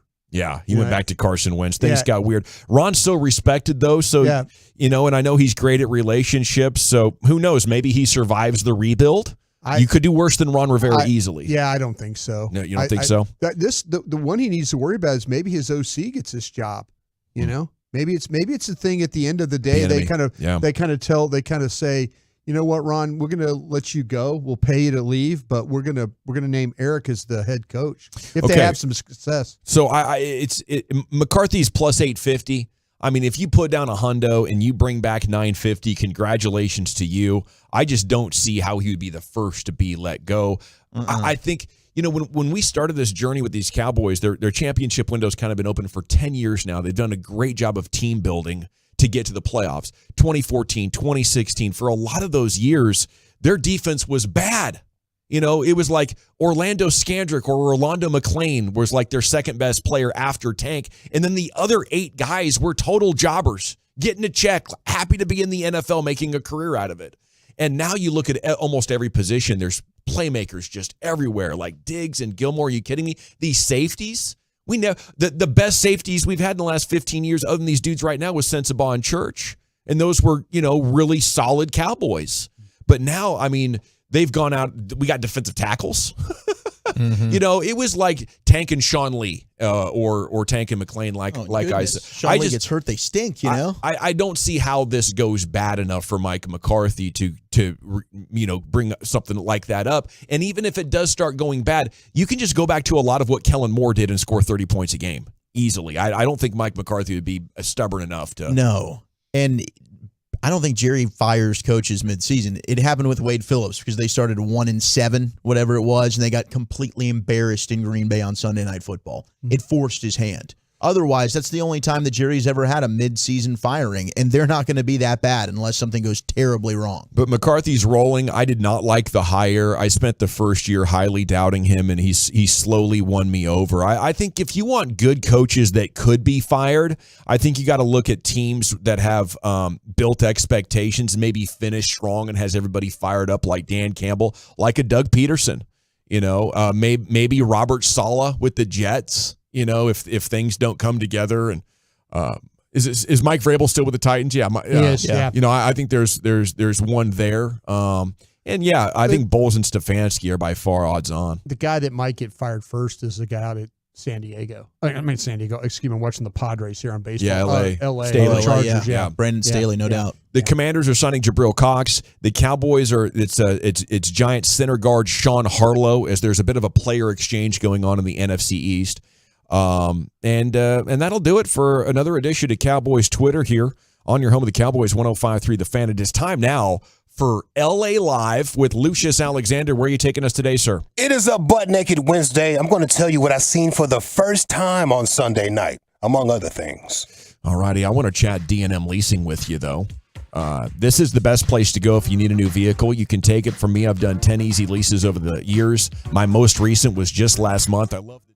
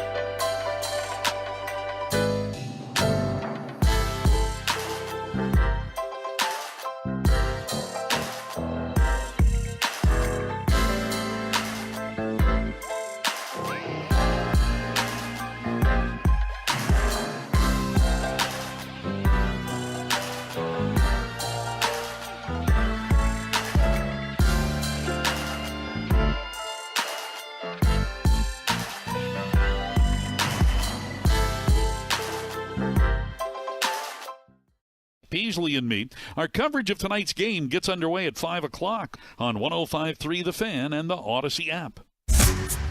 Hurry into Classic Chevrolet for once-a-year Labor Day savings, y'all. Over 400 Silverados with their best offers of the year.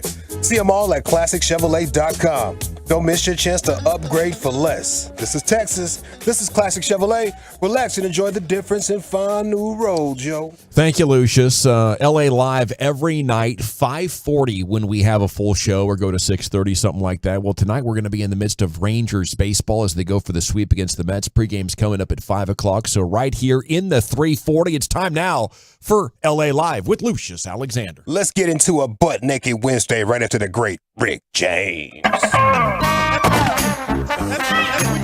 All right, you squares. Yeah.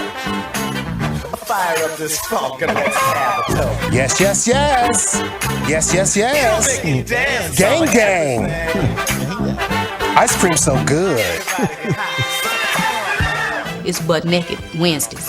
Yes, it is a Butt Naked Wednesday. Thank you, Miss Badu. I, too, was born underwater with $3.06. Peace to the gods and the earth. This is LA Live for Wednesday, August 30th, 2023. G-Bag the day. We do it every day on the Fan at 2:30. Our winner and still champion, might be our first 5-timer coming up here, is Mr. Wilchuck. Yep. If you missed it this week, we were interviewing the great Chris Young, Rangers GM, and Wilchuck was hella unfocused. He asked the same question that was just answered. Team's still not healthy. We saw Josh Young earlier on MLB Network, and then there's Evaldi. What kind of updates do you have, and what kind of an impact could those guys have when they return? Well, obviously a huge impact. I mean, those are two critical pieces to our team. We lost time for a period of time there, and then Josh shortly thereafter, and Nate as well. And so those are, three big pieces to our group. That said, I believe we have the depth to sustain or withstand injuries like that and sustain our performance. And we're excited to get both those guys back. Josh is probably a little further behind, simply just based on the timeline with the surgery. I think we're looking at really the last, 10 days, maybe week of the season. And Nate is making progress. We thought we were pretty close with Nate. He had a little bit of a side tightness after his last live batting practice, and but that's calmed down in the last day or two. So we're going to continue to build him up, and hopefully he'll be back, here at the beginning of September or shortly thereafter. And those will be two huge additions for us, hopefully at a time where we need them most, and help propel us for a strong finish. What's the latest with another potential addition of Nathan Evaldi? Well, that was the update on Evaldi.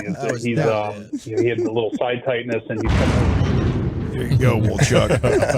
It was a layup, but I like how you spun the ball around your waist before you went and just missed the layup. I like that, bro. It's a nice little job. Some sauce on it. Yeah, you had some sauce on it, fam. So tell us about the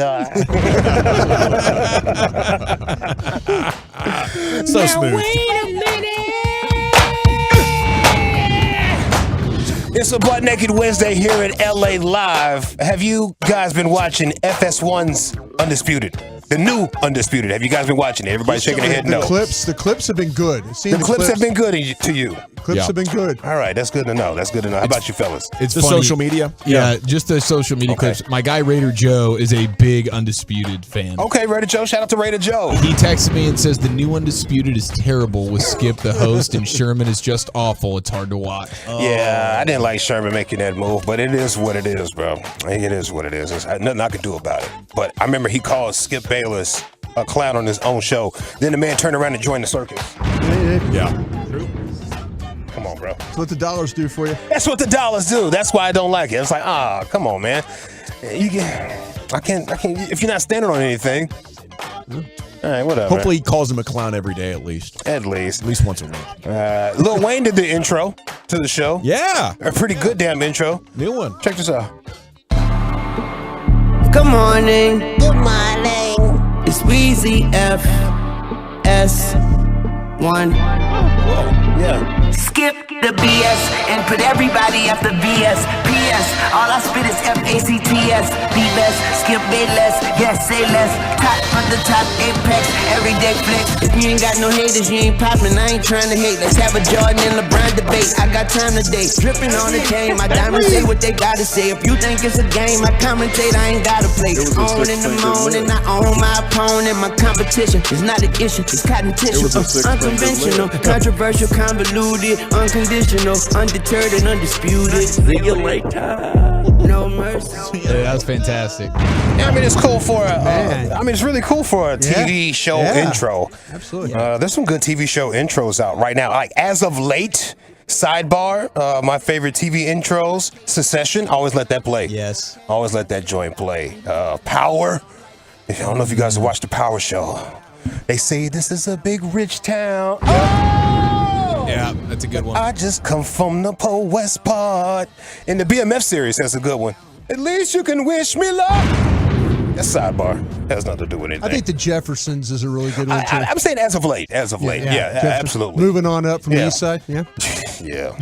I love those songs, though. You're right, Lucius. I rarely hit skip. Yeah. It just not as of late. The Sopranos had an awesome one. Of course. Absolutely. Yeah, I know I said as of late. No, people I know. well, you missed it. You missed it. But Hard Knocks did it with Robert Saleh. Driving through Jersey. Okay. And they redid the Tony Soprano intro yesterday. It was pretty epic. Yeah. I mean, if there's any other intros as of late that you know of, send them to the fan text. Let me know. Maybe I can make I thought the Game of Thrones thing was cool. A segment out of it. Okay. Yeah. Maybe I can make a segment out of that. Richard Sherman. I pity the fool, man. Let's see. Richard Sherman says playing quarterback is harder than playing wide receiver, as he's arguing with two wide receivers, Michael Irvin and Keyshawn Johnson, on the new Undisputed. True sound right here. They put him in a blender, by the way. I'm just go ahead and put Mike and Keyshawn Johnson, put old boy in a blender. I'll say something to piss you off right now. What's that? What you got? Corner is a harder position. What you got? See, now I got to go, Mike. I got to get it. And this ain't rehearsed. I'm not doing that with you. I swear it's not rehearsed. Now, hold on. This ain't rehearsed. But I promise you, I'm about to need this. Hold on. Skip, let me just talk to you real quick. I want to get you in on this. I can't believe you trying to get in. That's all I do now is just sit here and listen. But y'all, you said it's a harder position. What did you start off at? Receiver. Okay. What does that say? You play receiver, you couldn't play it at the level that got you to where you are. So you went to corner because it was much easier to do. Well, you ain't got to catch that ball. Catch that ball between. All you got to do is run with somebody. All you got to do is run with somebody. You got safety over there to help you. Yeah. All you got to do is run with somebody. Eyes look back at the quarterback and float. Keep your hips to the sideline. So stop it, Richard. The reason I moved positions is because I didn't want to be dependent on somebody else. Oh, yeah. I put him in a blender. They put him in a blender, bro. That's good. I played both positions. Yes, I did play six-man football, but if you look it up, I went hard, fam. I was the cream of the crop in six-man, though. So good. Cream of the crop. Hey, I played both sides. I'll tell you what. Corner, it's a little bit harder. I think corner's hard. I think it's a little bit harder. I think corner's really hard. Wide receiver. It feels too good playing wide receiver. Yeah. You know what I'm saying? Like you do the little moves. Oh, gotcha. You know that type You of know thing. where you're going. Yeah. You know where you're going when you're running out. You can't name 10 great corners right now. Oh, I feel we can you. name 10 great wide receivers. Let's get into the arguments. Yeah. Well, let's not. He had the win there, though. That point was fire. That was That point was amazing. That was a And he got jumped too. There was two guys, and Michael was hyping it. I told you. Tell him, Keyshawn. In the name of the Father. It's a Butt Naked Wednesday here in LA Live. Shout out to Confunction. Drake's new album was supposed to drop last Friday. If you were listening to the G-Bag Nation during LA Live, I told you, man, the man is on tour. The album's not dropping. And it didn't drop. But we do have A&I as my aunt calls it, the A and the I. Yeah, she says, it's getting word out here. We've got the A and the I. Getting word. Yeah, A and I dropped this little LeBron James Forever cover to satisfy the Drake fans. Check this out. Thank you. It may not mean nothing at all. Sounds like him. Understand nothing was done for me, so I don't plan on stopping at all. Sounds like him. I want bitches forever mine, ever mine, ever mine. Shiny days shining them all. And telling that girl she the one for me. I ain't even planning to call. I want bitches forever mine, ever mine, ever mine, ever. So you got that out there if you're looking for something. Yeah, I love that song. Banger. Yeah. Let's see what else. Man, I was sorry. I was on watching a YouTube stream last night. You know how they have the chats? Yeah. You can pay? Yeah. Well, this dude had it hooked up where an AI of his voice, you could pay it to say stuff? anything There that it you goes. wanted. There it goes. So he's like talking to himself, and people are playing pranks on him. There it goes. It was next level funny, dude. Robo Grego right there. Yes. They were ahead of their time. They were ahead of their time. So was Richie. He might not be right about a lot of things, but that white truck thing? He was, dude. I think about that all the time. That was a hell of a theory. White Truck Wednesday. The white truck is the most soulless vehicle on the streets of North Texas, is what he would say, and he's right. Yep. Dude almost ran me off the road on 35 yesterday with a white truck, and everybody else in front of me. After he passed me, I was like, damn, this dude's wild. Steph Curry, he's a rapper now, by the way. Is he the best rapper in the NBA? Check this out. Like a little fish in the big pond, make the big splash, got the big bag. Look like the little fish in the big pond, make the big splash, and got the big bag. Oh, my, look how things have changed, they know I'm the one. Daddy taught me how to flip my wrist, I'm my father's son. Think I'm pistol packing, how that ratchet on me like a gun. They should put the basket in the casket after I am done. Probably still go with Damian Lillard. You still go with Dame? Yeah. Pretty impressed with Steph, though.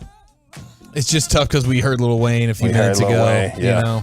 I like that you said Dame there, General. I got Dame Dollar freestyling on the I-95 podcast. He addresses like the trade stuff, and he addresses Carmelo real quick here. You moving too fast, the turtle beat you, silly rabbit. My game be so intact, they thinking it's a tactic. Singing, acting, over flexing they muscles, building they lactic acid. Season 10 coming soon, I still don't lack the passion. They wanted me to jump ship, Rip City back in action.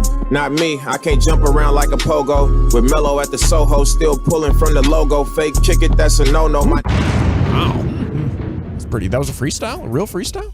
I mean, you know. Yeah. Is that how they do it these days? That's how they do it. It's a freestyle, but, you know, hey, man, I wrote this, it's mine. Hey, if I catch you saying it, you bought it. I mean, you bid it. And Shaq is still rapping, by the way. I'm just giving a little piece of Shaq still rapping. Hey, by the way, this is all sports. Yeah, it's rapping. I know you don't, a lot of people don't like rap, but it's still sports, fam. I tricked you. I tricked you. Ha, sicker than your average. Great with the Drake, 21 Savage. Please do call me Diesel. Doing what I want, y'all doing what you need to. Say you want to go to war, don't tease me. Don't want to see me, turn off TV. We beat TTG off GP on the PG, me and AD and PG. It might still be Shaq. It's still Shaq, bro. Dude, that was awesome. Yeah, he's over 50 years old? Still Shaq. Bro. Yeah, and he's got the best feature with Biggie of all time. The song is called You Can't Stop the Rain. Right on. See you tomorrow. Yes, Lord willing and the creek don't rise. That's my time. Yeah, it'll be a normal time for LA Live tomorrow, 5:40. We'll have a full 5-hour show live from Fat Daddy's in Mansfield. Okay, how weird is it they brought a guy in to take Dak's job? Because you know that's what they want. They would like that. Let's go around the Trey trade and update some storylines. That's coming up next right here. It's the G-Bag Nation on 105.3 The Fan. Got to chat Frankles with you, though. Life's unpredictable. You never know when you or a loved one may be injured in a car truck accident due to somebody's negligence. That's when you need an experienced public.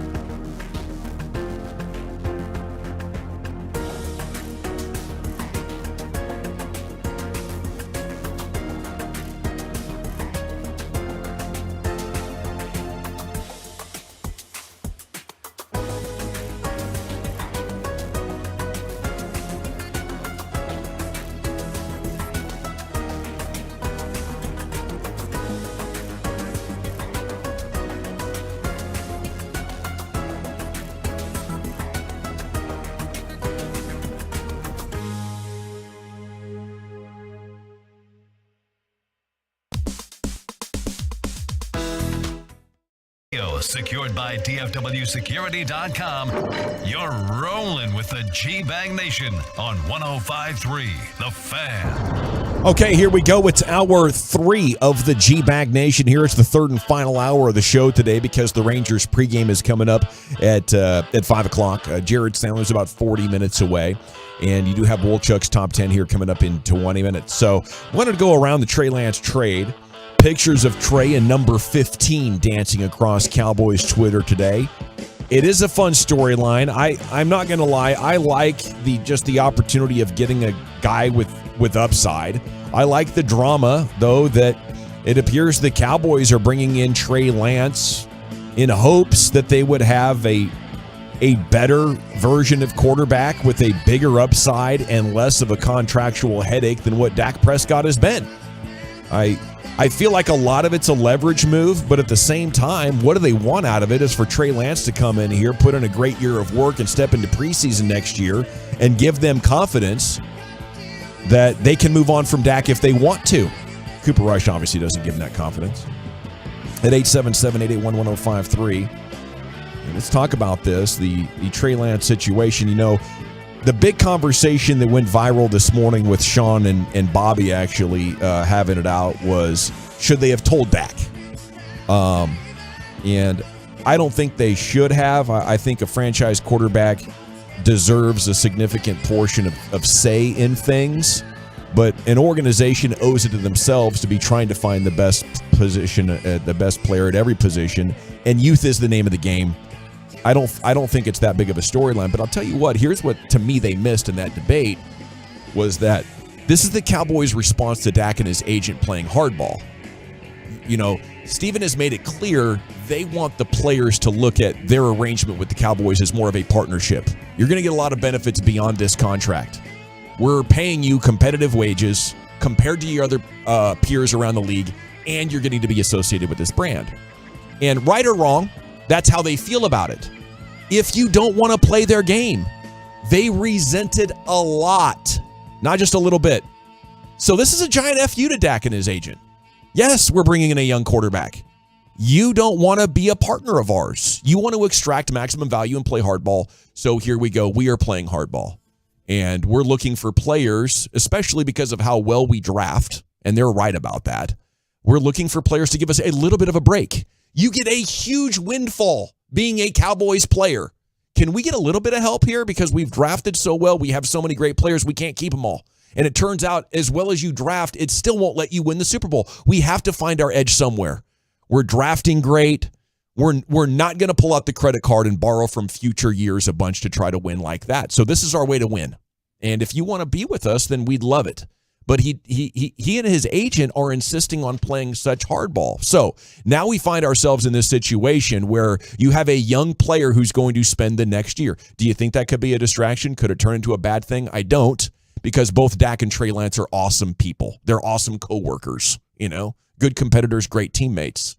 But I don't think you can just sweep this under the rug as saying they've brought in Trey Lance to be your third quarterback. It's not a story. It absolutely is a story, and it actually tells you how contentious the contract negotiation is behind the scenes. Steven told you in February, you're going to wake up one day, this deal's going to be over. No, it's not. This thing's going down to a serious deadline. And you don't spend a 4 to bring in a quarterback, you know, unless you think there's a legitimate possibility that is your future. It's the reaction to this isn't totally unlike when the Eagles brought in Jalen Hurts. Dak's better than Carson Wentz, but Carson Wentz's reputation at that time was top 12 quarterback, probably a franchise quarterback that they're going to have for a long time. And people were surprised you're bringing in Jalen Hurts. The Eagles say, we want to give ourselves the best possible chance at having an elite franchise quarterback. I think Cowboys have, you know, maybe not given themselves a chance to have better, but sufficient replacement with Trey Lance has to be their plan. What do you guys think about that at 877-881-1053? Wolchuk, Broadus, Chief, where you want to go with it? They were doing their due diligence in the draft. With Hendon Hooker. Sorry, my bad. And with Aiden O'Connell. Sure Those were guys they liked. Yeah. This isn't new. The Cowboys were looking at adding a young quarterback. Trey Lance became available. They had him graded as a high second-round draft pick. They made the move to go get him. This is good roster building. It's good team building. If they had taken a guy in the 4th round like Aiden O'Connell, I don't know if we'd be having this conversation, but because it's Trey Lance and he was the 3rd overall pick and there's high first-round expectations, it's a big deal. Unlike O'Connell, he can run a little bit. Right. I mean, he throws a better ball than He's Zack. a household name. People know who Trey Lance is. Anybody would know who Trey Lance is. Everybody knows right in who front he of is. Well, any quarterback you add, whether it was draft or trade, is going to raise questions. Any quarterback. To me, you draft Aiden O'Connell in the 4th round, it would have been, well, why'd you do that? It's a wasted pick. So that's I think that's where people are now. Fans don't have time for your team building. To the teams, it's the most important thing they do every day. But to a fan base, no, you just wasted a 4th round pick on a guy that's not going to play. No. That's what fan bases think. You're adding an asset, and that's exactly what Stephen Jones said. And I hear you, but that's what fans need to understand. There's nothing more important than having a quarterback. It's the most important position in all of sports, right? So if you have a surplus, you can flip that guy and try and get more for him. Now, injuries it didn't work for too. San Francisco and injury, and we've seen Dak get hurt a lot recently. We have. Does this tell you they don't believe in Dak that much? I think, or as much as they say they do. I think the money's starting to worry them a little bit. Yeah, and that's just me talking. That's not me talking to Stephen Jones or any of the cap guys over there or anything. I think there's going to be a point in time where that money, even though the cap's going up, there's going to be a point in time where they go, is it really worth paying $56-7 million for a player that's this? Mm-hmm. They're looking at. And the one thing the Cowboys are really good at, as we've always talked about, is drafting. Yeah. So what happens when you always draft? Well, you have other players. Parsons, Lamb, Diggs. These are players that when other teams would love to have, you got these guys you have to look at, and you got Lamb and Diggs on the same back-to-back same draft. They've been on fire for 3 years. That's what I'm saying. Yeah. So they had one draft where they had 6 players that are. I think they're scared of tying up so much money in one player. Yeah, that's where I'm at with it. And, watching Trey Lance, there's no way he is going to be capable this year. Even his highlights, he's staring guys down. There's happy feet going on. You can see the challenges there, but the physical traits are undeniable. Like he checks all of those boxes. And now you have to look at it like, if he can stay healthy and be mobile, where is his bar for we'd rather have him playing than Dak? If you're running it maybe 6 to 10 times a game, go ahead, Brian. Well, maybe in 2025. Yeah. That's where you look at it, because, then now you're looking at a cap number of $36 million for Dak. If you want to just play this thing out, if you just want to, go next year and the year after, and then. Well, that means next year you're going to eat. That's what I'm saying. Dak's going to cost you $60 million. That's That's where you're to get out of this deal. You're probably going to have to ride one of these things. You might push a little bit more of it up into the future. Yeah, But I'm saying though, to me, if I just looked cap numbers, I was trying to think the cap number next year is 59.4 is what we're looking at right now. You cut him. Dead money you're looking at is 60. So how good does Trey have to be next summer for you guys to be thinking this is going into Dak's last year in 2024? The Cowboys would love to see that materialize. I don't think it's so much about Trey Lance. I think it's about a $61 million cap hit. Well, you have to have some sort of faith that the player is there. That's why you've done this. Well, no, with the hope you can create enough. But that's what I'm saying. You what's going to happen with Trey Lance this year is he's going to have extra practices. Yeah. And then he's going to have then you're probably going to move on from Cooper Rush, and then he becomes the backup guy. Heck, we've talked about it. Unfortunately, quarterbacks get dinged up. They get hurt. They miss games. You might know about, just like you learned about Tony Romo was a $25 million a year quarterback. And then all of a sudden, he gets hurt. And then you learn, well, wow, we can have Dak Prescott. Same thing could very well happen here. Mm-hmm. Same type of transition could happen. They could say, wow, Trey Lance is good enough to play here. He's kind of what we thought. He's a high second-round guy. He kind of gives us what we want. He moves around, throws the ball. He's got some Dak traits when it comes to moving around and throwing the ball. He runs pretty similar. He runs like Dak, but 20 pounds lighter. But he's a guy that Dak in his prime. No, this is a tough guy. I mean, he enjoys, like I said, I was watching North Dakota State back in the day. Guy likes to be the physical side of the game. He's not afraid to mix it up, run into people, stuff like that. Dak's the same way. I just think they're getting to a point in time with Dak that they're just that whole thing with the money is turning into, we just don't want to go down this road anymore. That would be interesting. I feel like if Trey Lance doesn't develop well, there's no way they're going to just let Dak go. Well, I think that's their second best option. I just don't know what you're going to be able to see unless Dak gets hurt this year. If you see it this year, it's got to be preseason next year. I think ideally he plays so well in the preseason next year. You give him a long-term deal, but he's not the starter. And then he takes over in 2025 as a starter that's not making huge money. Yeah, that's got to be how they. He turns into a $20 million quarterback or $25 million quarterback. Yeah, instead of paying paying what you're going to pay Dak in 2025. You're looking at paying him $36 million. Mm-hmm. And then, so if you were to let him go post June 1, according that's to to not even be on the roster. That's dead money, right? That's dead money. $25 million for your cap savings of $11 million and dead money of $25. Wow. Yeah. So it is a lot of money. That's a lot less than what we've seen some of these other teams endure. Rams, what the Eagles endured a little bit with Carson Wentz. Mm-hmm. So. Yeah, but those are teams that were willing to maybe not be very good, and I don't know if the Cowboys would be willing to do that. See, that's what I'm saying, though. That's if unless they think Trey Lance is good enough to keep them from not being very good. Yeah, which is a big if, right? He's got to prove that because right now they're not putting him into a game over Cooper Rush. No, there's a lot of growth that has to happen, I think, with the player. But the bar is lower if you can run and you're willing to run. And at Trey Lance right now, I'm willing to run a lot to build a career. Yeah. Once you've built the career and you can play well from the pocket because you've learned the offense, you want to run less. Right now, he wants to run more. And if you can run them into man coverage, you don't have to be a great quarterback to produce a lot of passing yards.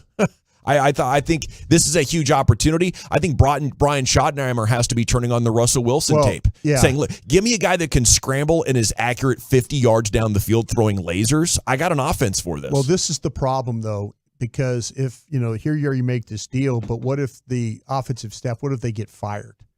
Now you're back to square one. Absolutely would be. You're trying to, because now all of a sudden it's like the development that Trey Lance might have got, the work that he got during the year, working with the extra practices and stuff is. And there's an injury concern as well. I'm always on the lookout for that. Apparently, he had the meniscus trim in high school and then foot injuries and ankle injuries. He got rolled up on that. He was trying to run, trying to slide, did a poor job of it. And, he just can't stay out there. Yeah. I think that's been the issue since he got to the NFL, and that makes me wonder, are you injury prone or is that just some bad luck? I'm not willing to put him in the injury prone department yet, but he's getting close. Woolchuck's Top 10's coming up next. Where are you taking us, buddy? All right, I've got the top 10 college football quarterbacks since 2000. All right, ESPN came out with a list. I didn't like their list. I made my own. This is my personal top 10 college football quarterbacks since 2000, and I'll hit you with a little around the bases. That's next. Okay, should you lease or should you?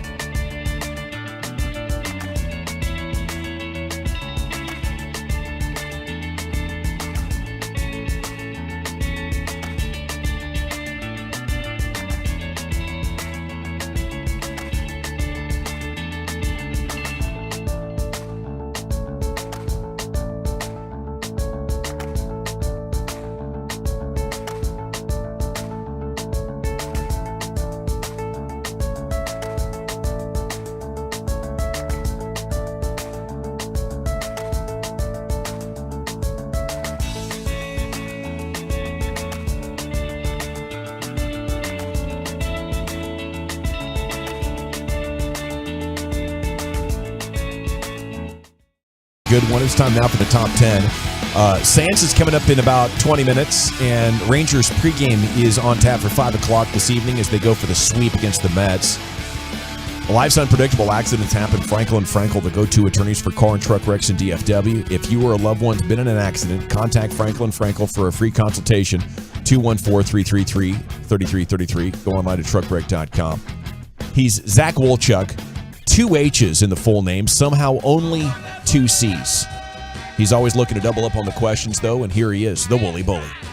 Thank you very much. We are tied at 3 in the top of the 5th between Oakland and Seattle. And the Astros are up 7-0 on the Red Sox right now. In the bottom of the 4th inning. Bang. So there's your update around the American League West. I'm about to do the top 10 college football quarterbacks since 2000 over the last 23 years. And this is my list, so you can have at it with the hate. Bring it on. I'm ready for it. I will. I do want to invite everybody to come party with Eric and me at Backyard in Fort Worth. We're going to hang out alongside Revolver Brewing. It's going to be an 8 o'clock party getting you set for college football. So Backyard, West 7th, Fort Worth. That's where the party will be, me and Eric. And then tomorrow, of course, we've got Fan Phenom at 7 o'clock, Fat Daddies in Mansfield. So that's going to be a blast. I did see this go viral last night, as the Atlanta Braves announcers could not get over this guy wearing sunglasses, eating a rather large ice cream cone. And this is their description of it. Boy, get yourself somebody that looks at you the way that that man looks at that soft serve. They might need to get a hotel room. Yeah, there's the napkin, sir. Sorry. Clean yourself up. That's wonderful. That looks pretty good, actually. It looks tremendous. Yeah, really good. And as Corey Hart might say, he wears his sunglasses at night. Sean Murphy leading off the 8th in a 3-1 game. You wear your sunglasses at night, Peter? I'm not even going to answer that. I'm so disappointed with that. I think this guy's pulling it off. Oh, boy. Jeez. Don't leave anything for chance, sir. I think I'm done for the night. Oh. Maybe you got the hurry along. What? That escalated quickly. Sir, if you don't finish that in one gulp. Meanwhile, Sean Murphy, great play. I love just all right, right back to baseball. But, yeah, it did look like a delicious soft serve, and that guy was tackling it as you really should know how to tackle a cone. He gulped the whole thing down, though. It's like he got tired of holding it. Maybe it got hot, melting down his hand. He was like, you know how it goes. No napkins. He unhinged his jaw and just went. Yeah, sure did. He went like He's a freaking anaconda, dude. Brittany Renner on that joint. Yeah, he went Brittany Renner. Yeah, he did. Yeah, he. Yes, he did. Tiana Trump on that damn thing. Yeah, man. He worked. He worked around it to get the circumference down so he could fit the whole thing in. He did. Yeah. He was just licking. Yeah. That's unbelievable, dude. You gotta get all sides lubricated, bro. He did it. He did a great job. I think in that scenario, you go with the Bluebell, like little bowl or whatever, and your cup scooping out of it, right? Yeah. Instead of Let's be aware. Yeah. The Instead little of plastic attacking that helmet thing is the best way to go for ice cream. Oh, that's true. Yeah, that's true. Right there out of the helmet is special. Heim time back in the lineup at catcher today for the Rangers. So Austin Hedges was catching yesterday. So Heim is back catching for Dane Dunning. And congratulations to 1986 World Series champs Dwight Gooden and Darryl Strawberry. The Mets plan to retire their numbers. So they will be immortalized at Citi Field. I'll never that was forget, huge. Yeah, literally. I'll never forget Lisa Ann telling us, what's one word to describe Darryl Strawberry? And she said, huge. No, that was that was not Darryl Strawberry. That was a basketball player. Darryl Strawberry. Just say yes and play Okay. along. Darryl Strawberry. No, I think it actually might have been Austin Hedges. It might have been Austin Hedges, yeah. If we're sticking with baseball. Huge. Yeah. All right, let's slide into the top 10 here. ESPN, a while back, came out with their top 75 college quarterbacks since 2023. I've brought this down to a top 10. Now, I thought number one on their list was pretty laughable. I'm thinking this list, not good. Is this the one they did with Baker Mayfield? Baker was number one on their list, which is like, come on, are you kidding me? Yeah. Let's go. But I do have Baker getting mentioned in mine. He's just not number one. There's been a lot better. since Baker. And Baker was very good. He had an illustrious college career. What he did as a freshman at Tech, transferring, walk-on, really cool. Sorry, what's the time period here? Just since 2000. Okay. So the last 23 years. There was a lot of guys that I just had missing out of the top 10. Trevor Lawrence being one. Kyler Murray. Marcus Mariota. Tough crowd. This must be a hell of a list, bro. Andrew Luck. Dude, we've been spoiled with amazing college football quarterbacks and seasons. Well, I guess we won't be seeing Terrell Pryor on this list. No Terrell Pryor. Troy Smith, though, I did consider. Okay. Troy Smith at Ohio State. He was a stud. He did consider him. I considered him. For like a second. Didn't make the top 10. Oh. Baker is 10. Finished his career with 14,607 passing yards and 69% completion rate, 131 touchdowns to just 30 picks. Also had over 1,000 rushing yards and 21 rushing touchdowns in his career. Won the Heisman, led Oklahoma to a college football playoff epic game against Georgia. Was very, very close to going to a national championship. I never want to hear that these guys that profile like him and Johnny, the party guys, can make it. You're done. Everybody in football parties a little bit. Most people do. If you party so much you're legendary, you're not going to make it in the NFL at quarterback. You gotta put in the work, man. By the way, just for the record, John Sally is the one that was most synonymous with the word huge when we asked Lisa Ann. Strawberry be getting after between innings. Yeah. There's legends about those 80s Mets teams. He is. They'd like be picking out gals and they'd be in the clubhouse. I don't got a bat next inning. I got a little time here. Having themselves a time. Really? Yeah. Getting after it. Incredible. Yeah. Number 9, give me Lamar Jackson of Louisville, 2015 to 2017. He was unbelievable what he did. Solid passer, but maybe the most terrifying runner that we've seen since 50 Michael rushing Vick. touchdowns in his life. 50 rushing touchdowns. That might be the guy from the last 20 years that if I had to go make a run at a national championship, if I have every other player taking, give me Lamar Jackson. Lamar, unreal. He ain't gonna stop us. He was so good. Number 8, and I got to see him play live against Oklahoma State at the Cowboy Classic, is Jameis Winston. Only played for 2 years, but he rolled to their Florida State's first national title in 14 years when he was a redshirt freshman, won the Heisman by more than 1,500 points, and went on to win the first 27 games of his college career. Jameis Winston was unbelievable at Florida State. And when it comes to pregame speeches, no one's getting it done better than he is. Got to eat a W. To this day, he is giving preseason game number 3 pregame speeches like you've never seen before. You would think it was the Super Bowl of all Super Bowls. To this day. He's got some Michael Irvin in him.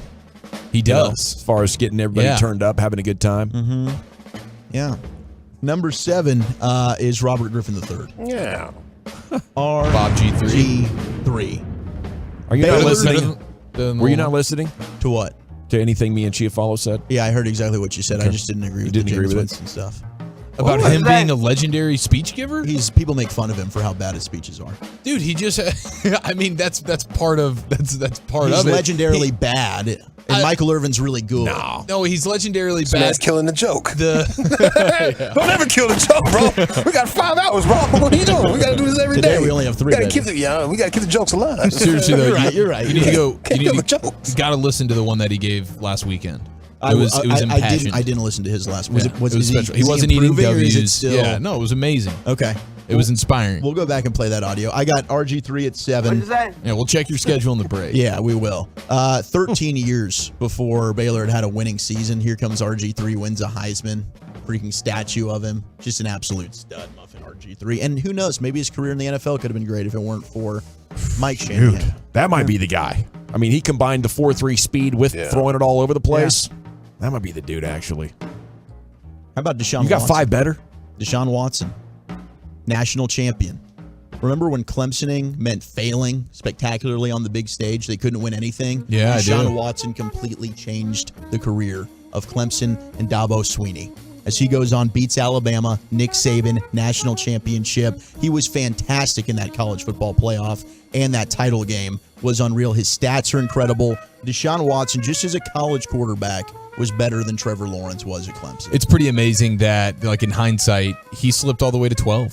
It is. And I believe it was Mitch Trubisky who was picked before him. Yes. It was. Oh, what a sad, sad situation for the Bears. Next up, I've got JFF, Johnny Football. There was nobody that quite just got the entire college football world to tune into one individual like Johnny Manziel did that year at Texas A&M. Mm-hmm. He was incredible. They won 20 games in that era. He went on the road. He beat Alabama, stuff of legends, wins a Heisman Trophy. You couldn't take your eyes off of Johnny Manziel. No. He was incredible. I think if he'd come out like 5 years later, he would have been the number 1 overall pick. Like if he comes out after Murray and Mayfield had done it, we got comfortable with shorter guys and projecting traits. He was just unstoppable. It might be the most entertaining football I've seen. My buddy John Dorsey, I worked with in Green Bay, who's a general manager, had the distinction of drafting both Pat Mahomes and Johnny Manziel during his career. Man, nobody's perfect. High highs and low lows, bro. How about that? Yeah. You drafted the greatest all time and maybe one of the ones that you don't really want It's to a talk 50%, bro. That's pretty damn good. What you Yeah, talking I'll about? take it. I'll take it. 50 out here. Because he can also like point to Johnny being the reason, like Johnny did himself no favors. Yeah, Johnny you know? could have been really good. Johnny's openly admitted, I didn't want to be. And that's what Dorsey's helping himself go to sleep. Got at night fired a little after bit with drafting Johnny. both guys. Damn. Yeah. Got fired. Yeah, That's crazy. He John got fired Dorsey- after Mahomes. Yeah, I'm not. I need to go back and understand how that even happened. Yeah. Well, it's Andy. Andy was like, "No, thank you, John." Andy was like, I'm gonna do this myself, kind of a thing. Yeah. It had to be something else, right? Yeah, John. Because you got to call him up and be like, my bad, bro. Yeah. This dude is amazing. Yeah. Come on back what you need. Got your company card and everything. It's got a Chief logo on it. It's amazing. John's up in Detroit. He's helping Detroit right now. Yeah. Top 4, number 4, Joe Shiesty, Joe Burrow. God, this guy's like number 1. My goodness gracious. 78 touchdowns, 11 interceptions, 13 rushing touchdowns, and one of the greatest quarterback seasons, if not the greatest, in the history of the sport. 15-0 record, national championship. Team around him was sensational, but Joe Burrow was the bleeping man. Hey, Joe. That was the guy putting the ball wherever he wanted to. Hey, Joe, Number I like that. Yeah, it's 3. Good song. Where you going with that shiest in your hand? Yeah. Where's the shiest? Number 3 is Tim Tebow. Tim Tebow at Florida in 2006. He was the short yardage back when they won a national championship with Chris Leak. In 2007, he posted 4,181 combined rushing and passing yards, won the Heisman, then went on to win a national championship the following year. Unbelievable player, Tim Tebow. Number 2. He's the opposite of a speech giver, though, as opposed to our guy from Florida State, right? Jameis Winston. Like, Tim's a legendary speech giver. His speech about in coming a back. positive way. Yeah. They wrote about it. Winston. They wrote about it. No, Jameis is They are funny, hating on man. my I guy, can't wait Jameis. for Jameis to end up like being in a broadcast booth. I think he's going to be really good. He's talking with 20 to 25-year-old dudes. He's amazing. Jameis Winston? So laughably bad. Dancing with crutches on and a torn ACL. He's funny. Turned your locker room into a club. He's funny. He's the guy. He is that guy. Just not motivational, but hilarious to make to point and laugh at. Number 2, Cam Newton. Number 2 for Cam. Cam Newton carried an Auburn Tiger team. You look at that roster, it was Cam freaking Newton. We had a great stat of the day a few months back where it's like he's the only player from that national title team to have ever ran for or caught a touchdown in an NFL game or something like that. Like nobody Coach on got that fired team. the next year. It was a dumpster fire. Chiz. There was and yes, Tebow's really that high. For those of you that think like, how is Tebow top 3? Go back and watch him play in college. Read a freaking book for once. There you go. His team was Chuck, hit him Number with 2, Cam Newton. YouTube works Hit him too. with a read a book, bro. You can go ahead and watch go YouTube. YouTube it. I mean, yes, Tim Tebow was an amazing college quarterback. My favorite was some would have him at 1. I've got him at 3. Read the Tim Tebow book, please. His team was killer, though. That would be the Bible. The team was good. That's why I have him at 3. And the guys that I have ahead of him didn't have as good of teams. Number 2, Cam Newton dragging a sorry-ass Auburn team to a national championship. Number 1, though, best college quarterback I've ever seen, and I would take him over everybody. If I got to win one game, it is Vince Young. Well, we're 2.5 minutes late for Jared, and I'm blaming you for it. When We he have a joins us. full-on segment with Jared. He'll be just Full-fledger. fine. We're not cutting it, like to a 15 like we usually do. Jared will be good. Okay, all right. Well, thank you for the top 10, Woolchuck. That's My some great pleasure, broadcasting. guys. Okay, and when we come back, it is time to talk with Jared Sandler, our Rangers a pre- and post-game show host, play-by-play man and insider, and that's next here with you on The Fan. But the only place to go get that brand new Ford car, truck, or SUV is the greatness of Platinum Ford in Terrell Gilchrist.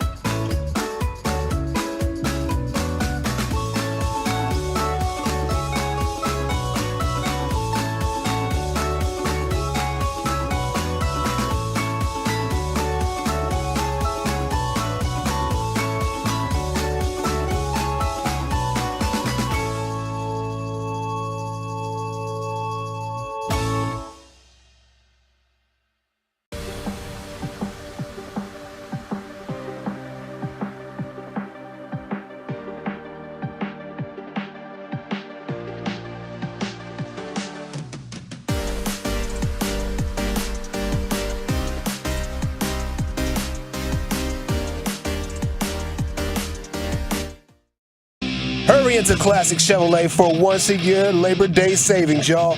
Over 400 Silverados with their best year-end offers. See them all at ClassicChevrolet.com. Don't miss your chance to upgrade for less. This is Texas. This is Classic Chevrolet. Relax and enjoy the difference. Find the road. Texters all over Wolchuk for not having Vince Young on that list. It's time now for Jared's preview. It's brought to you by Blue Nail Roofing. Zack screwing everything up here. Sandler, sorry for being late. I'm sure you're well aware of things like this happen. Yeah, I can't believe Zack didn't have Vince Young on his list. That's terrible. It is only top on the list. Yeah, no, that's. Hey, the textures are sounding off here, Wolchuk. They want answers. That's what happens when you do a top 10. Yeah, no, it's really interesting that, all of a sudden he's top on your list, but I didn't hear it. I don't know. Gavin didn't hear it either. Broadus was texting me. He didn't hear it. Hey, Jarrett, I have a quick question for you, man. We get these waiver claims in tomorrow, being the baseball ones. My guys around the league think that the Marlins and the Reds are going to clean up. Yeah. Rangers have any chances of getting any of these guys? I don't want to say no, and I guess, to be honest with you, Broadus, that something like this happening, like the way it's happened, I don't know.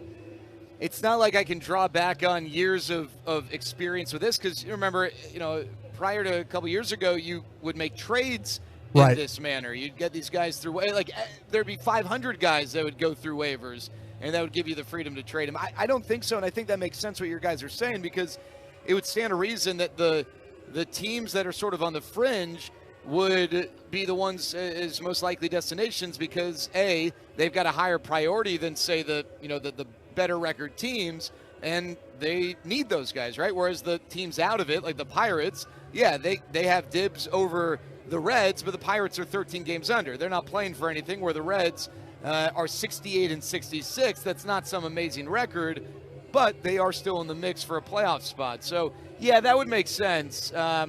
It would be great if maybe a guy just sort of randomly fell for whatever reason, but I definitely don't think the Rangers are approaching tomorrow with the expectation that they're going to make a big addition, but it would be certainly a nice little break if they did. Jared, I know you love a good streak. Other than the win streak, what's your favorite current streak going with the Rangers right now? Yeah, well, this one is one that Wolchuk's going to appreciate. It one consecutive day in which I've seen Zach's favorite Ranger of all time, Joe Palumbo, who is currently standing on the field talking to Brock Burke.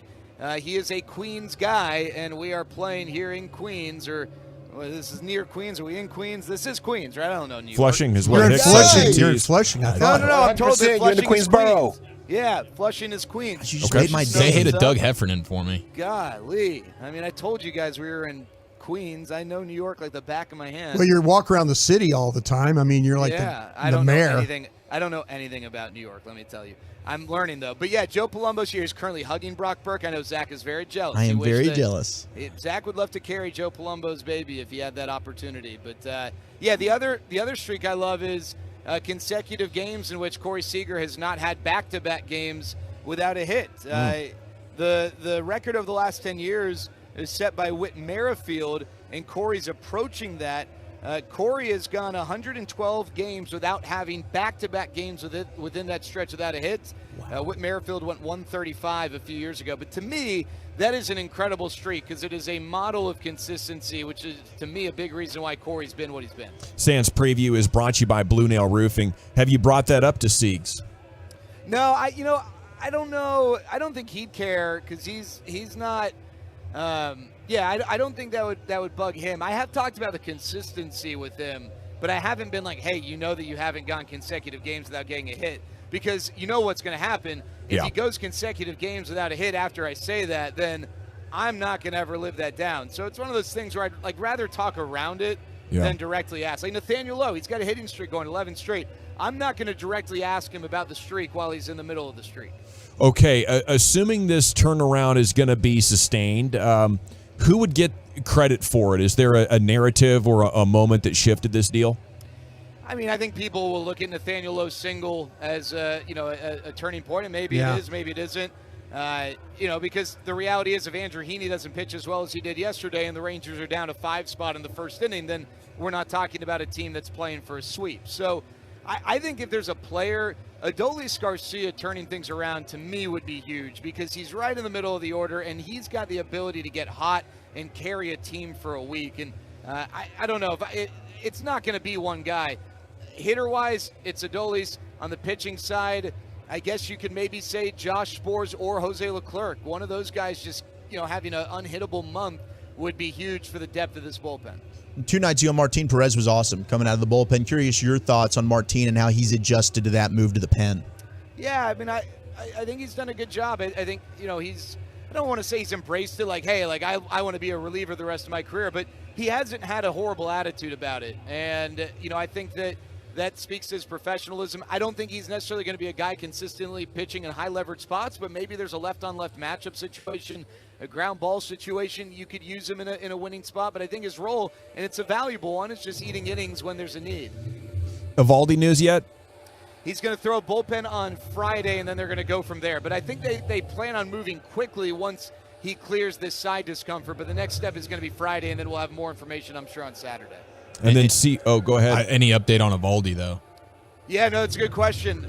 Chris Young actually sends his regards. Thanks, buddy. Have a great night. But Evaldi? Catch up with you on Friday. He's at Jared Sandler here on your home of the Rangers. Saw a story that CY was happy with Jack Leiter's first start. He was on the developmental list for 6 weeks. Said he sees a real improvement. I'm buying. If CY is selling, I'm buying. I don't think he spins things too much. So I think we can take that to the bank. Jack Leiter on the comeback trail. Thanks so much to Carter Freeman there for coordinating your video. Lucius Alexander, 3 hours of flawless radio engineering and producing is in the books. Thanks to Wolchuk and Chiafalo and Brian Broaddus. I'm Gavin Dawson. Till tomorrow at 2, live at Fat Daddy's for the final day of the Fan Phenom. You're going home with the G-Bag Nation at Ease. This Odyssey Sports Minute